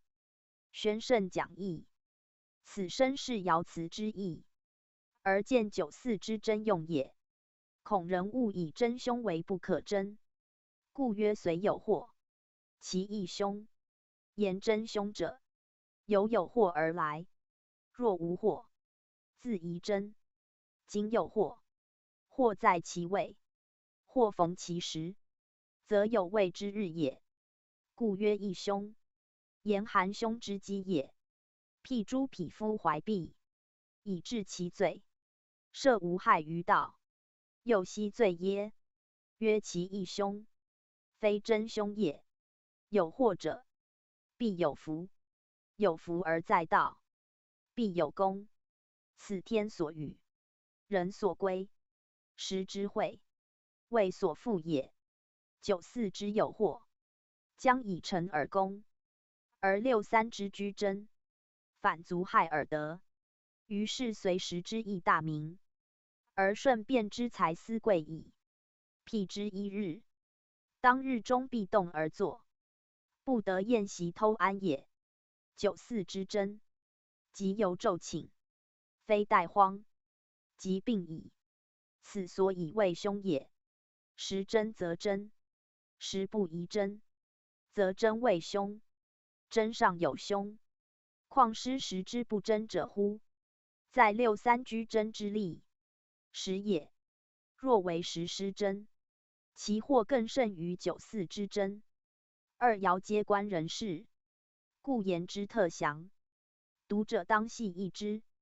宗主附注，随卦之用，在顺时应变，与他卦有守不疑者不同。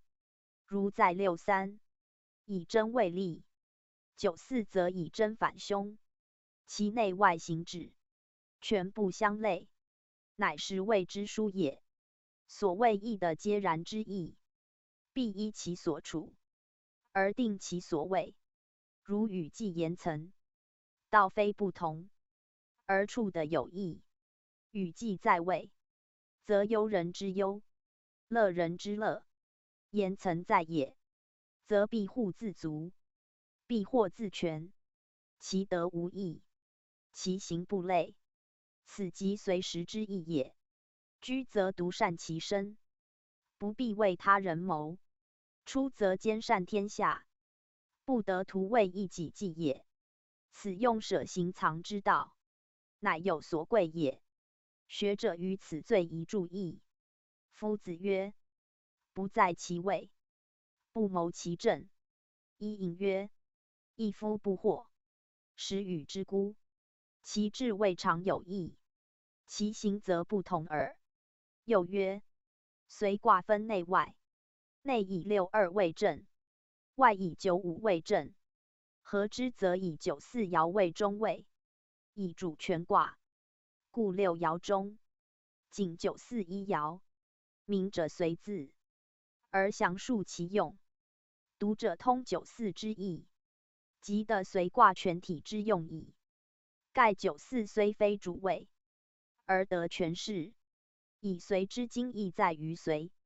无论随人随事，随上随下，皆随也，非以自身为主。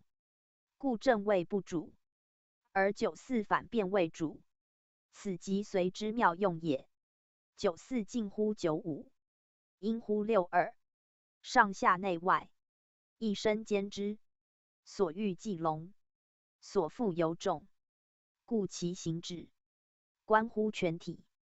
在前有如宰辅三公，在今有如元老议会，皆所以辅弼臣治，掌握权衡者也。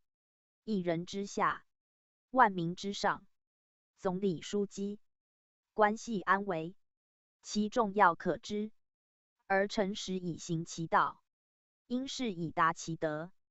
不随众而不为众，随君而不逢君，方能因天顺人，米乱治治。故有丈夫之誉。丈夫者，犹应结其魁，不与庸俗痛也。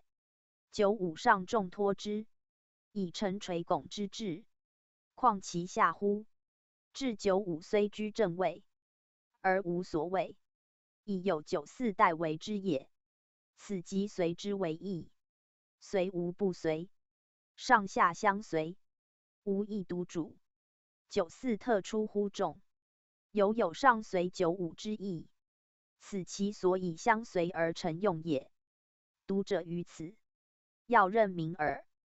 九五，伏于家籍，宣圣讲义，此随九五爻辞，言本爻之用，而明示其极也。以九五的干之正位，为权卦之主，当为诚实，其极可见。而曰伏于者，以能随时也。凡称伏，皆本中伏之意，皆依干之宝和太和之道。伏即和也，和也。九五居正位以临天下，诚实以御四方，其福可知。福于天，福于人，福于一切，而无不服。故曰家吉，家亦吉也。众言之，名其为元吉耳。元亨之所合，故曰元吉。家者亨也，亨以家会成礼，此云夫家，足见随九五当负礼乐之盛，重逢文明之事，是在天运所寄，而是乎人事之因耳。爻辞仅述其战，谓者其事，以五六皆天爻，天道未先，人果应之，其效力见矣。象曰：伏于家吉，谓正中也。宣圣讲义，此声明爻辞之意，而见战吉之由来。谓正者，德必正；时中者，道必中。此在天道之光明，而见时运之太昌也。若随时之变，以达于世，则夏之仲康，周之宣王之位也。顺便以成其德，因时以立其功，的九四之贤辅，而服天下之英望，其功业可知，是在当之者之顺承耳。上六，居系之，乃从为之。王用亨于西山，宣圣讲义，此随上六爻辞也。上六居随之中，谓对之上，对卦之用，即在此一爻，与正卦之用在初爻，其义正同。对之上爻，既谓对用之主，亦谓随卦代用之中。虽以随顺为义，而以成功为治，各爻相随，以气上六，其行以穷，其事将终，是用告成之时也。由行路者达其地，做工者终其日，以不在境，则必有所止焉。止于此，以节从前，则济公之时也。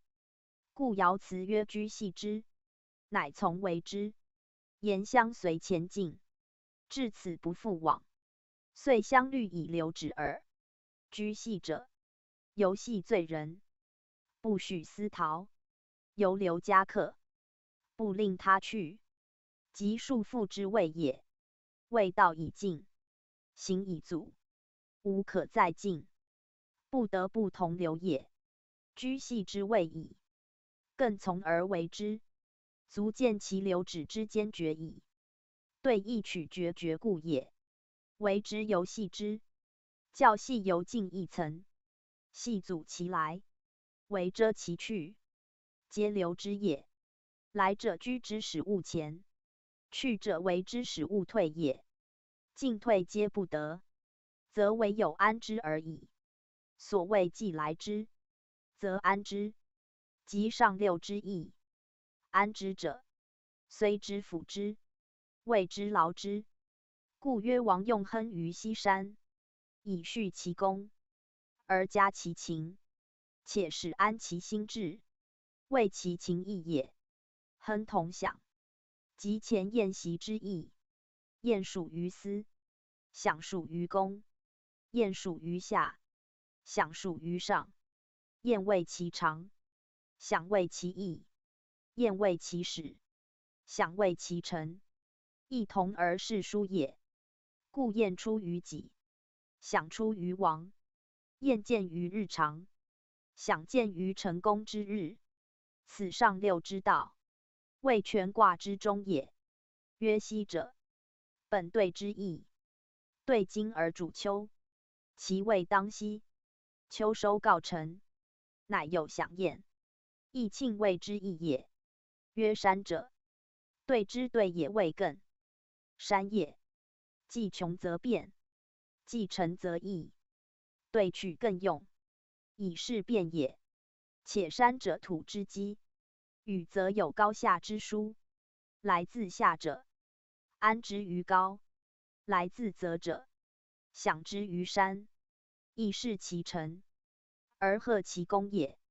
居系之二句，统治流止之意，以对则谓流动之象，而震动有飞腾之象，皆主前进者也。至上六，其道既穷，不得流动或飞腾，以居系流止之，是其必止也。即不欲止者，亦止之，故既居，复从为之。从者，人本随意，盖因其未去而止之也。随以相随不舍，谓权卦要义。虽不前进，人不失散，此圣王得名之象。由家人父子，忧戚与共，行止相协，情之亲，仪之至也。此下具宴享，人不失其欢聚之象。足见在上者，爱恤其下；在下者，爱戴其上，始终如一，以成随之用，而随时应变，亦不患于涣散息耳。以其所随者正也。随本重在处变，上六，变之时也。而由相聚相亲，无所怨对者，则以其正位的时，有恩威于平日也。故用随者，宜先知之。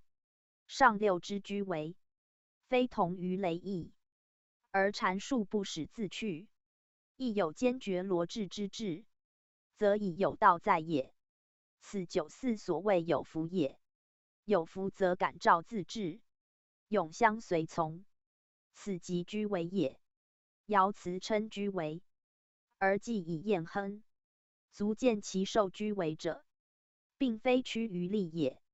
象曰：居系之，上穷也。宣圣讲义，此身是爻辞之意也。言居系，亦顺势之事，因道既穷，不得不止，非故谓居系也。穷者终也，终者成也。一日之功，既毕则息；一岁之事，既成则休。故随时之意，时通则通，时穷则穷，穷通随时，而后天下从之。此随卦备具四德，有同于乾坤也。有元亨之通，有力争之守，行则进而有功，止则保而不失。此随卦之用，无可无不可也。故彖曰：天下随时，言不仅为一人，或其亲也。以正之刚，和对之柔，二者相济，而得乾坤正位，故其战如此。读者当何辞象参之。宗主书注按随卦上对下震，对为说言，谓口舌，震谓雷，谓震动，二者相应，皆观寻常日用。动定行止之事，震谓刚，对为柔，柔在刚上，刚主于内，柔见于外，方谓道用。反之则为害，随主随时。而时以中位为震，中位在内为6-2，在外为9-5，此二爻内外相当，表里相应，乃道用之本。若失其正，则迷其方。故在内秉坤静之真，以从6-2之正；在外秉干健之亨，以体9-5之中。外干不习以自立，则无咎。内顺承有中以弃天，则有利。此随之大义。即由一动一静中见之，动而不失其正，则动必有功；静而不悖于柔，则静可自得。盖行止以自胜，而言论必自节也。在卦节为水则和，不节弱则皆弱。明处对则之不义也。对象似湖之决口，水流不止，涓涓有江河之鱼，水泛无度，密密有眉顶之患。此在对之本得然也。随对居外，其必正同。若因少女之爱怜，而失其纠正之道，则不节之害，必不止皆若矣也。若因浸润之私言，而失其明察之道，则绝愧之害，必不独流慢矣也。故防口如防川，慎用如慎财，财用可节，而言语不可不节。不节则力反为害矣。处对者，如处是非之的，无在不以谨约为上；用对者，如用仓库之藏，无在不以节省为宜。而对外不乖于悦则之失，待人不履于口舌之争，自能全始终，以免旧患。若以内言，动而不迁于宜，行而不乱其正，则含合保泰之道也。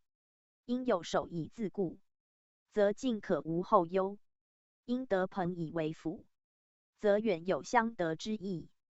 故在随卦，以正为体，以对为用，以刚为己，以柔御物，以奋力为自勉之志，以和悦为处世之资，以果敢为决疑之师，以容疏为预备之本，以宽宏为用，则不居；以慎约为用，则不泰；以守贞为用，则居乱世不为；以治亨为用，则成实惠有功。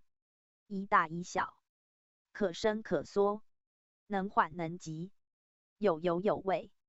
此即随时之意，时中之道也。何以如此？则随卦之所处，当变化无常，或宜守，或宜行，或宜大，或宜细，恒不一定。以事实为贵，体刚而用柔，本锐而末钝，内真而外达，至坚而行滑，上下不同道，而其相合也一致；先后不同功，而其有终也一去。此有处事既非至平，而所欲又多其意，故不得执一以备时机，而遭就利也。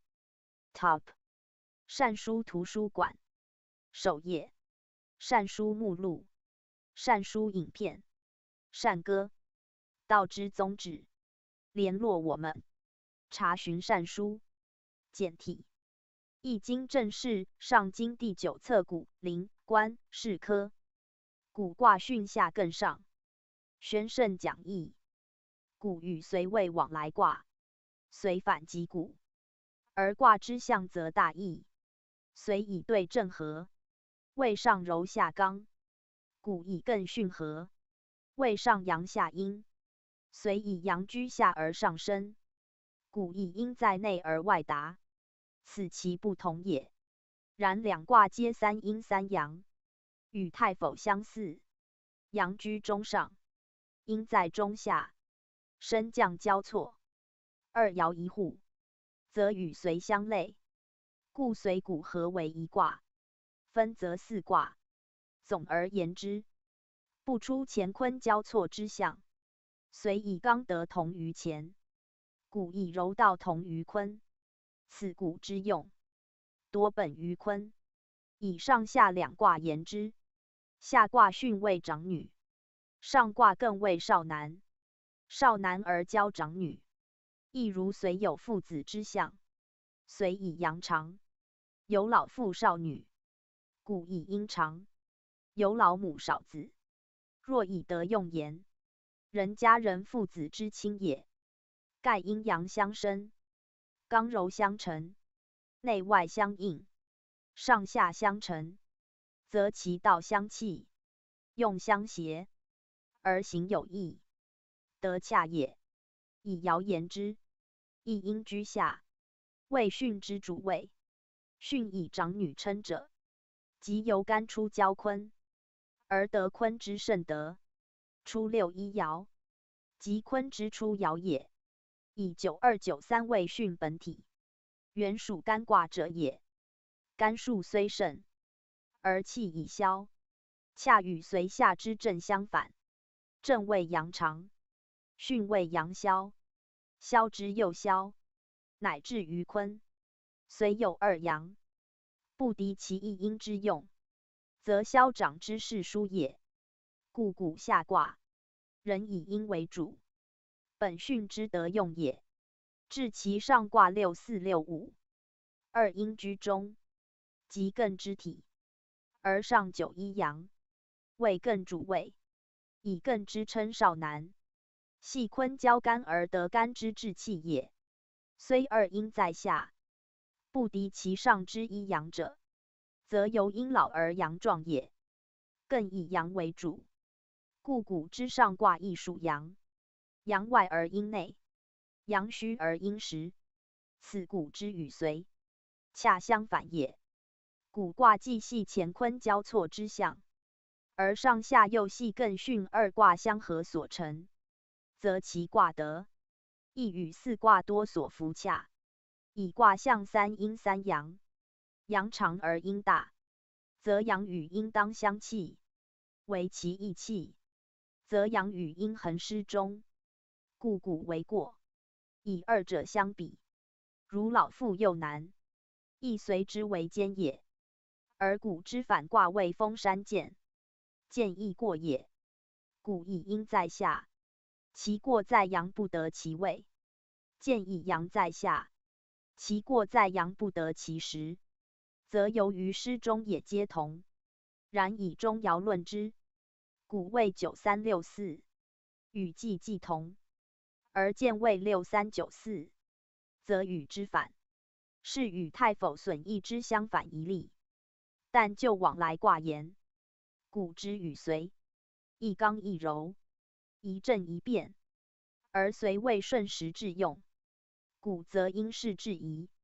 随谓立本于中，而所向有功，古则失计于前，而所获在后。故随以人事奉天时，古则以天道正人事。随谓因变而不失其正，古则失道而有救于心。随谓体天顺人，以因夫改革之机，古则临事皆物，以察于纠纷之态。是随易而古难，随顺而古逆也。然古之为古，故因随而来。无随之变，则无古之事；无随之顺，则无古之逆。君子犹随以知古，以古而思随。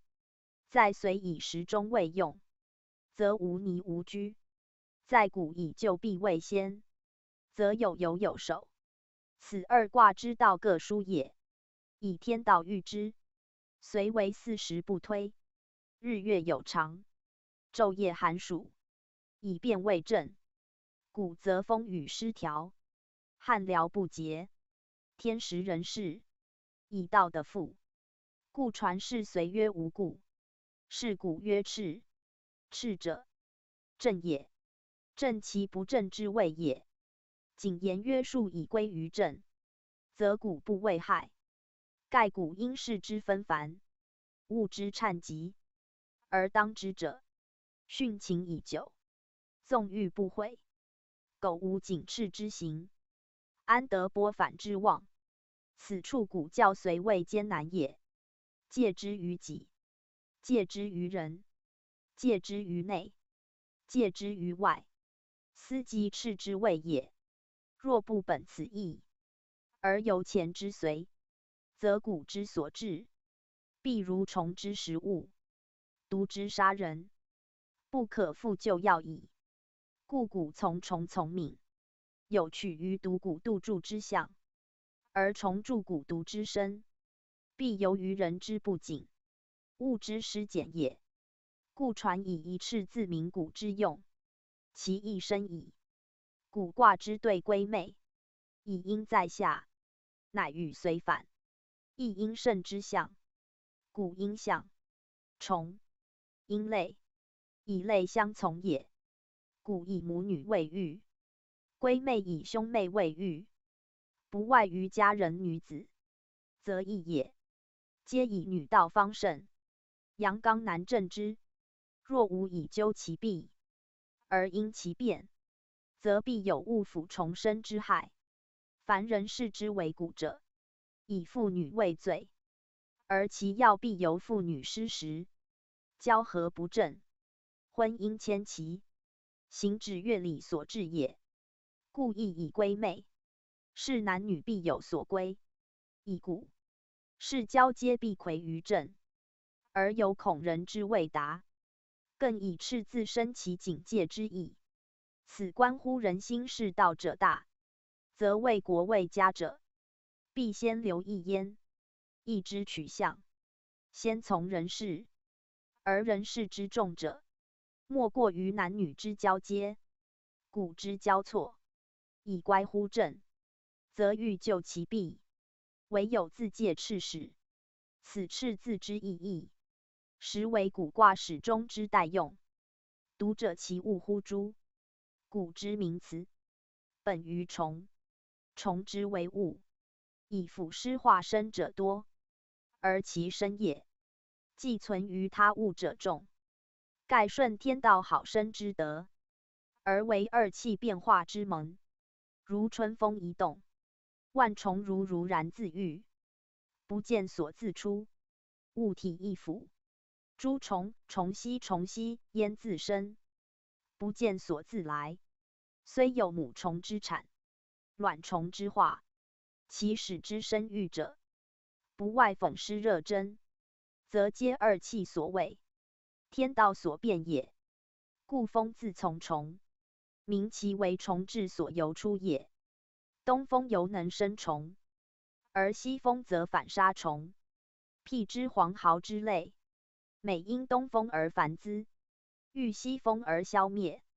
可见其生育虽易，而其死亡也亦匪难。诚以天地之间，二气流行，五行地善，五运互用，六气交流。有余者，资繁无盈；不足者，变化无机，而莫不归于生杀二门。一年之间，春生秋杀，一物之命，强生衰杀，各以其所合于二气五行，所化于五运六气也。人亦有虫也，生壮老死，各有其时，退化流传，各有其命。则凡有生者，何非虫也？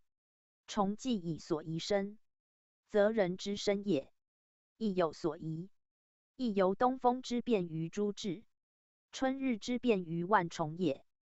故在易卦，上艮下巽为谷，艮为山为土，虫之所寄也。巽为风为木，虫之所生也。生者育之，存者全之。此虫之所以日繁，而虫之所以得名也。古之为古，既自虫出，而不曰虫者，以虫乃古之源。古则虫之用。蛮方有以毒虫治药害人者，名曰蛊，亦有蛊卦之意。推其意则为蛊惑，为蛊害，以其有毒，足以致害也。虫之为类，有毒无毒不一，有害无害亦不同。而蛊则多有毒，而易成害。此名蛊而不名虫，名其为用，或受其毒害也。毒害者，不必明见其杀人毁物也。凡因残苛虐，足以疑惑于事物者，皆毒害也。然毒害亦有反为功用者。毒药治病，毒物去毒，假其悍戾之性，以去其他科毒者，亦道之当然，是之所立也。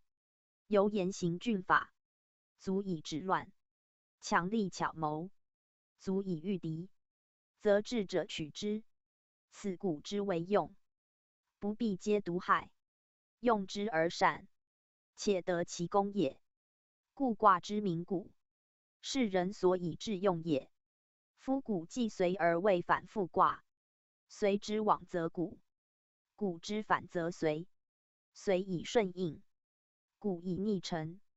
传曰：喜随人者必有事，故受之以蛊。此周易次序之用意也。随人者，言以人意未从为，则其所为，必得人之欢；而其所欲，必多事。事者无公私，凡有错杂交接，往来得失，皆是也。随人者，必因事而见焉，必因随而事更急焉，必以二者之交质，而随以日盛，事以日繁，故其结果，必变于蛊。蛊物也，亦是也。由人言之，则谓之物；由物言之，则谓之事。是物故不别也。盖蛊之致用，必因事而见。如以术惑人，必有所因；以计媚人，必有所成。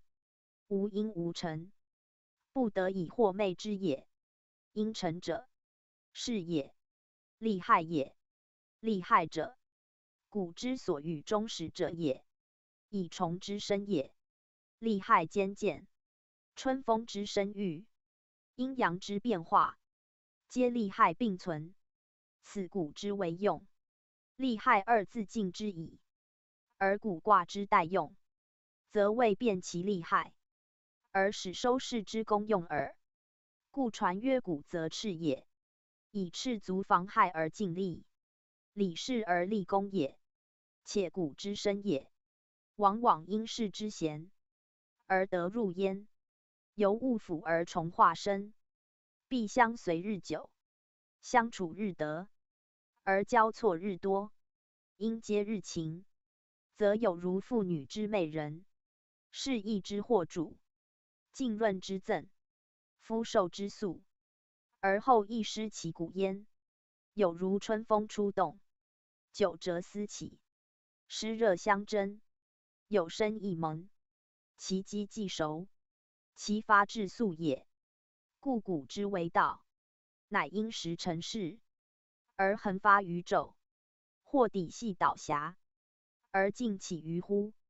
其来也，介乎利害之间；其至也，因乎顺逆之事。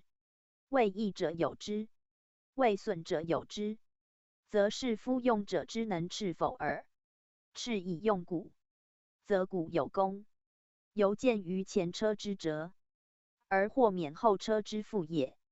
故亦是用蛊，重在就以往之师，悉将来之德，知天道之明，明人事之情，察时事之间，立干替之志。此全卦大志。特在先明天道，而后及人事也。宗主复注：故者，惑也，是也，是由杂沓，事情繁复，最易迷惑。故有事则多惑，无事则少惑。其所以惑者，莫外利害二字。人情好利恶害，见利真净，见害真弊，此凡人之志所及也。而不知利害乃往复之事，利在前，而害随后；利在此，而害兴于彼。一事两据，一物两备。欲求无害，必先无利；欲求无利，必先无事。然事不可无也。苟有事而不害，则唯有不惑以处之。不惑者，以理喻事，以道载喻，则利害得其中，而皆无所偏，则不为事所惑。此即亦教是古卦之为义也。不曰惑而曰古，以惑生于心，古出于物；不曰事而曰古，以事平理断，古由欲起。不训于物，则事有利而能成；不乖于理，则心不惑而得用。此亦古名卦之大旨也。人生不得离事物，而事物不得离利害。贤者叛之，愚者昧焉；君子正之，小人失焉。此古之不可以计也。故以外来之祸，而受之于身心，此常人所不免者。圣人明其故，以卦示象，以辞示义，将事物悉之以理，使人民有所依从，则义教之功大矣。然世人独义，而不解古之义，日为事物迷惑居类，以终其身者，不明革致之道也。故古卦亦大学革致所自出，革以去其非，致以极于善。此即全卦之代用，亦即大学首节之意也。读者当于象辞中细求之。又曰：古卦命名，即有深意。在卦言：三阴三阳，本阴阳和平，刚柔交阴之象，而名古，则有纷乱迷惑，掺杂诡诈之情。盖古以计随，随者亦失于迷惘诡谲。此是理之常，人情所不易免者。传曰：随人者必有事，故受之以古。名古之初，由于随之变，随机则失其正，失正则成蛊惑之象。上以蛊其下，下以蛊其上，各为正道以求和，则蛊之害见矣。故蛊卦出于天道，而蛊害成于人事。圣人欲人知其害，而救其弊，乃说蛊以为教。蛊道虽不及随之权，而用之得当，人足以致元亨，则在上下见于蛊惑之有害，而思所以挽回利导之方，此命名之为义也。故爻辞曰：干蛊。干者，挽回利导，以反于正之谓也，即利贞之贞。干卦所称贞故足以干事，即此意也。故天道曰元亨，而人道曰利贞。非贞不足以致利，非利贞不足以致元亨。此全卦大用。读者宜细审之。故元亨，利涉大川，先甲3日，后甲3日，宣圣讲义。此古卦彖辞，言全卦之代用也。古虽谓往来卦，虽备具四德，而古则唯有元亨之战。其关于利者，知涉川一事，是与随意也。盖随意阳居下，的震动之势，亦阴居上，的流泽之功，备乾坤之代用，夫四德之流行，而古之六爻恰与相反，巽以一阴居下，而上有二阳；艮以一阳居末，而中艮二阴。阴虽在下，而阳兼之，阳反居中，阴乃阻之。刚柔失调，上下交背，阳得主升。巽之二阳升而被阻，阴得主降。艮之二阴降而被革，以成交背之象。然其要尚在初上之一阴一阳，初爻本宜升而为阴，上爻本应止而为阳，阴阳皆反其道，恰与随意。此随之具四德，古则不能及也。其的有元亨之战者，实以古之中爻，阴阳相符，有同济济与泰之象，则9364之谓也。此亦以见牵卦讲辞。中爻为上下相接之书，统属六爻，指挥三极，为全卦主干。其爻得寄服于太极，其志用有合于坤乾，遂得占元亨，而独应于天道。天道莫名于天时，天时莫者于春夏。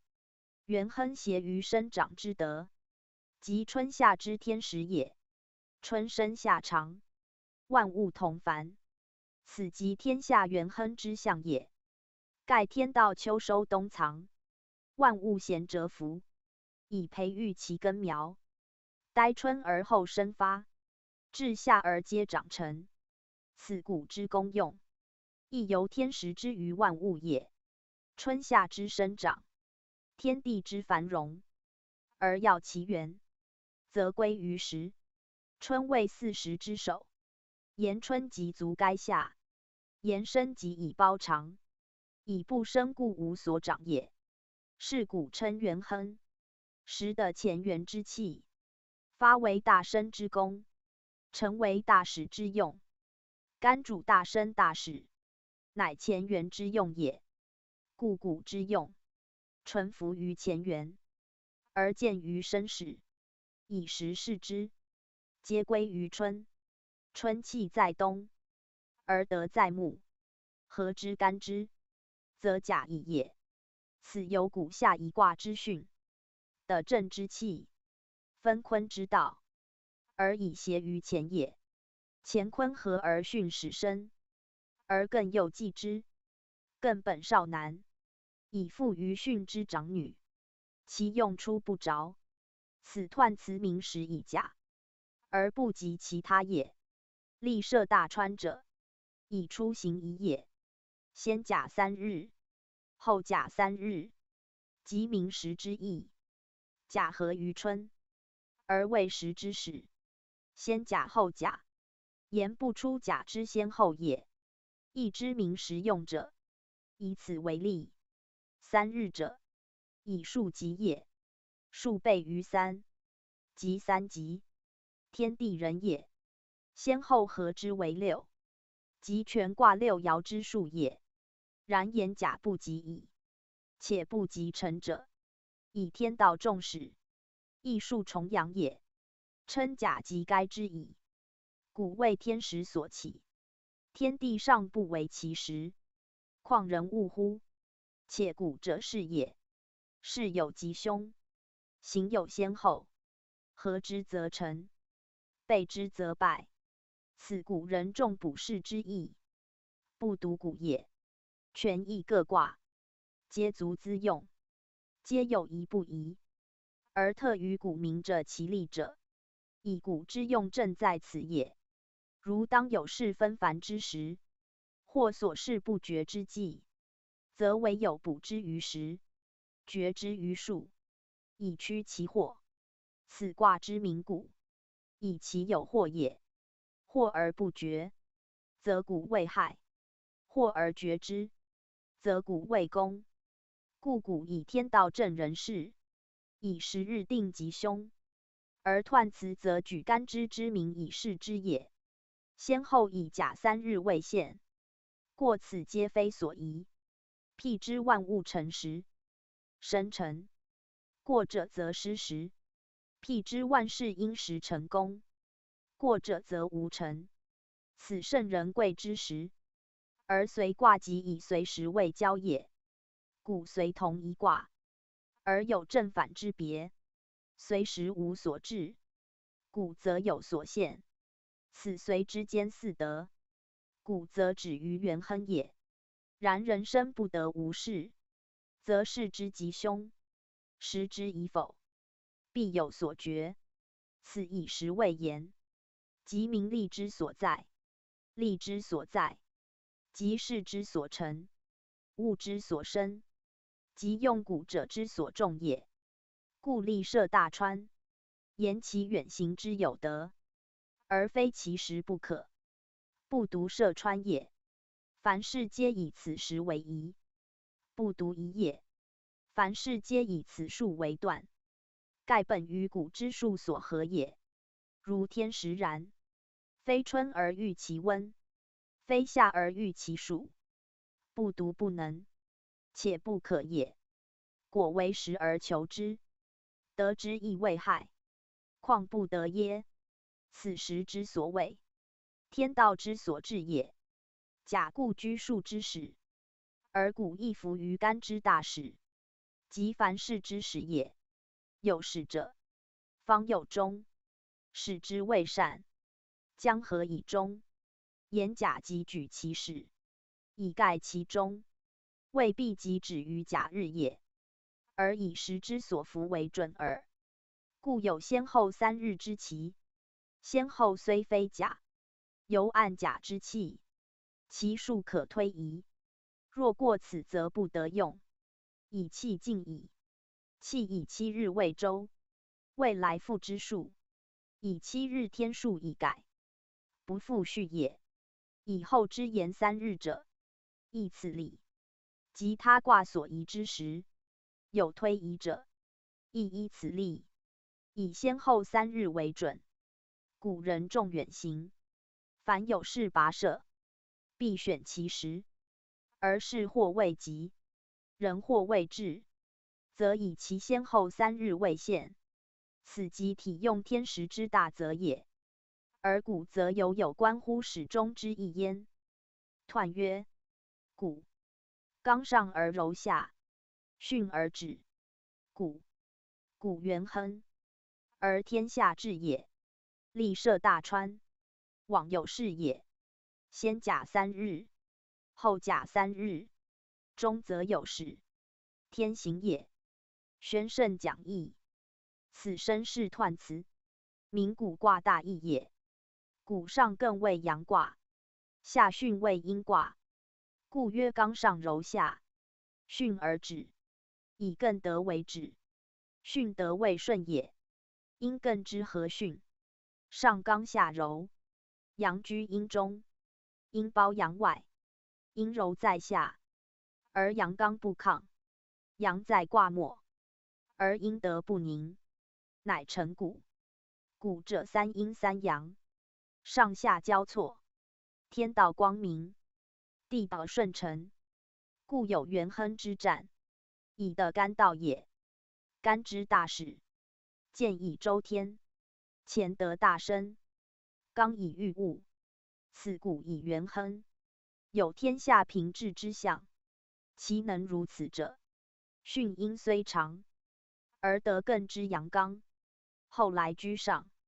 巽且能自巽以顺承之，不护其短，不争所长，而艮本干见之德，行正大之行，起光明之道，以提切阴柔，同基于元亨，有比于孝子忠臣，克正其父君，而成忠心之业，或后来之主，贤德之辅，能见于以往之师，重整丧乱，匡复邦家，则天下赖之复治，此古之所向也。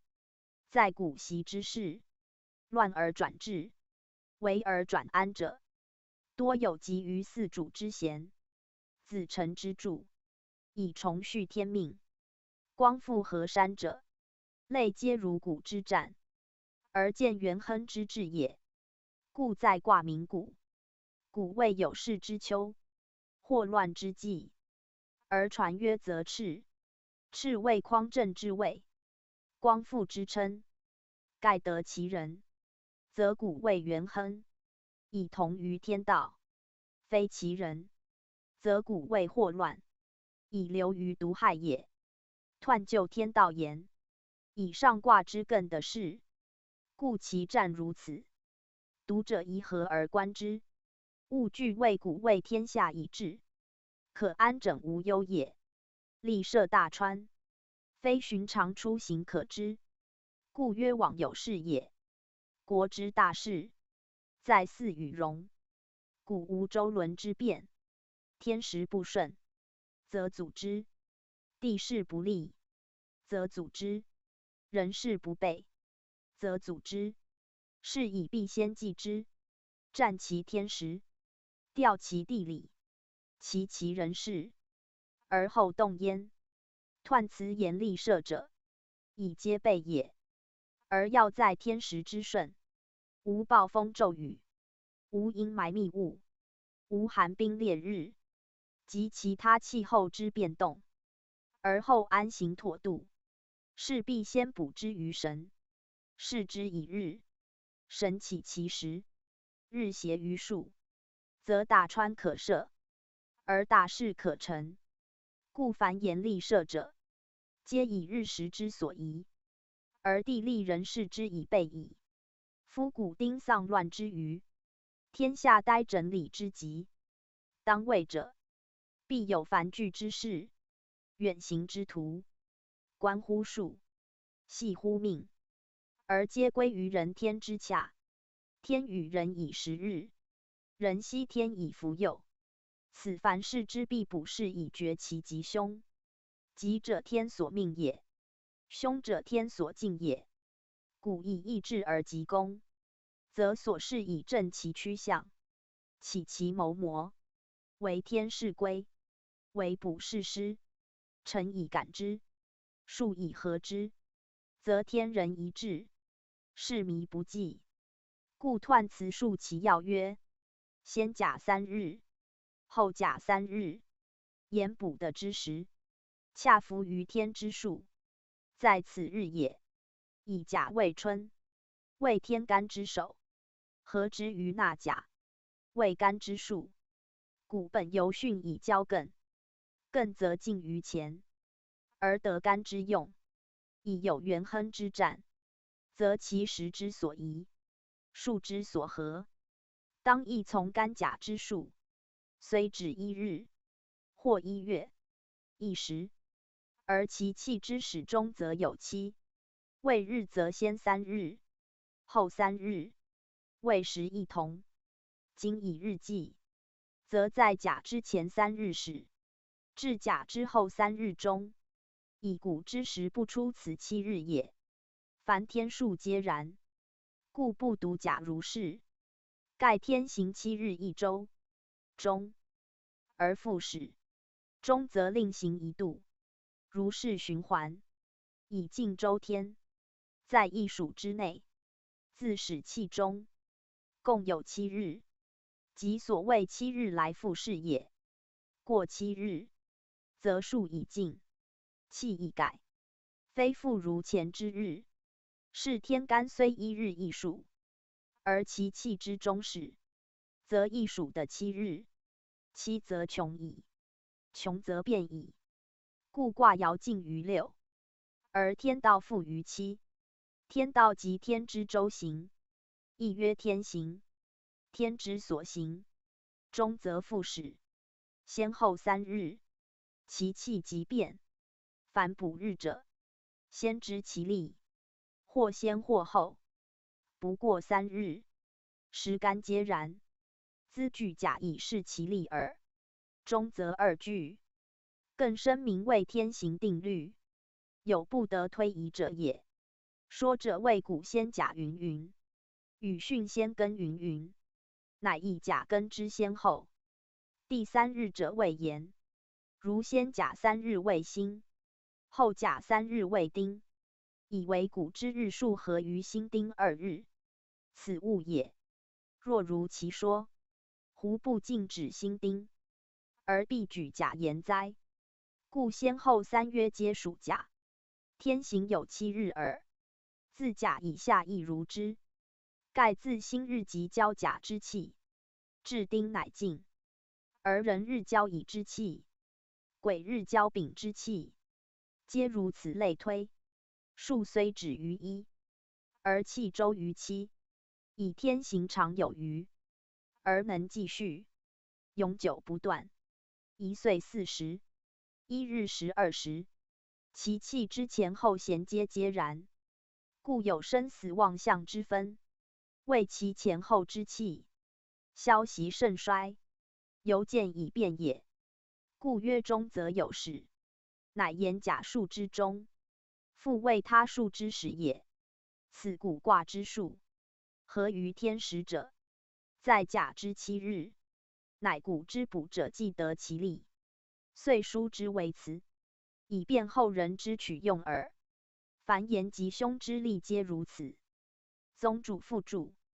古谓事物繁盛发扬之象，阳气自内向外发输，有如春日，百花齐放，万类俱育之时；又比于人事纷繁，物产饶富之日。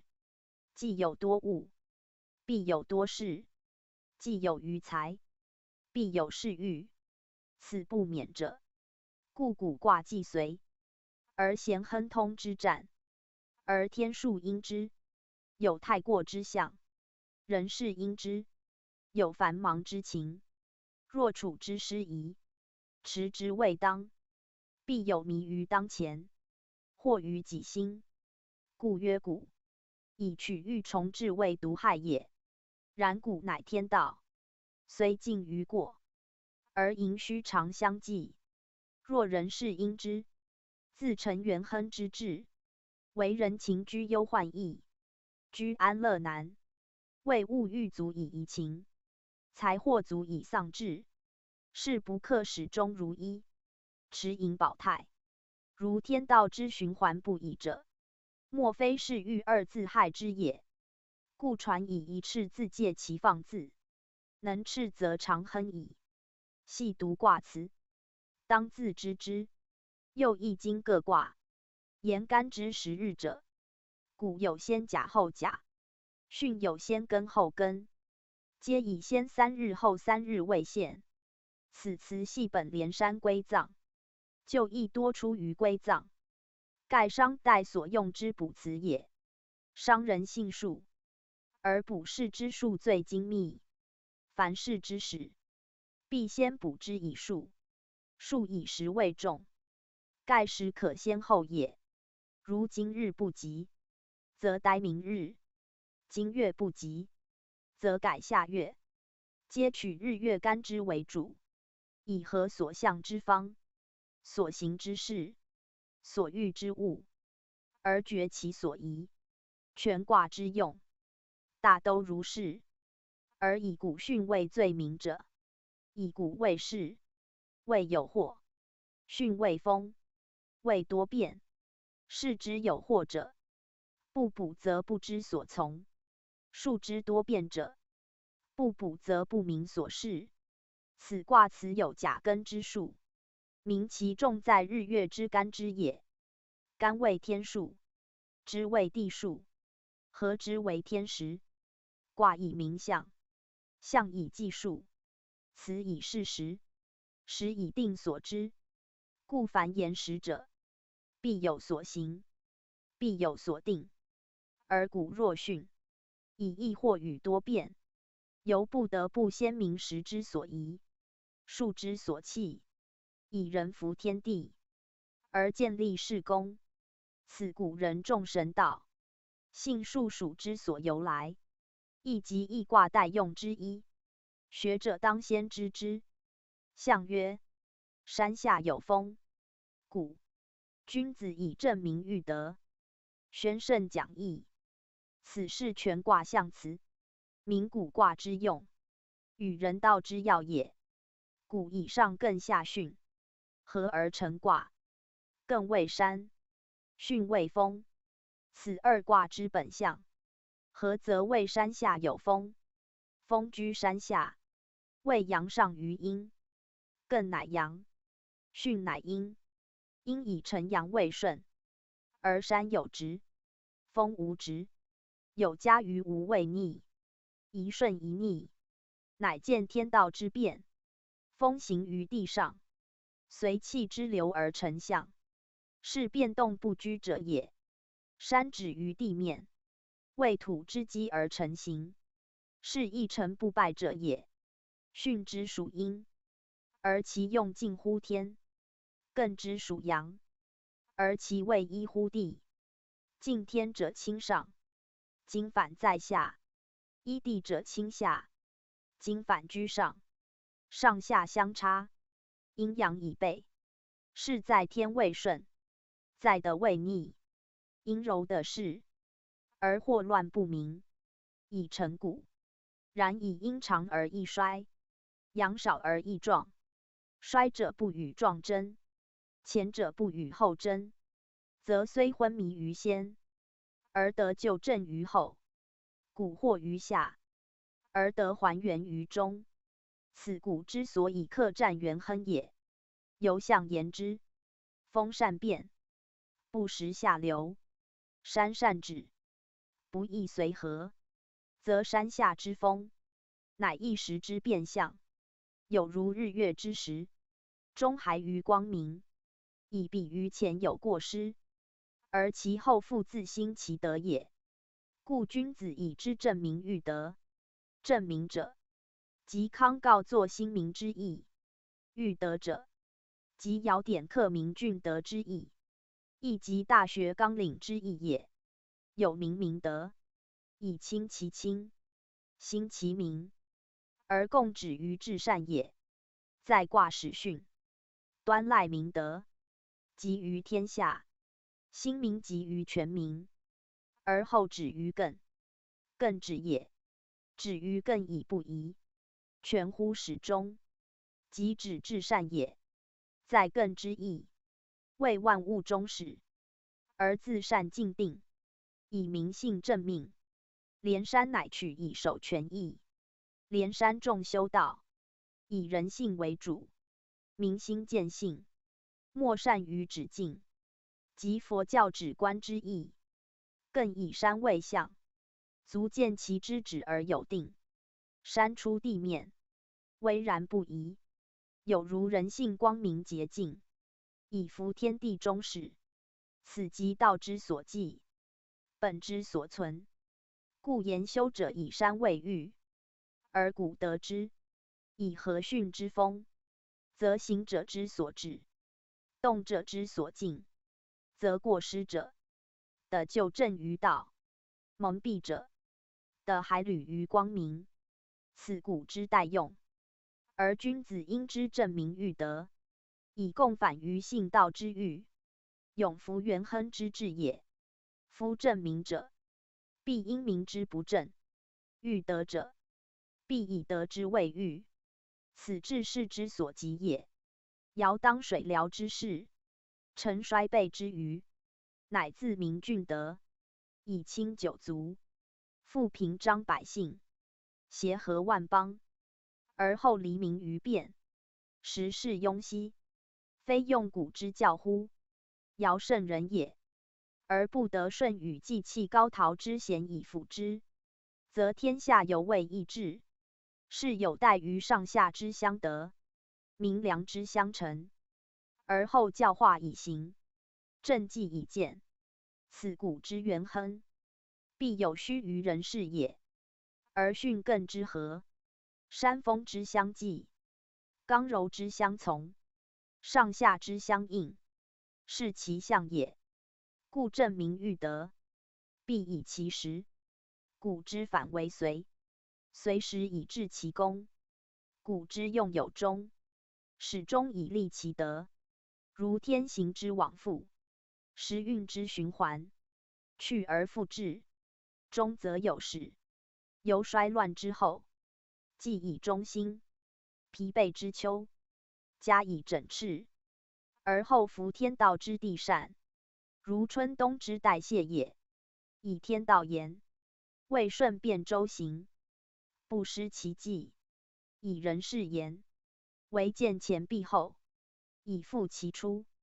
天人之间，有先有后，彖言元亨而天下治，乃天道也。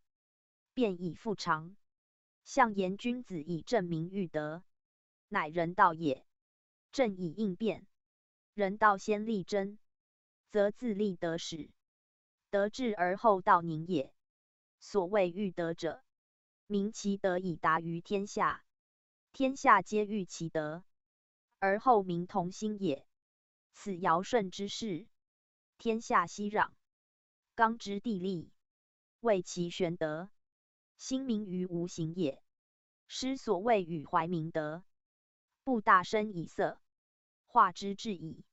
以古之上下相得，其化异也。故由不善者言，情欲相惑，争逐于不觉不知，则为蛊惑悖乱之象。由其善者言，性道相符，化育于无声无嗅，则为文教雍和之象。皆是所谓如何耳。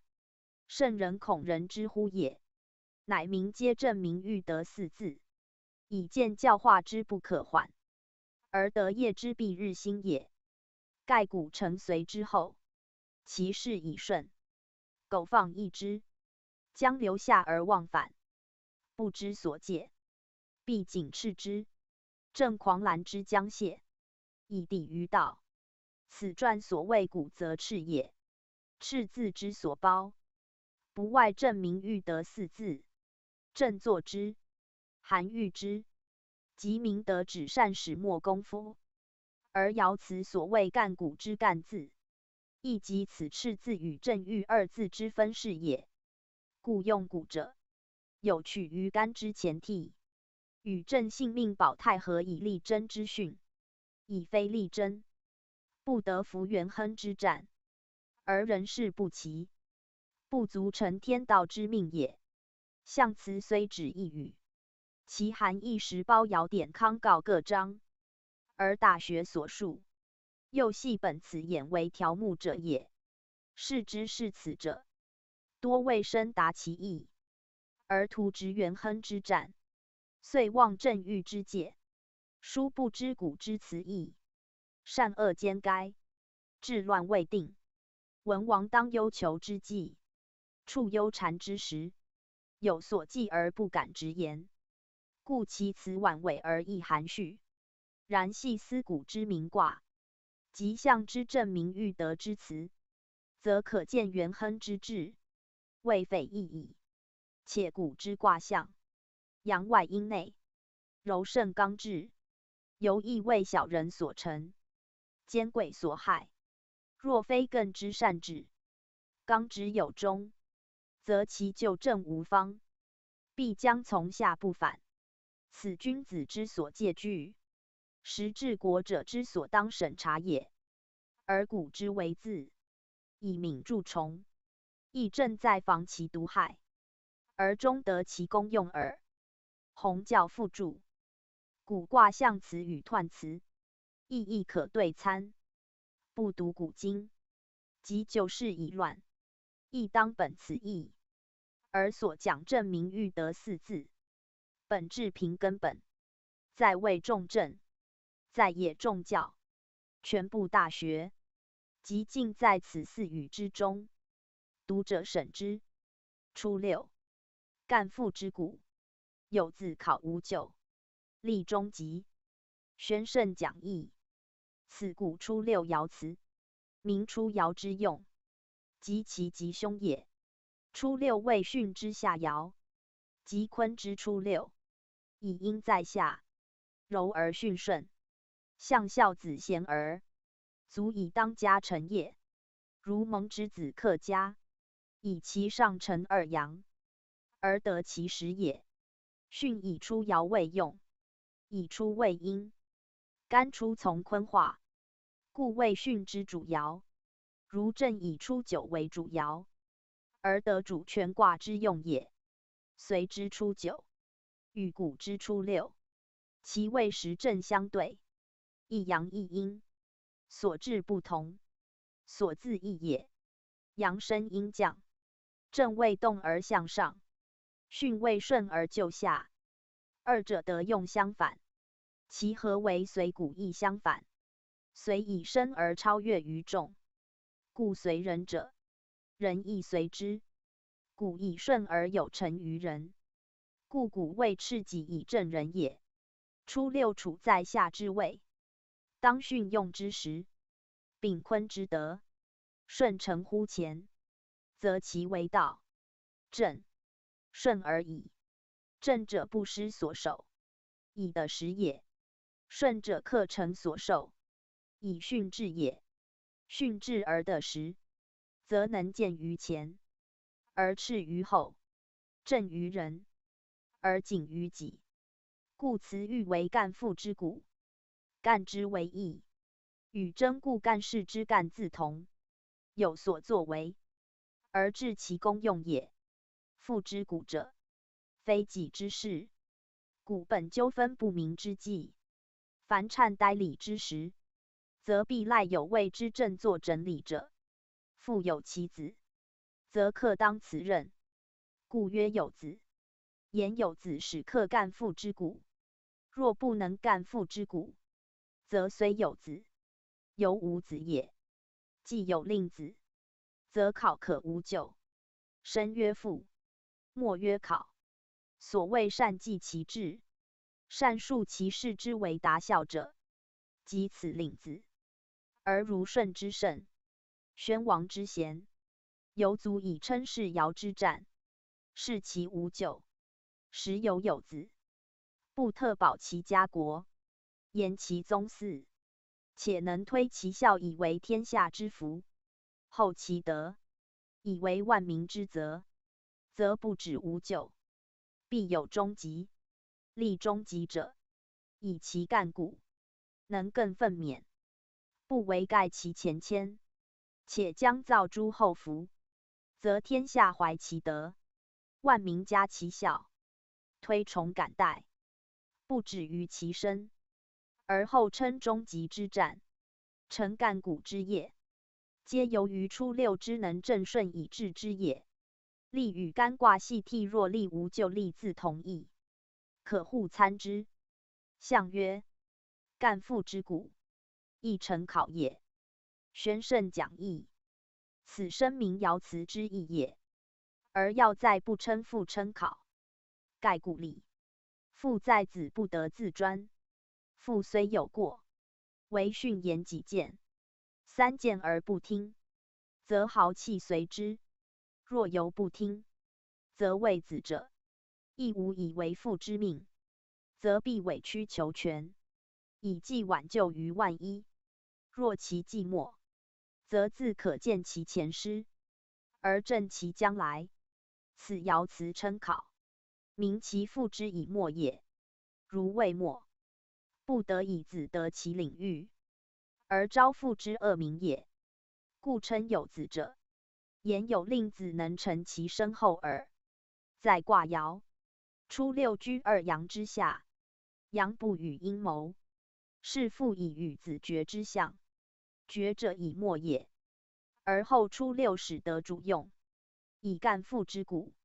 若阴阳相调，父子相得，故不呆子之干骨矣。此乃教孝为义，人或谓之流义，特谓皆之。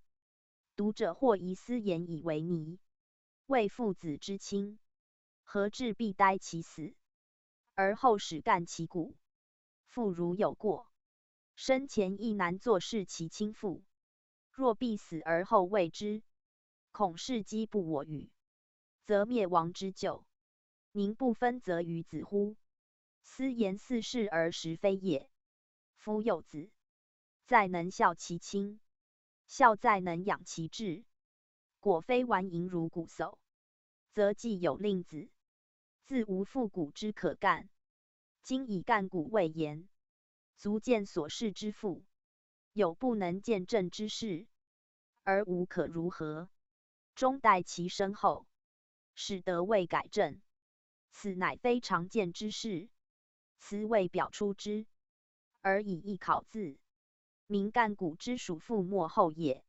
如寻常父子，苟甚己见好气之情，必有挽回改善之望，是以不为古矣。今名古者，时由极深不可挽救，不得已而后图之于以末，故曰考无咎。言父本有咎，而得干谷之子乃免耳。既以子之贤，克成其父，则虽有其谷，亦不受其咎。此大禹治水之机，足能免滚之罪也。故是曰一成考也。言如禹之立志，既成其父，而尽治水之业也。然既称为谷，必谓大不义之事。由治水，非义位也，非有令子，故不克成。有子矣，不能警惕前师而自立，愁思艰巨而自立，则有恐不足以干其谷。此词以一立字，名其谓义为也。然立字有替立之意，有为立之意，有免立之意。苟有未备，就何有免？今不特免就，且或终极者，时以初六之正顺的时，而又能力以尽其志也。爻辞委婉含蓄，读者一细易之。洪教附注：干谷二字有深意，不仅为盖前谦矣也。以古训为事，事必有功，无过故谓干谷。而要在于立功，盖无事功，不足以服元亨之志。此舜禹之所谓，臣称干谷者矣。92. 干母之谷，不可争。宣圣讲义。此故92爻辞，言92之用及其义也。92居内卦之中，得位之正，而下皆初六，上连93，一阴一阳，交错其侧，此谷之象也。以阳成阴，而得正位，以阴于6、5，有母之象，以母之谷，直乎十位之宜。阴中正之德，以阴交错之势，则其所谓必有成。爻辞谓干母之谷，明其克正其势，少其德，以令其母。与初六之干复谷一义也。初六以阴成阳，故比于父谷；92以阳居阴，故比于母谷。盖谷在前，干之者在后。父母二字，不过由阳爻阴爻之分，不宜太逆。然称父母者，必在先也；而干其谷者，必后人也。按之卦象，训为长女，更为少男，有母子之象，唯以爻论。初爻近于臣父也，二爻近于少母得耳。推而言之，则臣之于君，仆之于主，幼之于长，卑之于尊，或男或女，其有所成少皆同，则是为干君上之谷，尊长之谷，亦无不可。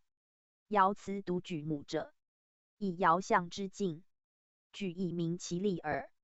凡卦辞之称谓多类此，不可争者，文中省一不字，谓不可不争。然就经文言，则应作二句，即不可与争，或可争，均通。盖92所得以干无之谷者，在能争也。争，正也，中道也。言干谷者不可自争，以服爻象；而余不可干者，为人争以善其后。过母之谷，不得其子女，而成为昏乱迷惑之时，则子女者，以争正之。争在己，正指母；争不言正，子女不得强正其亲也。故曰不可争，亦即不得于母，为自争，由尽生之于其亲，不得回其心，乃自真其身。此后人称之为真也。或作不语可真读，意谓不则可真，意义相同。言干父骨与干母骨略有异也。父骨必干，而重在身后；母骨可干与不可，当视其实情事。所谓母骨者，不过家事，女子主内故也，非如父之骨，足以影响家国天下也。且母亦是，非如父之言，苟自珍不懈，必能动其慈爱之心，则虽骨，犹不足为害，故不必强干之也。又况92的未成时，今之所谓，故无不疑；前之所疑，亦非尽备，则谓之成少者，地尽其真，即足以至于至善，谓其得中道也。得中道者，不可有过不及，若持之太过，犹不及也。过不及者，皆备中道，是失尧德。失尧德者，不成事，则欲干之者，反害之矣。象曰：干母之骨，得中也。宣圣讲义。此声明爻辞之意，而见中道之可贵也。中道者即真也。真何以谓中道？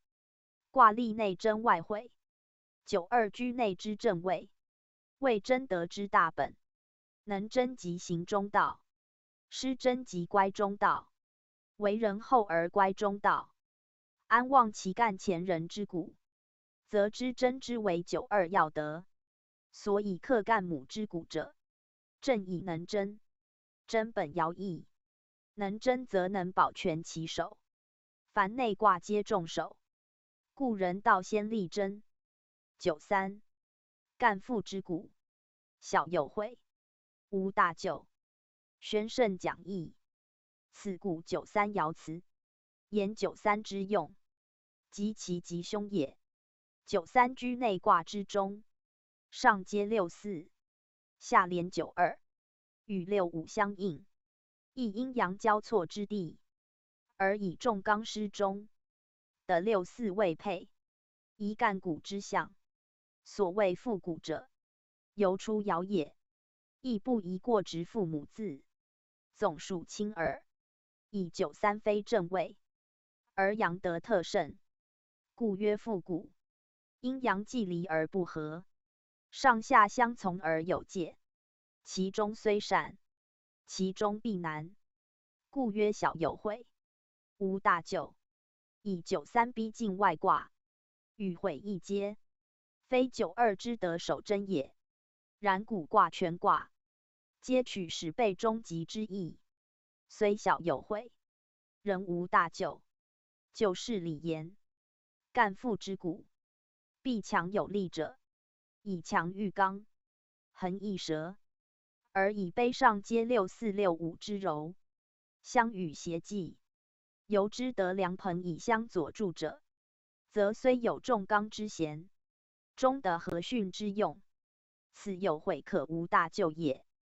象曰：干父之骨，终无咎也。宣圣讲义。此声明爻辞之意，而见干骨之不义也。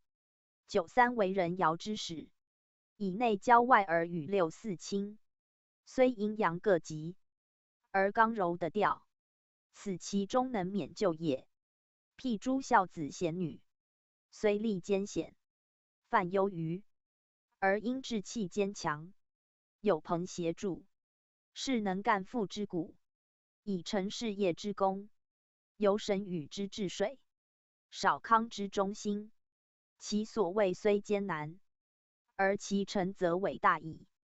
本爻以人事为先，则所需于人者，不独坚强之才，且须温和之德，方能始终不懈，德业并兴。此爻辞言外之意，读者当细谓之。64. 欲父之骨，往见令。宣圣讲义。此故六四爻辞，言本爻之用也。六四为外卦之始，属艮卦之四爻，而与九三同为人爻。九三以重刚失中，六四恰与之反。四为阴位，六为阴爻，以柔居柔。其道本乎坤，其德依乎艮。坤进而艮止在外，未动而得进，未行而协止，有进退抵五之象，而下皆巽之两阳。上临六五，以阴上九，是在群阳之间。四与二同宫，退与出爻配，出六九二，一阴一阳，以合于内。六五上九，以交于外，而得九三相济，亦属一阴一阳，是其前后相调，居中能协，故谓吉爻。而能御父之谷，父者指阳爻，谷者阴相错，御者宽也。书所谓垂玉后坤之玉字，与此一义。不曰干者，正以重柔居中，其志纯净，其德悠长，非如前后各爻之强悍促破也。干言其才，欲言其德。言才该德，而以才称；言德该才，而以德胜。曰干曰玉，必才德兼具，而六四德优于才，故独以玉称也。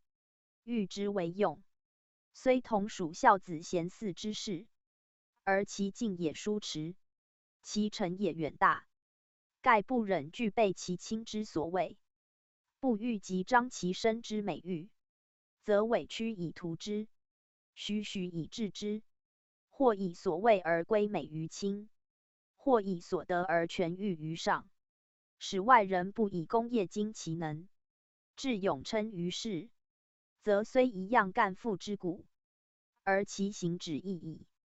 故称之为玉。玉由玉也，玉谓之谋，玉以成之，无不出于玉，则本雷的分玉之意，而或因见配考之功，以其欲于己者，必欲于亲；欲于前者，必欲于后，则先人因我而终育，我之子孙亦因而永育。此书垂育之意也。曰古者必有未能育也，今以育见称，则古非古矣。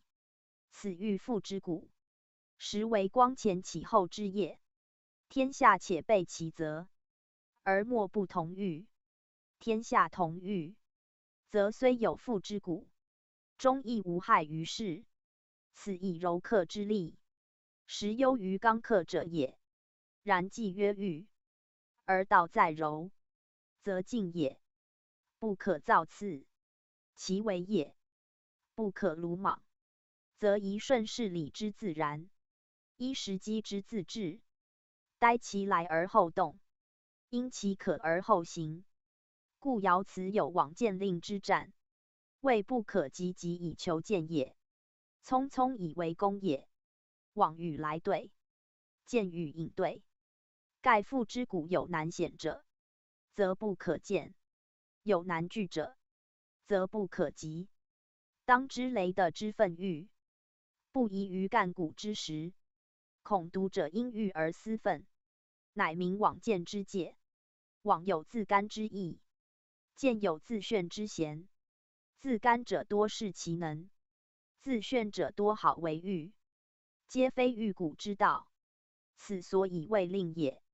令者色也，行而不通，语而勿舍，曰令。言六四以柔道胜，处失中之地，有交错之间，故有进退易阻，行止难畅之象，而本艮止之意，虑坤进之德，皆宜待时以行，自会以守耳。象曰：欲父之古，往未得也。宣圣讲义，此身是爻辞之意也。言虽欲往，人不可得；虽欲见，人不能也。此时的所现，爻象所谓，故亦干以喻，谓名六四之以柔胜也。65. 干父之骨，用喻。宣圣讲义。此故65爻辞，言本爻之用也。65居外卦之中，得位之正，而以阴连阴，亦重柔之象，故得正位。下与九二阴，内外相得，与九三并，刚柔相从，谓得时之象。遂与六四异。六四纯柔曰玉，65以柔行刚，与九二以刚行柔同，故曰干。而65的位，有在上，有超居上位，环视天下之象，天下望之，民欲归之。此爻辞有用喻之战也。64以往见令，65则用喻，此正相反。盖64以隐为治，65以显为治，二者地位之殊也。用喻者，以干骨而全亲之喻，己亦于有容焉，非谓以干父之骨为己名也。凡言干骨，必属孝子贤嗣，是谓有孝子贤嗣以亲之骨，博己之喻。故用喻者，明其不独于事有成，而于亲之名一彰，未能因功业以扬其亲也。夫扬亲者，必有全德，德必以业显，则功业之成，即德之名，德之名，即名之显，此大孝也。是用喻二字，明其功业之以成，其德之以名，非徒干骨而已。以65盛时的位，有可用喻之资，而登峰造极，有必用喻之计。盖卦之用极于5，过此则穷，穷则变矣。65处当用喻之时，有可用喻之地，正宜德之大名，业之大成。若由默默无所闻之，是由业之未就，德之未立，是不足以与于干父之骨矣，是不能服骨卦元亨大治之用矣。所谓人事备乎天，人道为乎时，则亦较为虚行矣。故用喻二字，为本爻最要之意，亦全卦最终之用也。象曰：干父用喻，诚以德也。宣圣讲义。此身是爻辞之意也。民用喻贵乎德，恐人或误以为贵名，故指出德字，以见非明德，无由的喻，非明德，无由用骨也。诚以德成字，即前各爻，声明干骨喻骨之意，而暗示用骨者，必由下承上，后承先也。骨卦代用中于此，故上六爻辞则已变，不复云骨，而用骨者，亦当审焉。弘教附注。骨卦代用中于65，故有用喻之语，以因元亨之战，元亨大治，尚有无喻者哉？唯此喻非自求之，乃得业既成，天下痛归之，而民自远。亲之欲以此一彰，孝之道以此一大。全章虽不言孝，而实明孝道者，盖孝莫难于干骨，顺与是也。明乎此，即明骨卦之用，而65用喻之意，亦自昭昭矣。上九，不是王侯，高尚其事。宣圣讲义。此古上九爻辞，言上爻之用也。古之为用，即于5爻。65干骨用喻，是文未成以德。明古卦大体大用，以与彖辞证明喻德相应。非德无以干骨，非德无以成业。德日积，功日隆，骨用以大，而5爻的未成时，功业昭昭，德用以极。更进则德无可名，由中庸之称玄德，无生臭可闻见矣。上九谓德之继承，民之继立，至德而至道，由明德而止于至善，高以美矣，灭以嘉矣，将何谓哉？故爻辞称之不是王侯，高尚其事，未用古者至此，已无可用。臣时退休，即功成身退，体天之道之意。盖上九当权卦之中，为六位之极，又系艮之主爻，有终止之意。下与巽之九三，阴而不谋，刚而不调，道尽则穷，数极则变，不得不自退隐，而弃其禄位，以保其玄德。藏之名山，服天道之太虚，体前缘之不习，而独高尚其事，逍遥于造化之外。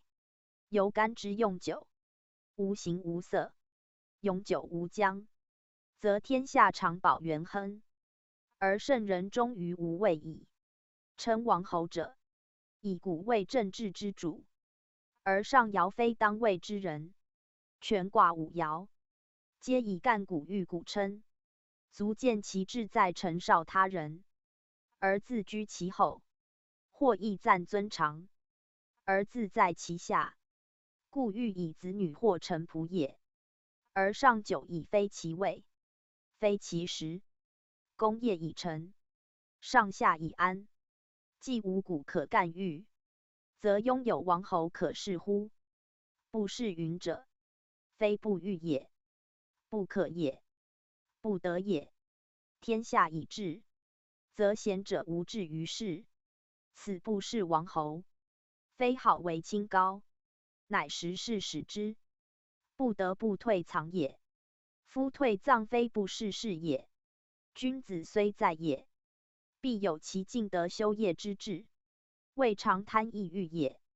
故干卦辞曰：天行健，君子以自强不息，则古之上九，虽不是王侯，而必有自立之长也，即所谓高尚之事也。高尚之事，非位高于他人，或异于他事者也。君子以道德为立身之本，穷达皆有所谓。明德者，达则兼善天下也；止至善者，穷则独善其身也。而此所谓高尚者，又非独善矣也，将以所修功诸天下后世，永垂于人，则止至善，实亦尽信中人治之德，而达至成己成物之愿也。故称之曰士，使人之退隐之非偷闲好惰，而自挥其德业也。且古训示，上九虽无位，亦当有所事，故以一事字，明其必有所谓也。由佛之身修，老之去国，虽似前身事外，不复与人间事，而其心志，故无时不悲天悯人，无的不宣教授业，诚以成人成物之志，无出处异也。所谓高尚者，以其事教士王侯位高耳，辟之老士之西行，而道教以传，自高于诸下士；佛事之出家，而事教以立，自高于国王。其功业虽未显于当时，其道德只可垂诸无际，则其高下之判然可知矣。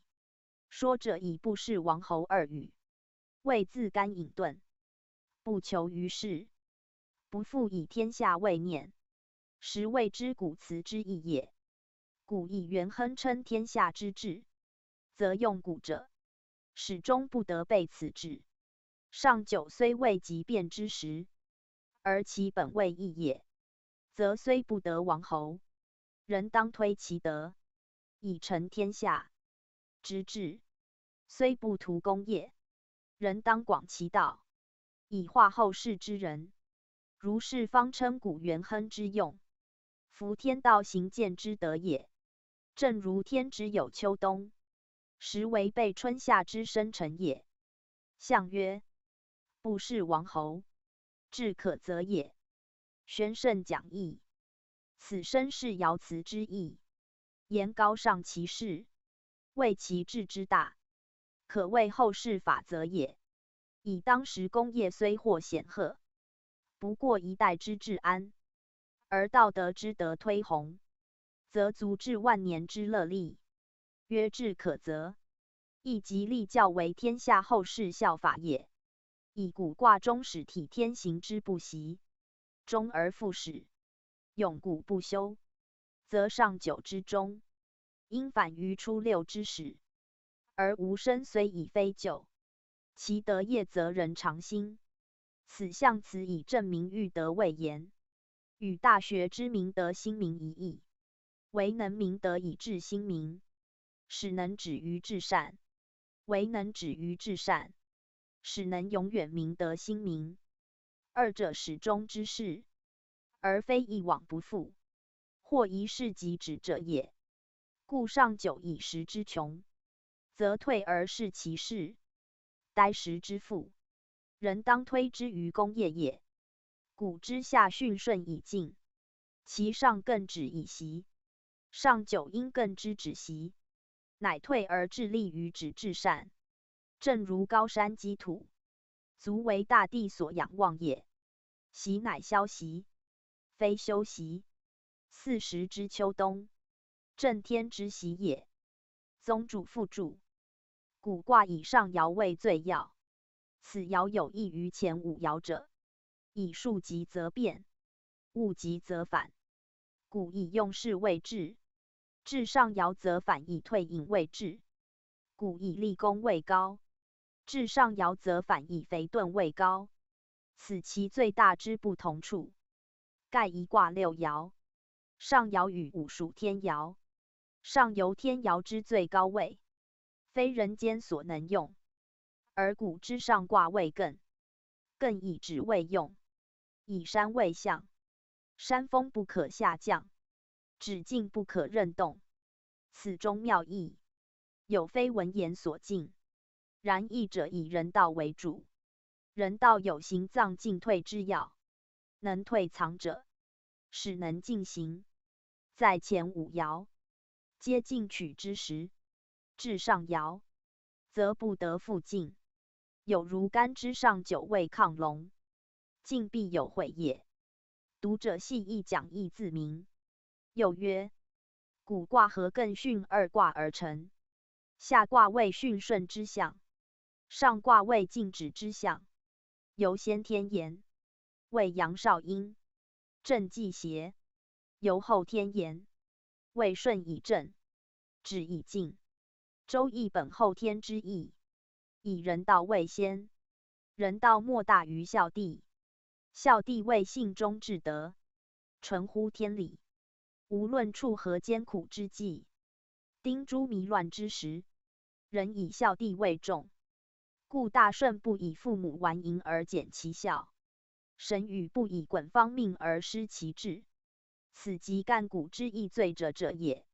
未能如是孝弟，方能充干古之道；未能如是干古，方能尽人道之分。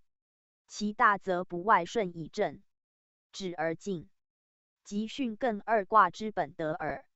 巽则处事无不和，而事亲犹得其当；艮则立身无不疑，而治公犹扼其要。谓古训事，必有位也，必有成也。位者，明德亲亲心明之事；成者，尽人尽智，止于至善之事。一言以蔽之，大学之道所包者耳。故圣人不忧乱世，不畏丧家，而能拨乱反正，兴丧抵陈，以应天道来复之术，以服义道前缘不息之教。此古之所由象。故以3阴3阳，体乾坤2元，开太同2运，其含义大矣哉！弘教复注。古卦辞最略，意义多未明。魏文王拟时，有所避忌。周公亦未辨数明之，推辞中一字一句，或漏为意，如不可真，小有悔。诸语皆含深意，非如后人所示。讲义特为指出，读者宜细思之。所谓父母，包君亲常上言，文王不敢指明，而卦以一女一男合成，故但云父母耳。临卦对下坤上，宣圣讲义。临卦由坤对合，上地下泽，的与则皆阴也，而泽在下。二阳居出二爻，为阳长阴消之象。阳虽少于阴，而得未辰时，有清清日上之势；阴虽多而在上，被阳所破，不能自持，有渐渐变于阳之势。变则未泰，而阴阳平矣。临虽四阴二阳，而阴与阴俱，阳与阳连，故名临。如大军列阵以相邻也，如贵宾结祀以来临也。又如会众水以临大海，连群风以临大河也。又如日月立中天而临大地，风云排太空而临山河也。其势甚逼，其状甚严，其来也俨然，其家也勃焉。是曰临。由兵临城下，人临庭舍，逐之不可，遣之不能，唯有破而相遇，出而与见，故曰临。临至也，言既至也。既至者，无可挽回之时，无可推荡之地，而猝然以对，徒如以抗也。在卦阴与阳对，而不能调；阳与阴抗，而不相下。来者其猝，往者其拒，进者将趋，退者难助，故其情若相虚，而其实则相拒也。临卦上坤本敬顺之德，下对有月泽之情，两卦相合应相得，而以爻位刚柔不调，上下相逼，遂有抵拒破邪之势。二阳渐长渐深，四阴欲降不得，破而俱化，乃为阳长阴消之象。阴消则柔易刚，阳长则小变大，故临称大，以阳壮也。与大壮异同，大壮为正乾合，雷化于天，故称大壮。临以坤化于兑，阴化于阳，亦以大称，虽非真化，乃是逼之。以阴亦为阳，亦夫至极则变之力。以二卦皆阴，阴以极矣。母携少女，柔之类也。兑化未前，阴乃退也。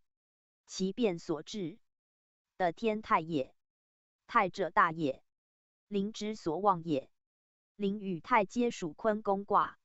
坤一变为父，二变为临，三变为泰，皆以阴变阳，至泰而极，故临有类于泰。泰者富有之象，天地交服，万物滋育，则富有而乐于施与。临以类泰，颇具富有之象，亦怀施与之心，故传曰临观之意。或与或求，言临与而观求也。然临非真富有者，其与也。或取之于人，或先与而后求之，或有所求而后与之，与观之为求，其不一定相同，故用二或字。言临好与，而或有求时，观喜求，而或有与时，但临与多，而观则求多耳。二卦一正一反，其体用相间。以临二阳在下，而观反在上，在下则身欲重，而亦富有，故至乐失语。在上则消耗多，而亦困穷，故至喜所求。予者以物与人，求则反求物于人。义则有余，义则不足，故至去疏也。既知灵之类态，则知至语之由来，与观之类否？其至近于比色，正相对，皆爻位之所系也。临卦之对巽卦，其比如诗如履如赋如风，皆有相通之意，而其颠倒卦为萃，更有相对抗之象。以萃对在坤上，临则坤在对上也。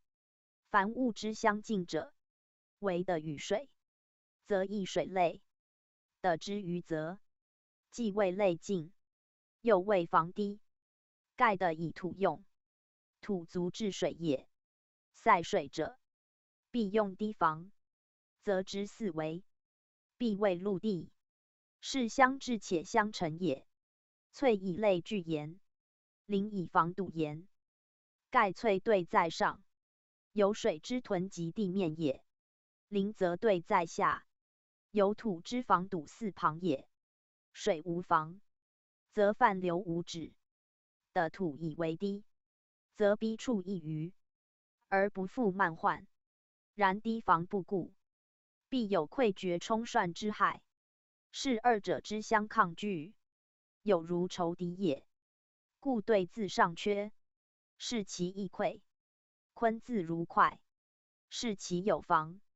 今二者合，则足着其相破之情，见其相聚之志矣。为水柔物，防坚则自困，又流性；土薄则静盈，此灵之为用，有其利与害焉。即堤防以泛水流，而为物利，则能成其用；因堵塞以积水怒，而致溃流，则反得其害。故善用灵者，因利为功而不过，以实致用而无贪，则虽有破邪之余，而终免冲突之患矣。灵者治也，是物之治非所欲其，曰灵时。可见其与欲之意相悖。雷的欲与复反，灵类复，亦与欲悖。明灵欲之意去，则明灵之待用矣。弘教复注：灵有奔灵之意，以上灵下，以高灵卑，皆含破促之意。故事出仓卒，曰灵时。又凡亲至者曰灵，灵力也；言既至也，又所经者曰灵，有力也；言以至也，皆有宾主相对，物我相抗之意。即临卦的与则相聚之象，而是物之者，则有相邻之象，如人临水畔，马临崖前，皆有破促不可久留之势。时取则与的之相破也。以则的一刚一柔，一动一静，不能调和，则唯有互为防具而已。此意最宜于用事，读者可细参之。临卦爻象：四阴二阳，二阳在下，四阴在上。阴多阳少而阳贵，阳出于阴而阴消，故灵服天德的前元之气。六爻互地雷复，禹的天态，皆其先后事。4至2为震，3至5人为坤，5至初为艮，6至2为巽，则含山峰谷象，故灵既固，其意以有事者必大。如人工业标炳，欲为龙虫，则必非常人，是所称大人者也。凡易卦称大，必因前。灵之大，则以出乎坤，反乎乾，而能因事体物，欲得致用，以成资生之道，以广大生之意，故以大称。为灵含阳化阴，正气幽潜，流光沛泽，炫如六合，地道薄厚，则能载物，则流源也，则能生物。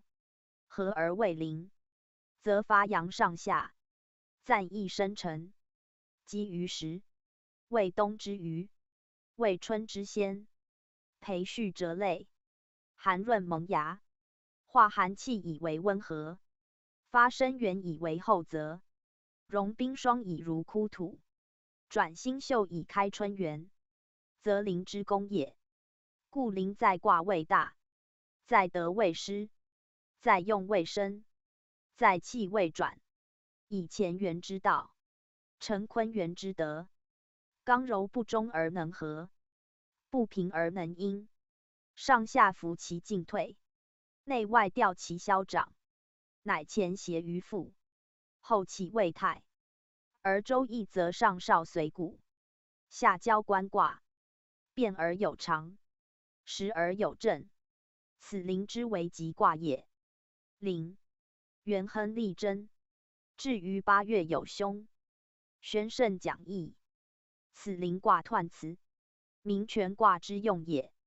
灵字义以见前讲，灵字形从臣从品，上如人字，有主客揖让之象，又有君临臣服之象。品3口，由3人之意，而高卑大小有别。上口如君，下2口并立如臣僚，又如主帅在前，卒伍随从。上之人字，如冠盖平猛，而傍以臣字，如有所辅翼，盖取相对相抗，而有强弱先后之意。即本卦爻所象阴阳上下，消长升降之数，以体人事尊卑强弱进退屈伸之状。方以类聚，物以群分，道以时行，事以人立，而莫不本于天也。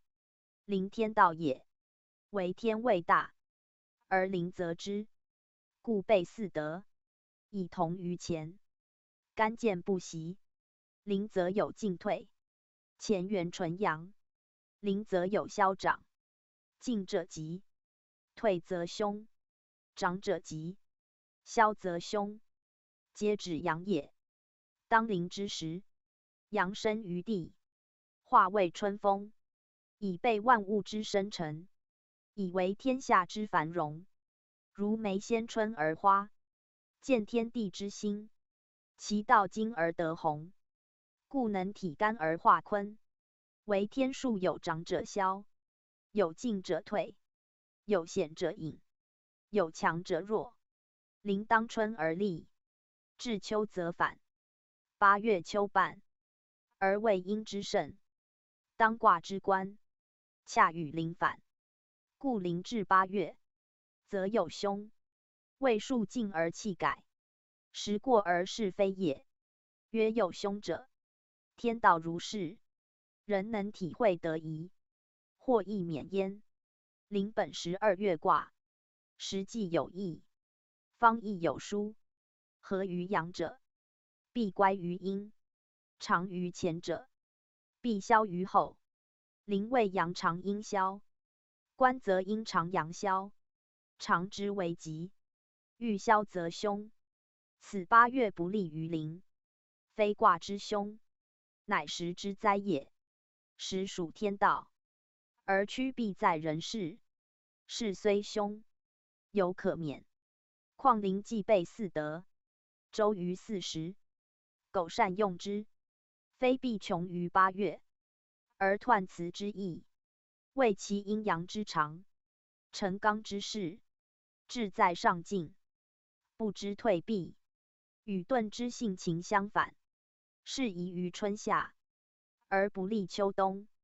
由人之勇于进取，不甘退让，徒之用元亨，而不恪守立贞之道。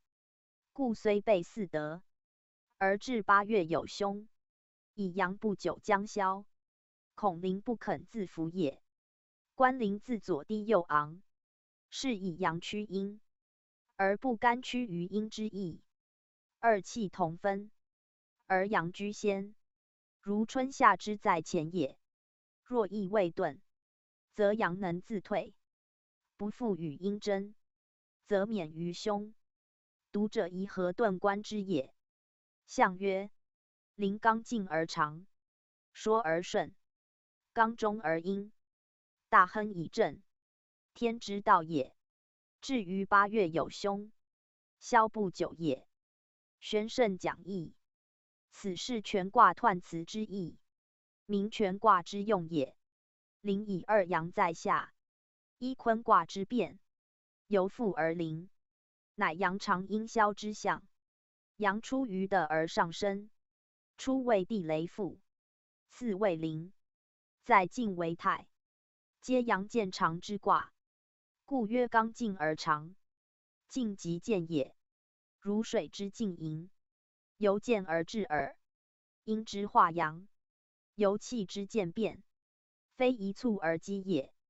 刚长则柔消，临以柔胜而刚的时，其体犹柔，则以上为坤，下为兑。坤兑皆阴卦，故得以柔称。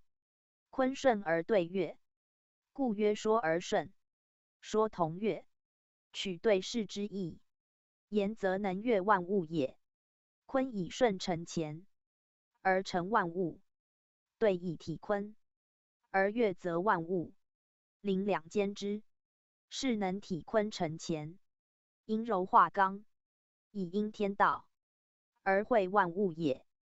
9·2在内为正位，故曰刚中，以与6、5相应的时行令，上下交通，并坤一乾，内外协德，故曰大亨以正，天之道也。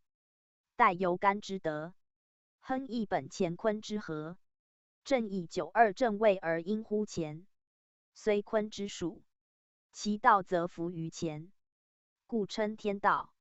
天道见于时，4时寒暑，天道之消长，春秋生杀，天道之往复。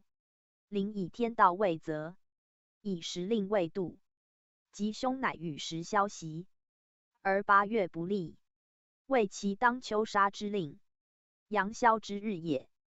故曰至于8月有凶，消不久也。言临以阳用，阳长则大亨而邪吉，阳消则凶。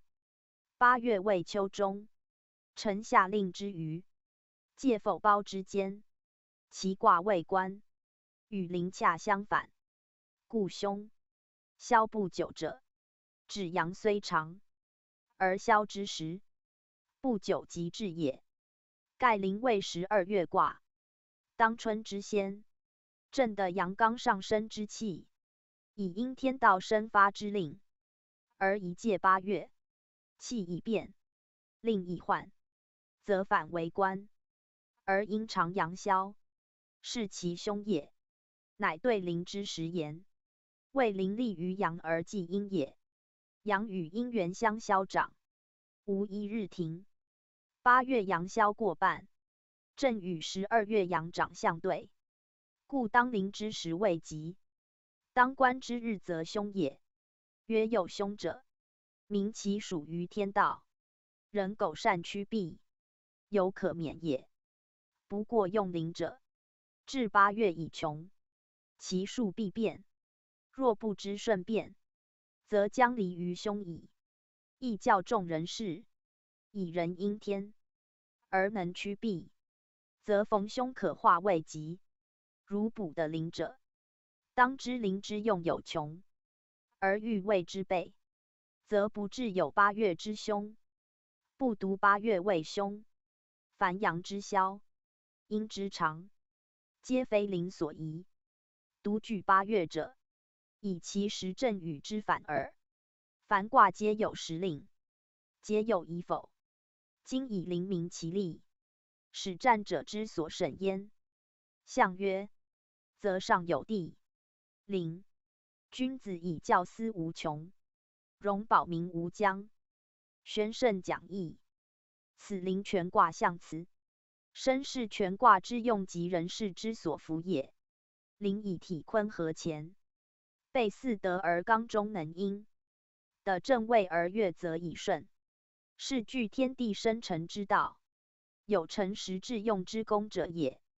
故君子应之以心教育，立思想，而弗干之天行健以自强不息，不独为滋生之德，且含成用之意，以对之悦则万物，如水之利润，鲲之厚德载物，如德之广博。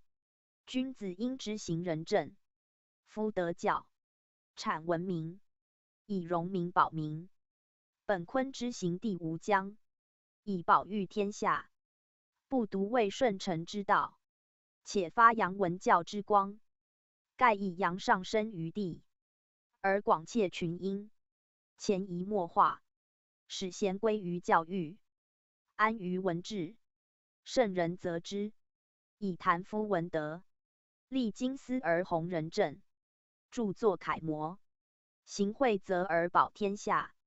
无非体乾坤之道，成对则之功，有如圣王在位临民，作之军师，劳来未往，安良化报，为日不息，以勤于教治，为化无垠，以广其生成，自持以静，待人则诚，自处以庄，待人则恕，体灵92正位之德，化诸阴同顺于阳，由君子以诚敬仁爱之心，由教与政，以化群盲，同积康乐也。教思无穷者，自立以及人，及以身作则，是民以范也。容保民无疆者，自成以成人成物，即推己以尽性而实中，至中和以位育天地也。盖临近则为泰，泰则天地位，万物育，灵之所至也。容保二字，各有意义。如秦氏之能容人，保我子孙黎民，言能容人众者，必能保民；不能容人，即不能保民。所谓招来劳居，有远近广狭之分也。以邻应对则之象，依阳常之意，如水之渐备，气之前移，在不知不觉中，而能使天地同化，即由教思之精宏，德泽之深远，能默化民众，使归于大治，以成元亨利贞之德也。正如12月当春之先，气候渐和，生辰渐渐，有不其然而然者，非故谓之，而莫非校正之功，非必治之，而莫外生成之责。此中一理最战深，当于后详论之。宗主附注：临为2阳4阴卦，继谷之后，谷与随皆3阴3阳，阴阳平均，天地交符，则万物以生，万事以成。故谷巽为世，言其为万物万事繁杂之象也。繁者数之必变，气之必化也。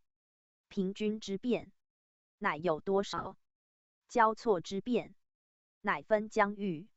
正如40，春夏之与秋冬，互相推迁，而万物万事，即随之生死消长，有不其然而然者，临当谷之繁杂数域之余，而有独当直起之事，谓虚因世道之变，人事之非，将以整理天下，统帅一切，使物自为类，事自成理，以体乾坤之道，而广泰之用。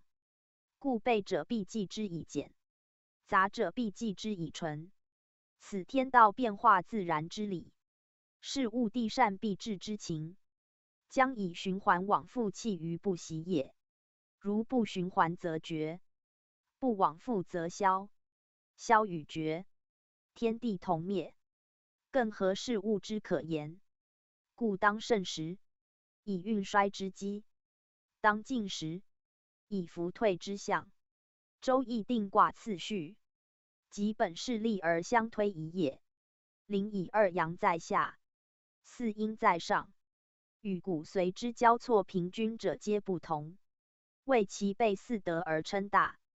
该万有而治宇，大即干之德，宇即太之用。谓的干之大深，太之广域也。宇者失宇也，有而后能失。太兼大有之象，故能失。灵心好之，故治宇。心观之至求恰相反，则以观阳在上亦穷也。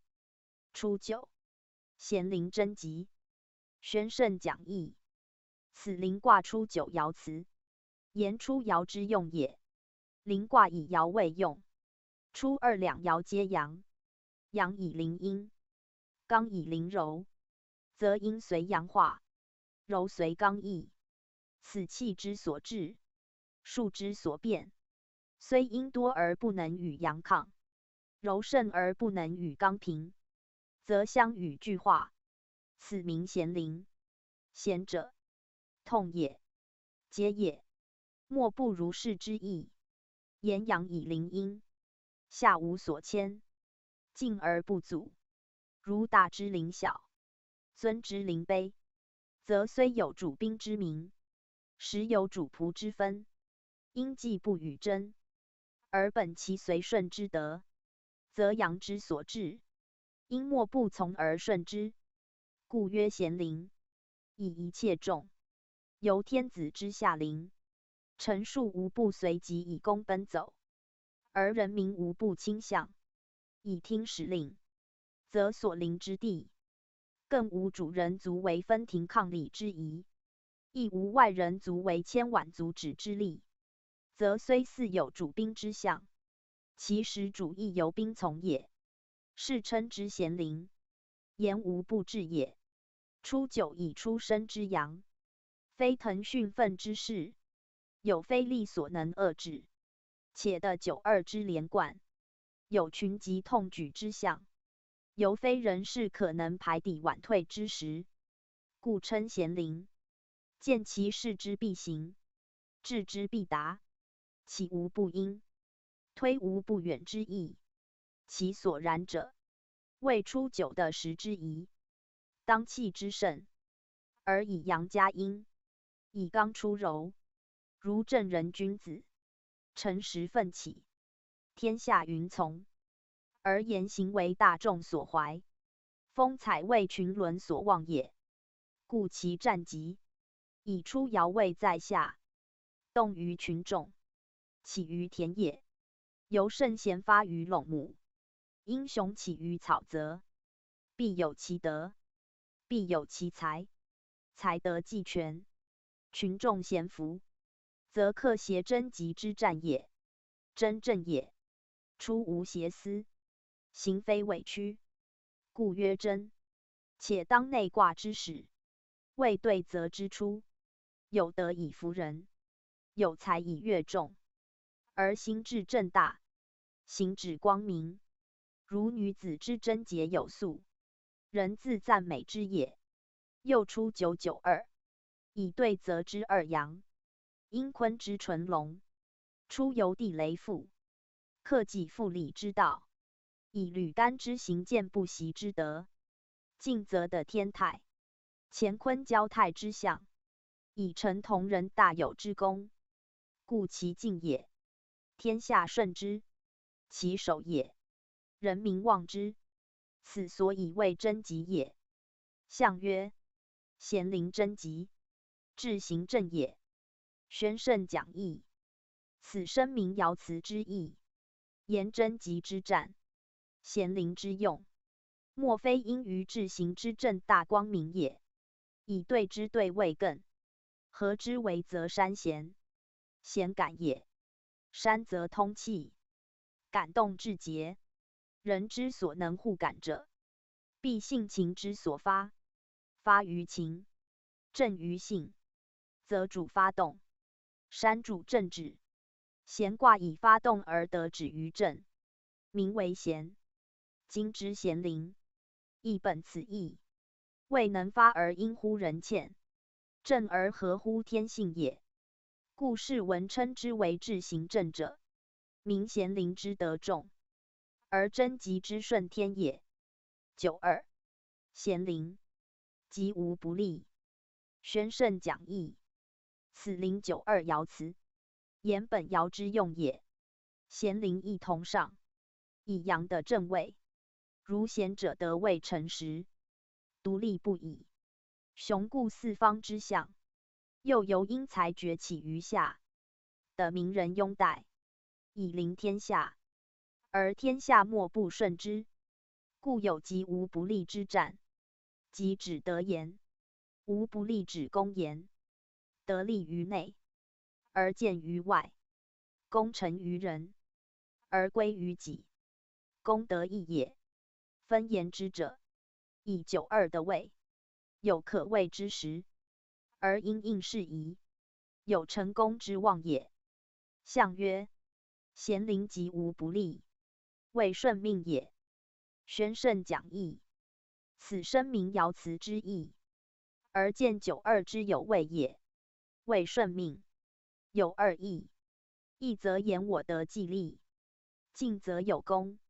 所对之主，谓阴柔无道之六五，不足与有位，则不奉其命，而独立自强，以救天下，以虽众民也。义则谓有德有才，诚实的位，所向无阻，所至无前，天下莫不顺之，兆民莫不服之。谓顺命者，即谓有不顺命之意，谓由莫不二字之意，以是爻辞无不利，谓所至莫不因命，莫不有功。古时文字简略故耳，或以92在下，虽所至有功，由人臣之位，尚未受天命，故曰谓顺命。然顺与奉义，顺天者乃对上言，是如汤武之代起，原在臣下之位，而有军人之德与才，虽未至地位，而天下莫不服之，是对桀纣之命谓顺耳。盖灵以阳崛起而趋阴，以在下者上腾，而正当时之罪，深救民之讨。正如汤武之事，虽与格有别，而其义颇似格。格取则火合成，而灵则的则合，其同谓阴卦，而阳上出，故有近似。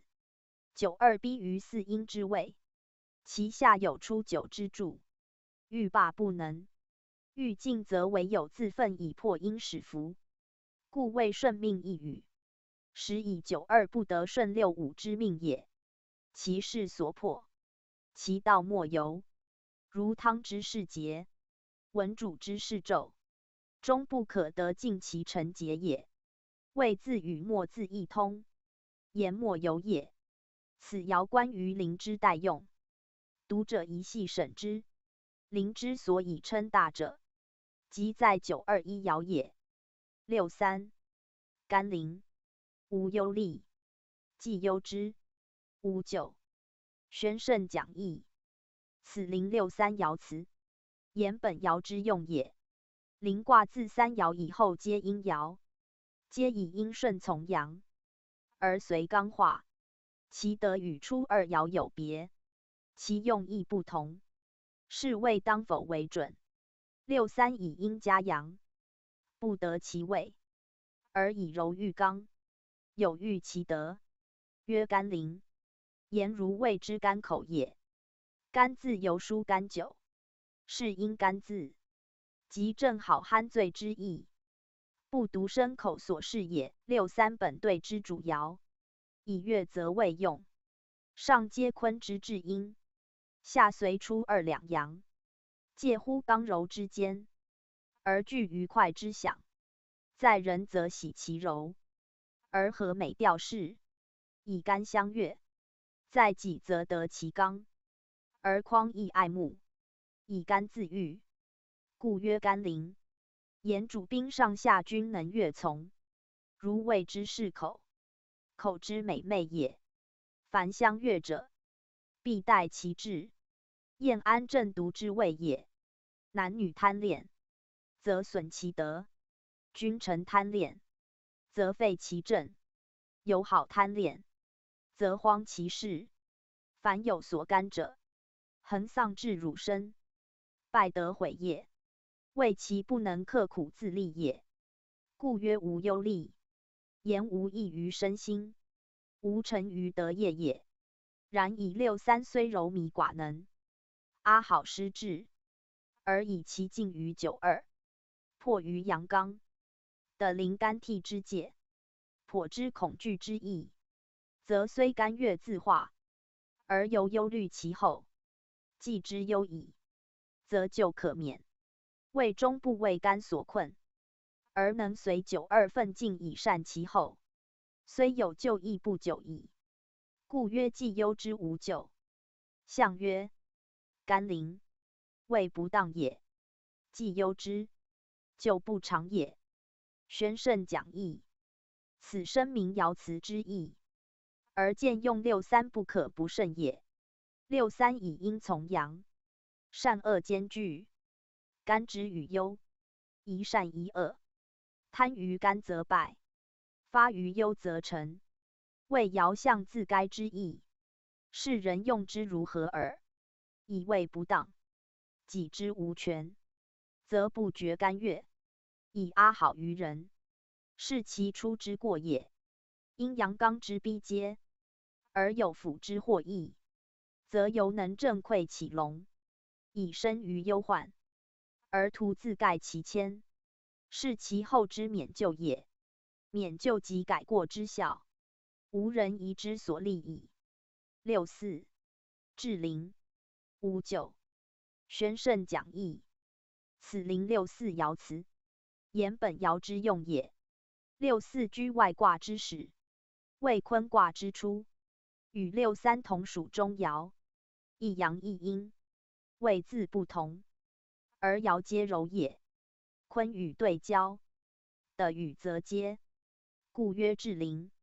至亦灵也。灵之取义即本乎世，则为水，得为土，水土相抗而不相仇，相防而不相产，故曰灵。如兵之来至也。六四恰居灵至之冲，故曰至灵。以阴居阴位，合乎济济之道，其位未当，故无咎。象曰：至灵无咎，未当也。宣圣讲义，此声明爻辞之意，而见中位之重要也。中位以九三六四，合乎济济之力，未当位。反之则与位既同，位不当位，故六三位不当，而六四位当也。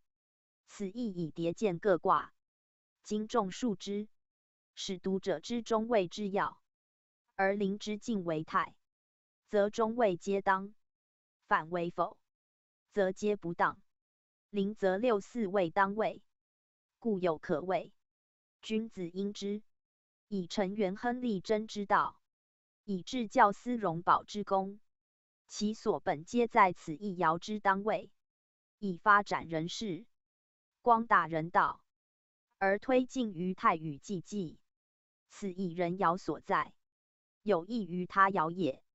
六五，之灵，大君之仪，即宣圣讲义，此灵六五爻辞，言五爻之用也。知灵指之是智慧，有所加灵于事物也。六五以阴行阳，的外卦中位，有辅灵一切之象，所需者高士原主，广皆公恒，非知识无以调察其情，非智慧无以辨别其要。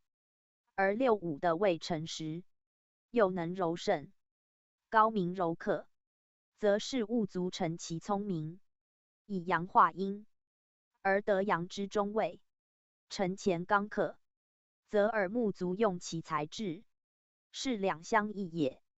盖有之以明事物，则格物之义；因事物以增益其知，则致知之义也。二者叠为主宾，故曰之邻。65与92相应，一阴一阳，一内一外，刚柔互济，则上下相得；君臣互济，则德业同大。此在有其位者用之而已，乃见其功。故曰大君之仪，言非得位而有德者，不克复是尧之用也。大君不必天子，唯以德位聚龙为准，以非95也。知属于心，以属于物，知成于己，以见于人，知出于内，以达于外，知本于虚，以真诸实。故有之者，必得位诚实，而后成其用；而诚实的位者，必格物致之，而后见其才。此二者亦相须相成。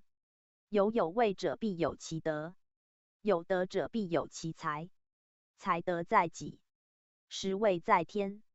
人天象阴，而天下平治，大众归服。此大学平治之道始于格致也。既得其位，恪守其中，则其行之即可知。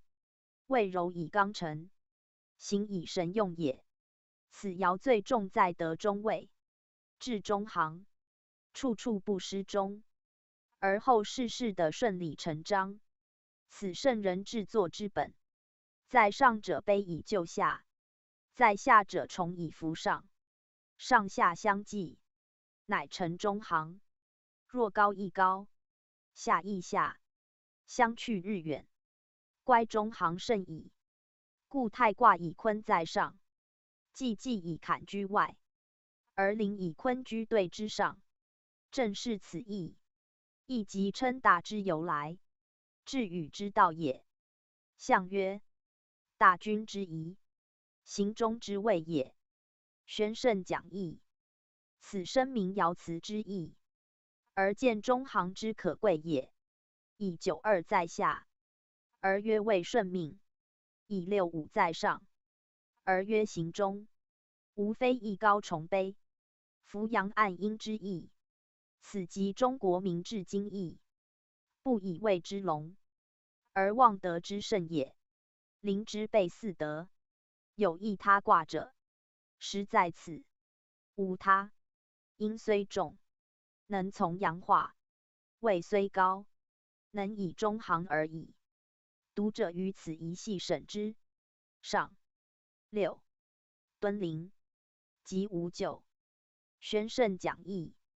此临上6爻辞，言上爻之用也。上谓坤之中，坤土也，敦厚也。土极而厚，德之德也。以地防则，贵在敦厚，厚则无慢患之虞。故战急，既急矣，自免于咎。故曰无咎。土厚载物，河海不泄，则是成其利物之功。故得急战，而土与水相制，土胜水安，不致象害，反能相成，故免咎。象曰：敦临之极，志在内也。宣圣讲义。此声明爻辞之意，而见临之代用人在内也。在内者，指立真言，以地之用，在能治水；水之用，在能自治。如以堤防水，水不泛流，则成利物之功，是土之功，即水之功。而临卦坤在外，兑在内，坤之功，即兑之功。然非坤，无以成兑则之用。坤不自见其用，而志在成则之利，故曰志在内也。坤道至此以极，极则必变，变而未更，亦土也。土更高矣，故有敦临之称。山则通气，山川出云，云气所蒸，为淋为雨，中化为水，则山林之用，益水则之功。不独户役也。山陵之志，反切于沉水泽之力，是上爻之位，虽超出群爻，而志反在下也。亦即高变卑之意。天道故如是也。未有山之高，月见水之下；未有山之用，月者势之功。物之相反相成，其理然也。是用灵者，以高临下之势，必之以高就卑之道。吾使高者越抗，下者越审，失其中行，就害立志。故灵之敬为泰，而的反居天上矣。深明此理，则事无不成，功无不大。德以待天，坤以承乾，博厚以成高明，悠久以至无疆，则天地之生成，人物之化育，皆由此道见之矣。故不曰高陵，而曰敦陵。敦之半即亨字，有类于高字，而义则以高明为博厚，此即地道待成之象。读者宜细思之。宗主附注：临卦以阴消阳长，阴日消，而事上盛，故有破邪之象。临为12月卦，静则为泰，泰则阴阳平均，而的天交合矣。是在临位为合，位偏盛之时，阴以为阳而不甘退让，阳以静阴而有所逼，则成相邻之象。阳既日长，阴乃日消，消长之间，其气甚促，故临位大，以其势两不下而争大也。虽阳得地，足以破阴使退，而阴尤多，人不及让。在卦虽属阳，而其实犹偏阴。正如12月之后，春风未动，寒气犹延，刚真于柔，少以慎重，则其间变化至节也。为临以阳胜阴，顺天之道，的气之先，而有本有源，能中能大，的出九之阳，本源已固，成92之位，中位不虚，故能上阴诸阴，直达于天，以化坤为乾，变柔为刚也。在卦坤与兑合，坤为顺，兑为月，顺月以静，则真而不犯，咸而不度，诸阴自退，以成阳之长，则时所谓也。为数之消长，气之升降，恒相以服。阳升于上，则阴降于下；刚长于外，则柔滋于内。临之变为官，官则与临反，故至8月有凶，以8月为官也。反则消亦为长，阳亦为阴。如8月之时，寒冬渐至，则万物当杀，而生机以为，故曰凶。为阴成时而又长，阳不得与之争也。官卦，坤下巽上，宣圣讲义。官卦与临位往来卦，临二阳在下，官二阳在上，此所以异也。临以阴临于阳，故曰临；官以阳官于阴，故曰官。盖官以巽坤二卦合成，巽二阳一阴，坤为纯阴，四阴连续而居下，下者阴之位也。以阴喻阴，乃咸于无阳，而二阳在上，上位亦穷，穷则反下，阳反而就阴，故曰官。如人之二目下视也，以天文历之，则日月之照临也。日月当空，照彻世界，无为不主，无影不见，是曰大明。而世界得之以为明，人物得之以为光。光明昭垂，生化随序，此官之待用也。在临位阳上升，而应自消；在官为阳辅照，而应转胜；盖阳主身，而应主将。义立以下为始，上为中，始则为长，中则当消。消长既疏，得用相反。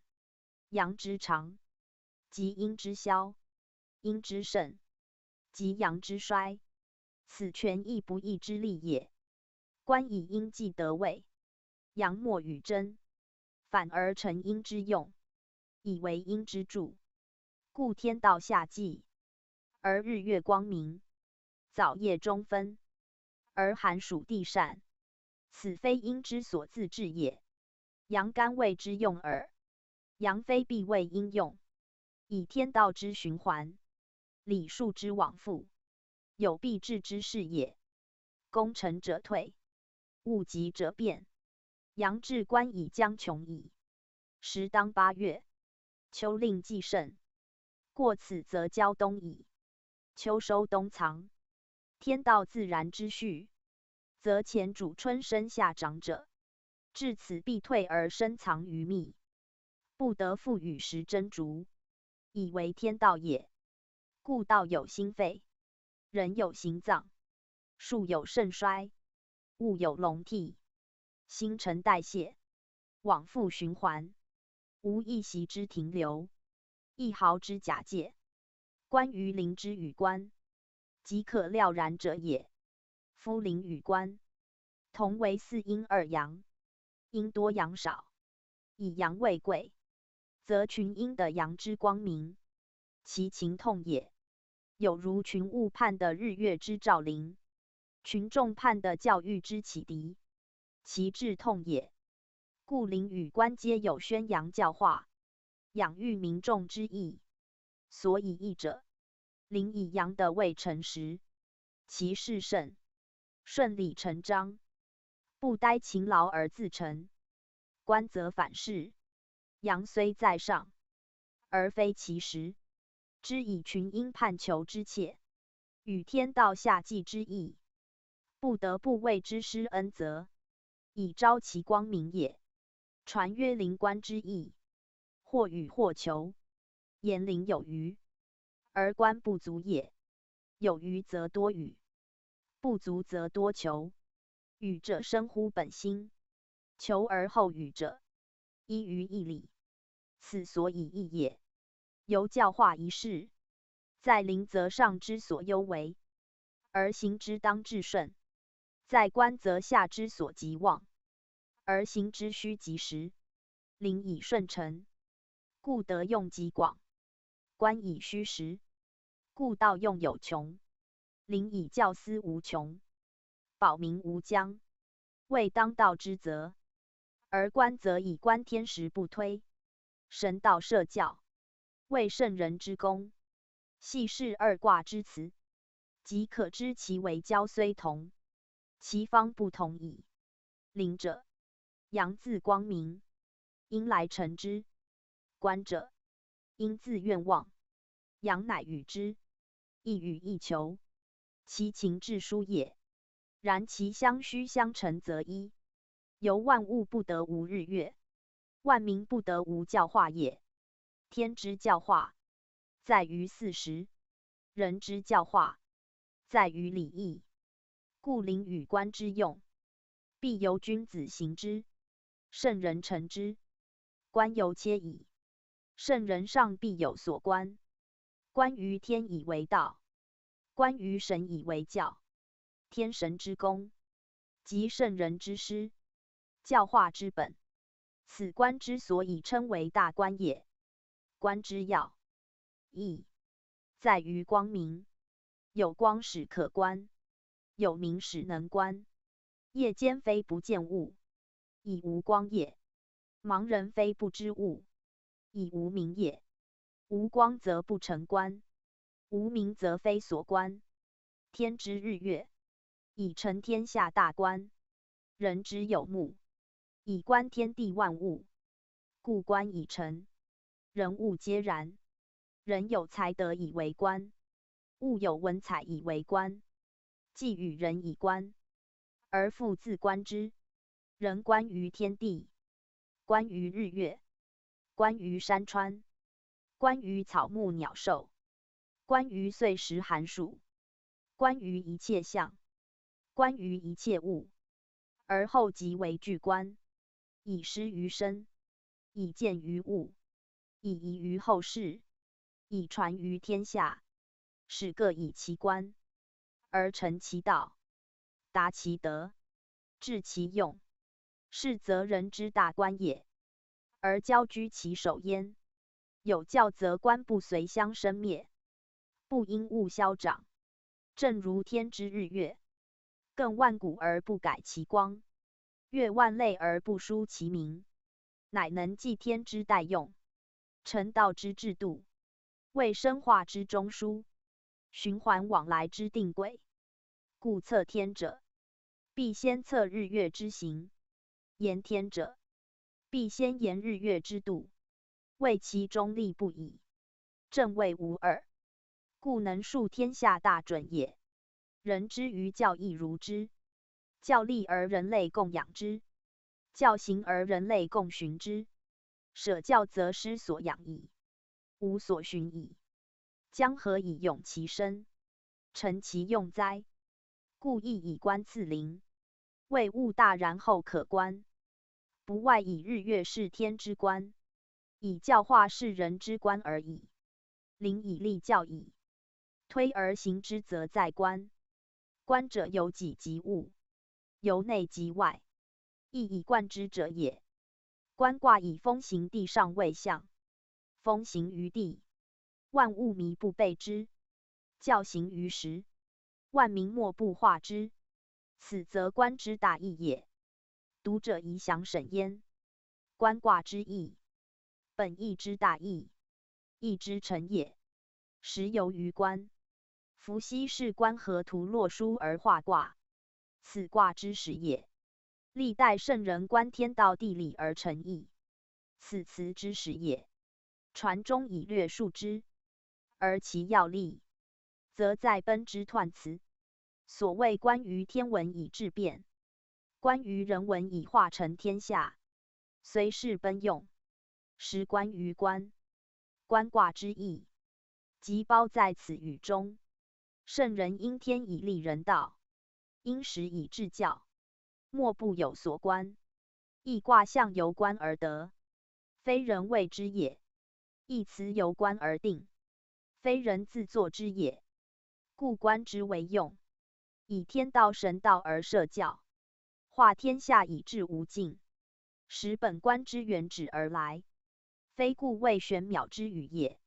神天之道，用之于天，则谓神功；用之于人，则谓圣功。神圣天人义也，人道人义，仿于阴阳，非人所能治也。人以天为法，非法天也。法其生之性也。天生人而复以性，即被具神天之元气，而有天地自然之代用。故天道人道，无有异也；神功圣功，无有异也。观之神道设教而天下服，即奔之化成天下。而爻辞则一再曰观我身，观其身，实名是观神道者，不外观其身耳。身即性也，观己之性，即观神道。神道设教，即性道未交之意。中庸首三语所揭示者，即此也。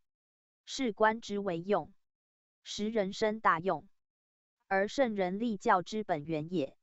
神与性同，圣与人同。观其身，即观圣人之教；观我身，即观神天之道。出无一毫摄于其诞也，而世人不察，以神道为宜，直不解人生者，亦何以语于观哉？佛言止观，归于见性，而其成也，得六神通，正与一之观辞相合。佛岂好言神奇者？诚以神圣天人同出而异名。人自不观，遂不知性，不知道，不知神，而亚人知之者，何其愚也！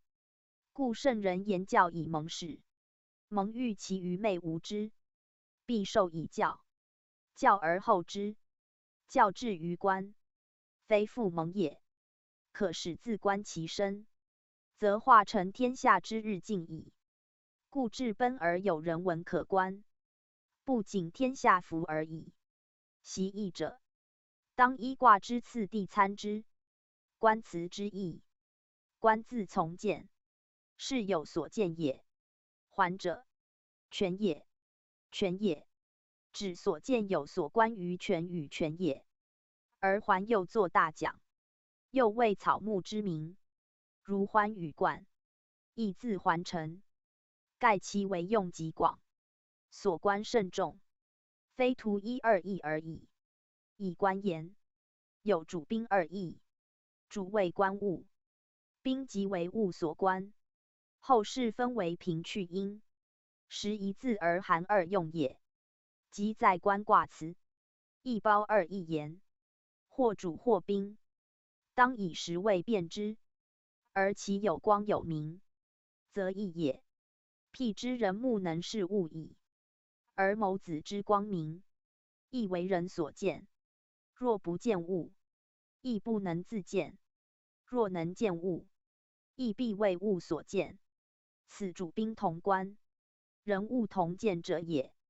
佛经分为根尘，以色相与名为言，实即义也。色即名，名即色，无名何色？无色何名？然以道言，则名自名，色自色。盖天生无名，非谓色也；天生众色，非谓名也。苟明此理，则主宾无殊用，人物无二形。虽是物而不类无目，虽废目而不欠无名。虽物成目前，无将弗之觉。虽明照诸物，目将无所存。所谓过者化，存者神也。宁有物我之混哉？此所以有大明小明之殊。大观细观之别也。夫大观者，如日月之照物，物皆见其光，而受其照。日月未尝有留影焉，天下已知光明。日月未尝损其一毫，万物已知生化。日月未尝差其一秒，则出于道也。以道观，故曰大观。为中且正，无所自私，使能以道观。由卦象二阳在上，丙丙昭昭，群阴在下，其其秘密，虽有负载之机，而无错颤之情，称曰大观。以其同日月之经天也。日月二明，在易卦为离坎，而日明为阳光，月明则阴也。以月非自明，受日之光必为明。观之象，识日之欲，以日月并集而连称之。读者勿逆可也。离日之明，本二阳内含一阴。若以六爻言，则三四两爻，或出上两爻，皆二阳相接。观之五上二阳，亦与之同，是有离之象，然非离也。故有日之明，而无日之热；有日之照，而无日之行。且异于离卦所合之各卦，如天火同人。火天大有，火的静，的火明夷。故真日之象，则其得用大异于观。观虽与静明夷相类，皆二阳四阴卦，而阴阳以交错，有生化之用，非静一照矣也。故静明夷与萃灵极深，皆观之比类卦，其用各不同。为灵之与观，一反一正；生之于观，一上一下，谓最有观。灵以二阳在下，谓阳之长；生以二阳皆坤，谓阳之生，与官翠洽相对。此官既灵，而能成灵之用。灵虽有心教保民之志，必待官而后见其成，则以官之二阳，当登峰造极之时，将近功成身退之日也。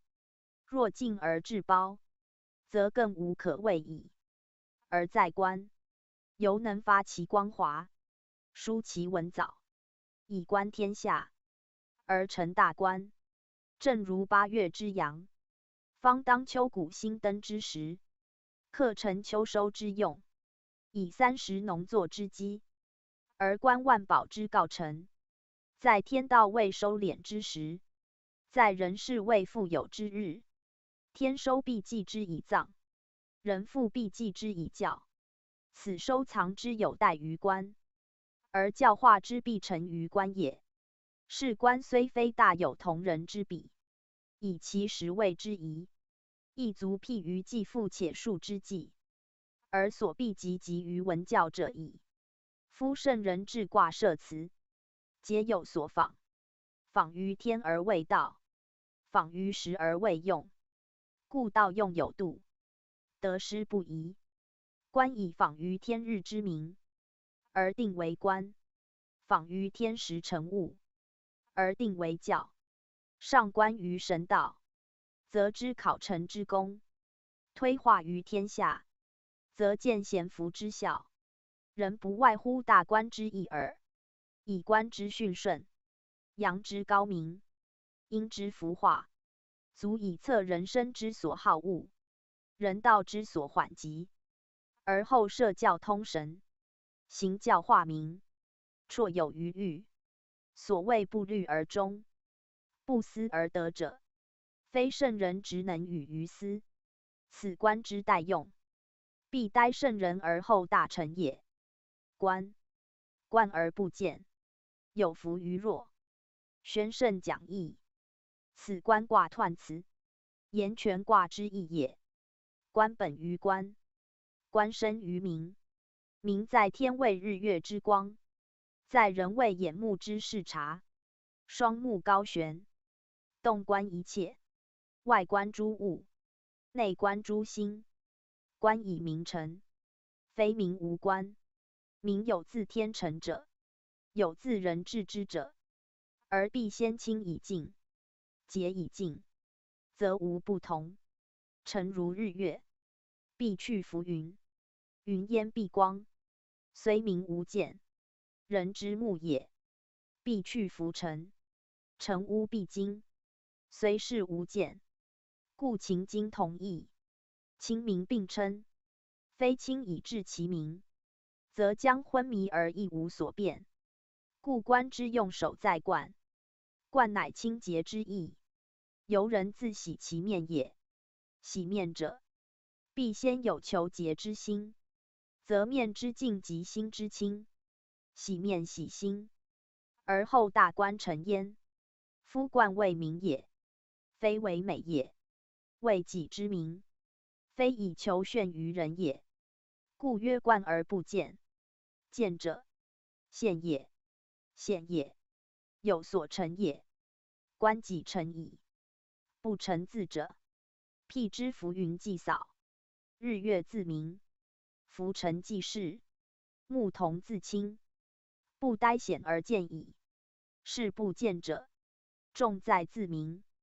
官之本意也。由卦用言，官以取法乎天，推用于神，则上下之交成，隐显之欲也。天人之会合，为者之殊也。天之名存乎神，人之名存乎心，心即神也。天之神见于日，人之神见于目，目有神也。清明在公，志气如神，天人相通，不敢自服，臣之至也。故不待见而有福矣。福之至者，鱼浑浑，太和无间，阴运运，纯而不二，故曰鱼若。言福之至，人天交感，得用无穷之谓也。又愚者高出在上之象，如日月中天，普照万方，人之双目，在额之下，亦足以远著一切，而万物无不在其观中，故曰愚弱。或谓冠见二语，乃祭祀感服之词，其义故通。然观之待用，不在祭祀，而在咸服，以人之身，本出于天，其诚直通于神，无时不感服也。不必待祭祀而后然也。不过人神之服，在于原具之灵明，即观之所由成用。所谓人之神，与天之神，同此光明者也。而光明之者，必由清净而来，清净不二，则无时不光明，无时不感服也。故在圣人，时清时净，勇气神明；而在恶人，斋戒沐浴，亦可奉祀上帝，足见人天之通，全在精进洁净。此佛道各教所同众者，唯能清净，乃能光明；唯能洁净，乃能成一。清明不二，乃与神一。神曰神明，人曰神明，其名同，则其观同。此观之待用，在通天人而异之。佛之止观，道之乐境，其诚意也。皆智慧如神，与如之至诚正同，为本天赋之性而能充之也。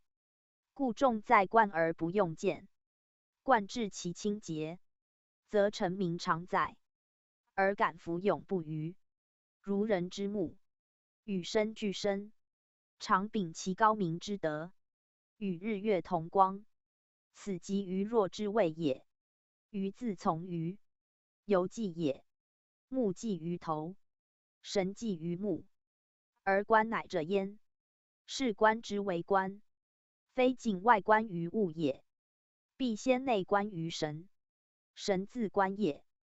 观心则神在心，观物则神在物。唯观其神为大观，以神本虚灵，与天神同体。观而能化，则人神无见然矣。此之谓福。福者何也？太和无味，纯宜不已，则如日月之明，万古如斯，而天下须备其德，共生成化育，以气无穷。此下文所谓下观而化也，为圣人之教，可与辟公焉，以天下万事，灭不同其德用也。故亘古而有光明，观于愚弱二字，又可知其生成化育之自然自在，与中庸中和谓育之道，实一致也。读者当审诸。彖曰：观观而不见，有弗于弱；下观而化也。大观在上，顺而巽，中正以观天下，观天之神道，而四时不推。圣人以神道设教，而天下服矣。宣圣讲义，此身是彖辞之意也。观观而不见，以下三句原在手，以观之用，在观以成其德，达其道，而反于天性之源。由观水也，必察其源，而顺其流，知其德，而治其用，方谓之也。人之生也，受性于天，为人谓智，性之本德，因而治之。成人成物，内外同成，斯谓尽性，斯谓反本。观卦大用，在因观以治其明德于天下，天下化之，明其至道于一身，身复于天，而后观用以全。观道乃大，观而不见二语之意，以见前讲。下观而化，只有弗言。上观以服于天性，下观以服于人情，内外皆服，上下同化。此化字，即中庸为天下至诚为能化之化字，时由性德治之。所谓人物通成，天人合一，则由大而入化，自然而至，无为而成者矣。原文有服于弱，化之至也。